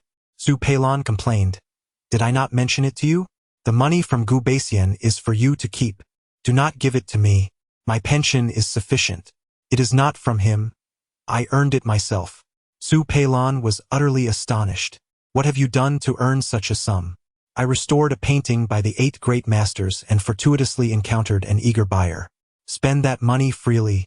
Purchase whatever your heart desires. By the way, take some time to join a travel group. It would be a perfect opportunity to unwind." You foolish girl. All you do is squander money. While Su Peilon feigned discontent, her heart brimmed with gratitude. After hanging up, Su Hua turned to Gu Beixian with a bright smile, only to notice his expression had darkened, his gaze fixated on a business card lying beside his bag. Following his line of sight, Su Hua recognized it as the card given to her by Gu Jinyao before departing. Nonchalantly, she picked up the card and placed it in her bag, stating, "This is the business card of the young master of Zhengrong Auction House. It may prove useful in the future." Gu Beixian curled one corner of his lip, a complex emotion flickering across his face. "Did you sell your painting to him?" Su Hua replied truthfully, "Yes. Shen Yuan informed me that Zhengrong Auction House is reputable, so we went there. While waiting in the hall for the appraisal, Gu Jinyao sent someone to summon us to his office. After viewing the painting, he remarked that his father had a fondness for the works of Ba Deshan Ren, and he happened to be missing a piece featuring ink lotus. Based on the historical auction prices, he acquired it." Gu Beixian's gaze shifted, adopting an indescribable coldness, his lips curling into a faint smirk tinged with self-mockery as he coldly stated, "Do you think I lack the funds to indulge myself? Go ask him for money." Su Hua was taken aback. His words were painfully hurtful. They not only undermined her abilities but also insulted her character. That was the fruit of her labor. How could it possibly be construed as her seeking financial assistance from Gu Jinyao? It felt as if a bucket of cold water had been thrown over her, shattering her good mood entirely. She gazed at Gu Beixian with a look of sorrow, her expression deeply wounded. This was the very gaze Gu Beixian dreaded to encounter. After a few moments of silence, he relented. Raising a hand to massage his brow, he softened the chill in his eyes and slowly spoke. "My earlier words were rather harsh. I apologize." Su Hua bit her lip, remaining silent. After a pause, Gu Beixian grasped her hand resting on the table, gently stroking the back of her hand, and tenderly said, "I am not fond of you being too close to that individual." This was his way of seeking reconciliation. Su Hua, recognizing his intent, decided to ease the tension and let go of her rigidity.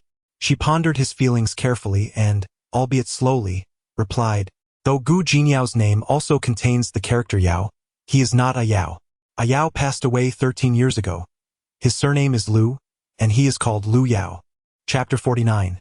The innocent yet fierce Gu Beixian, however, suspected that Su Hua was shielding Gu Jinyao.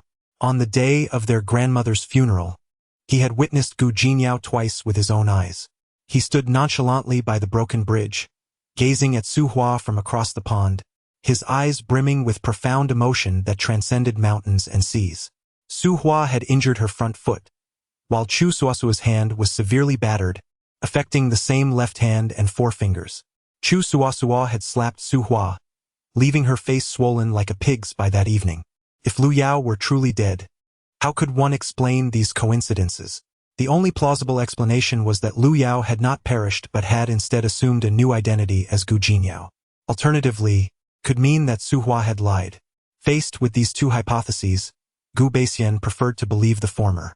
Recalling how Su Hua's demeanor shifted dramatically at the mere mention of Yao, he chose not to argue further. Instead, he discreetly picked up a knife and fork, slicing a piece of foie gras and offering it to her, urging her to eat more, considering she had toiled over her painting recently. Believing he had calmed down, Su Hua returned to her usual self and began to eat. After finishing her meal, Su Hua settled the bill and headed to the restroom. In the distance, a figure stealthily followed her, also making their way to the restroom. As Su Hua exited, she proceeded to wash her hands. Nearby, a young woman approached another basin, turning on the faucet to wash her hands as well, and remarked, "Sister Su Hua, you came here to eat too?" Su Hua turned her head to see it was Chu Suasua, her presence utterly vexatious. It felt as if she were everywhere, like a persistent fly, haunting her.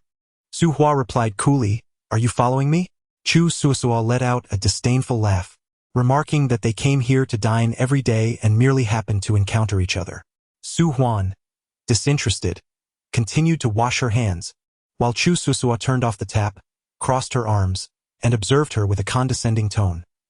"Sister Su Huan, coming from a small village like yours, this must be your first time dining in such a romantic place. Do you feel like Lu Lao Lao entering the Grandview Garden?" Su Huan believed she had a rather good temperament. However, Chu Suasua persistently tested her patience. A smirk appeared at the corner of Su Huan's lips. How could a parasite, reliant solely on her parents, have the audacity to mock her? Chu Susu's expression darkened instantly, and she chose to drop the facade, saying bluntly, "You are even more tenacious than I imagined. Even at the Civil Affairs Bureau you refused to divorce." Forcing her to divorce Gu Beixian was indeed her true intention. Su Huan retorted coldly, "Whether or not to divorce is a matter between me and Gu Beixian. It is none of your concern." A glint of mockery flickered in Chu Susu's eyes as she leaned closer, lowering her voice and speaking in a sarcastic tone. "If it weren't for your grandmother's timely death, you would have divorced long ago. Your grandmother certainly knew when to pass away, neither too early nor too late, but precisely on the day you were to get divorced, as if to prevent it. Women from humble backgrounds like you are quite scheming. After finally climbing to a higher branch, you employ every means to cling to Brother Beixian, refusing to let go." An intense wave of anger surged through every pore of Su Huan's being. Her pupils dilated, and she could sense the impending fury ready to erupt within her. With scarcely a moment's thought, she seized the fabric of Chu Suasua's garment and forcefully hurled her against the wall. The impact of Chu Suasua's back colliding with the unyielding surface echoed painfully, causing her to grimace in agony. In a swift motion, Su Huan raised her hand and, with a resounding slap, struck Chu Suasua's face. Fueled by rage, the blow was delivered with all of Su Huan's strength. Swift, loud, and fierce. Instantly, Chu Suasua's face swelled, the pale skin on one side marred by 5 vivid red imprints of fingers. Tears streamed down her cheeks, and she struggled to regain her composure. Suddenly, she lifted her gaze towards the doorway, her voice choked with emotion. "Beixian, have you seen the true nature of Sister Su Huan? Look at how she pretends to be gentle before you, feigning a sweet temper, yet she is nothing but a shrew, merciless when she strikes." Su Huan's heart sank as she slowly turned her head. There stood Gu Beixian just outside the bathroom, tall and composed, observing the two of them with an impassive demeanor. It dawned on Su Huan why Chu Suasua had leaned close to whisper those words. It was an attempt to provoke her into action. The last time Gu Beixian had sided with her was because Chu Suasua had initiated the confrontation. But this time it was Su Huan who had made the first move. She regarded Gu Beixian quietly, anticipating his reaction. Noticing his silence, his lips pressed into a thin line as he coldly regarded them both. She suddenly realized that his lack of words was, in fact, an indication of his support for her. After all, this time she had indeed struck first. The Gu family and the Chu family maintain a cooperative relationship, which necessitates a degree of discretion in certain matters. Su Huan, fully aware of the underlying dynamics, cast a cool, penetrating gaze at Chu Suasua and remarked, "You are indeed a curious individual. He is my husband, and he treats me and my family with utmost kindness. Naturally, I must reciprocate that gentleness. Yet you harbor desires for my husband, repeatedly provoke me, slander my grandmother, and still expect me to be kind to you? Is it you who is unwell, or am I the one in need of help?" Chu Suasua was momentarily rendered speechless, her eyes brimming with tears as she looked at Gu Beixian. Pointing to her swollen cheek, she plaintively lamented, "Beixian, look at what she has done to my face." Gu Beixian, however, paid her no heed. His dark pupils fixated serenely on Su Huan as he gently inquired, "Did she strike you?" Su Huan shook her head. The blatant favoritism was striking. Chu Suasua was nearly beside herself with indignation. "Beixian, you promised Uncle Gu to take good care of me. Have you forgotten?" Gu Beixian replied coolly, "I only promised him to look after you in matters of work."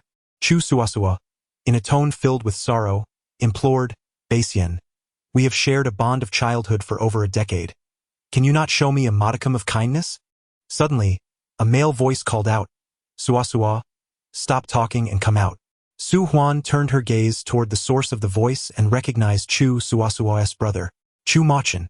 Unsure of how to respond, Su Huan was taken aback when Chu Machin offered her a slight nod and said, "I apologize." Su Huan felt a sense of surprise. After all, she had indeed struck Chu Suasua quite firmly just moments ago. Frustrated at her inability to gain any advantage, Chu Suasua huffed disdainfully at Su Huan before turning on her heel and leaving. as her fingers inadvertently brushed against Chu Suasua's face. Su Hua found it distasteful and promptly washed her hands anew. Emerging from the restroom, she walked alongside Gu Baixian towards the exit. With a nonchalant tone, Gu Baixian remarked, "I never would have imagined you could be so fierce." That slap earlier was audible from quite a distance. Upon hearing the sound of the slap, he had rushed over, assuming Su Hua was being bullied. Momentarily perplexed by his intentions, Su Hua inquired, "Do you think I'm just putting on a show? Are you disappointed in me?" Gu Baixian's handsome visage tightened slightly as he admitted, "A little." Irritated, Su Hua retorted with a hint of jealousy, "Are you upset because I struck your ex-girlfriend? Why did you hit her? She insulted my grandmother. That was why I acted. You may insult me, but my grandmother is off-limits. Such words should never be uttered." Su Hua's anger flared, and yet her eyes glistened with unshed tears. Observing her seriousness, Gu Baixian ceased his teasing, gently caressing her head, his tone softening. "I don't feel sorry for her. I have simply grown accustomed to your gentle demeanor. Witnessing your fierce side was quite unexpected. When I had such a bad temper, you never raised your voice at me." Fierce? Su Hua was momentarily taken aback. Initially, she had thought he might side with Chu Suasua, which had infuriated her. Yet, as he shifted his tone, her defenses crumbled. She instinctively linked her arm through his, exclaiming, "You are my husband, my closest person. I cherish you too much to ever be harsh with you." A smile involuntarily danced at the corners of Gu Baixian's eyes. He grasped her chin, playfully pushing her against the wall, and swiftly pressed a kiss upon her lips, his demeanor radiating sheer delight. Due to her visit to Gu Jinyao, he harbored a torrent of frustration, yet she effortlessly soothed his discontent. Chapter 50. Unwavering loyalty. Chu Suasua concealed her face, trailing behind Chu Machin in a sullen mood as they exited the restaurant. The moment they stepped outside, she began to voice her grievances. "Are you even my real brother?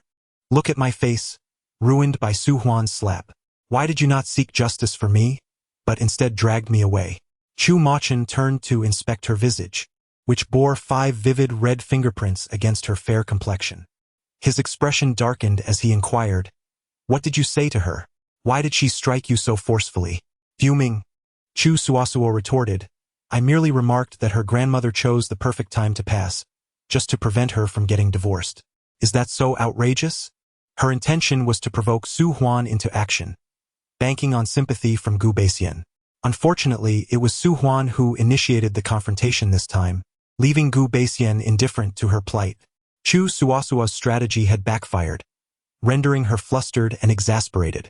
A faint, almost reluctant smile tugged at the corners of Chu Machin's lips as he remarked, "It's no wonder she struck you. If I were in her position, I would have done the same. Perhaps you should temper your words in the future." Chu Suasua shot him a sidelong glance. "Sometimes, I truly question whether you are Su Huan's real brother, always siding with her. You are in the wrong. You have long since parted ways with Gu Baixian and should have relinquished any fantasies of reuniting with him." With a huff, Chu Suasua added, "They were destined for divorce. Besides, the fact that Gu Baixian chose Su Huan, who bears a resemblance to me, only proves that he remains attached to the past." Chu Machin halted his steps, scrutinizing her intently, and said, "Perhaps he simply finds your appearance appealing. It does not necessarily mean he cannot live without you." Chu Suasua rolled her eyes in response. Chu Machin delivered another blow, candidly stating that Su Hua was more beautiful than her, with a more refined demeanor. She possessed an air of elegance, exuding a refreshing aura reminiscent of scholarly grace, which made her presence pleasing to behold. He tugged at the latest high-fashion ensemble she wore from Paris, remarking on the pervasive scent of money that clung to her from head to toe.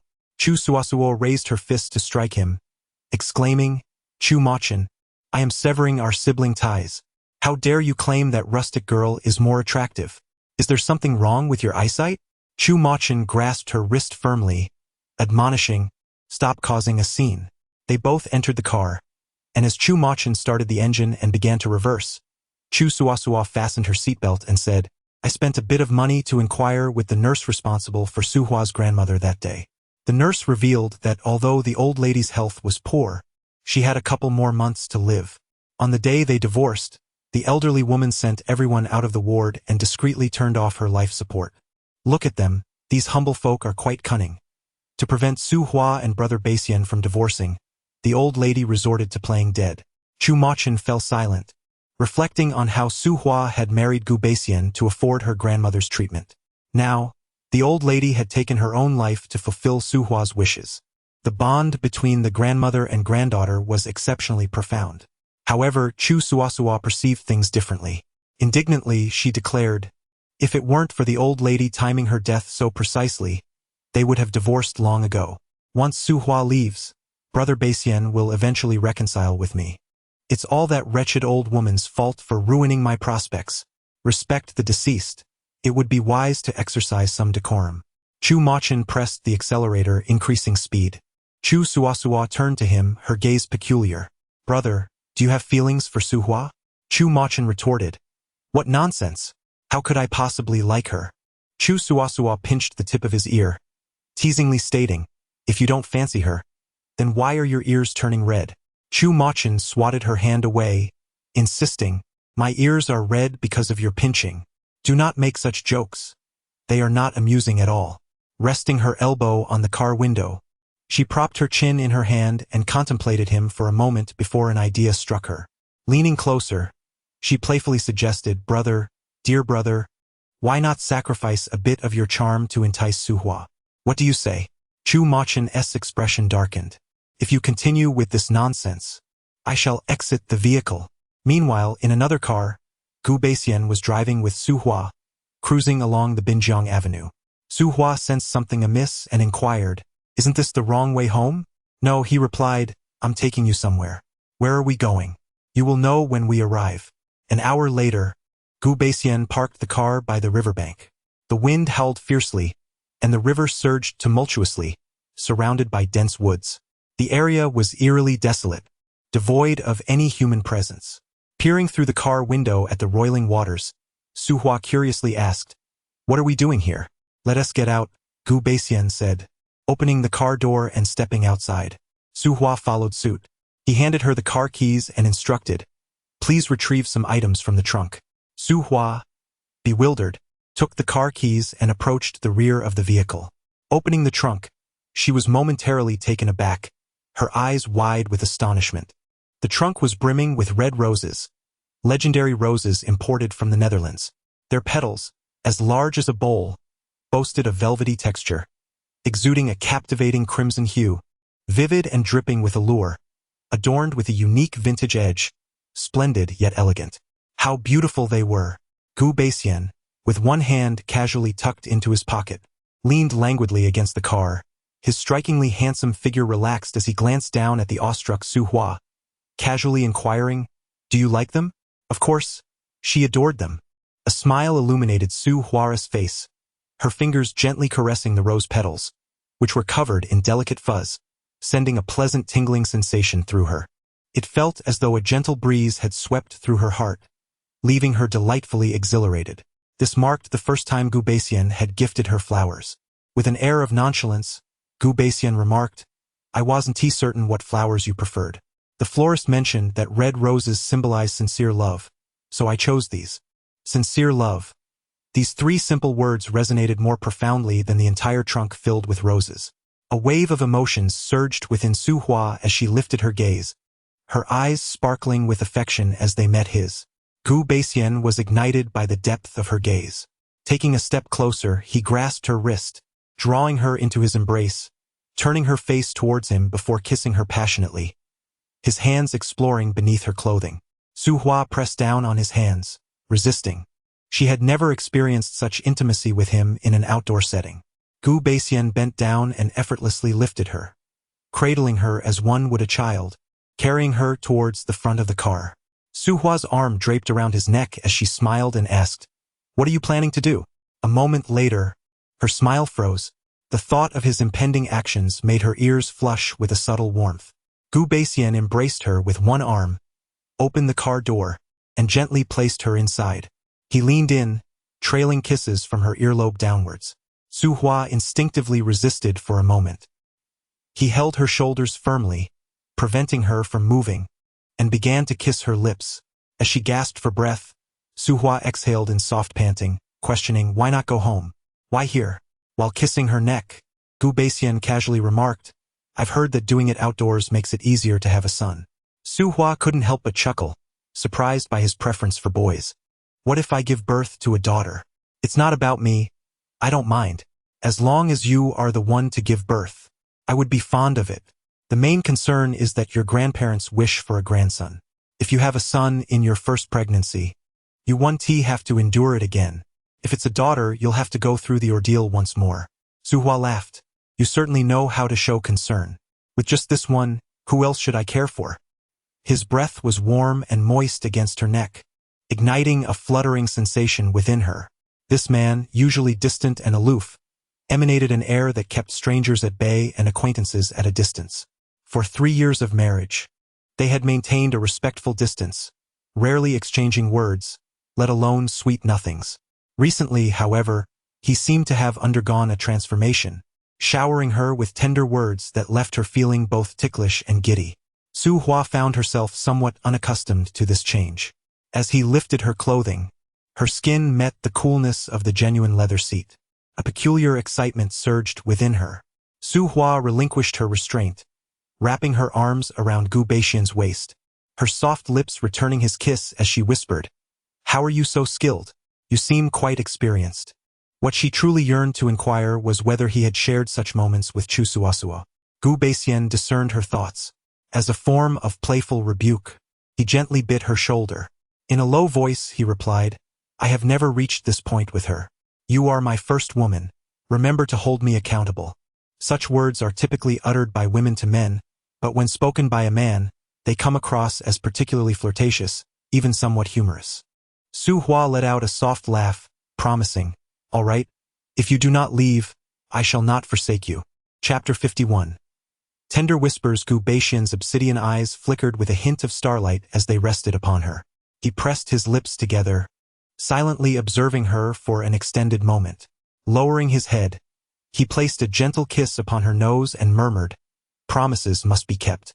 Su Hua responded with a soft Gu Beixian, dissatisfied with her nonchalance, found her response too perfunctory and reiterated his statement. A smile threatened to break through Su Hua's facade.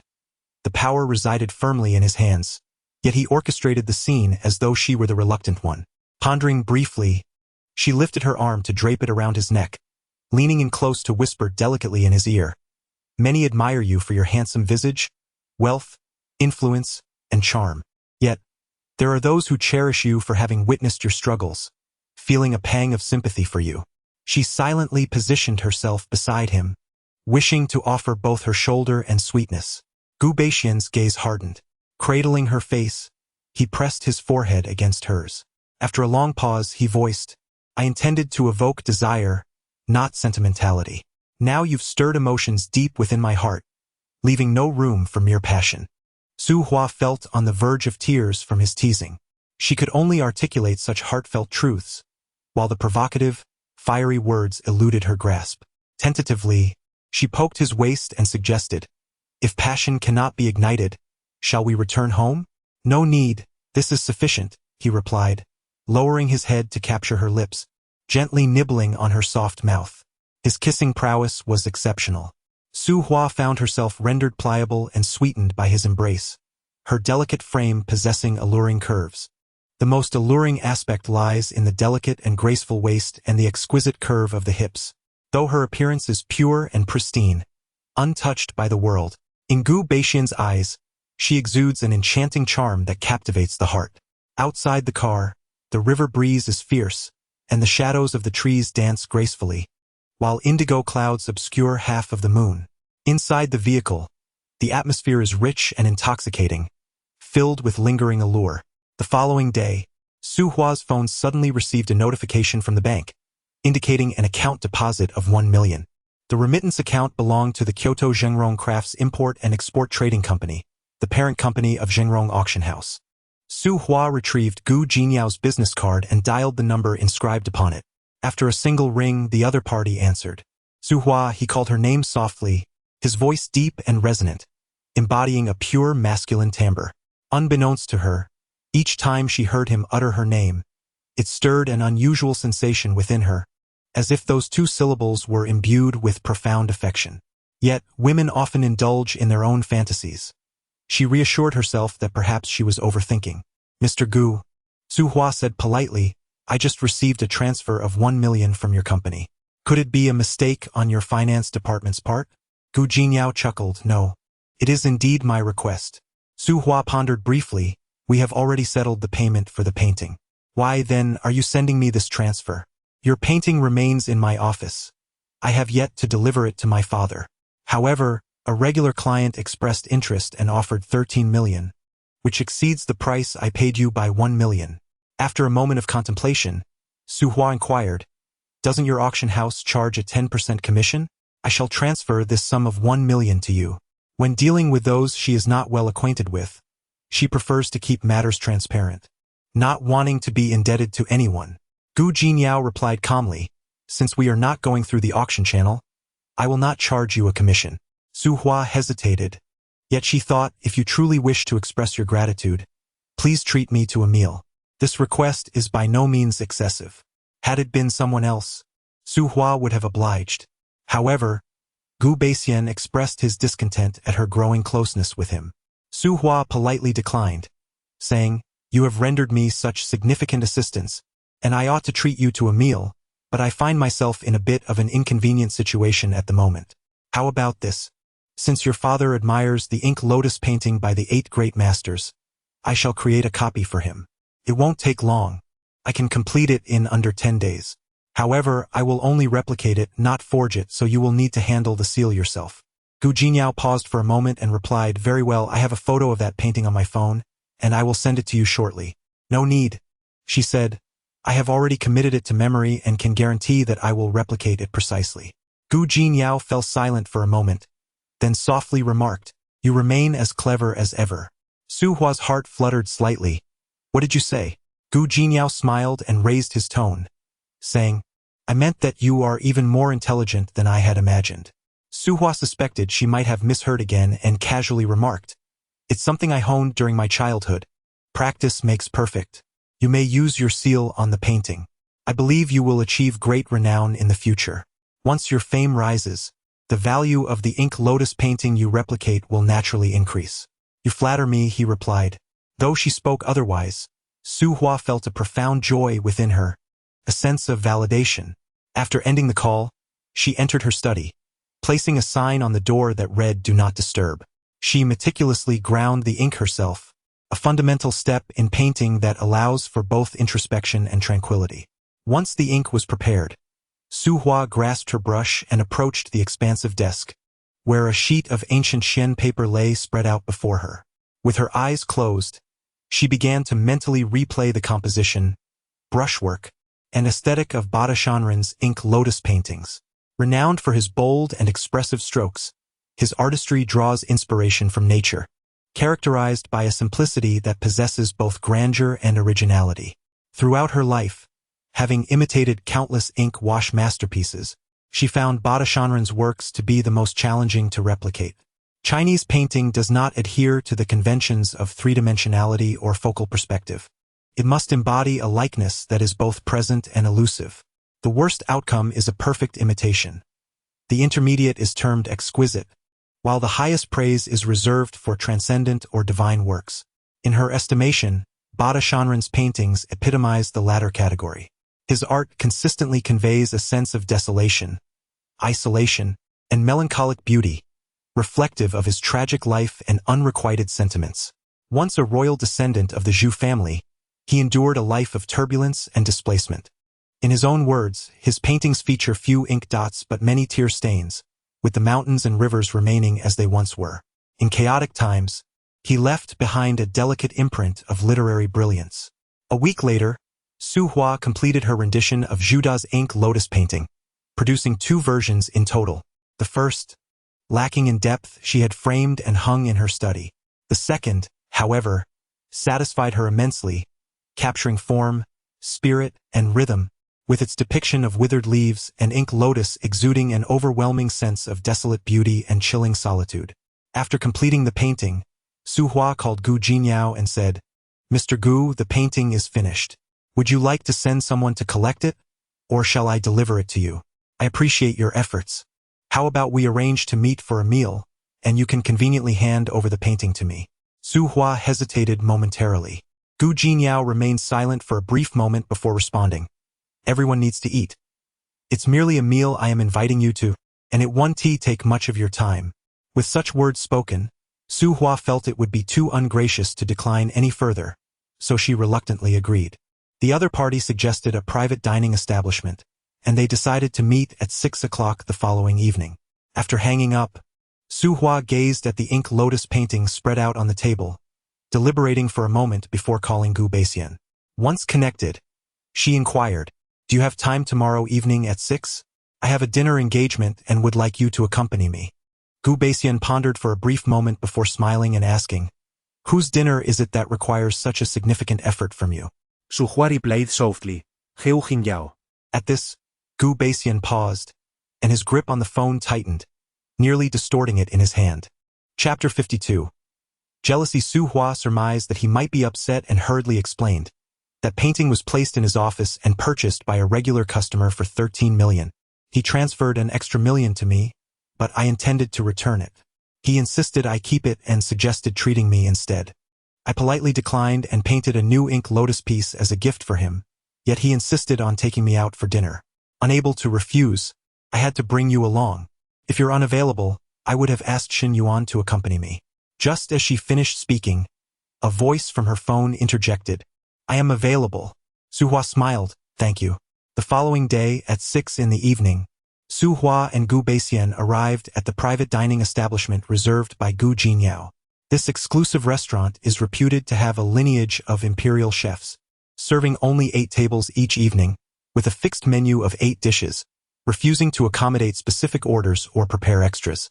Despite this, the business flourishes immensely, requiring reservations 3 days in advance, and during peak times, 3 months ahead for a table. Housed in a charming villa once occupied by a warlord during the Republic of China era, the ambience is nostalgically exquisite and uniquely captivating. Upon their arrival, Gu Jinyao had already arrived early. Noticing Gu Beixian standing beside Su Hua, Gu Jinyao's expression darkened momentarily before he smiled and greeted, "Hello, Mr. Gu." Gu Beixian, with his cool demeanor, nodded slightly in acknowledgement, conveying a silent greeting. The three took their seats.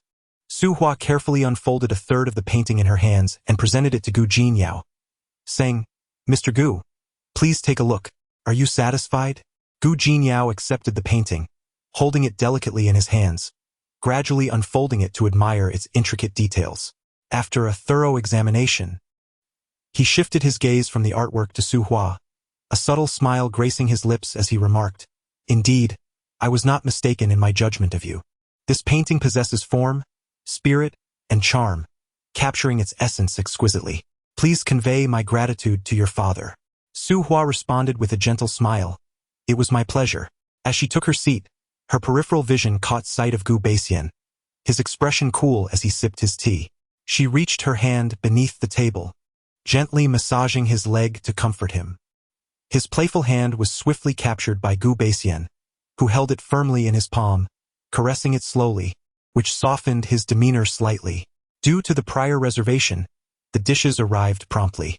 There was Buddha jumps over the wall, orchid bear paw, goji berry shark fin soup, and ice sugar bird's nest, among others. Gu Jinyao gently rotated the glass on the table, presenting the ice sugar bird's nest to Su Hua, declaring, "This was specially ordered for you." Su Hua graciously replied, "Thank you." Gu Beixian's gaze turned slightly frigid as he lifted his eyes and beckoned the nearby waiter. The waiter approached respectfully, inquiring, "Mr. Gu, how may I assist you?" Gu Beixian produced a card from his wallet and handed it to her, stating, "This meal is on me. Please charge it to this card." Su Hua found herself in a bemused state, recalling how it was agreed that Gu Jinyao would treat them. It seemed rather inconsiderate of him to insist on settling the bill after merely a single remark. The waiter smiled and replied, "Mr. Gu, this gentleman has already settled the bill in advance." Gu Beixian held his bank card in midair, his voice commanding as he instructed, "Return his money and charge it to my card." The waiter found himself in a dilemma and turned to Gu Jinyao for guidance. Mr. Gu, what do you think? Gu Jinyao's lips curled into a faint, enigmatic smile as he replied to Gu Beixian. This time I shall treat, and you can take care of it next time. Su Hua tilted her head to glance at Gu Beixian, who remained unmoved in his stance. Understanding his pride and the need for an exit, she gently extracted the bank card from his grasp and tucked it back into her wallet. Noticing his expression still bore a hint of displeasure, she lifted a spoonful of bird's nest soup and fed it to him, cheerfully saying, "You've been busy with work lately. Have some bird's nest to soothe your heat." Gu Beixian did not refuse, opening his mouth to accept the offering, consuming it with remarkable grace, his demeanor gradually returning to normal. Su Hua let out a quiet sigh of relief, grateful to have navigated the situation successfully. Before their arrival, she could never have anticipated that the usually refined and courteous Gu Beixian, a paragon of poise and intelligence in the business world, could exhibit such possessiveness, resembling a lovesick youth consumed by jealousy, quite an anomaly. Lost in her thoughts, Su Hua observed as Gu Beixian scooped a spoonful of shark fin soup and held it to her lips, his gaze gentle and warm. "You've been staying up late to paint, exhausting yourself. Have some shark fin to replenish your strength," he said softly. Su Hua felt a twinge of embarrassment. After all, Gu Jinyao was seated directly across from them. Given their unfamiliarity, the intimate act of feeding each other felt rather awkward in his presence. However, Gu Beixian, being competitive, could not afford to lose face, so she opened her mouth and took a bite, smiling as she said, "You should eat as well." Gu Beixian responded with a sound of acknowledgement, gesturing towards the bird's nest before her. "You feed me." Su Hua found herself in a predicament, torn between embarrassment and the need to maintain his dignity, so she complied. Gu Jinyao observed silently, shaking his head slightly. Men understand men best. He comprehended Gu Beixian's sentiments. This overwhelming sense of crisis was unparalleled.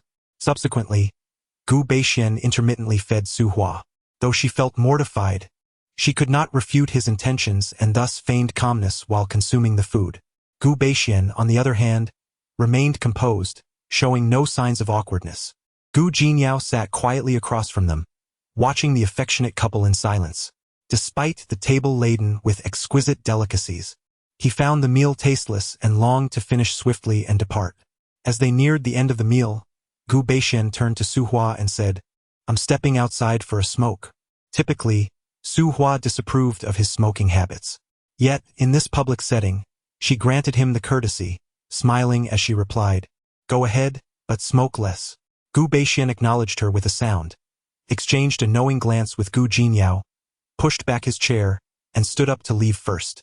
"Miss Su, I'm also going out for a smoke," Gu Jinyao remarked to Su Hua before following suit. The two men proceeded to the smoking area, walking one after the other. Upon reaching the window, Gu Beixian opened it, took out his cigarette case, shook out a stick, and offered it to Gu Jinyao.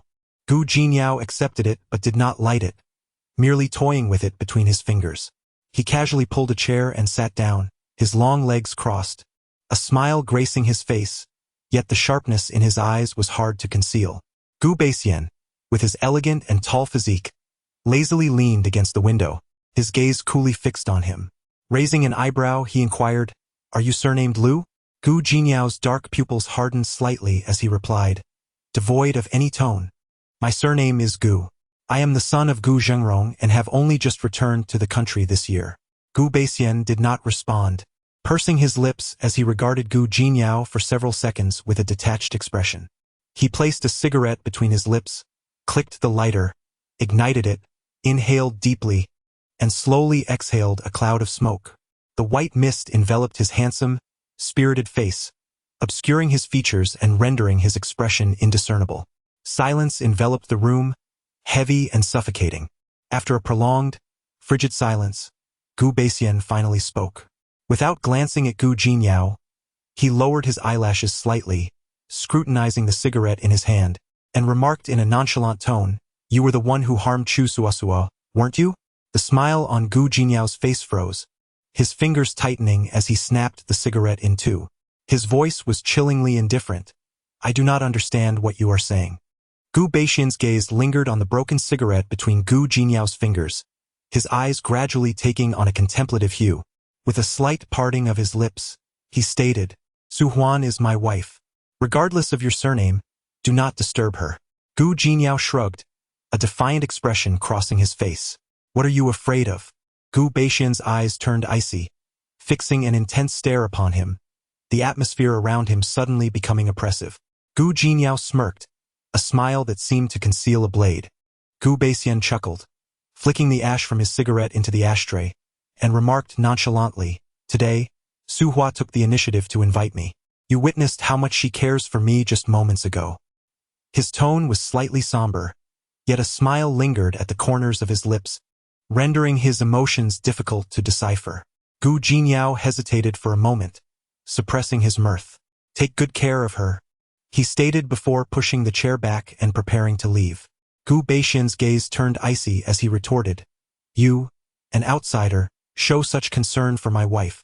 Do you not think it is rather inappropriate? Gu Jingyao paused, his expression unyielding as he replied, A talent like hers is exceedingly rare, a treasure to be cherished by all. With that, he discarded the extinguished cigarette into the trash bin and strode out. Watching his retreating figure, Gu Beixian's eyes darkened profoundly, his fists gradually clenching.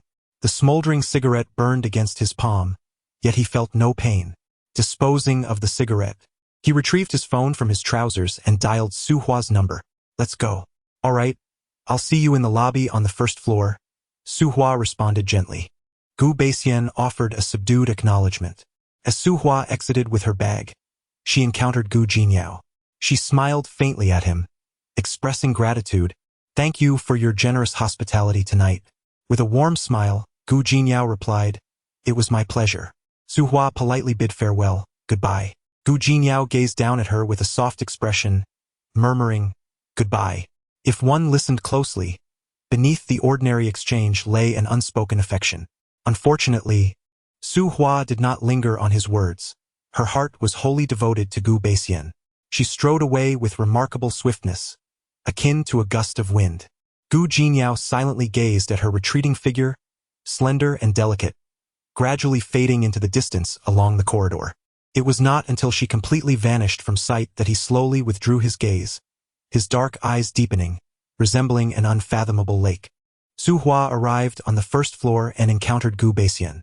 The two exited the private dining establishment. As they stepped outside, Su Hua exhaled a long sigh of relief. The meal had been quite exhausting. However, if she did not invite Gu Beixian, he would surely be displeased if he found out later. Their already precarious marriage needed careful nurturing. Once inside the car, as the door closed, Gu Beixian suddenly raised his hand, pulling Su Hua into his embrace and lifting her chin to kiss her. The kiss grew increasingly fervent, filled with raw force, as if he were in a contest with someone. Despite the intensity of the kiss, which offered little pleasure, Su Hua did not push him away. After all, he was her husband, and she felt compelled to indulge him. Meanwhile, Gu Jingyao drove away from the private dining establishment, holding Su Hua's painting. Upon returning to his residence, he had scarcely settled when he received a call from his mother overseas. I heard you met Gu Beixian? Gu Jingyao furrowed his brow slightly and responded coolly. You promised me you would not see that family. It was only under that condition that I agreed to your return. Gu Jingyao's expression remained indifferent. I invited Su Hua to dinner. She came of her own accord. She is also part of that family. Be mindful of your actions. His mother ended the call. Chapter 53. Reluctance to comply. Su Hua, with her left-hand fingers, had diligently undergone rehabilitation for 2 consecutive months. The flexibility had nearly returned, allowing her to step back into the antique shop.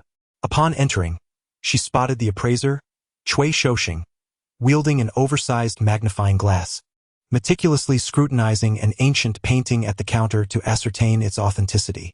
As Su Hua walked by, she cast a casual glance and recognized it as Zhang Banchao's ink bamboo painting. Having practiced calligraphy since childhood, the first piece she ever copied was Zhang Banchao's ink bamboo, and with just a glance, she could discern its quality. Cui Shoxing adjusted his glasses and inquired of the seller, What price do you intend to ask for this piece? The seller, a disheveled middle-aged man with his hands tucked in his sleeves and shoulders hunched, replied, This is an ink bamboo painting by Zhang Banchao, passed down through our family. Unless absolutely necessary, I have no desire to sell it. I have inquired about previous auction prices, which have always started at 30 million. The implication was clear. The price could not be significantly lower than this. 30 million is no trifling sum. Cui Shoshing squinted and studied the painting intently once more before asking, "Why not take it to an auction house?" The middle-aged man rubbed his nose and said, "I am in urgent need of money. Auctions require waiting, and I cannot afford to wait. Selling to you is acceptable even at a lower price, as long as the payment is prompt." Cui Shoshing clicked his tongue, stating, "We cannot offer such a high price." After a moment of hesitation, the seller replied, "All right, you propose a price, and if it seems reasonable, I shall sell. I am open to negotiation." Suddenly, Su Hua halted her steps, glancing back at the painting from a distance. Cui Shoshing, noticing her unusual demeanor, called out, "Xiao Su, come over and take a look at this painting." Su Hua returned, donned the specialized white gloves provided by the shop, and carefully lifted the artwork from the counter for a meticulous examination. The composition featured elegantly arranged bamboo, its slender stalks exuding a sense of strength, while the leaves were delineated with a firm brushstroke, reminiscent of the cursive style of clerical script. The bamboo trunks, too, mirrored the artistic flair of seal script, swaying gracefully. It was undoubtedly a genuine piece by Zhang Banxiao. Yet, an inexplicable unease lingered in Su Hua's mind. She couldn't pinpoint the source of her discomfort. It was merely an instinct honed through extensive exposure over time. Raising her gaze, she inquired of Cui Shoshing, "Have you tested it with instruments?" Cui Shoshing nodded, confirming that they had conducted tests, verifying the age of the paper and ink, the style of the painting, and the authenticity of the seals, thereby affirming its legitimacy. His hesitance stemmed from the exorbitant price, necessitating caution. Taking the magnifying glass from his hands, Su Hua scrutinized the painting further, her expression growing increasingly grave. She folded the artwork and exchanged a knowing glance with Cui Shoshing. Understanding her cue, he returned the painting to the seller with a genial smile, stating, "I'm afraid we cannot comprehend this piece." In the parlance of antiquities, cannot comprehend implied the possibility of a forgery. The seller, upon hearing this, became agitated, insisting, "But you've tested this painting. The paper and ink are from the Qing dynasty, and the seals are genuine. How can you claim not to understand it?"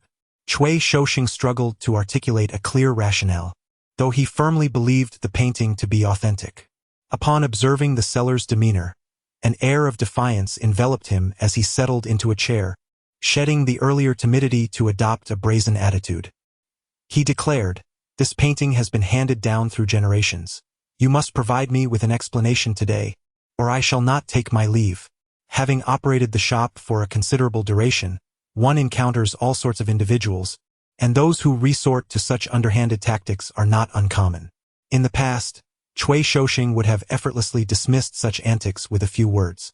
Yet, this particular painting left him at a loss for a rebuttal, compelling him to cast a pleading glance toward Su Hua. The shop assistants also turned their gaze toward her.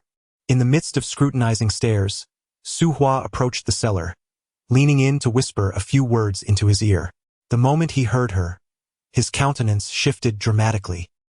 He hastily rolled up the painting and retreated in a disheartened manner.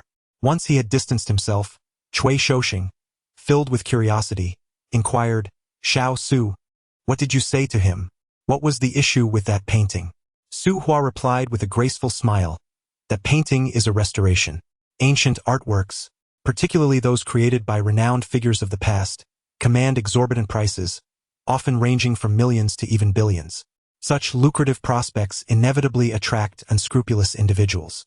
Skilled restorers possess the ability to split a single artwork into 2 or 3 pieces for profit.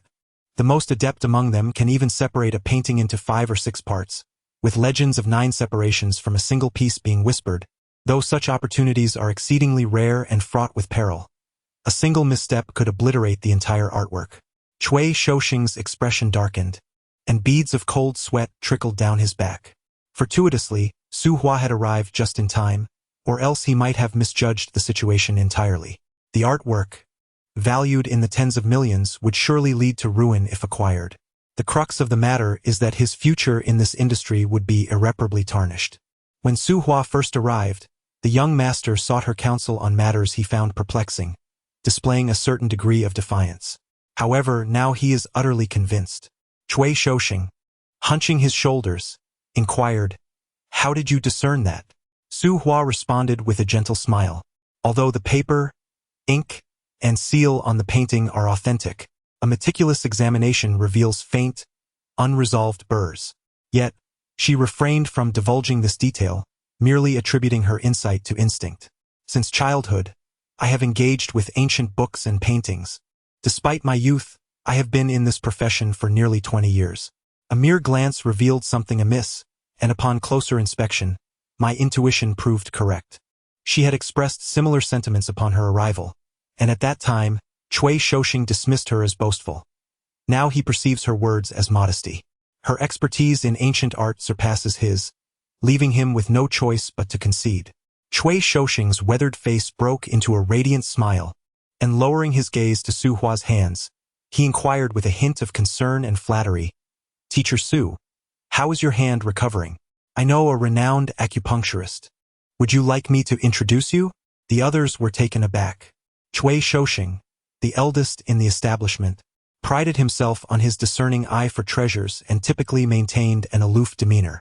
Even Shen Huai, the young master, showed him a measure of respect, addressing him formally as Old Cui.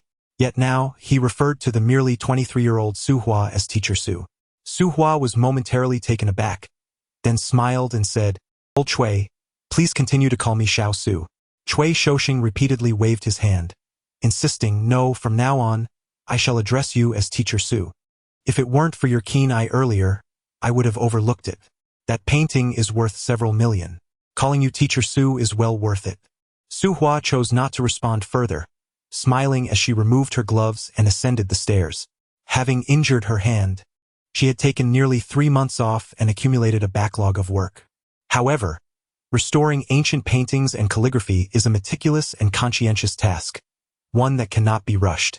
Upon closing the door, she flexed her fingers and commenced her work. By noon, she glanced at her phone and noticed 2 missed calls.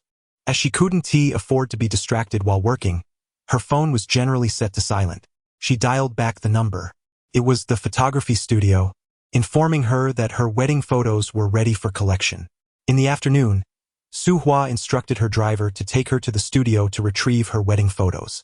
At the time of the shoot, as she was preparing for a divorce, she had only opted for one outfit, enlarging one image to create an album she intended to take with her. Now, she somewhat regretted not having photographed more outfits. Su Hua was particularly pleased with the wedding photos. The couple looked harmonious, a perfect match as if destined for each other. The driver assisted in placing the large wedding photos into the car. Once seated, Su Hua called Gu Beixian, saying, "I have picked up the wedding photos, and I absolutely love them. I would like to treat you to dinner. When will you be free?" Gu Beixian smiled faintly, stating that he was inspecting the progress at the construction site and would be delayed for a while. Su Huan inquired which construction site. "I will come to pick you up." Gu Beixian replied teasingly, "Classmate Su Huan, you seem a bit clingy." Su Huan responded with a smile, "I will cling to you. So what?" Gu Beixian, with a profound smile, instructed, "It's the construction site by Binjiang Mingzhu.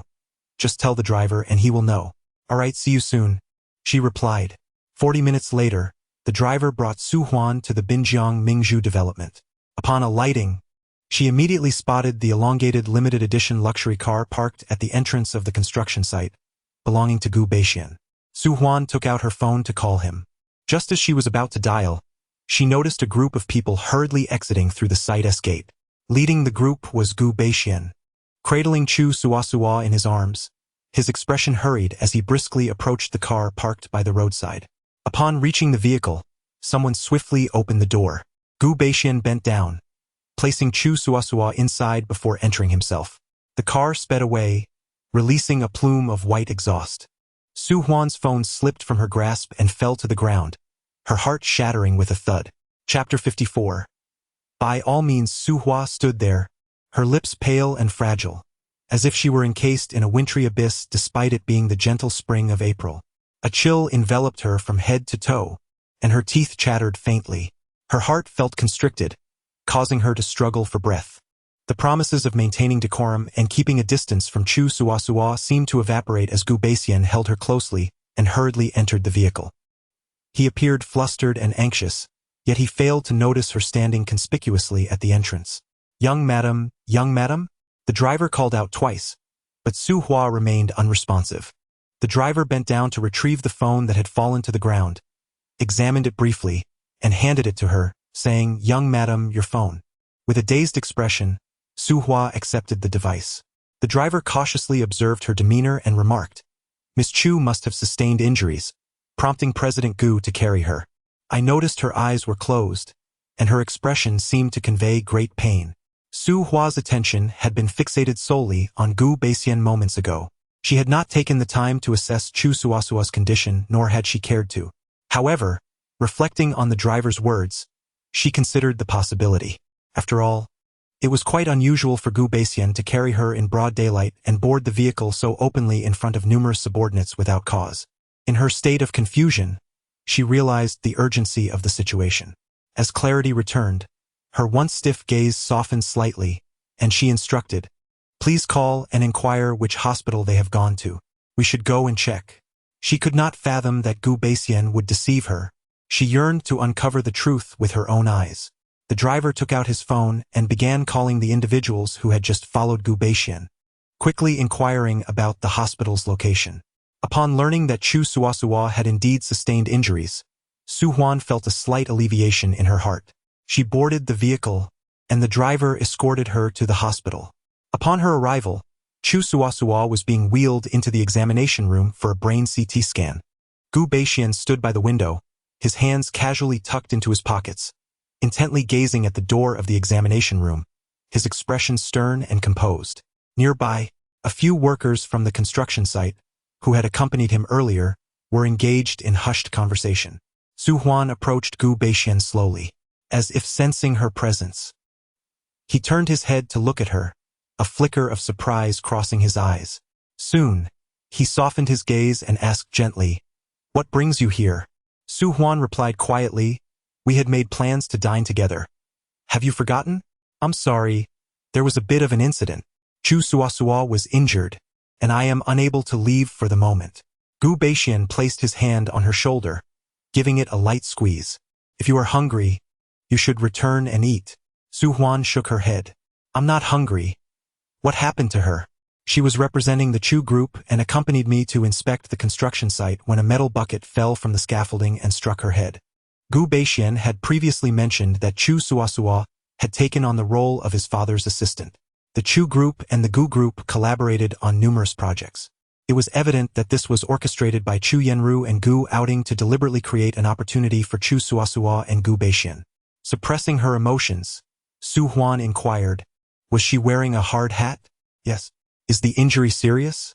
"He fell into a coma, and the specifics would only be revealed once the examination results were available."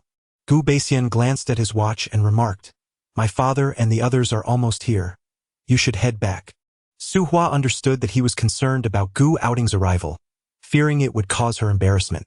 She too wished to avoid the sight of Gu Outing's icy, impassive demeanor, thus replied, "Then you should go home early." "All right." Gu Beixian gently squeezed her fingertips, noticing their chill. After a brief pause, he caressed her head and spoke softly, "Do not overthink. Since I have chosen to continue this journey with you, I will not remain entangled with Chu Suasua. Today's circumstances are exceptional." Su Hua nodded, her beautiful autumn-like eyes glistening with moisture as she gazed at him. "I believe you." A smile tugged at Gu Beixian's lips. For a fleeting moment, he yearned to embrace her. However, with others present, he ultimately restrained himself. He enveloped her hand entirely in his palm, saying, "Call me when you get home. Let Lu Sa know what you would like to eat. When I have time, I will take you out for a meal." Su Hua replied, "All right, you should head back." He released her hand. Just as Su Hua turned to leave, her expression suddenly hardened upon seeing Gu Outing and Chu Yenru hastily approaching. From a distance, Gu Outing's piercing gaze struck her with an icy chill, akin to a sharp icicle plunging into her heart, leaving her feeling profoundly cold. Chu Yenru's gaze was equally sharp, slicing across her face like a keen blade. rendering her immensely uncomfortable. Some individuals possess a unique ability to inflict deep wounds upon others merely through their gaze, without uttering a single word. Su Hua, overwhelmed by discomfort, found herself on the brink of laughter. Two elderly men, each surpassing a century in age combined, were bullying a young woman in her early 20s. Both were fathers, yet one must ponder the nature of their hearts. Initially intent on departing, Su Hua suddenly felt a surge of curiosity about how these two older men intended to treat her. Seeing her remain motionless, Gu Beixian pulled her behind him protectively. Gu Outyan approached, his expression frosty as he directed a reproachful gaze at Gu Beixian, his tone laden with unmistakable accusation. You promised me to take good care of Suo. Is this how you fulfill that promise? Gu Beixian's eyes darkened as he replied, This was unforeseen. Gu Outyan scoffed. I entrusted you with Suo precisely to avert such unforeseen incidents. Gu Beixian refrained from responding. He slightly turned his head to face Chu Yenru, addressing him with a polite yet distant demeanor. Uncle Chu, I kindly request that your company assign a more competent assistant to liaise with me in the future. In an instant, Chu Yenru's expression soured. With a forced smile that did not reach his eyes, he retorted, Beixian, your words are rather disconcerting for me. I heard from the workers on site that the iron barrel was meant to strike you, but it was Suo who pushed you aside, shielding you from harm. She was injured in her effort to save you. One must uphold a sense of integrity. Gu Beixian remained silent for a moment, asserting, I will take responsibility for her injury, but I also ask Uncle Chu to consider assigning someone else. Suo is studying jewelry design abroad and is ill-suited for a career in real estate. Chu Yenru wore a smile that was both enigmatic and elusive, which is precisely why she allowed you to accompany her. You have known each other since childhood, thus facilitating your communication. Gu Beixian's countenance was strikingly serene, yet his eyes were a profound abyss of darkness. How to describe that gaze? It bore no discernible emotion, yet it radiated an unmistakable chill. Gu Outing sensed that chill. He cast a sidelong glance at Su Huan, casually reminding Gu Beixian, previously, you suggested that I refrain from troubling Su Huan. In exchange, you promised to take good care of Suo at work. I have fulfilled my end of the bargain. How have you honored yours? In just a few days, you've managed to get Suo hospitalized. Su Huan thought to herself, this old fox is indeed cunning. Instead of troubling her, he has turned his attention to Gu Beixian. In essence, he is employing every conceivable tactic to drive a wedge between them. She gently tugged at the corner of Gu Beixian's suit, wishing to convey something. However, he silenced her with a glance. Lowering his gaze upon Gu Outing and Chu Yenru, his expression remained frigid as he stated, a forced fruit is never sweet. Continuing down this path serves no purpose and will only deepen my bond with Su Huan. No sooner had he spoken than Chu Suo was hurriedly wheeled out of the examination room by a nurse. Chapter 55 Unexpected Lying on the surgical stretcher. Chu Suo's eyes were tightly shut, her complexion pale, and her safety helmet had been removed. Her hair obscured her injuries, making it impossible to ascertain the extent of her wounds with the naked eye. Upon seeing her, Chu Yenru immediately discarded what he was holding and rushed over, grasping her hand and calling out, Suo, please make way, the nurse urged as she pushed the stretcher toward the emergency room. Chu Yenru hurried to follow. The results of the brain CT scan would take 10 minutes to emerge.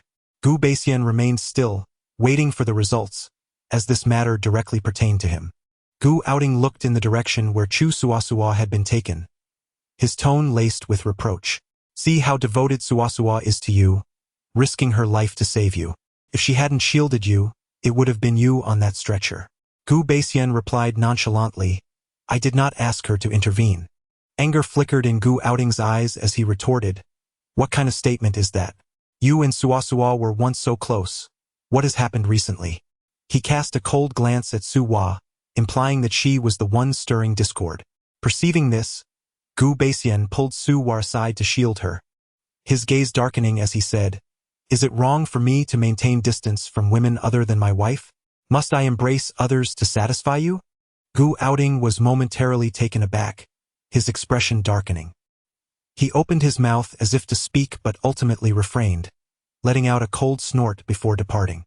Once he was gone, Gu Baixian reached out to touzle Su's hair, scrutinizing her expression as he said, "I apologize for the distress you've endured." A cold voice bore a hint of guilt. Su Hua had initially felt a surge of anger after being met with the disdainful glares of Gu Outing and Chu Yenru.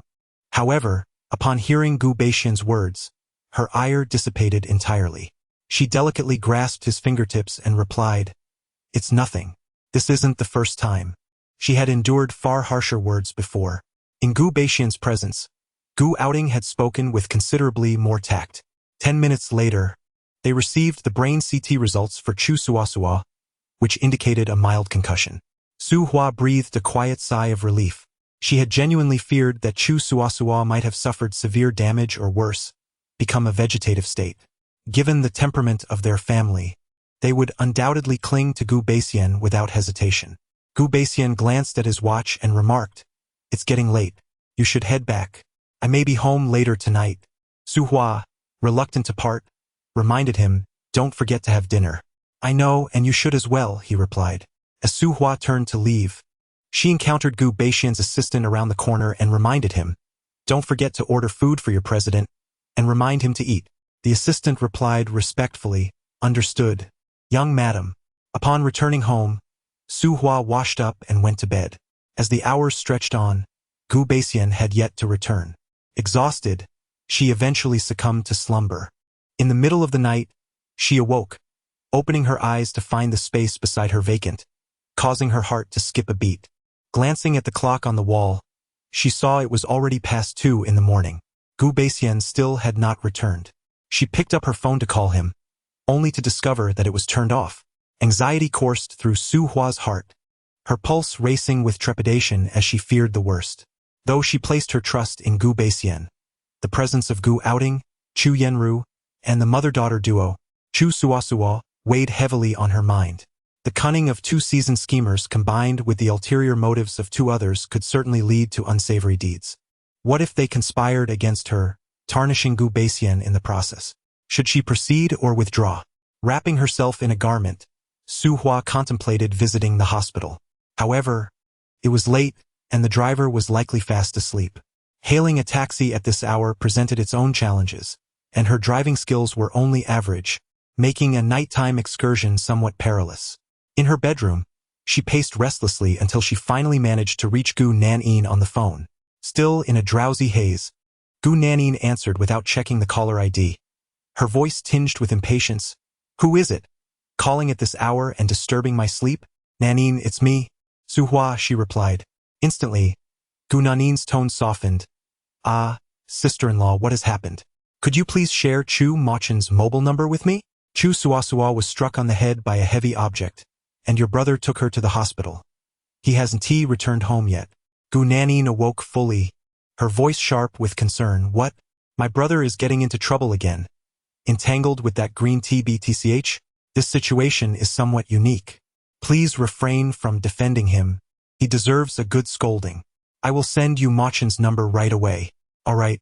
After noting down Chu Machen's number, Su Hua dialed it. The phone rang once before being answered.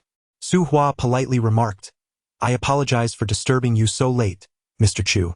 Chu Machen responded with graciousness, "It is no trouble at all. Please proceed with what you need to say. May I inquire if Gu Baixian is with you?" Chu Machen, with a hint of regret in his tone, replied, "Yes, just a moment. I shall pass the phone to him." "Thank you." Before long, Gu Baixian's voice resonated through the phone. "My phone ran out of battery and shut off. Why are you still awake?" Su Hua tightened her grip on the phone and expressed, "I am quite worried since you haven't returned home." Gu Baixian hesitated before saying, "Chu Suasua has yet to awaken. Cannot leave her side. You should rest and not concern yourself with me." Su Hua found this puzzling. During her journey back, she had checked on her phone and discovered that a mild concussion typically results in a few hours of unconsciousness. Why was her condition so severe? The doctor had also indicated this, yet she remained in a deep slumber. Given that her injury was a consequence of her own actions, and considering the cooperative relationship between the Gu and Chu families, she felt a twinge of responsibility. You should find a moment to rest. Staying awake all night is detrimental to your health. Understood. After ending the call, Gu Baixian returned the phone to Chu Mochin. Chu Mochin glanced at his watch and said, "It is quite late. Perhaps you should return home. Tomorrow brings work, and there is little benefit in remaining here." Gu Baixian looked at the unconscious Chu Suasua and replied, "Very well, I shall visit her again tomorrow." No sooner had he spoken than Hua Qiru cast a resentful look in his direction and said with a tone laced with sarcasm, "Baixian, it is because of your injury that Suasua is in this state. It is rather unreasonable to abandon her now, don't you think?" Gu Baixian pressed his lips together, remaining silent. Chu Moshing retrieved a cigarette from his pocket, handing it to him. "Let us step outside for a smoke to clear our minds." Baixian accepted the cigarette, accompanying him outdoors. The two arrived by the window. Baixian held the cigarette between his lips while Chu Moshing flicked the lighter to ignite it, patting his shoulder as he said, "Encountering a stepmother like mine, even the most reasonable arguments fall flat. It must be difficult for you." Baixian inhaled deeply, exhaling smoke rings, his gaze fixed on the swirling white vapor, momentarily lost in thought. Whether it was difficult or not, it was as it was. His primary concern was for Su Hua's feelings. She had called earlier, undoubtedly overthinking the situation. Baixian stayed until dawn, leaving only when Chu Suasua remained unconscious. Later that evening, after completing his official duties, Chu Moshing visited the hospital to see Chu Suasua. Approaching the hospital room, just as he was about to push the door open, he heard Suasua's agitated voice from within. "Dad, what kind of arrangements are you making? If you're going to throw an iron bucket, do it with less force. Do you wish to crush me?" Wearing a hard hat, I was nearly battered to death. My head still aches. I feel nauseous, and my mind is foggy. It's unbearable. Chu Moshing paused, retracting his hand from the doorknob. He then overheard Chu Yenru responding, "Do you think Dad isn't concerned? But the performance must appear genuine. This way, both Gu Baixian and Gu Outing will feel indebted to you. Your reconciliation with Baixian is merely a matter of time." Suasua cautioned, "You must not let my brother know about this. That Gu Nanin has led him astray. He has completely lost his way." Chu Yenru acknowledged with a sound, indicating no need for further reminders. Just as Chu Mochin was about to depart, he overheard Chu Suasua's playful voice. "Dad, have you noticed how my brother's temperament is quite unlike ours? Perhaps you should take some time to conduct a paternity test. What if he isn't truly one of us, and we've wasted our affection?" In an instant, Chu Mochin's expression darkened, and he turned to leave. Upon descending the stairs, he encountered Gu Baixian. Chu Mochin stated, "You should return. She will not perish, and it would be best if you refrained from visiting her in the future." Chapter 56. The unraveling of a scheme. Gu Baixian's gaze darkened slightly as he inquired, "Has your sister awakened?" Chu Moching recalled the words of Chu Suasua and felt a surge of anger. She had been awake for quite some time, her tongue as sharp as ever, not at all resembling someone who had just emerged from a night of unconsciousness. Perceiving the subtle implications in his words, Gu Baixian pressed on. "What transpired?" Chu Moching refrained from providing a direct answer, merely stating, "The worker who threw the iron bucket at the construction site yesterday. Please ensure a thorough investigation. It may prove useful in the future." Gu Baixian keenly noted the significance of the term "through," connecting it to the reactions of Chu Yenru, Hua Qiru, and others from the previous night. He began to grasp a deeper understanding. "Thank you," he said, turning to leave. Upon entering his vehicle, he placed a call to his assistant, instructing, "Investigate the worker who threw the iron bucket at the site yesterday afternoon. Handle it discreetly. I do not want anyone to know. It may be of use to me later." He intentionally emphasized the word "through." His assistant, having been by his side for some time, immediately grasped the underlying significance of the term. "Understood, Mr. Gu. I will take care of it," he replied promptly. Gu Baixian acknowledged with a low hum before hanging up and instructing the driver, "To the company." The driver started the vehicle, and as they turned a corner, Gu Baixian received a call from Hua Qiru.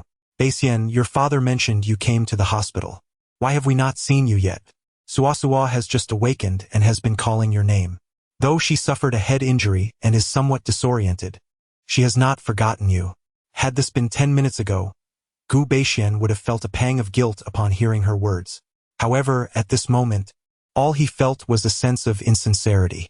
A group of individuals had conspired together, orchestrating a performance solely to ensnare him. Such meticulous effort was truly astonishing. With an emotionless demeanor, Gu Beixian stated, "I have encountered an urgent matter that requires my immediate attention. I trust you will take good care of Suasuo. However, I must be on my way." He abruptly ended the call. A few moments later, Gu Outing called, his voice laced with reproach, "Beixian, what is going on? Suasuo has been injured because of you." The Gu and Chu families share a collaborative relationship. For both personal and professional reasons, you should accompany her. Gu Beixian's expression turned icy. He was uncertain of his connection to this incident, yet regardless, he felt like an accomplice. With a cool and detached tone, he replied, "I spent the entire night in her hospital room without rest, and I have been busy all day at the company. I am human, not made of iron. The company does not rely solely on me. If you are so concerned about her, why not go and keep her company yourself? I am exhausted and intend to return home to rest." He hung up before Gu Outing could respond. Shortly thereafter, Gu Outing attempted to call again. Gu Beixian cast a fleeting glance at the screen, silencing the phone and tossing it onto the seat. He pinched the bridge of his nose and instructed the driver, "Take me home." "Understood, Mr. Gu." Upon returning to Ryu Bay, as soon as Gu Beixian entered, Su Hua approached him, silently assisting him in loosening his tie. Her large eyes roamed over his attire, examining it intently. Originally ensnared by the schemes of the Chu family, Gu Beixian found himself in a rather irritable mood. Upon witnessing her whimsical demeanor, he suddenly chuckled. Accustomed to her gentle and serene nature, it was truly delightful to see this playful side of her. He reached out to gently tousle her hair, his tone soft as he remarked, "There is no need to worry. When I left the hospital this morning, Chu Suasuo had not awakened. My father asked me to visit her this afternoon, but I left without entering the ward. I did not embrace her, nor did I catch a whiff of her fragrance. There was certainly no opportunity for her to kiss me." Caught in her own thoughts, Su Huan's face flushed, and she retorted defiantly, "I did not. I merely noticed you were weary and wanted to assist you in loosening your tie." A hint of amusement danced in the corners of Gu Beixian's eyes. He relished the sight of Su Huan feeling jealous and concerned for him. Yet he did not wish for her to feel hurt by it, a bit of a contradiction.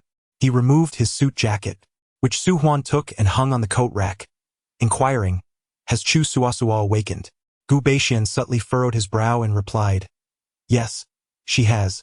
Maintaining her composure, Su Huan gazed into his eyes and asked nonchalantly, "Will you still visit her tonight?"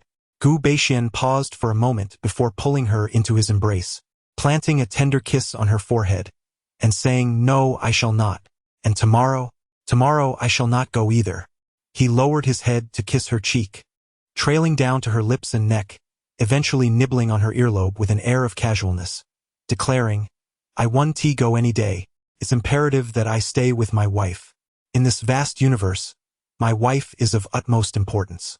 Su Huan's ears turned crimson, her heart ignited by his kisses, sending delightful shivers throughout her being. She mused to herself, this man is becoming increasingly adept at this. Initially, her discontent was palpable when he failed to return home for the night. Yet, with just a few soothing words from him, she found herself half consoled. She truly was utterly captivated by him. Perhaps this is the essence of loving someone. In the realm of romance, the one who cares the most invariably emerges as the loser. It's as if he merely stands there, doing nothing, yet effortlessly pierces through her heart.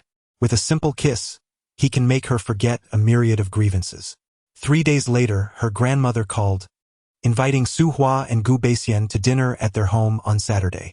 Since returning from her grandmother's funeral, Su Hua had not seen her grandmother and felt a profound longing, promptly agreeing to the invitation.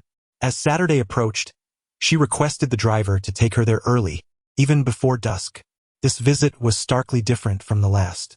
Previously, she had come to bid farewell amidst the heavy sorrow of divorce. This time, however, her spirits were considerably lighter. Upon seeing her, her grandmother rushed over, clasping her hands tightly as if she had encountered a long-lost treasure, exclaiming, "Who is this? Let me see, which family does this beautiful young lady belong to? How stunning you have grown." Su Hua smiled sweetly, mimicking her grandmother's tone. It's your precious granddaughter-in-law. Her grandmother cradled her face in both hands, playfully rubbing and caressing it, clearly unable to contain her affection. Oh, my dear granddaughter-in-law, you have finally returned. When you left last time, my heart ached terribly. Just then, the grandfather emerged, puffing on his pipe, and remarked, indeed, after you left, your grandmother couldn't eat for days, couldn't sleep at night, sighing and lamenting that our Gu family had wronged you. Su Hua felt a pang in her heart and choked out. I'm sorry, Grandma. It's not your fault, not at all. It's all because of that wretched grandson of mine and that scoundrel son. The elderly lady took her by the hand and led her to the sofa to sit down. Su Hua's eyes were already red, but upon hearing her grandmother's words, she nearly burst into laughter. Only her grandmother would dare to say such things. Who else would have the audacity to try? Half an hour later, Gu Baixian also arrived. The elderly lady instructed the servant to bring the dishes to the table. The four of them gathered around, chatting and laughing as they began their meal. The grandmother picked up a piece of braised sea cucumber and placed it in Su Hua's bowl. Eat more of this sea cucumber. It's completely natural and uncontaminated. It will boost your immunity and make it easier for you to conceive, so you can give me a lovely, plump great-grandchild. Su Hua felt a bit embarrassed and discreetly glanced at Gu Baixian. His hand reached under the table, gently clasping hers, his fingertip lightly tracing her palm. That touch sent a delightful shiver through her, like a spark of electricity, igniting a flutter in Su Hua's heart. Suddenly, there was a knock at the door. The servant hurried over to open it. Su Hua turned her head and saw Gu Outing entering with Chu Suasua. Chu Suasua was dressed fashionably and elegantly, but her complexion was somewhat pale, and her lips were bare, resembling someone just recovering from a serious illness. Su Hua's smile froze on her face. Not just her, but the other three at the table also wore expressions of discontent. The elderly lady glared, her voice rising in indignation as she confronted Gu Outing. We are having a nice family meal, and you bring an outsider to disrupt our peace? Are you deliberately trying to vex me? Her face a portrait of distress, timidly shrank behind Gu Outing, exuding an air that beseeched protection.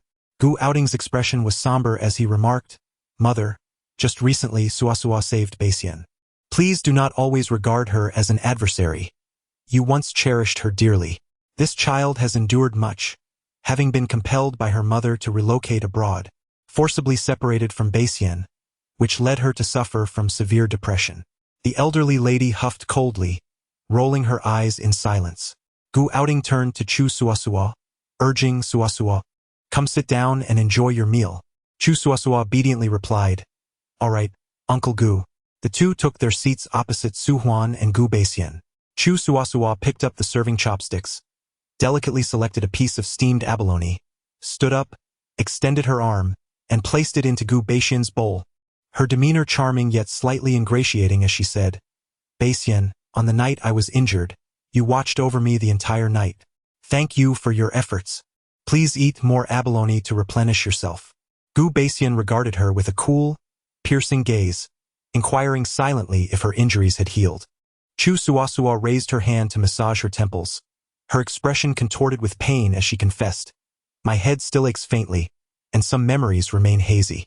Gu Baixian cast her a meaningful glance before picking up his phone to call his assistant, speaking in a measured tone, Send that worker to the old residence. Upon hearing this, Chu Suasua's complexion turned a ghastly white. Chapter 57. A public disgrace. Chu Suasua felt a surge of anxiety. She was overly sensitive to the term worker. The fear that Gu Baixian might be referring to her was palpable. She fidgeted in her seat, as though it were pinned down, struggling to maintain composure. However, her unease was fleeting, as she quickly regained her poise. The worker in question had been arranged by her father, who had provided a hush money to ensure silence. Only a select few were privy to the entire affair. There was no way Gu Baixian could be aware of it. His call must have been a mere coincidence. Undoubtedly a coincidence. Chu Suasua repeatedly reassured herself that everything would be fine, convincing herself that she was merely overthinking. After instructing his assistant, Gu Baixian ended the call and placed his phone on the table. Gu Outing looked at him with confusion, questioning the need to summon a worker to the old residence for no apparent reason. Gu Baixian maintained an impassive expression, deftly picking up his chopsticks to serve a dish into Su Huan's bowl, leisurely remarking, "You will find out soon enough."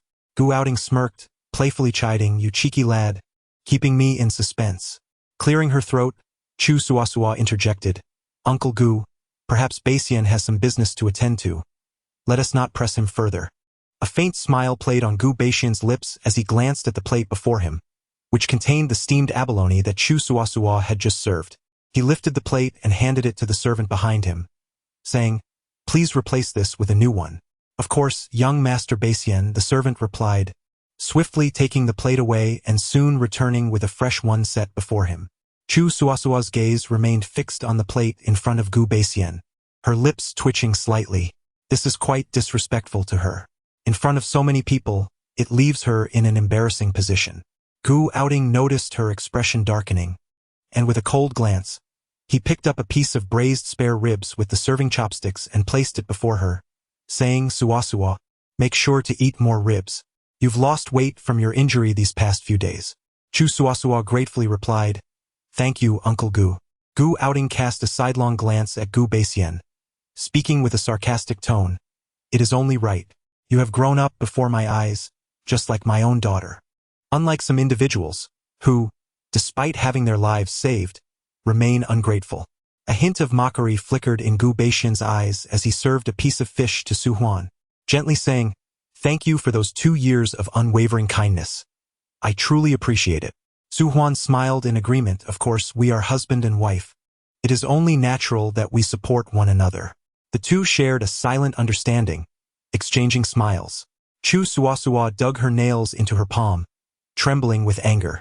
The elderly lady observed the scene with a calm demeanor, lifting her eyelids slightly before turning to instruct the maid behind her, "Go, bring that portion of ribs to Huaner. I specifically selected the freshest ribs for my beloved granddaughter-in-law."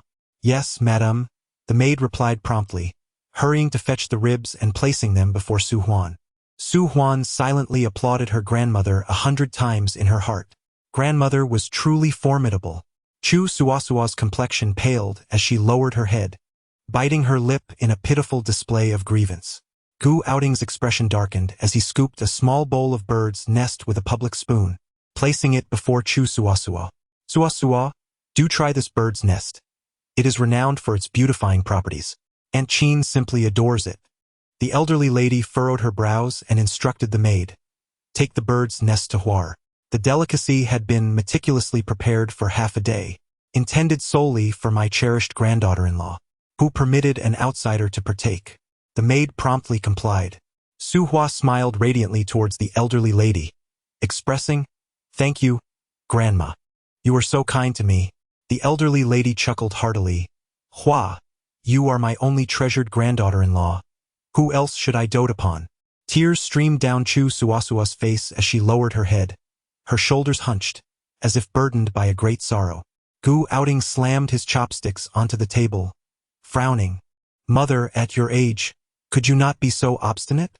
Just days ago, Baixian nearly faced a calamity on the construction site, and it was Suasua who risked her life to save him." Setting aside the decades-long friendship between the Chu and Gu families, this alone warrants a kinder disposition towards Suasua. Gu Baixian tightened his grip on his chopsticks, a faint smirk playing at the corners of his lips, anticipating the inevitable backlash. The elderly lady shot a cold glance at Gu Outing before turning to Chu Suasua, stating, "I treated her well in the past, as if she were my own granddaughter. Yet, when Baixian encountered trouble, she fled abroad to enjoy her life. Now that Baixian's leg has healed, she suddenly reappears. It is too late." Gu Outing remarked.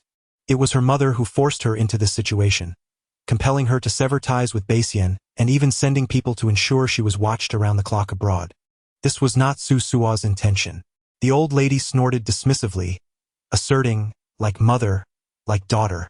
I refuse to believe that a living person can be so closely monitored. Ask her, if Baixian were still confined to a wheelchair, would she still gravitate towards him? Certainly not." Chu Suasua lifted her head, her eyes brimming with tears, and declared, "I would. Grandma, I love Brother Baixian more than my own life." The old lady scoffed, "Don't try that with me. I'm not easily swayed." Gu Outing suppressed his emotions and responded, Mother, you're being unreasonable. The old lady retorted. I see it as you being obstinate. Su Hua turned her gaze towards Gu Beixian, her eyes reflecting a profound understanding. It was no wonder she felt this way. Chu Suasua's declaration had been excessively sentimental, proclaiming her love for Beixian above her own life. After all, Gu Beixian was a married man. How could Chu Suasua muster the courage to confess such feelings in front of so many, especially in her presence? Gu Beixian reached out from beneath the table, taking Su Hua's hand and turning it palm up, his fingertips beginning to inscribe words upon her palm. Su Hua stifled a laugh as she attempted to decipher his message.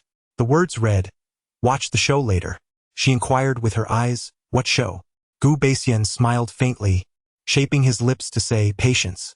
Meanwhile, the old lady was engrossed in a verbal duel with Gu Outing, her peripheral vision catching the tender exchange between Gu Beixian and Su Hua, filled with affection. She concealed her brilliance. Her brows arched in delight as she exclaimed, "Oh my, just look at this lovely couple. Their affection is truly enviable."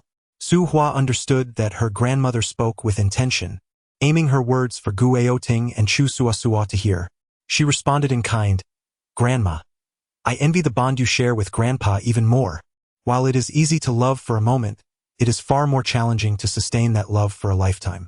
Her grandmother, with a beaming smile, replied, "As long as Beixian remains sensible, you and he will undoubtedly enjoy a lifetime of happiness together. In all my years, I have never encountered such an exceptional young lady.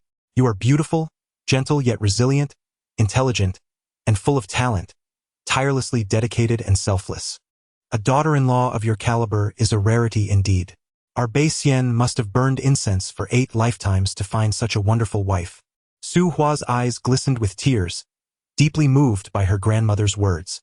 Such praise was a testament to her character, deliberately aimed at humiliating Gu Aoting and Chu Suasua. Gu Beixian offered a gentle smile, pulling Su Hua closer into his embrace, saying, "Our Hua Hua is truly the most outstanding in the world." Su Hua shot him a playful glare, feeling that such sentiments were best left to her grandmother. Was it necessary for him to join in the flattery?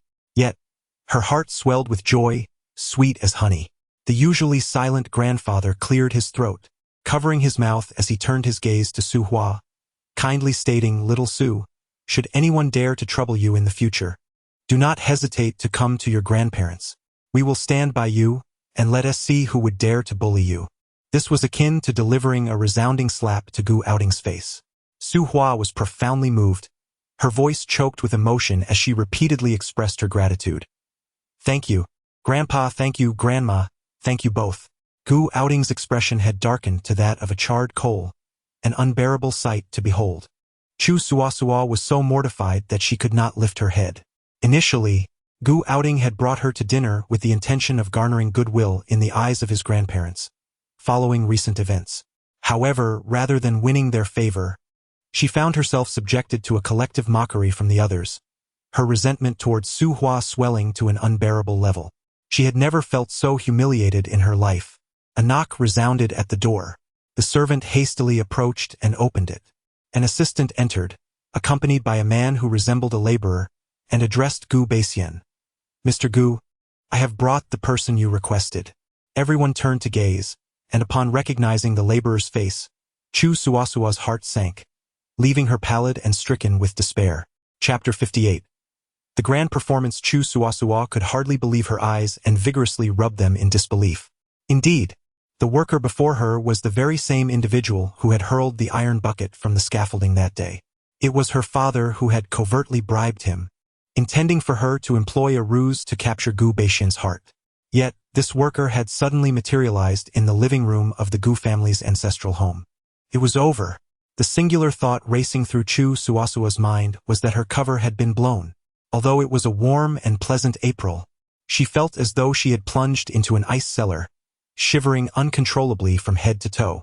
She longed to leap forward and strangle the worker, silencing him forever. Regret washed over her for having been overly confident and careless. She should have been more vigilant and taken appropriate precautions, having squandered such a fortuitous opportunity. Gu Beixian cast a cold, scrutinizing glance at Chu Suasua. "Miss Chu, do you have nothing to say?" Chu Suasua's entire being, including her tongue, felt as if it were turning to stone. She sat there, dazed and unable to utter a single word. Gu Outing glanced between her and Gu Beixian, bewildered and chastised. What kind of game are you playing? Look at how frightened Suasua is. A sardonic smile tugged at the corners of Gu Beixian's lips. If Miss Chu has nothing to say, then allow me to speak on your behalf. With great difficulty, Chu Suasua managed to open her mouth. Beixian, there may be a misunderstanding here. Her voice trembled. Gu Beixian smirked slightly. I haven't even begun my speech. How can you presume there is a misunderstanding? Chu Suasua choked on her words. The elderly lady, unable to contain her curiosity, urged, Beixian, stop keeping us in suspense. Please, share with us what transpired. We are all eagerly awaiting your account. Gu Beixian's gaze fell upon Chu Suasua's face, devoid of any expression as he recounted. 4 days ago in the afternoon, I, accompanied by Miss Chu, an assistant sent by the Chu Group, visited the construction site of the Binjiang Mingzhu development to inspect the progress. While passing by Building 13, a worker feigned an accident and dropped a construction bucket from the scaffolding. Assistant Chu, quick-witted, pushed me aside, but the bucket struck her head. Although she was wearing a hard hat, she suffered a mild concussion and fell unconscious. In the eyes of Director Gu, Assistant Chu risked her own life to save me, unaware that this was a deliberate act. He emphasized the word dropped with a deliberate pause.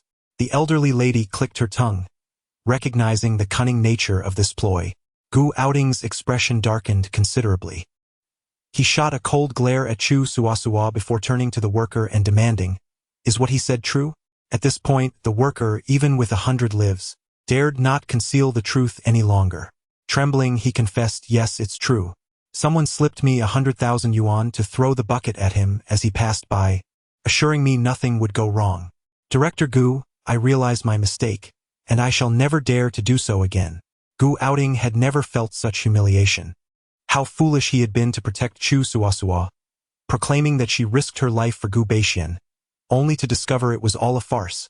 Gu Outing's gaze was sharp as he glared at Chu Suasua, expressing his disappointment.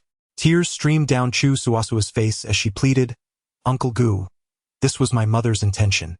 I was unaware and only learned of it afterward. I am innocent, truly. Gu Outing's suspicious eyes scrutinized her, as if weighing the truth in her words. With reddened eyes and tear-filled orbs, Chu Suasua lamented. My mother saw how infatuated I was with Beixian Gu, to the point of neglecting my meals, and wished to assist me.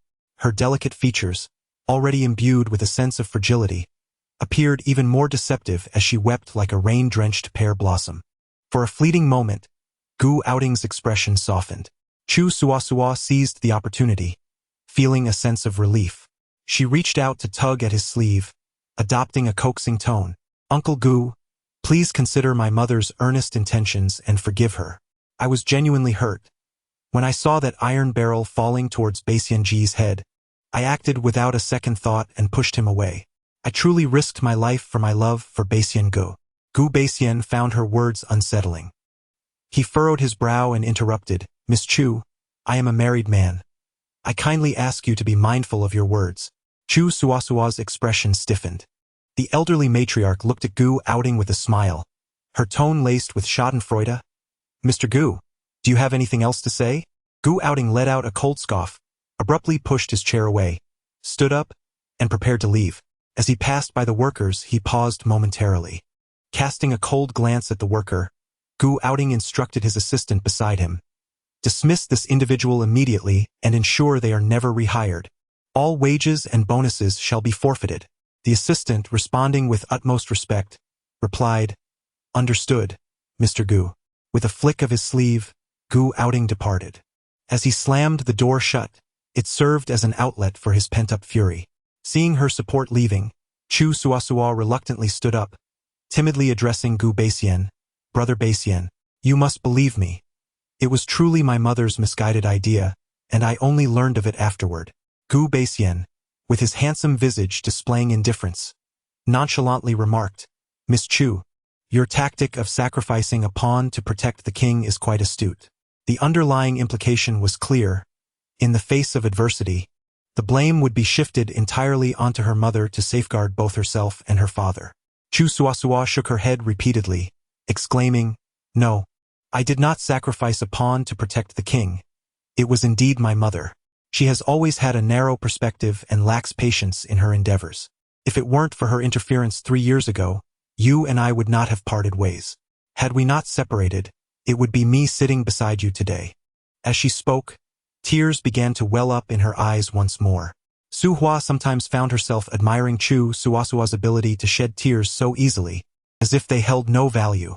The elderly lady could no longer bear the sight and scoffed, "If you wish to cry, do so at home. It is a rare occasion for our family to gather for a meal, and I would rather not witness your sobbing, which taints the atmosphere." Chu Suasua opened her mouth to respond, but upon noticing the collective impatience etched on everyone's faces, she realized that Gu Outing had left again. With no one left to speak in her defense, she felt outnumbered and had no choice but to leave in defeat.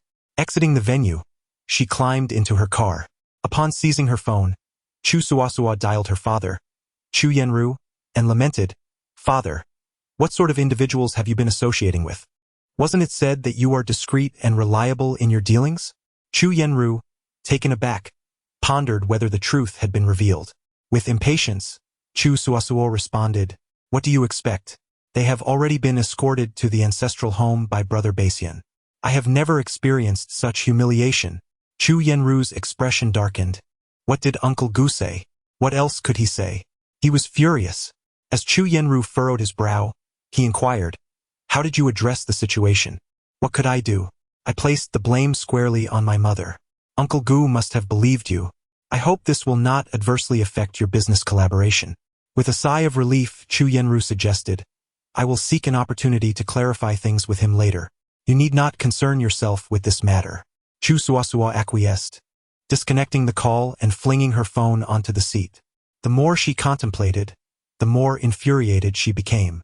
What was meant to be a strategic ploy had inexplicably unraveled.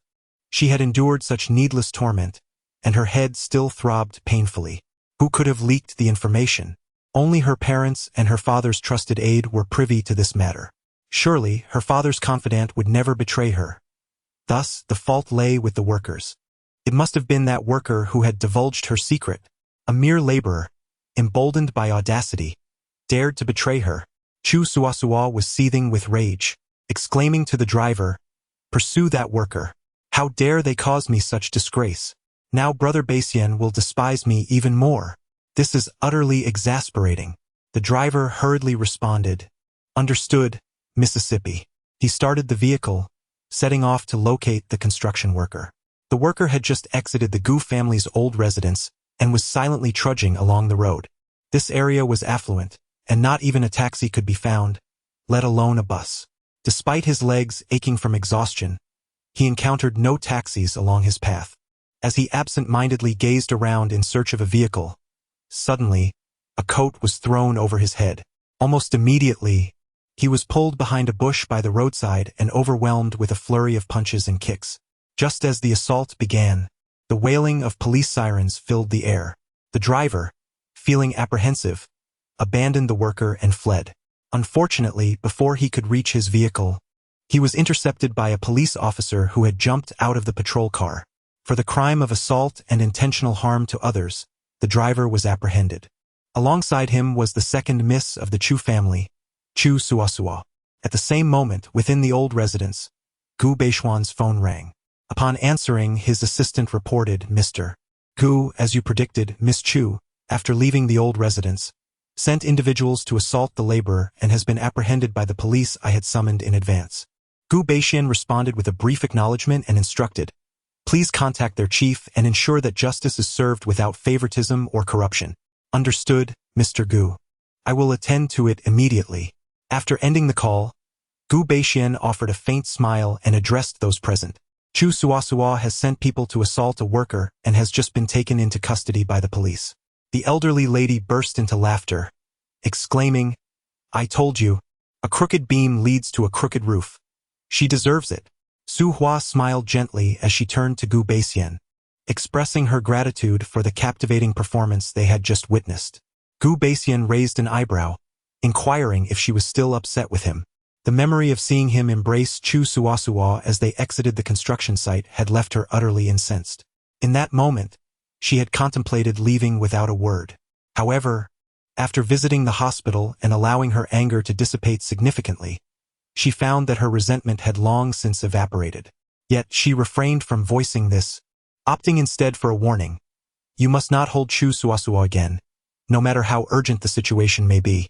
Su Hua, accustomed to a gentle demeanor, rarely exhibited such assertiveness.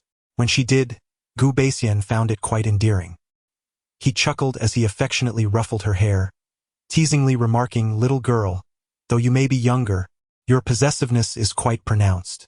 I am only a few years your junior. Do not take advantage of me." Su Hua feigned disdain, yet her smile betrayed her true feelings. Her laughter was truly enchanting, illuminating her large eyes, with her brows, lips, chin, and hair all exuding a vibrant liveliness, tinged with a hint of pride and mischief. There was an innocent yet radiant allure about her. Her laughter stirred something within Gu Baixian, igniting a longing in his heart. The elderly lady observed the playful banter between the young couple with a smile, subtly nudging her husband with her foot. Chapter 59. Difficult to part. A week later, Su Hua was in the restoration room, completing the finishing touches on an ancient painting. Shen Yuan arrived at the antique treasure studio with an important matter to discuss with her. However, as Su Hua was immersed in her work and could not be disturbed, Shen Yuan quietly seated herself on the first floor, sipping tea as she awaited her descent. When Su Hua finally emerged around noon, Shen Yuan greeted her with a radiant smile. "Sister Hua, on behalf of our archaeological team, I am here to request your assistance." Su Hua raised an eyebrow slightly. "Archaeology? When did you switch fields?" "It's not quite a switch. We belong to the same system. My previous position at the museum was arranged through my mother's connections. Archaeology has always been my passion. I studied burial structures and mechanisms abroad." Su Hua smiled lightly. "Which burial site are you referring to?" "Longyao Village. A nobleman's tomb has been discovered there, and it is currently undergoing rescue excavation. It contains numerous invaluable murals and silk paintings that urgently require restoration. I have recommended you to our leadership." Su Hua pondered for a moment before asking, "Is Longyao Village far from Kyoto?" "It is somewhat distant, located in the northwest region." Su Hua hesitated. "Can you send the paintings over for restoration?" "Sister Hua, to put it frankly, we are primarily interested in your exceptional memory capabilities. Once the coffin is opened, the silk paintings will quickly oxidize and fade upon exposure to oxygen, and you have the ability to memorize them rapidly. Your mind functions even better than a camera." Su Hua inquired, "Have you spoken to your brother about this?" "Rest assured, I spoke to him long ago." Shen Yuan grasped her hand earnestly. "Sister Hua, we need you. The country needs you." She had presented such a lofty reason. What more could Su Hua say? Throughout her life, she had studied countless ancient paintings and calligraphy, some passed down through generations, while others unearthed from tombs. Yet, she had never truly ventured into a burial site. Out of a certain curiosity, she agreed to the proposal. Upon returning home that evening, Su Hua entered her bedroom to pack her belongings. She meticulously placed various cosmetic samples into her makeup bag and gathered a few changes of clothes. This journey would last at least 10 days to half a month. When Gu Baixian returned from work, he found Su Hua diligently packing clothes into her suitcase, and his expression turned icy. He smirked slightly, suppressing his emotions, and said, "Su Hua, if there is something to discuss, please be forthright. You cannot simply vanish without a word." Su Hua let out a soft laugh. Each time he acted this way, she felt as though he genuinely cared for her. Whether it was merely an illusion or not, being so cared for was quite a delightful feeling. Standing up, she walked over to him, wrapped her arms around his waist, and fluttered her eyelashes, asking, "Are you truly that afraid I might run away?" Gu Baixian pinched the soft flesh at her waist and replied, "What do you think?" Feeling a ticklish sensation from his pinch, Su Hua giggled and evaded him, saying, "I'm not running away. Tomorrow, I need to visit Longyao Village. An excavation of a feudal lord's tomb from the Warring States period has been discovered, and some murals and silk paintings require restoration." Gu Baixian's gaze darkened slightly. "When did your shop's business expand to such a scale?" "It's not our shop. It's the archaeological team. Xin Yuan recommended me to their leader. Gu Beixian's expression darkened. He advised her to keep her distance from that infatuated individual, who only brought trouble. Do not speak ill of her. She is, after all, your little admirer. He continued, my grandfather imparted countless teachings to me, and it is only right to contribute something for the benefit of future generations. Those murals and silk paintings are cultural treasures bequeathed by our ancestors. If they are not restored, future generations will never have the opportunity to behold them. There are numerous restoration experts in the museum. Surely, it is not your place to intervene? Gu Beixian's voice carried an undercurrent of displeasure. He could not bear the thought of her enduring hardship in such a remote location. Su Hua chuckled lightly. I possess the ability to take notes swiftly and work efficiently. I am still young. The seasoned experts will also be dispatched there in succession. Many of them are in their 50s, 60s, or even 70s, yet they are full of vigor. It would be unreasonable for someone as youthful as I to decline. Gu Beixian ceased his objections, released her, and moved to the wall, casually resting against it with one hand in his pocket. His eyes, dark and devoid of emotion, inquired, How long will you be gone? About half a month. That is too long. You can manage no more than 3 days. Su Hua gazed at him with a hint of exasperation. Gu Zong, I've noticed you've become rather clingy lately. Gu Beixian narrowed his eyes slightly. Longyao village is a mountainous area, is it not? The conditions are quite poor, and it is the site of ancient tombs. A delicate young lady like you mingling with a group of rugged men in such a setting is hardly appropriate. Xin Yuan will accompany me. Although the archaeological team works in the wilderness, they are not uncouth men. Gu Beixian checked his watch and declared, I will accompany you. Su Hua furrowed her brows, her expression one of confusion. 3 years into their marriage, they have maintained a relationship characterized by mutual respect and courtesy. The recent turmoil surrounding their potential divorce seems to have paradoxically strengthened their bond, making them appear more affectionate than ever, akin to newlyweds. Su Hua contemplated for a moment before stating, I am going to work. I cannot complete it in just a day or two. It will take at least 10 days to half a month. You are usually so busy. Do not let this consume your time. Gu Beixian pondered briefly and replied, Then I shall assign several bodyguards to ensure your safety. Would 4 suffice? Su Hua was taken aback by the absurdity of it all. To simply restore a mural while accompanied by 4 impeccably dressed bodyguards seemed excessive. The very thought of such an entourage was overwhelming. Perhaps just 1 would suffice.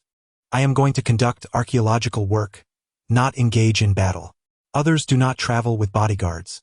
It would seem ostentatious and reflect poorly on me. At the very least, 2 must accompany you, taking turns to ensure your protection. Gu Beixian insisted, his tone leaving no room for debate.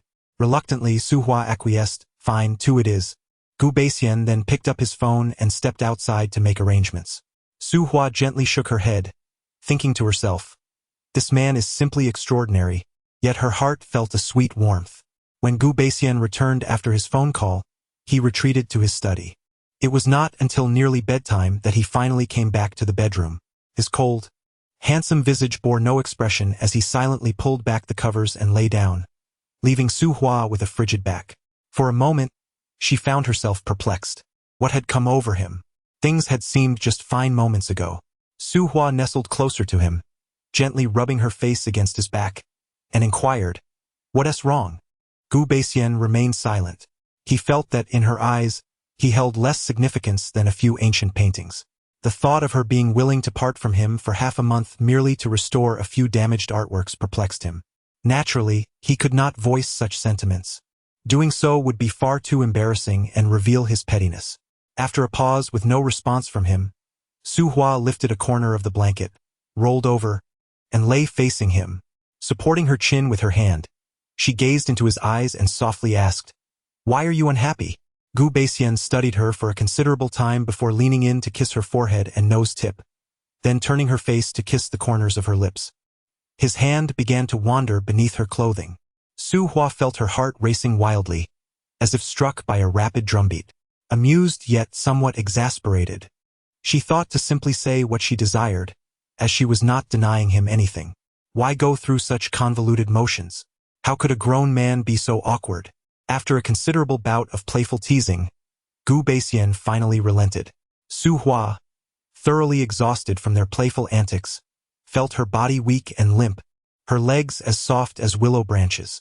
She lay on her side, breathing in small gasps while admiring Gu Beixian's handsome visage, musing to herself, "This man, once he indulges, can indeed be overwhelming."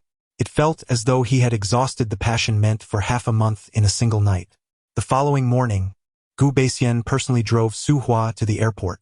Just before entering the security check, he adjusted her collar and cautioned, "Do not get too close to the rugged men in the archaeological team. Men are rarely virtuous. Their attentions are often laced with ulterior motives. One should never accept food or drink from strangers. If anything arises, do not hesitate to call me. Do you remember?" Su Hua felt a mix of helplessness and appreciation as she gazed at him, replying, "I remember. All right, farewell." She waved goodbye and, grasping her suitcase, made her way towards the entrance. After taking a few steps, she heard Gu Beixian's voice behind her. "Su Hua, have you forgotten something?"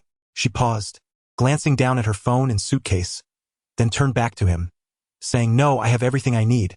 "Think carefully," Gu Beixian replied, his tone slightly frosty. Standing tall and composed, his demeanor exuding a palpable tension. Su Hua pondered for a moment, then a smile broke across her face. She set down her suitcase, approached him, and stood on her tiptoes to plant a firm kiss on his chin, sweetly saying, "Is this sufficient?" Gu Beixian responded with a subdued acknowledgement, his handsome face still devoid of any smile. Gently, she caressed his face, murmuring, "All right, I must go in now. Otherwise, the plane will take off." With that, she grabbed her suitcase and hurried inside, her two bodyguards closely following her. Watching her retreating figure, Gu Beixian's expression darkened considerably. Chapter 60. A thrilling experience. 2 hours later, Su Hua and Shun Yuan disembarked from the plane, greeted by individuals awaiting their arrival at the airport. The group then embarked on a bumpy car ride, ultimately arriving at Longyao Village, nestled within the ancient city in the northwest. The grand tomb lay at the foot of the mountain behind the village, known as Longyao Mountain. Typically, places such as Longyao Village, Tianjing Village, and Xiyu Village, along with mountains bearing the character for tomb, like Laofen Mountain and Huafen Mountain, as well as locales containing the character for mausoleum, such as Zhongling and Lanling, are often associated with ancient burial sites. Longyao Mountain is enveloped by towering peaks, surrounded by majestic mountains, with a vast lake sprawling before it. Despite its remote location, this area boasts exceptional geomantic qualities. Under the guidance of the reception staff, Su Hua and Shen Yuan approached the vicinity of the ancient tomb situated at Longyao Mountain. The locale was desolate and sparsely populated, with the grand tomb having already been partially excavated. The expedition was led by Professor Guemo, a renowned contemporary historian and archaeologist, who welcomed Su Hua with an eager entourage. With gray hair and appearing to be in his 50s or 60s, he bore a chiseled, angular face and sported a pair of black-framed glasses, behind which sparkled eyes brimming with wisdom. Upon seeing Su Hua, a flicker of surprise crossed his eyes. He had not anticipated such youthfulness and beauty. In his previous experiences, he had often perceived strikingly beautiful women as mere decorative figures, lacking substance. The team members standing behind him were equally captivated, their eyes widening in astonishment as they gazed at her, clearly taken aback by her allure. It was no wonder. The archaeological team had spent countless years laboring in the wilderness. In their daily lives, they seldom encountered even a fleeting glimpse of a woman, let alone a young lady as ethereal as Su Hua. Professor Gu was the first to regain his composure. He clenched his fist and coughed lightly, extending his right hand with a smile, saying, "Welcome, Expert Su." Such an unfamiliar title made Su Hua feel somewhat bashful. She politely shook his hand and replied, "Professor Gu, please just call me Xiao Su." Professor Gu insisted, "No, you are our archaeology team's specially invited relic restoration expert. You should be addressed accordingly." Su Hua chose not to argue further. Glancing at the tomb behind him, she inquired, "Shall we begin now?" Seeing her readiness, forgoing even a moment's rest to descend into the tomb and commence her work, Professor Gu could not help but regard her with newfound respect.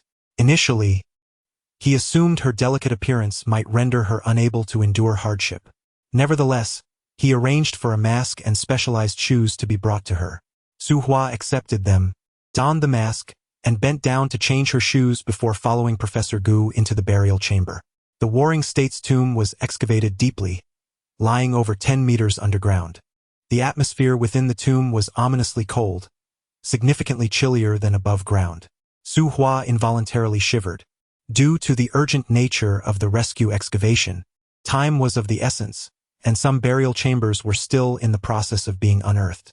There was a shortage of hands, so a few local villagers were hired to assist. Numerous archaeologists were crouched on the ground, wielding fine brushes to clear the dust from the ceramic vessels, all of them men. Professor Gu pointed at the weathered mural on the wall, saying, "When the grand tomb was first opened, these murals were vibrant and exceptionally beautiful. However, upon exposure to oxygen, they quickly oxidized. I hardly had the chance to capture them with my camera before they faded into this state, which is truly unfortunate." Su Hua attentively observed the murals. Although the colors had dulled and become antiquated, one could still discern the artist's remarkable skill. The wisdom of the ancients is often beyond the reach of later generations. Shen Yan gazed at the mural, sighing in regret. Our Hua Jie's mind is far more effective than any camera. She can glance at something once and retain it perfectly, even recreating it with precision. She should have been invited here long ago. Upon hearing this, Professor Gu's eyes sparkled with approval as he praised. "Indeed, heroes emerge from the youth. Your generation truly is brimming with talent." Shen Yan raised an eyebrow. "Of course, our Hua Jie is a once-in-a-century genius." Su Hua gently nudged her with her elbow, signaling her to speak less. Shen Yan immediately fell silent. Su Hua humbly addressed Professor Gu. "Not at all, we are still too young and inexperienced. We should learn more from esteemed elders like you." Professor Gu laughed heartily and inquired, "I hear you are the granddaughter of the renowned Su Wenmai?" "Yes," she replied. "The esteemed Su Lao has made a significant name for himself. I had the privilege of collaborating with him numerous times, though it is a pity he has since passed on." The thought of her late grandfather and grandmother pierced Su Hua's heart like a thorn.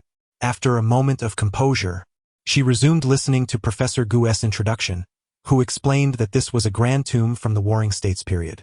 During the Warring States period, lavish burials became a prevalent custom, as individuals regarded death with a sense of reverence, believing in the possibility of eternal life. Within this tomb, the array of burial artifacts is exceedingly abundant and holds significant research value. This archaeological endeavor has drawn numerous experts and team members. Su Hua accompanied Professor Gu to the main burial chamber. Approaching them was an individual carrying a tray, upon which rested a piece of silk painting.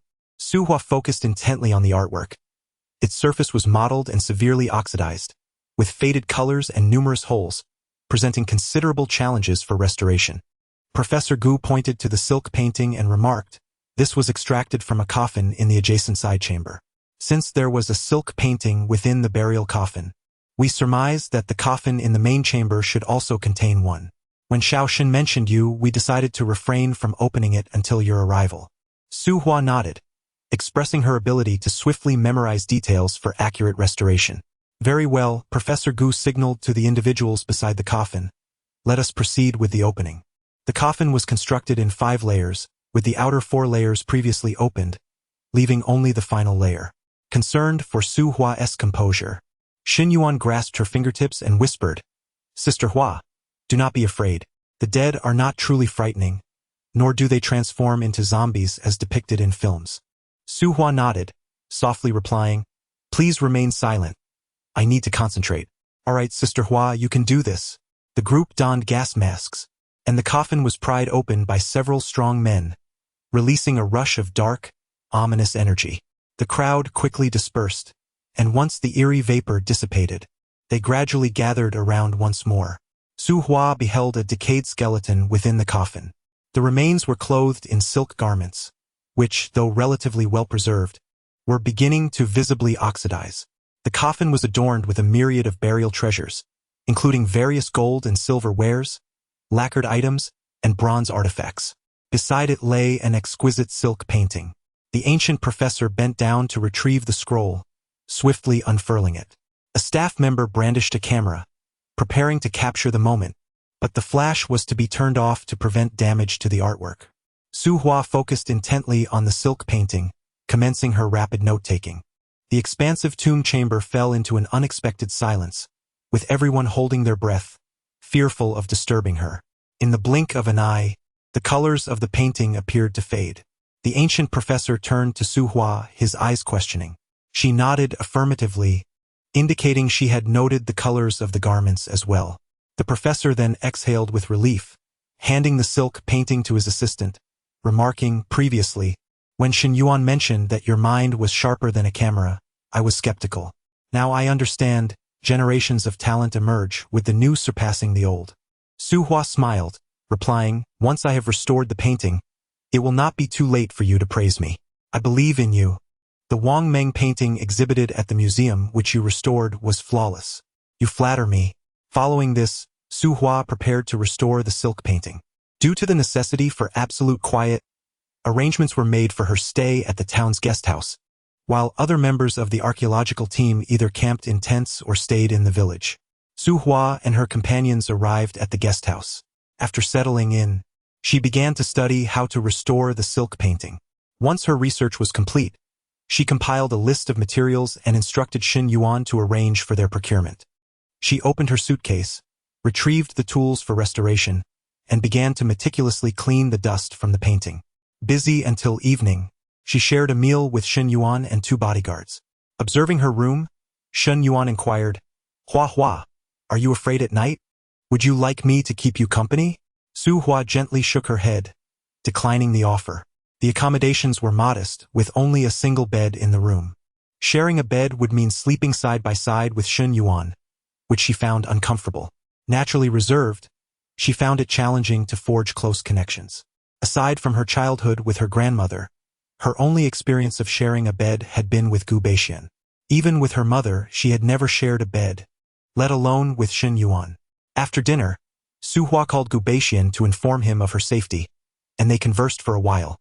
After hanging up, she returned to her work. When engrossed in her tasks, time often slipped away unnoticed. It was only when fatigue set in that she washed up and prepared for bed. After a day filled with travel, followed by a descent into the tomb, she had been intensely focused on cleaning the painting, leaving her utterly exhausted. No sooner had she laid down than she fell into a deep slumber. In the midst of her dreams, she felt a sudden chill as the covers were pulled back. Almost immediately, hands began to tug at her clothing. Startled awake, she beheld a dark figure looming before her.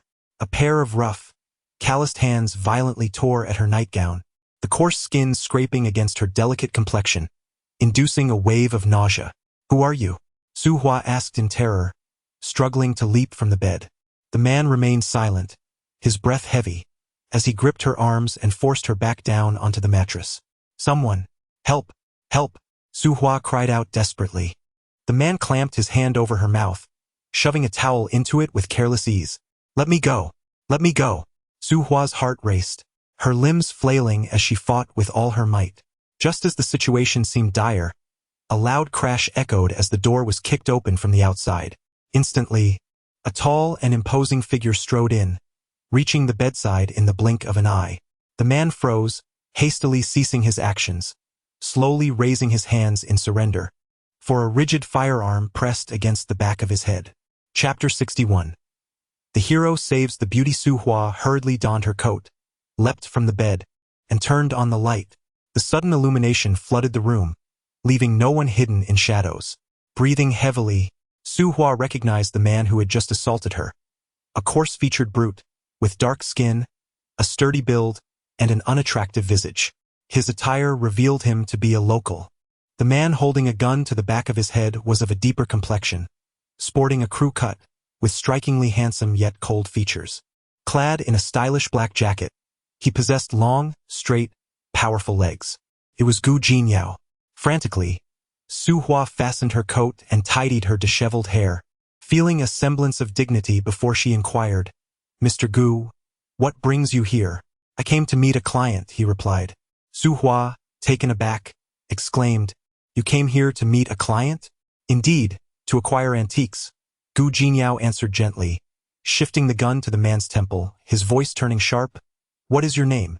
The man, with trembling hands raised, stammered, his coarse lips moving clumsily as he spoke in a heavy dialect. Nyo Mang. Who sent you? Gu Jinyao pressed the gun firmly against his temple, leaving a deep indentation. Nyo Mang stuttered, and no one, it was my own accord. Speak the truth, or I will end your life with a single shot. Desperation etched on Nyo Mang's face. He pleaded, no one sent me. While digging in the tomb during the day, I noticed her beauty and came over under the cover of darkness. With a click, Gu Jinyao pulled back the gun's bolt, coldly remarking, you truly wish to die, do you? Very well, I shall grant your wish. Nyo Mang, paralyzed by fear, found his legs trembling uncontrollably, rendering him unable to stand. With a thud, he knelt on the ground, clasping his hands in a gesture of supplication, pleading for mercy. No, truly, no one directed me. I was merely captivated by her beauty. Living alone, I was overwhelmed by temptation. I lost control of myself. When the bodyguard stepped away, I stealthily entered. I had no intention of doing anything harmful. I just wished to touch her. I didn't even remove her clothing before you arrived. Gu Jinyao's expression grew increasingly severe. Suddenly, he delivered a swift kick, sending Nyo Mang crashing to the floor. Without hesitation, he followed up with a brutal strike aimed at Nyo Mang's vulnerable region. The impact elicited an immediate and agonizing reaction, causing Nyo Mang to grimace in pain, clutching his groin and rolling on the ground, howling. Amidst the chaos, the sound of hurried footsteps echoed from outside.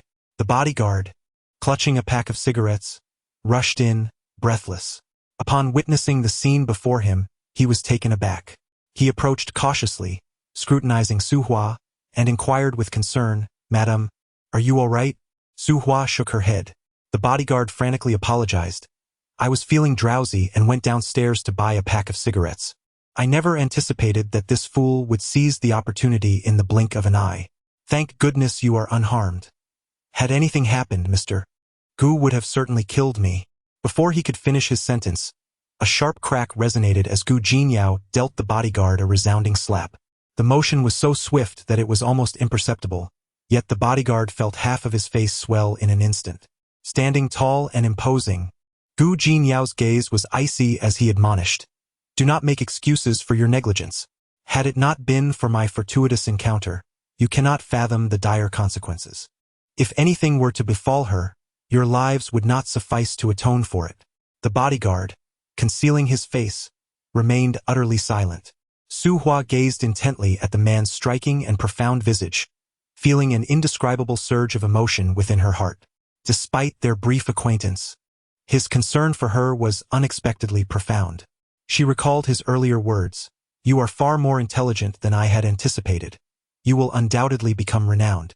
Perhaps he was simply an admirer of talent, akin to the venerable experts in museums who extend special care to promising individuals. Alternatively, it could be attributed to his intrinsic sense of justice. She did not wish to indulge in the illusion that he harbored affections for her.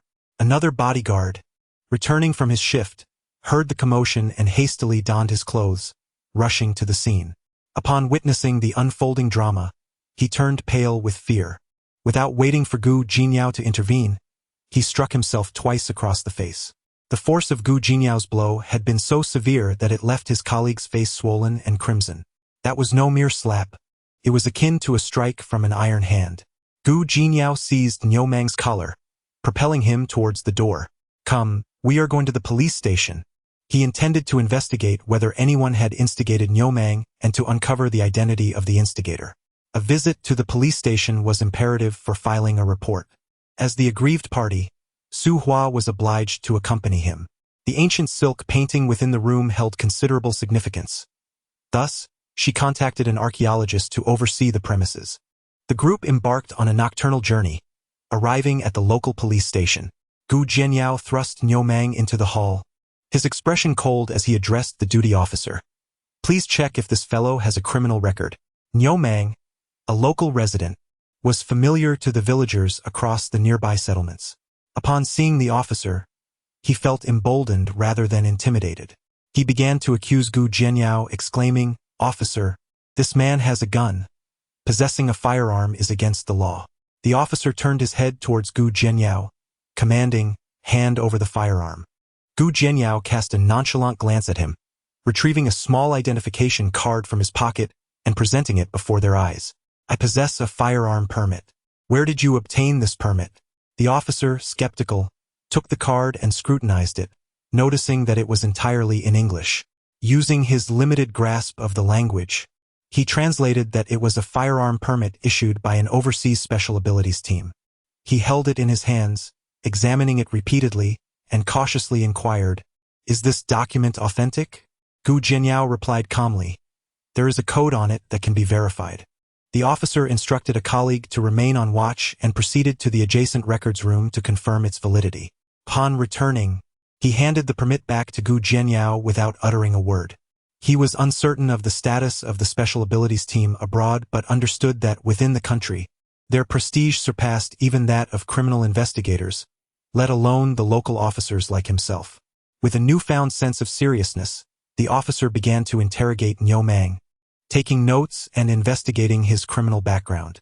It was revealed that Niu Mang had a history of offenses. He was a habitual criminal. A few years prior, he had been apprehended for rape and sentenced to 3 years in prison. He had only been released the previous year, and now he was resorting to his old ways once more. Gu Jianyao merely wished to ascertain whether someone had instigated him. However, Niu Mang, stubborn as a dead duck, insisted it was his own lustful impulses at play. Gu Jianyao fell silent for a moment, then turned to Su Hua, saying, "You all stay here for now. I will interrogate him. If there is someone behind him, it will surely not be safe for you to remain." Su Hua nodded, her gratitude evident as she replied, "Thank you. I apologize for disturbing your rest at this late hour." Gu Jianyao silently regarded her pale face, which had turned ashen from fright. A faint smile tugged at his lips, and his once steely voice softened as he murmured, "It is no trouble." Upon turning away, his expression reverted to its resolute demeanor as he seized Niu Mang by the collar, dragging him toward the interrogation room. Niu Mang, a rugged and robust man, was lifted as if he were a mere chick. Once inside the interrogation room, Gu Jianyao instructed the officer, "Let us commence." The officer promptly handcuffed Niu Mang's wrists, forcing him into a chair before sitting across from him to begin the routine questioning. Gu Jianyao lit a cigarette, resting it between his lips, standing idly as he listened to the officer's methodical inquiries. 5 minutes later, he found the officer's line of questioning excessively tedious. He pulled Niu Mang aside and, with an authoritative tone, commanded, "Have the surveillance turned off." The officer felt his authority undermined, growing somewhat irritable. However, recalling that Gu Jianyao was a veteran of an overseas special abilities unit, he restrained his annoyance and responded, "Current regulations prohibit coercive interrogation." Gu Jianyao clenched his jaw, asserting, "Turn it off." The aura he exuded was overwhelmingly formidable. After a brief hesitation, the officer made a call to have the surveillance disabled. As the surveillance was turned off, Gu Jianyao seized Niu Mang by the head and forcefully slammed it against the wall. A resounding crash echoed through the air as Niu Mang's skull struck the hard surface, instantly fracturing his brow bone, leaving him bleeding profusely and grimacing in agony. Chapter 62. The tension mounts. Speak. Who is it that has orchestrated this? Gu Jianyao demanded, his grip tightening around the man's throat, his tone menacing. Niu Mang winced, his bloodied and rugged visage contorted in pain. He stammered, "I truly don't know. If I did, I would have confessed long ago. Even if you were to beat me to death, I still couldn't reveal it." Seeing that no matter how he interrogated, the man remained obstinate, Gu Jianyao grew frustrated. He realized that if he continued, he might be driven to violence himself. He instructed the officers, investigate his call records and ascertain whom he has recently met. The officers responded eagerly, "Understood. We will commence the investigation immediately." However, a moment later, they hesitated, questioning why they should heed his commands. Although he was a retired member of the Special Forces that was abroad, this was domestic, a matter entirely unrelated. Yet, they dared not voice their doubts. The aura of this group was distinctly different, reminiscent of individuals from a major city, suggesting a significant background, people whom a grassroots investigator like him could not afford to offend. Glancing at the clock on the wall, Gu Jianyao maintained a stern expression as he stated, You will handle this matter as you see fit. We shall take our leave. Although it is only an attempted assault, it has inflicted severe psychological harm on the victim. I implore you to impose the harshest penalties, and I will remain updated on the case.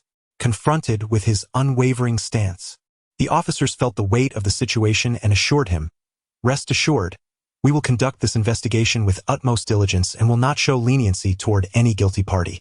Gu Jingyao responded with an indifferent acknowledgement and exited the interrogation room. Su Hua approached, subtly assessing him. Moments ago, she had heard the sounds of commotion and anguished cries emanating from the interrogation chamber. She was concerned about Gu Jinyao's safety.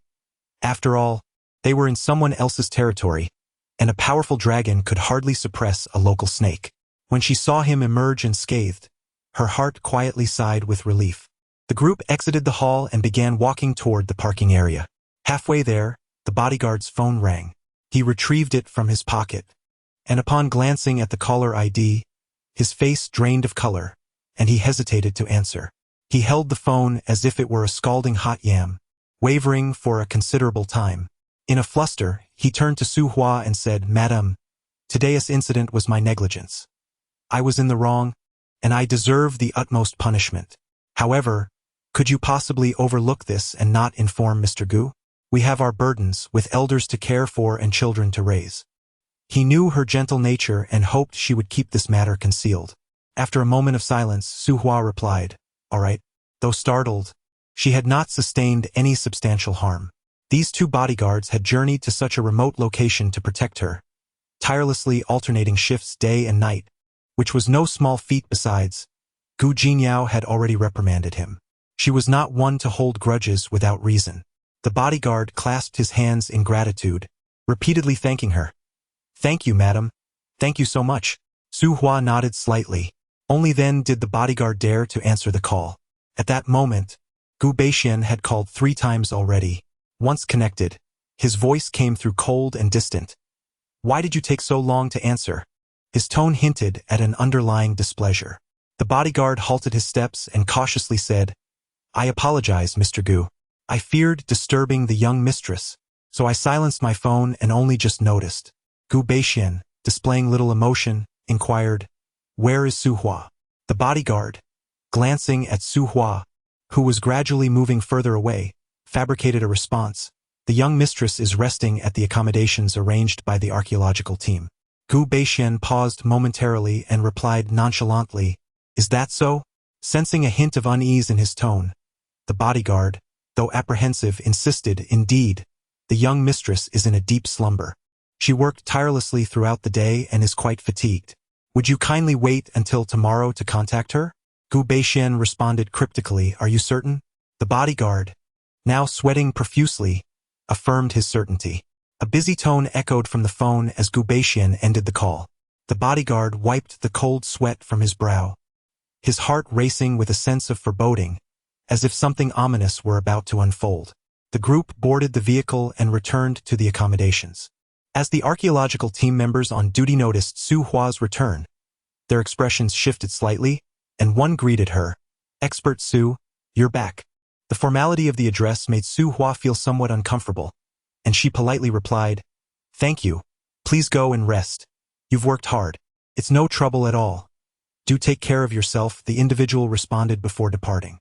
As Su Hua retrieved her keys from her bag and approached the door, she realized that the previously locked door now stood ajar. Someone had entered the room. A chill ran down her spine, and her instinctive worry for the precious silk painting surged within her as she hastily pushed the door open. Upon entering, she was momentarily taken aback, her mind racing with surprise.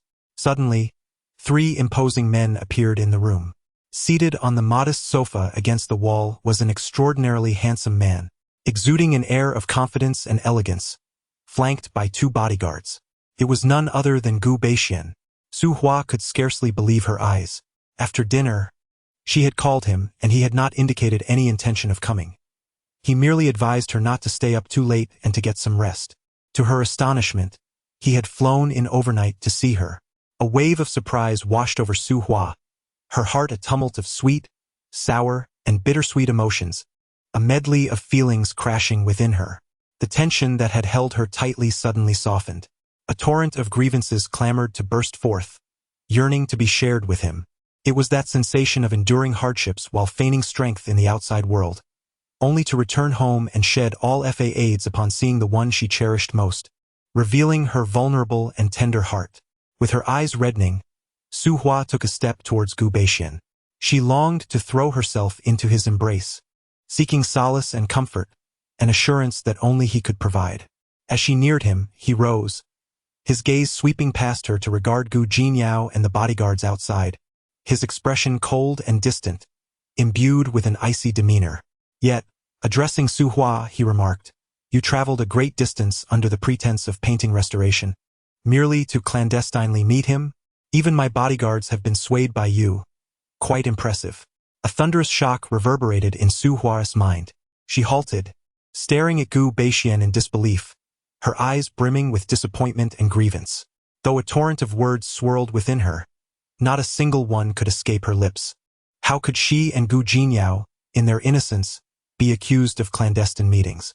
The bodyguard was not under her employ. Rather, it was he who, fearing punishment, sought her assistance. She merely extended a courtesy.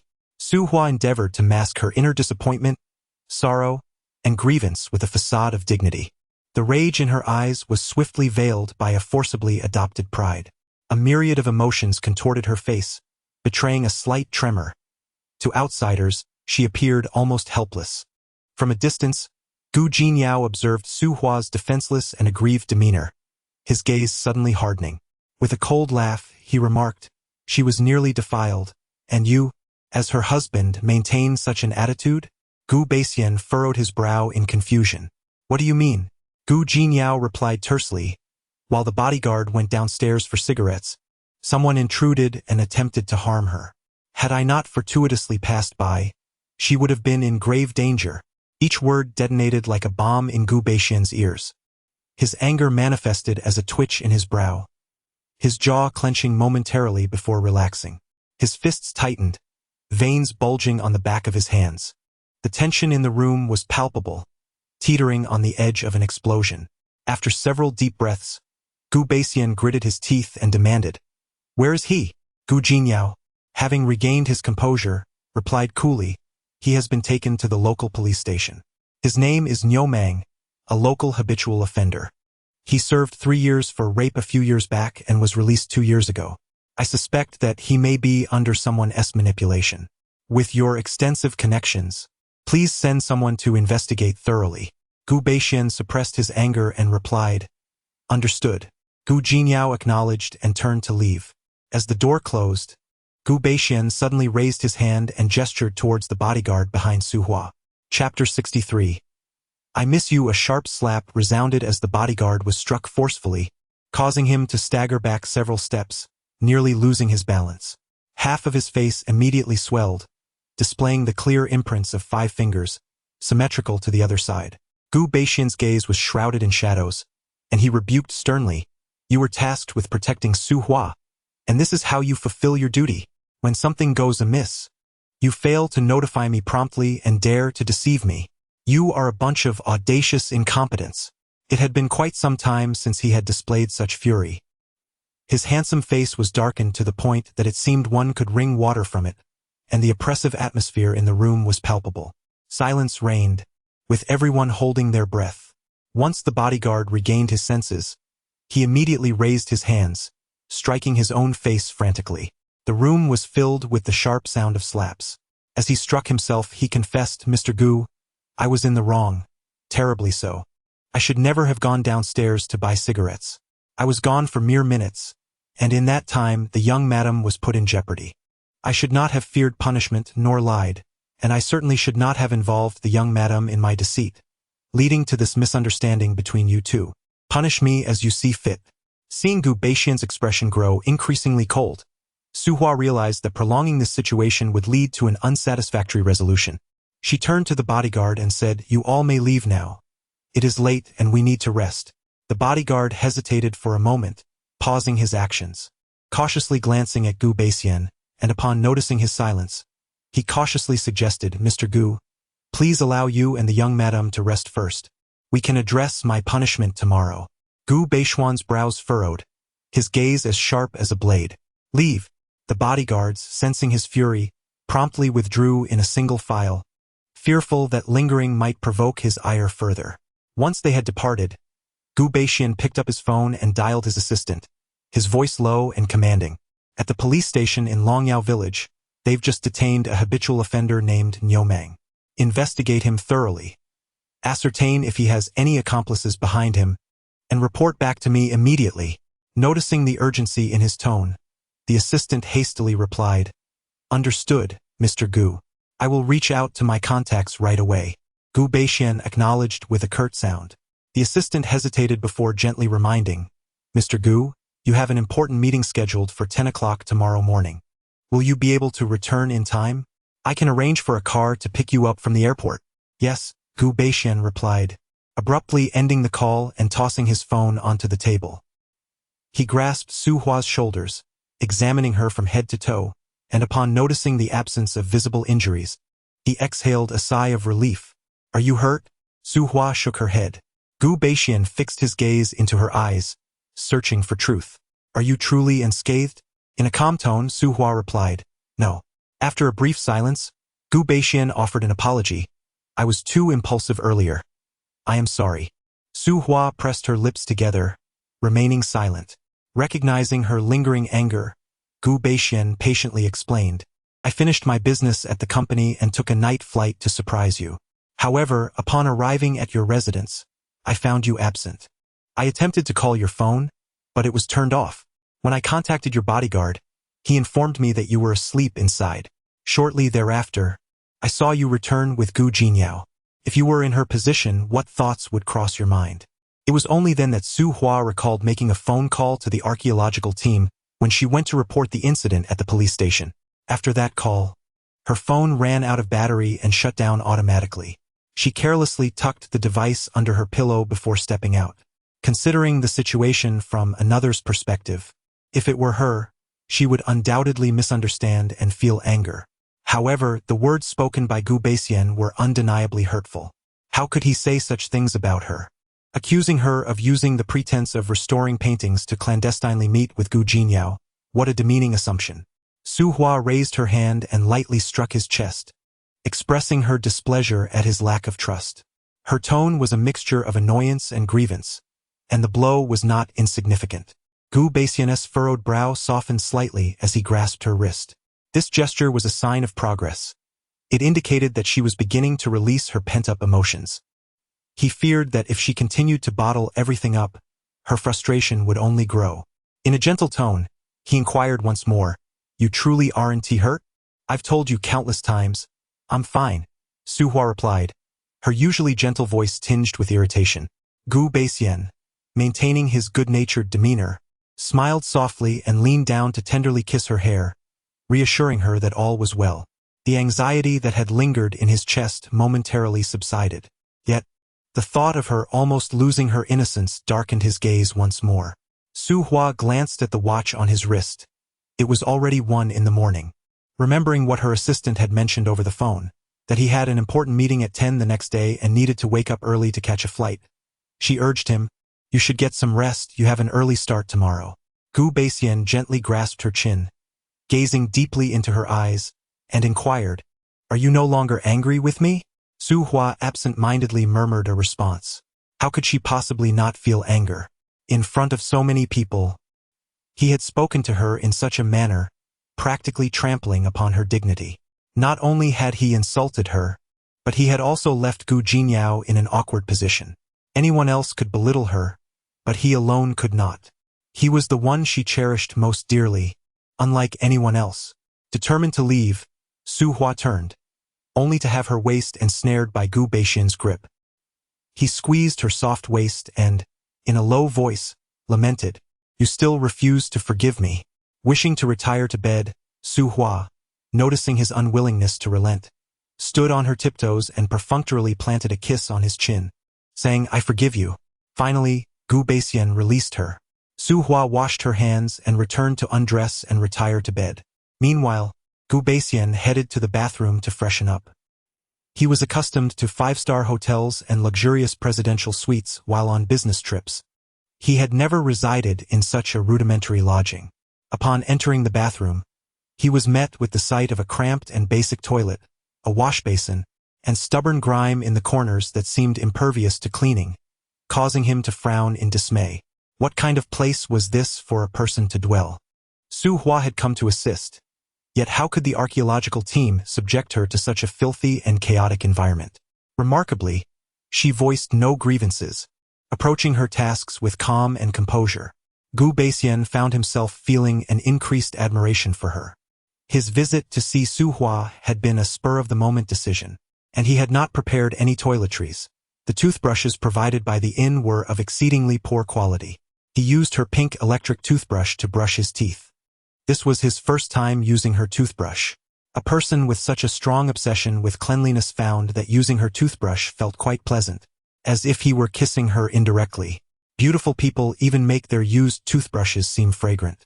After freshening up, Gu Baixian returned to bed. Su Hua lay with her back to him, facing inward. Gu Baixian didn't wear pajamas. He removed his jacket and trousers before climbing into bed, wrapping his arm around her waist and gently turning her to face him. He leaned down and kissed her cheek, saying, "The disposable toothbrushes at the guest house are of poor quality, so I used yours. I hope you don't mind?" Su Hua was momentarily taken aback. A person so particular about cleanliness and details actually used her toothbrush. However, considering that they kissed each other daily, what was there to distinguish between them? She replied, "I don't mind." Gu Baixian playfully nipped at her nose, asking, "Does it smell good?" Su Hua was both amused and bewildered. This was far from the aloof, reserved man she remembered. He seemed almost. She struggled to find the right words to describe him. Suppressing a laugh, she replied lightly, "It's fragrant." He teased, "Then let us see if it's sweet." He bit her soft lips, his tongue gently grazing her teeth, kissing her in a teasing manner that left her yearning. He didn't kiss her fully. He merely tantalized her like a fisherman with a hook. His playful demeanor was unmistakable. How could Su Hua, with her straightforward nature, withstand such a lure? Though she felt a surge of frustration within, her body was irresistibly drawn to him. The last vestige of her rationality compelled her to raise her hand and push against his chest, attempting to distance him from her. Through the thin fabric of his shirt, her fingers brushed against the well-defined muscles of his body, so enticing to touch. Firm, alluring, and sculpted. An involuntary image of the two of them in a state of undress flashed through her mind, causing her ears to flush crimson. Gu Baixian, noticing the blush on her ears, chuckled softly, seizing her wrist and lifting her hand above her head, deepening the kiss. What began as gentle gradually intensified, embodying tenderness, possession, and a declaration of love or perhaps deep affection. Soon, Su Hua found herself breathless and her heart racing from his kiss. After a prolonged and passionate embrace, Gu Baixian released her. As Su Hua nestled against him, slightly panting, she inquired, "We have a meeting early tomorrow, and time is so tight. Why did you come to this remote place?" Gu Baixian, with his cool and brooding gaze, silently locked onto her, asking, "What do you think?"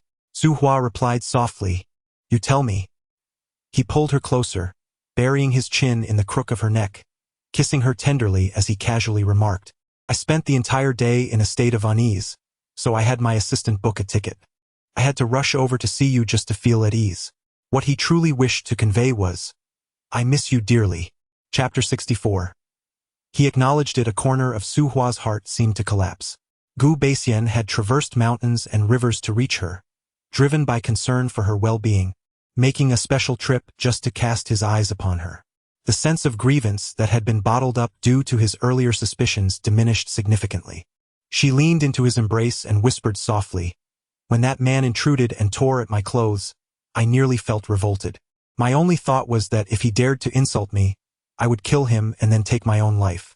A sudden emptiness enveloped Gu Baixian's heart, quickly followed by a piercing pain, as if a ferocious beast had sunk its sharp teeth into him, leaving him momentarily breathless. He tightened his grip around her waist, pulling her closer, and admonished gently, "Fool, do not speak such foolish words. After 3 years of relying on each other, he could not bear to hear her utter such things. Su Hua fell silent for a moment and began, fortunately, Gu, but abruptly halted. She had intended to express her gratitude for Gu Jinyao's timely arrival, but, recalling Gu Baixian's discontent with her closeness to Gu Jinyao, swallowed the remainder of her words.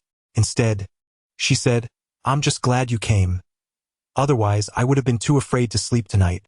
Gu Baixian had already surmised the latter part of her unspoken thought, and his expression darkened momentarily. However, upon hearing her revised statement, the gloom in his eyes dissipated. He gently caressed her back and spoke softly. I have brought along 2 bodyguards. They will stay with us. Do not worry about what others might say regarding the show of force. These rugged men ensure safety wherever they go. Your beauty makes you easily remembered wherever you go. This time, Su Hua chose not to refute. Had she known earlier, she would have heeded Gu Baixian's advice to bring along more bodyguards, ensuring that no harm would befall her. After being startled at night, she fell into a deep slumber, only to be plagued by nightmares once more. She dreamt of the fire that occurred 13 years ago. The flames raged fiercely, the wind howled mercilessly, and thick smoke enveloped everything.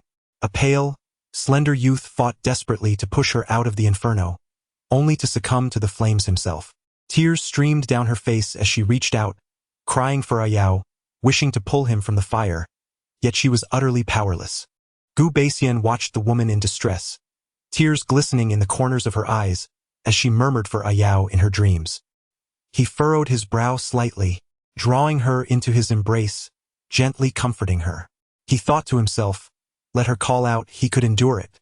As long as she did not realize that Gu Jinyao was indeed Lu Yao, he could accept whatever she cried out in her dreams, as long as she remained by his side.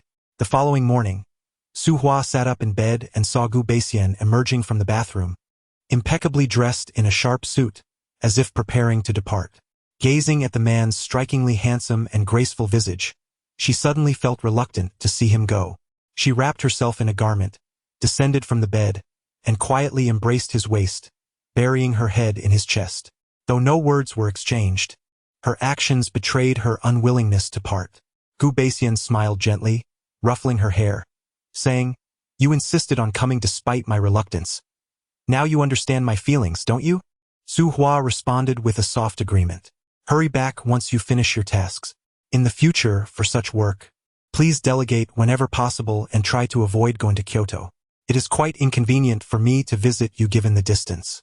Though she clung to him, unwilling to let him leave, Su Hua deliberately turned the tables and playfully chided, Mr. Gu, you are quite clingy. Gu Baixian smiled faintly, his chin slightly raised, his handsome face exuding an air of cool detachment as he replied, It is only natural for me to be attached to my wife. Su Hua felt a sweet warmth in her heart. For the first time, she realized how enchanting the term wife could be. It seemed ordinary at first glance, yet it concealed profound affection beneath its surface, sharing joys and sorrows, standing by each other, and facing honor and disgrace together. Gu Baixian insisted on keeping both bodyguards, but Su Hua, fearing for his safety on the road, insisted he take one with him. Unable to resist her, he agreed to take one, planning to call later and send 2 more. He believed that the more bodyguards present, the safer Su Hua would be. As Su Hua accompanied Gu Baixian to his car, she encountered Shen Yuan downstairs. Having suffered from insomnia the previous night, she had taken 2 sleeping pills and had slept soundly. She was unaware of the events concerning Su Hua. Upon seeing Gu Baixian, Shen Yuan eagerly approached him, greeting, Hi, handsome. What brings you here? Gu Baixian shot her a cold glance. His gaze sharp and his handsome face darkened like snow in the depths of winter, and he walked past her without uttering a word, the air around him heavy with an unusual tension. He believed that Su Hua's presence here was instigated by her own machinations. She summoned others without providing proper consideration. Last night, after the considerable turmoil, she did not even show her face. Shen Yuan felt as though her warm enthusiasm was met with a cold shoulder, leaving her utterly bewildered. She seized Su Hua's arm and inquired, What transpired with the esteemed Gu? That glance he cast upon me was quite intimidating. Su Hua, eager to see Gu Baixian off, replied casually, He simply has that disposition, One grows accustomed to it. Shun Yuan hesitated for a moment, then released her grip. After bidding farewell to Gu Beixian, Su Hua returned to her room. Reflecting on the events, she dialed Gu Jinyao to express her gratitude. She had not had the opportunity to properly thank him for his sudden appearance last night. Upon hearing her words of thanks, Gu Jinyao casually responded, "There's no need for such formality. A person of your exceptional caliber is cherished by all." His words brought a quiet sense of relief to Su Hua. Thankfully, he did not harbor romantic feelings for her. Otherwise, she would have been at a loss on how to navigate their relationship. Desiring to avoid indebtedness, she suggested, "Does your father not have an affinity for the paintings of Badashan Ren? Is there a particular piece he lacks? I could replicate one for him." "That won't be necessary. What occurred last night was merely a gesture of goodwill. Anyone in my position would have acted similarly. Do not dwell on it," Gu Jinyao replied dismissively. After a moment's contemplation, Su Hua insisted, "Then I shall proceed with the replication." Unable to resist her determination, Gu Jinyao relented, saying, "He is still missing a painting of withered trees and winter crows. Very well, I shall create it upon my return to Kyoto, as there is no suitable ancient Xian paper here. Take your time. There is no rush."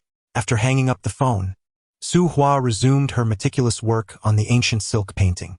As the afternoon wore on, she faintly perceived a growing commotion outside, as if a multitude of people had gathered.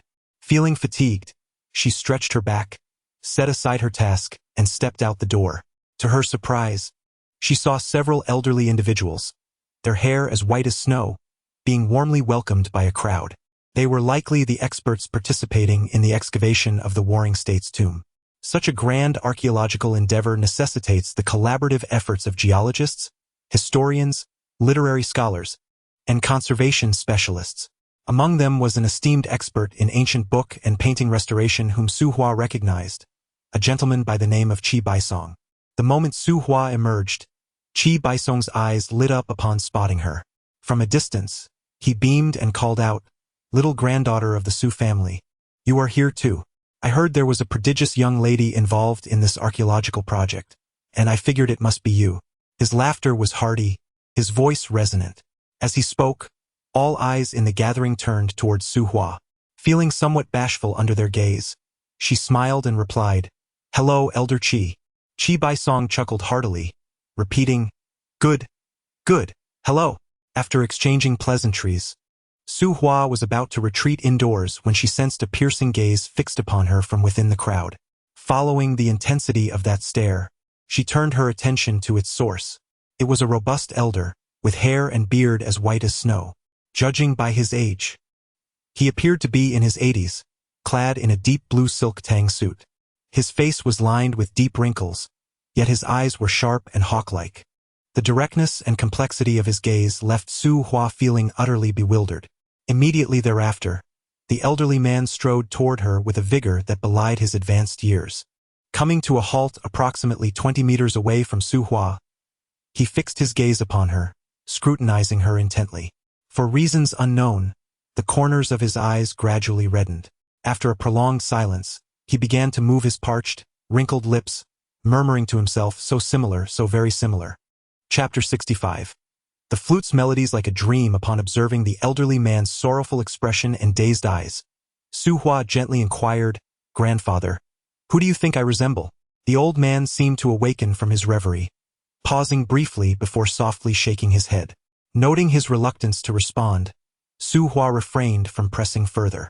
It was no wonder he might see a resemblance in her.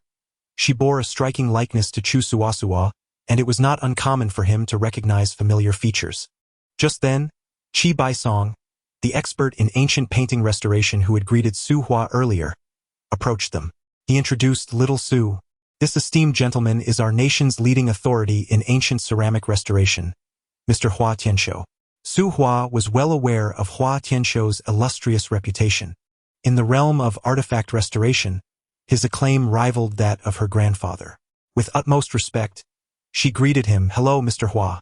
Hua Tianshou nodded, his eyes still glistening with unshed tears. Qi Baisong continued with the introduction, "Mr. Hua, this is Su Wenmai's granddaughter, Su Hua, a prodigy in the restoration of ancient paintings and calligraphy. At this, Hua Tianshou's eyes sparkled with interest as he scrutinized Su Hua. Qi Baisong, noticing the old man's intrigue, added, "Not long ago, the museum acquired a painting by Wang Meng titled The Recluse, which she restored. Despite her youth, her skills are truly exceptional. A group of us older gentlemen examined it with magnifying glasses for quite some time, yet we could find not a single flaw." He clicked his tongue in admiration, reflecting, "When we were her age, we were still apprentices, while she has already reached the pinnacle of ancient painting restoration. The waves of the Yangtze River push the waves ahead. Indeed, heroes emerge from the youth." Upon hearing this, Hua Tianshou gazed at Su Hua with a newfound brilliance in his eyes. How to describe that gaze? It resembled a sculptor encountering exquisite jade, or a discerning talent scout discovering a remarkable steed. It was a look imbued with an insatiable thirst for talent. Su Hua frequently encountered such expressions in the eyes of these venerable experts. Initially, it made her feel somewhat uneasy, but gradually she grew accustomed to it. Hua Tianshou stroked his beard thoughtfully, scrutinizing her for a considerable time before asking, "Little Su, are you interested in the restoration of ancient ceramics?" Su Hua replied with a smile, "I am quite interested." After a moment of contemplation, Hua Tianshou inquired, "Would you like to learn?" Su Hua candidly responded, "I would like to learn." Hua Tianshou twirled his beard and proposed, "How about studying under me? I happen to be in need of a devoted disciple." Su Hua was taken aback. She had not anticipated that such a venerable master would casually take on a disciple. To her knowledge, the art of cultural relic restoration was typically passed down through generations, traditionally transmitted within families, and often from male to male. The reason her grandfather had passed this skill to her was due to the absence of male heirs in the family. Noticing Su Hua's silence, Qi Baisong quickly gestured to her, saying, "Little Su, you should promptly agree to Hua Lao. He seldom accepts disciples. Many have sought his tutelage but have been turned away." Naturally, Su Hua yearned for this opportunity. Acquiring skills is never burdensome. To be able to study under Hua Tianshou and learn the restoration of ancient ceramics would be like gaining wings for her. With a sincere expression, Su Hua replied, "Hua Lao, I am willing to learn the restoration of ancient ceramics from you." Hua Tianshou nodded in approval, acknowledging her potential. "You possess remarkable talent. However, mastering the restoration of ancient ceramics requires diligence and the ability to endure solitude. Once you embark on this journey with me, you must commit fully, without faltering or indulging in half-hearted efforts. Are you capable of this?" Su Hua smiled gently. "Rest assured, I have laid a solid foundation in the fundamentals since childhood. It is indeed a privilege to learn from you, Master Hua." Hua Tianshou, momentarily dispelling his earlier sorrow, laughed heartily. He turned to Qi Baisong and remarked, "Look at this young lady. She is exceptionally perceptive, and the more I observe her, the more I appreciate her.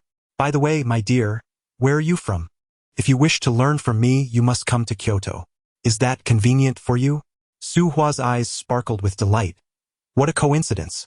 I am also from Kyoto. That is splendid. Once we return to Kyoto, we shall perform the formal apprentice ceremony, and I will officially take you under my wing." With a sweet smile, Su Hua replied, "Very well, I will visit you then." They exchanged contact information and parted ways joyfully. Su Hua was thrilled at the prospect of acquiring a new skill, while Hua Tianshou felt a sense of relief, knowing that his lifetime of knowledge would be carried on. He had previously taken on several apprentices. The most gifted among them had utilized the craft as a stepping stone to a political career. The others, though diligent in their trade, possessed only average talent and remained lukewarm in their pursuits. He yearned for an apprentice like Su Hua, endowed with natural aptitude, the fortitude to endure solitude, and the focus to excel in this field. Given time, she would undoubtedly rise to prominence in the realm of ancient ceramic restoration. And when her name was mentioned, everyone would recognize her as the disciple of Hua Tianshou. Certainly, these matters are of secondary importance. The primary concern is that she bears an uncanny resemblance to his daughter in her youth, both in appearance and temperament, gentle, serene, and elegantly composed. Su Hua returned to her room. The ancient silk painting had been meticulously cleaned, and now it awaited the mending of its tattered sections. As the materials she had requested from Shen Yuan had yet to arrive, Su Hua found herself unoccupied that evening. After dining, she called Gu Baixian and retired early for the night. However, she was roused from her slumber shortly after 9 by the haunting specter of a nightmare from 13 years ago. Once awakened, sleep eluded her.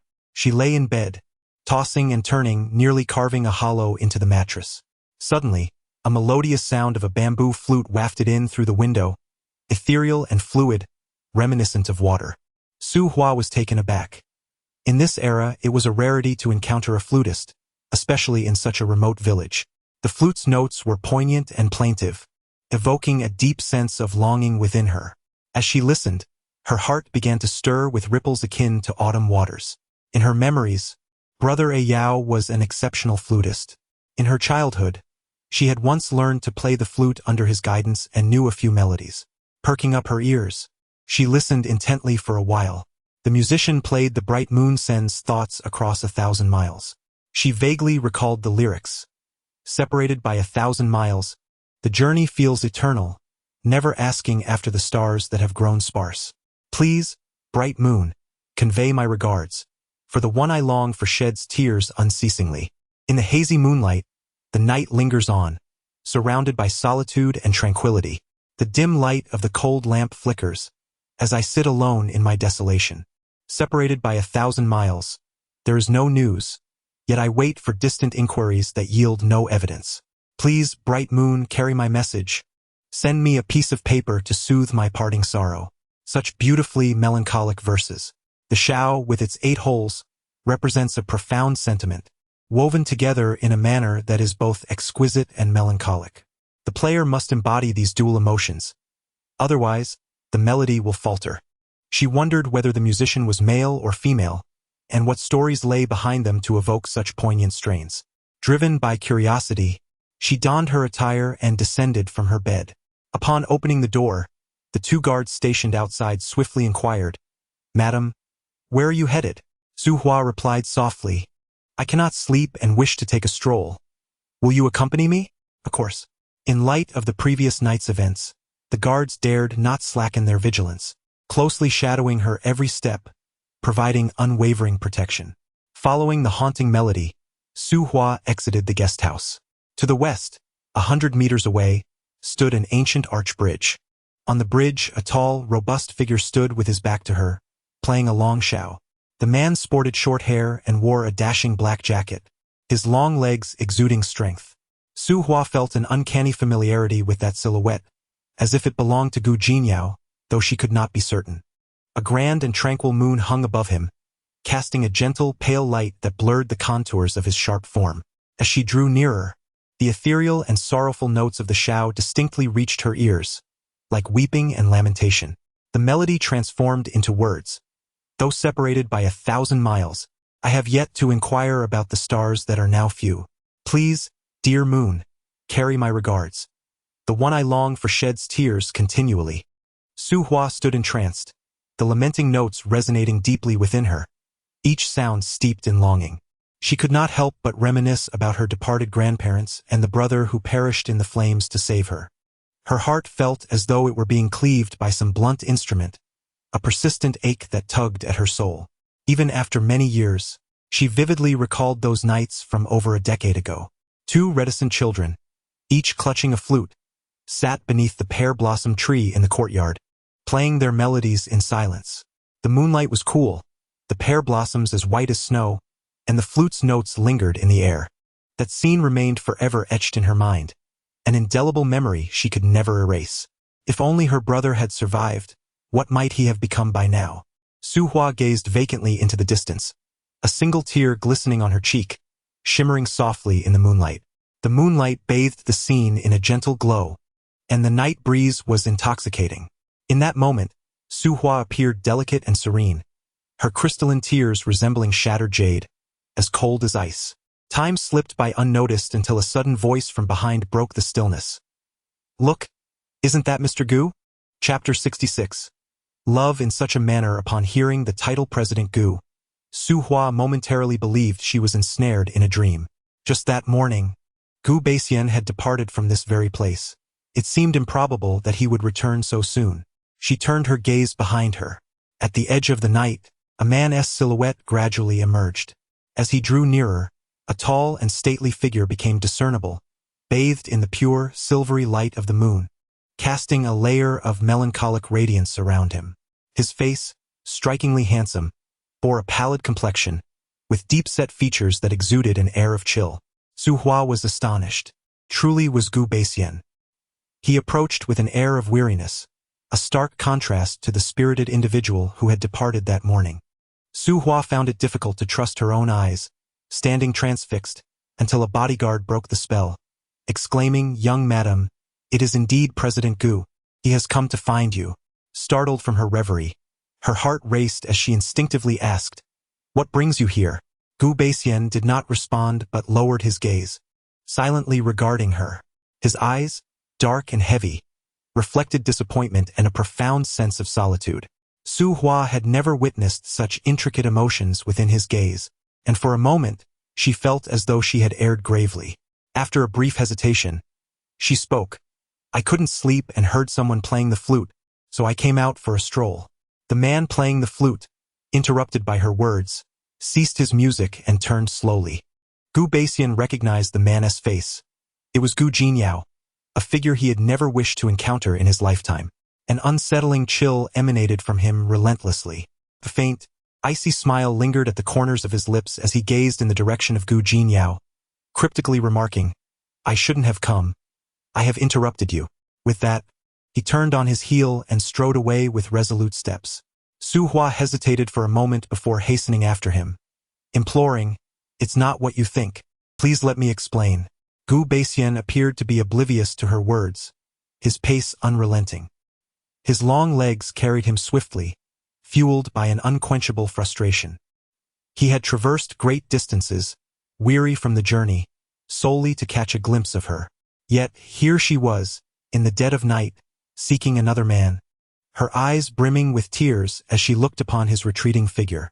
A sensation akin to having a handful of sand lodged in his heart tormented him. He could not suppress the scoffs that escaped him. After chasing for a while, Su Hua found herself unable to keep up, so she broke into a light run. The rural path was uneven and treacherous. Her focus remained solely on Gu Beixian, neglecting the ground beneath her feet. Suddenly, with a thud, she tumbled to the ground, instinctively crying out in pain. Her knee met a stone, sending a jolt of agony through her body. Cradling her knee and rubbing the bruised spot, her brow furrowed tightly. Hearing her cry of distress, Gu Beixian faltered for a moment before gradually halting. Turning back, he spotted Su Hua seated on the ground, her expression one of suffering. Frowning slightly, he retraced his steps and knelt beside her, attempting to inspect her injury, but found his trousers too constrictive to roll up. With gentle fingers, he began to soothe her knee, chiding softly, "How could you be so careless? Who urged you to leave so hastily, not waiting for me? I was so focused on pursuing you that I neglected my surroundings." Su Hua furrowed her brow, gazing at him through misty tears. Her nose, flushed from weeping, bore the delicate pink hue of youth. Gu Beixian's gaze lingered on her rosy nose, and much of his anger dissipated. He thought to himself, "Loving this woman to such an extent truly feels like torment." He spoke in a subdued tone, "You were the one who first incited my anger." Su Hua, feeling wronged, replied, "You've misunderstood me. Please allow me to explain. I didn't know he was Gu Jinyao. It's not as you imagine. I simply..." In her eagerness to clarify, her words became disjointed, and she faltered. Meanwhile, Gu Jinyao witnessed Su Hua fall to the ground, his expression contorted with anguish as he felt an irresistible urge to approach her. However, just as he took a step forward, Gu Beixian sensed it. "Let us save the explanations for later," he declared, extending one arm beneath her knees while the other supported her under her armpit, lifting her effortlessly from the ground and striding toward the entrance of the guest house. His pace was brisk, as if he feared being pursued. Seeing this, Gu Jinyao halted, suddenly aware of his own indiscretion. He watched as the figures of the two receded into the distance, gradually fading from view. His gaze turned profound and dark. After a prolonged silence, he slowly turned away, making his way to an ancient bridge, where he picked up a flute and resumed playing. The melancholic notes transformed into words. "The moonlight is hazy, the night not yet over, surrounded by solitude and tranquility. The dim light of the cold lamp flickers, as I sit alone in bitter loneliness. Only after Gu Baixian had ensured that Gu Jingyao was no longer in sight did he slow his pace. His breath slightly labored, and inquired, "Does your leg still ache?" Su Hua wrapped her arm around his neck and softly said, "It doesn't hurt anymore. You can put me down now. We will arrive soon. It won't make a difference if we wait a moment longer." Unable to resist him, Su Hua relented. She took a moment to gather her thoughts and explained, "The materials that Shen Yuan sent someone to retrieve have yet to arrive, so I have no work tonight and plan to sleep early."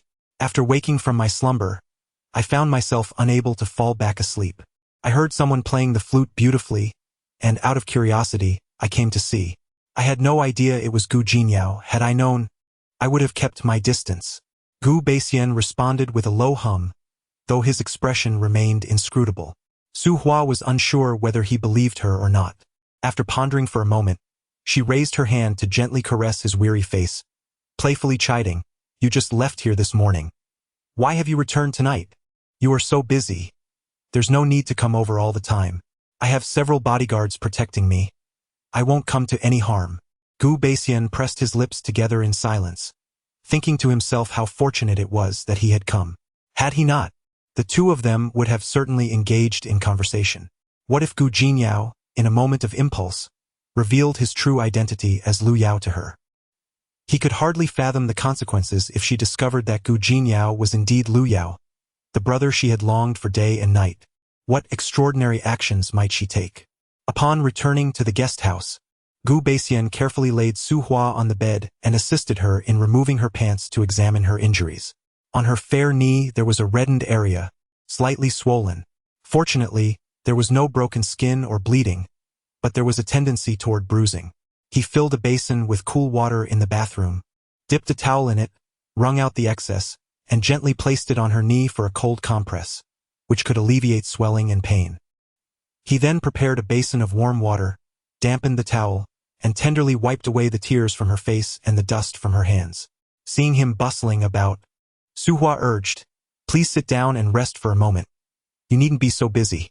He had made 2 round trips by plane today and still had a lengthy journey ahead, having been occupied throughout the day at the company. She could not fathom his actions. A man of such astuteness, why squander time in such a manner? Traveling daily to see her, his hours were consumed by flights and drives. Such futile endeavors were uncharacteristic of him. Gu Baixian merely grunted in acknowledgement and retreated to the bathroom for a shower. Even on the second night of his stay, he remained unaccustomed to the simplicity of the surroundings. He hurriedly rinsed off, donned his sleepwear, and emerged. Sitting on the edge of the bed, he lifted the covers and lay down, pulling Su Hua into his embrace, enveloped in silence. Su Hua felt a sense of indebtedness toward him. Regardless of the circumstances, she recognized that her actions tonight were somewhat inappropriate. For reasons unknown, she had been captivated by the sound of the flute, conjuring memories of past incidents. In such a situation, anyone would be misled and angered upon such a sudden revelation. She recalled that whenever she was upset, Gu Baixian would kiss her, and after a brief slumber, they would reconcile. Couples may quarrel at the head of the bed but make amends at its foot. Imitating him, she leaned in to plant a kiss on the corner of his lips and then on his cheek, her hand slipping beneath the hem of his sleepwear. Her fingers glided over his sculpted abdominal muscles, flowing like water across his form. After 3 years of marriage, she had always taken a passive role in their romantic encounters. This marked her first moment of initiative. Gu Baixian restrained her restless hand, distractedly murmuring, "Perhaps another day.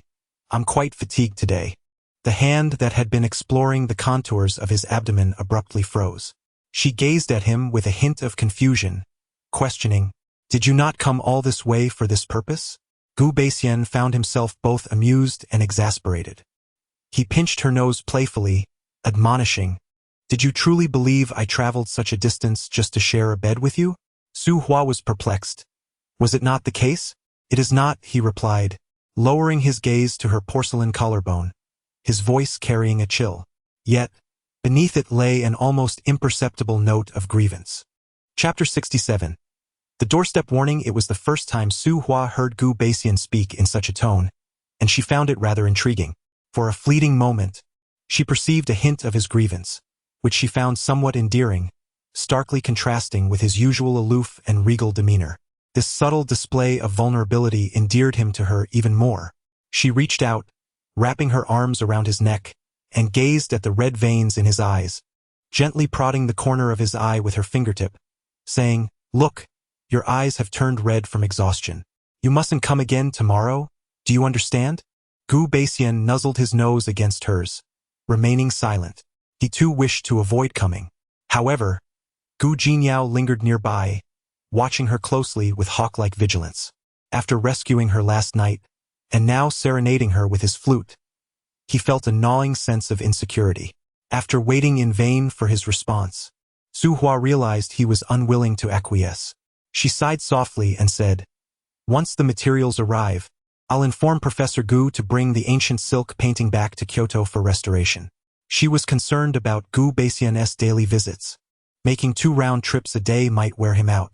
Finally, Gu Baixian spoke, "All right, I will come to fetch you tomorrow evening." Su Hua couldn't help but chuckle. "There's really no need for that. Don't plane tickets cost money? Isn't your time valuable?" Gu Baixian lowered his head, playfully nibbling on her earlobe. "As long as you understand, next time don't keep such distance from me." Su Hua playfully rubbed his face. "President Gu, you truly are quite clingy." Although her tone held a hint of complaint, her heart swelled with sweetness.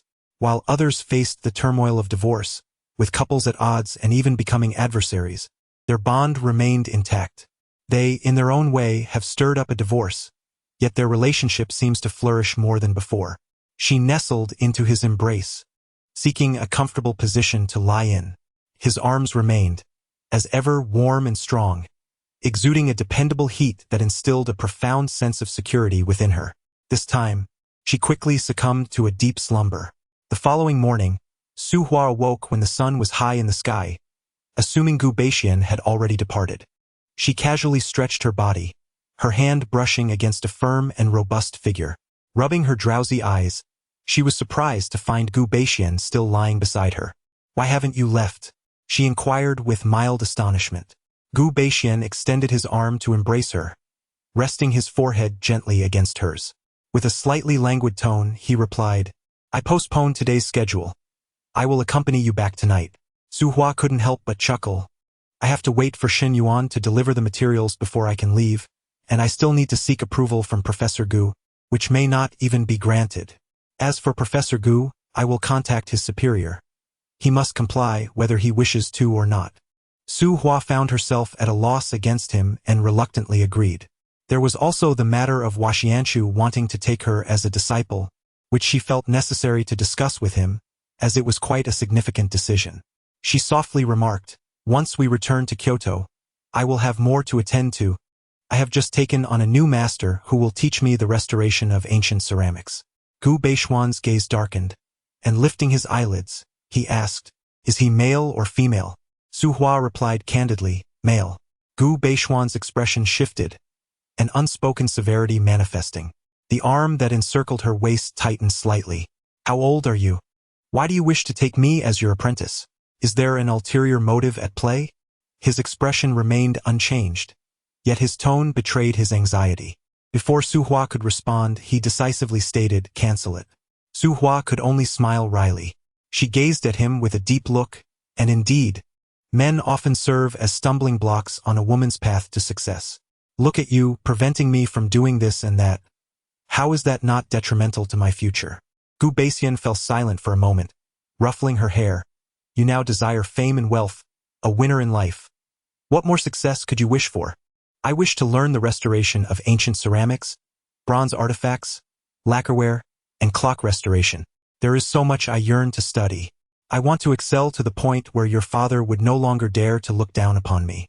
Each word spoken by Gu Outing pierced her heart, leaving an indelible mark. That sense of humiliation, it seems, she would never forget in this lifetime. Gu Baixian's gaze darkened slightly. He lowered his head and tenderly kissed her eyes, softly saying, "Do not concern yourself with him. After this incident, he will remain quiet for a while." Su Hua, unwilling to beat around the bush, stated directly, "The one who wishes to take me as his apprentice is the esteemed expert, Hua Tianshou." Hua Tianshou, Gu Baixian mused for a moment before replying, "He is acceptable. Pursue it." Su Hua raised an eyebrow. "You said it yourself, once I truly become his apprentice. You must not nitpick or interfere." Gu Baixian affectionately pinched her chin. "I won't. I know Hua Tianxiu, and he has good character. Most importantly, he was over 80 years old, posing no threat to him whatsoever." After saying this, he grasped her chin and slid his hand down her arm, encircling her waist. He playfully squeezed her soft waist, an act imbued with a hint of seduction. Leaning close to her ear, he suggested with a teasing lilt, "You seem unoccupied today, and I too find myself free. Why not indulge in something intriguing?"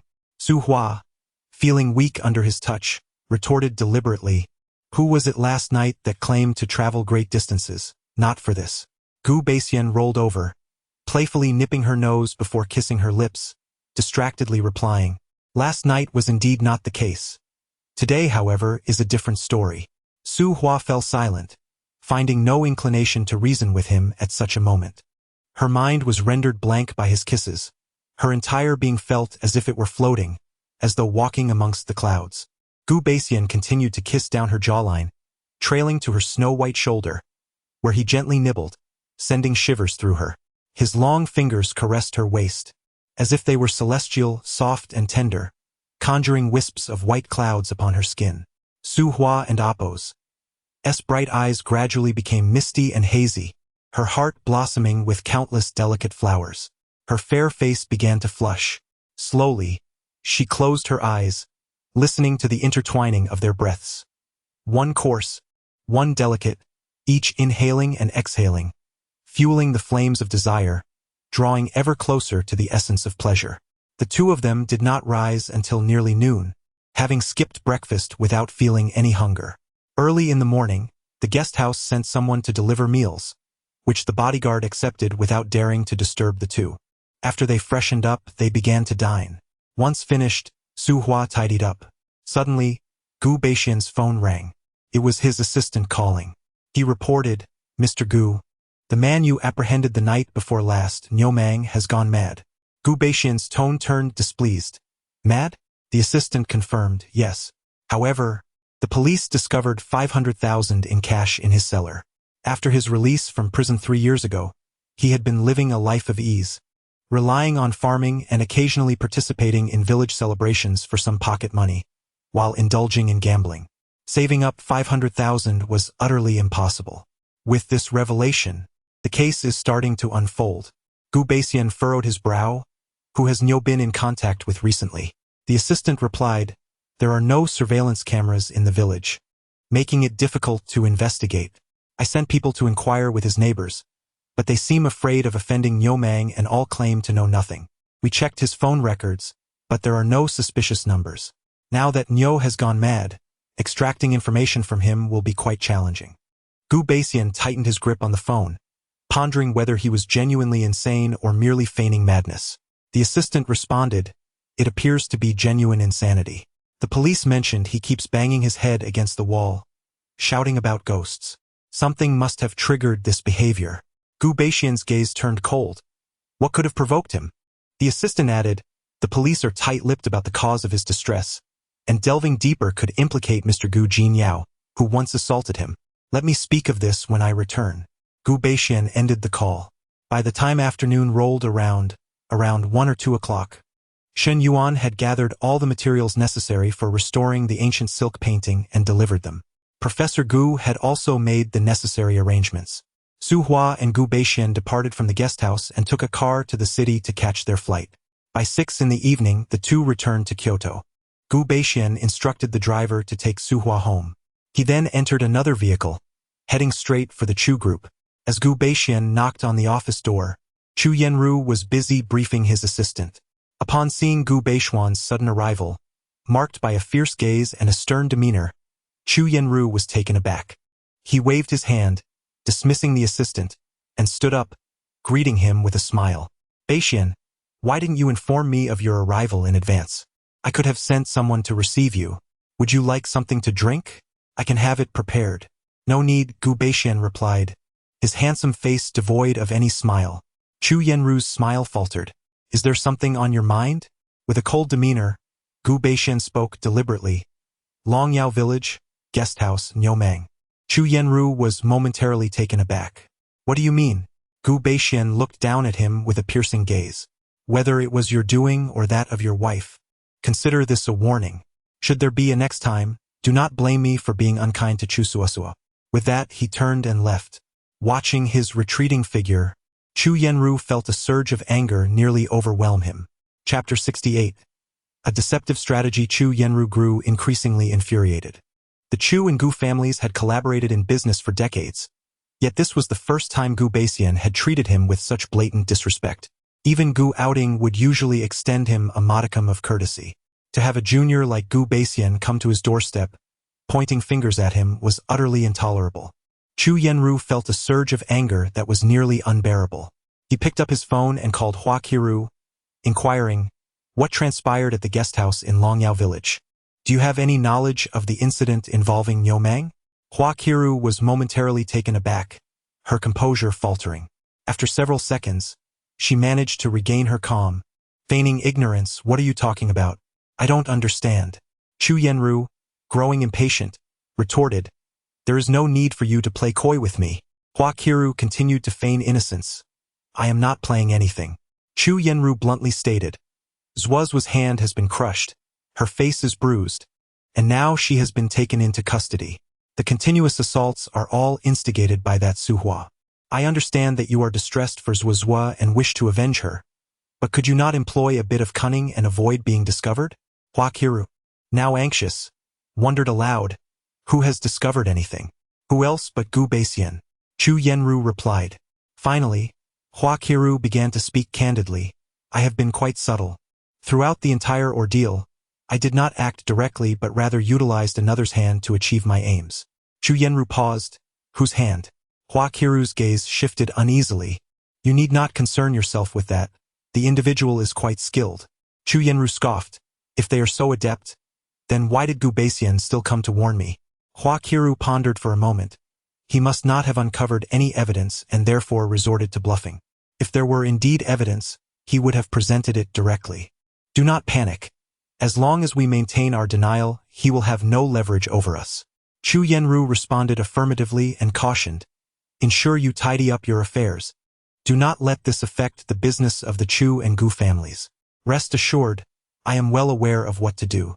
Meanwhile, Gu Beixian exited the Chu group. Upon entering his vehicle, he picked up his phone and dialed his assistant, inquiring, How many days will Chu Suosua be detained? The assistant replied, I have already spoken with the chief. She can be detained for a maximum of half a month. The Chu family has also sought assistance. Initially, a small sum would suffice for bail, so a half-month detention is quite a concession on our part. Gu Beixian responded with a low sound of acknowledgement and instructed, Find 2 ruffians to keep an eye on Hua Qiru. His voice was languid and unhurried, yet it carried an undertone of subtle intensity. The assistant was taken aback. Was the incident involving Niumang truly orchestrated by Madame Chu? Gu Beixian's gaze turned slightly frigid. Apart from the 2 of them, I cannot fathom anyone else. Let us discipline them first. The assistant paused momentarily before affirming, Understood. I will find someone immediately. Gu Beixian rubbed his brow, speaking nonchalantly, Disguise it as a robbery, then let desire take over. Execute it skillfully, leaving no traces behind. Understood? Understood, Mr. Gu. 3 days later, at 8 o'clock in the evening, Hua Qiru drove her car stealthily to a residential area in the west of the city. After parking, she approached the back seat. She retrieved a rose-red trench coat from her bag and donned it, complemented by oversized black sunglasses. She let her meticulously styled hair cascade down and slipped into a pair of high heels. Taking out a mirror from her bag, she checked her reflection, satisfied that no one would recognize her, before pushing open the car door to step out. Remembering to obscure the license plate with an item, she ensured her disguise was complete and confidently walked into the residential complex. Arriving at Building 3, on the 33rd floor, apartment 3303, she produced a key from her bag and unlocked the door, stepping inside. This apartment had been purchased in her mother's name and remained unoccupied, only visited when necessary. The expansive living room was sparsely furnished, featuring merely a low coffee table and several cushions atop a lavender-gray carpet. A white porcelain vase on the balcony held a grand bouquet of dried flowers, consisting of preserved roses and lotus pods. She removed her high heels and settled onto the carpet, taking out her lipstick and mirror to touch up her makeup. Before long, there was a knock at the door. Hua Qiru slipped back into her high heels, swaying her slender waist as she approached the door with an alluring grace. Having given birth at a young age, she was barely in her early 40s, yet her diligent self-care allowed many to believe she was in her 30s. Additionally, her enchanting, fox-like eyes, when cast upon others, exuded a captivating charm that appealed to many middle-aged men. As the door swung open, a man in his 40s stood outside, clad in a deep blue casual outfit and wearing a mask.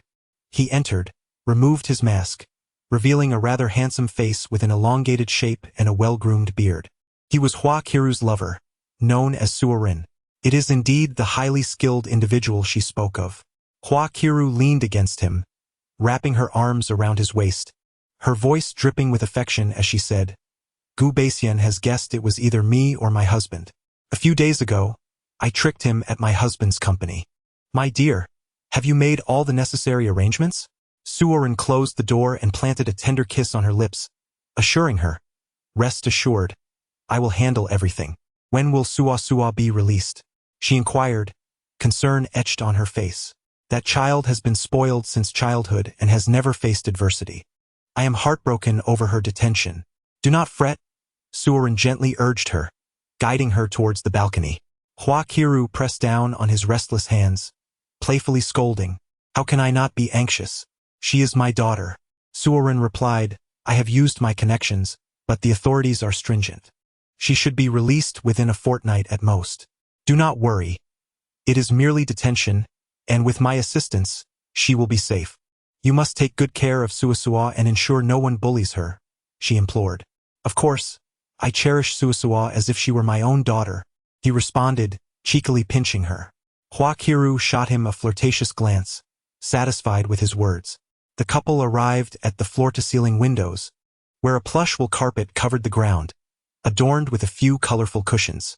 Suorin reached out and drew the delicate white sheer curtains closed, then playfully pushed Hua Qiru against the glass.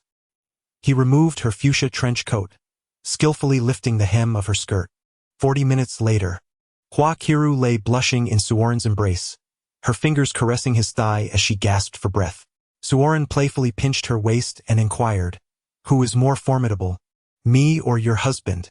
Hua Qiru shot him a glance. "Of course it's you. You are a full decade younger than he is. Indeed, with your wildness and insatiable appetite, how could that old fellow possibly satisfy you? I shall come by more often to cater to your needs." He leaned in, playfully nuzzling her neck. Hua Qiru quivered with delight, pushing him away while feigning annoyance. "You're incorrigible. And what do you think? Am I better, or is your wife? Without a doubt, you are superior. My wife is as silent as a wooden figure. No matter what I do, she remains unresponsive." Hua Qiru raised an eyebrow playfully. "And what about me?" Suorin grinned mischievously. "You are a vixen, both alluring and audacious, with a hint of mischief." "How dare you, Suorin? Just wait until I teach you a lesson," Hua Qiru exclaimed, narrowing her eyes and reaching to pinch his flesh. Suorin dodged left and right, laughing as he grasped her hand. "I meant it as a compliment. In other words, you are enchantingly captivating and full of charm." Hua Qiru rolled her eyes. "Now that essay sentiment I can appreciate." The two lay on the soft carpet, laughing and teasing one another. After they had sufficiently rested, they engaged once more, until Suorin was left panting. Only then did Hua Qiru release him, satisfied. Once tidied up and dressed, she departed. After her exit, Suorin rested for a full half-hour before regaining enough strength to rise. Instead of returning directly home, Hua Qiru headed to her usual beauty salon for a facial, massage, and oil treatment. Tonight, she ventured out under the guise of a pretext. To abstain would expose her ruse. After completing an entire set, it was nearly 11 o'clock. Hua Qiru drove her car, returning home, her demeanor radiating joy. Her body, nourished by the dual indulgences of a man and exquisite imported cosmetics, exuded a captivating fragrance. Her complexion glowed with a dewy flush, and her eyes sparkled with a tantalizing moisture. Such a visage is often born from the aftermath of physical infidelity. With her hands firmly gripping the steering wheel, Hua Qiru hummed a cheerful tune, reveling in her contentment. As she traversed the tranquil Binjiang Avenue, a dilapidated van suddenly overtook her from behind, abruptly slamming to a halt a mere 30 to 40 meters ahead of her vehicle.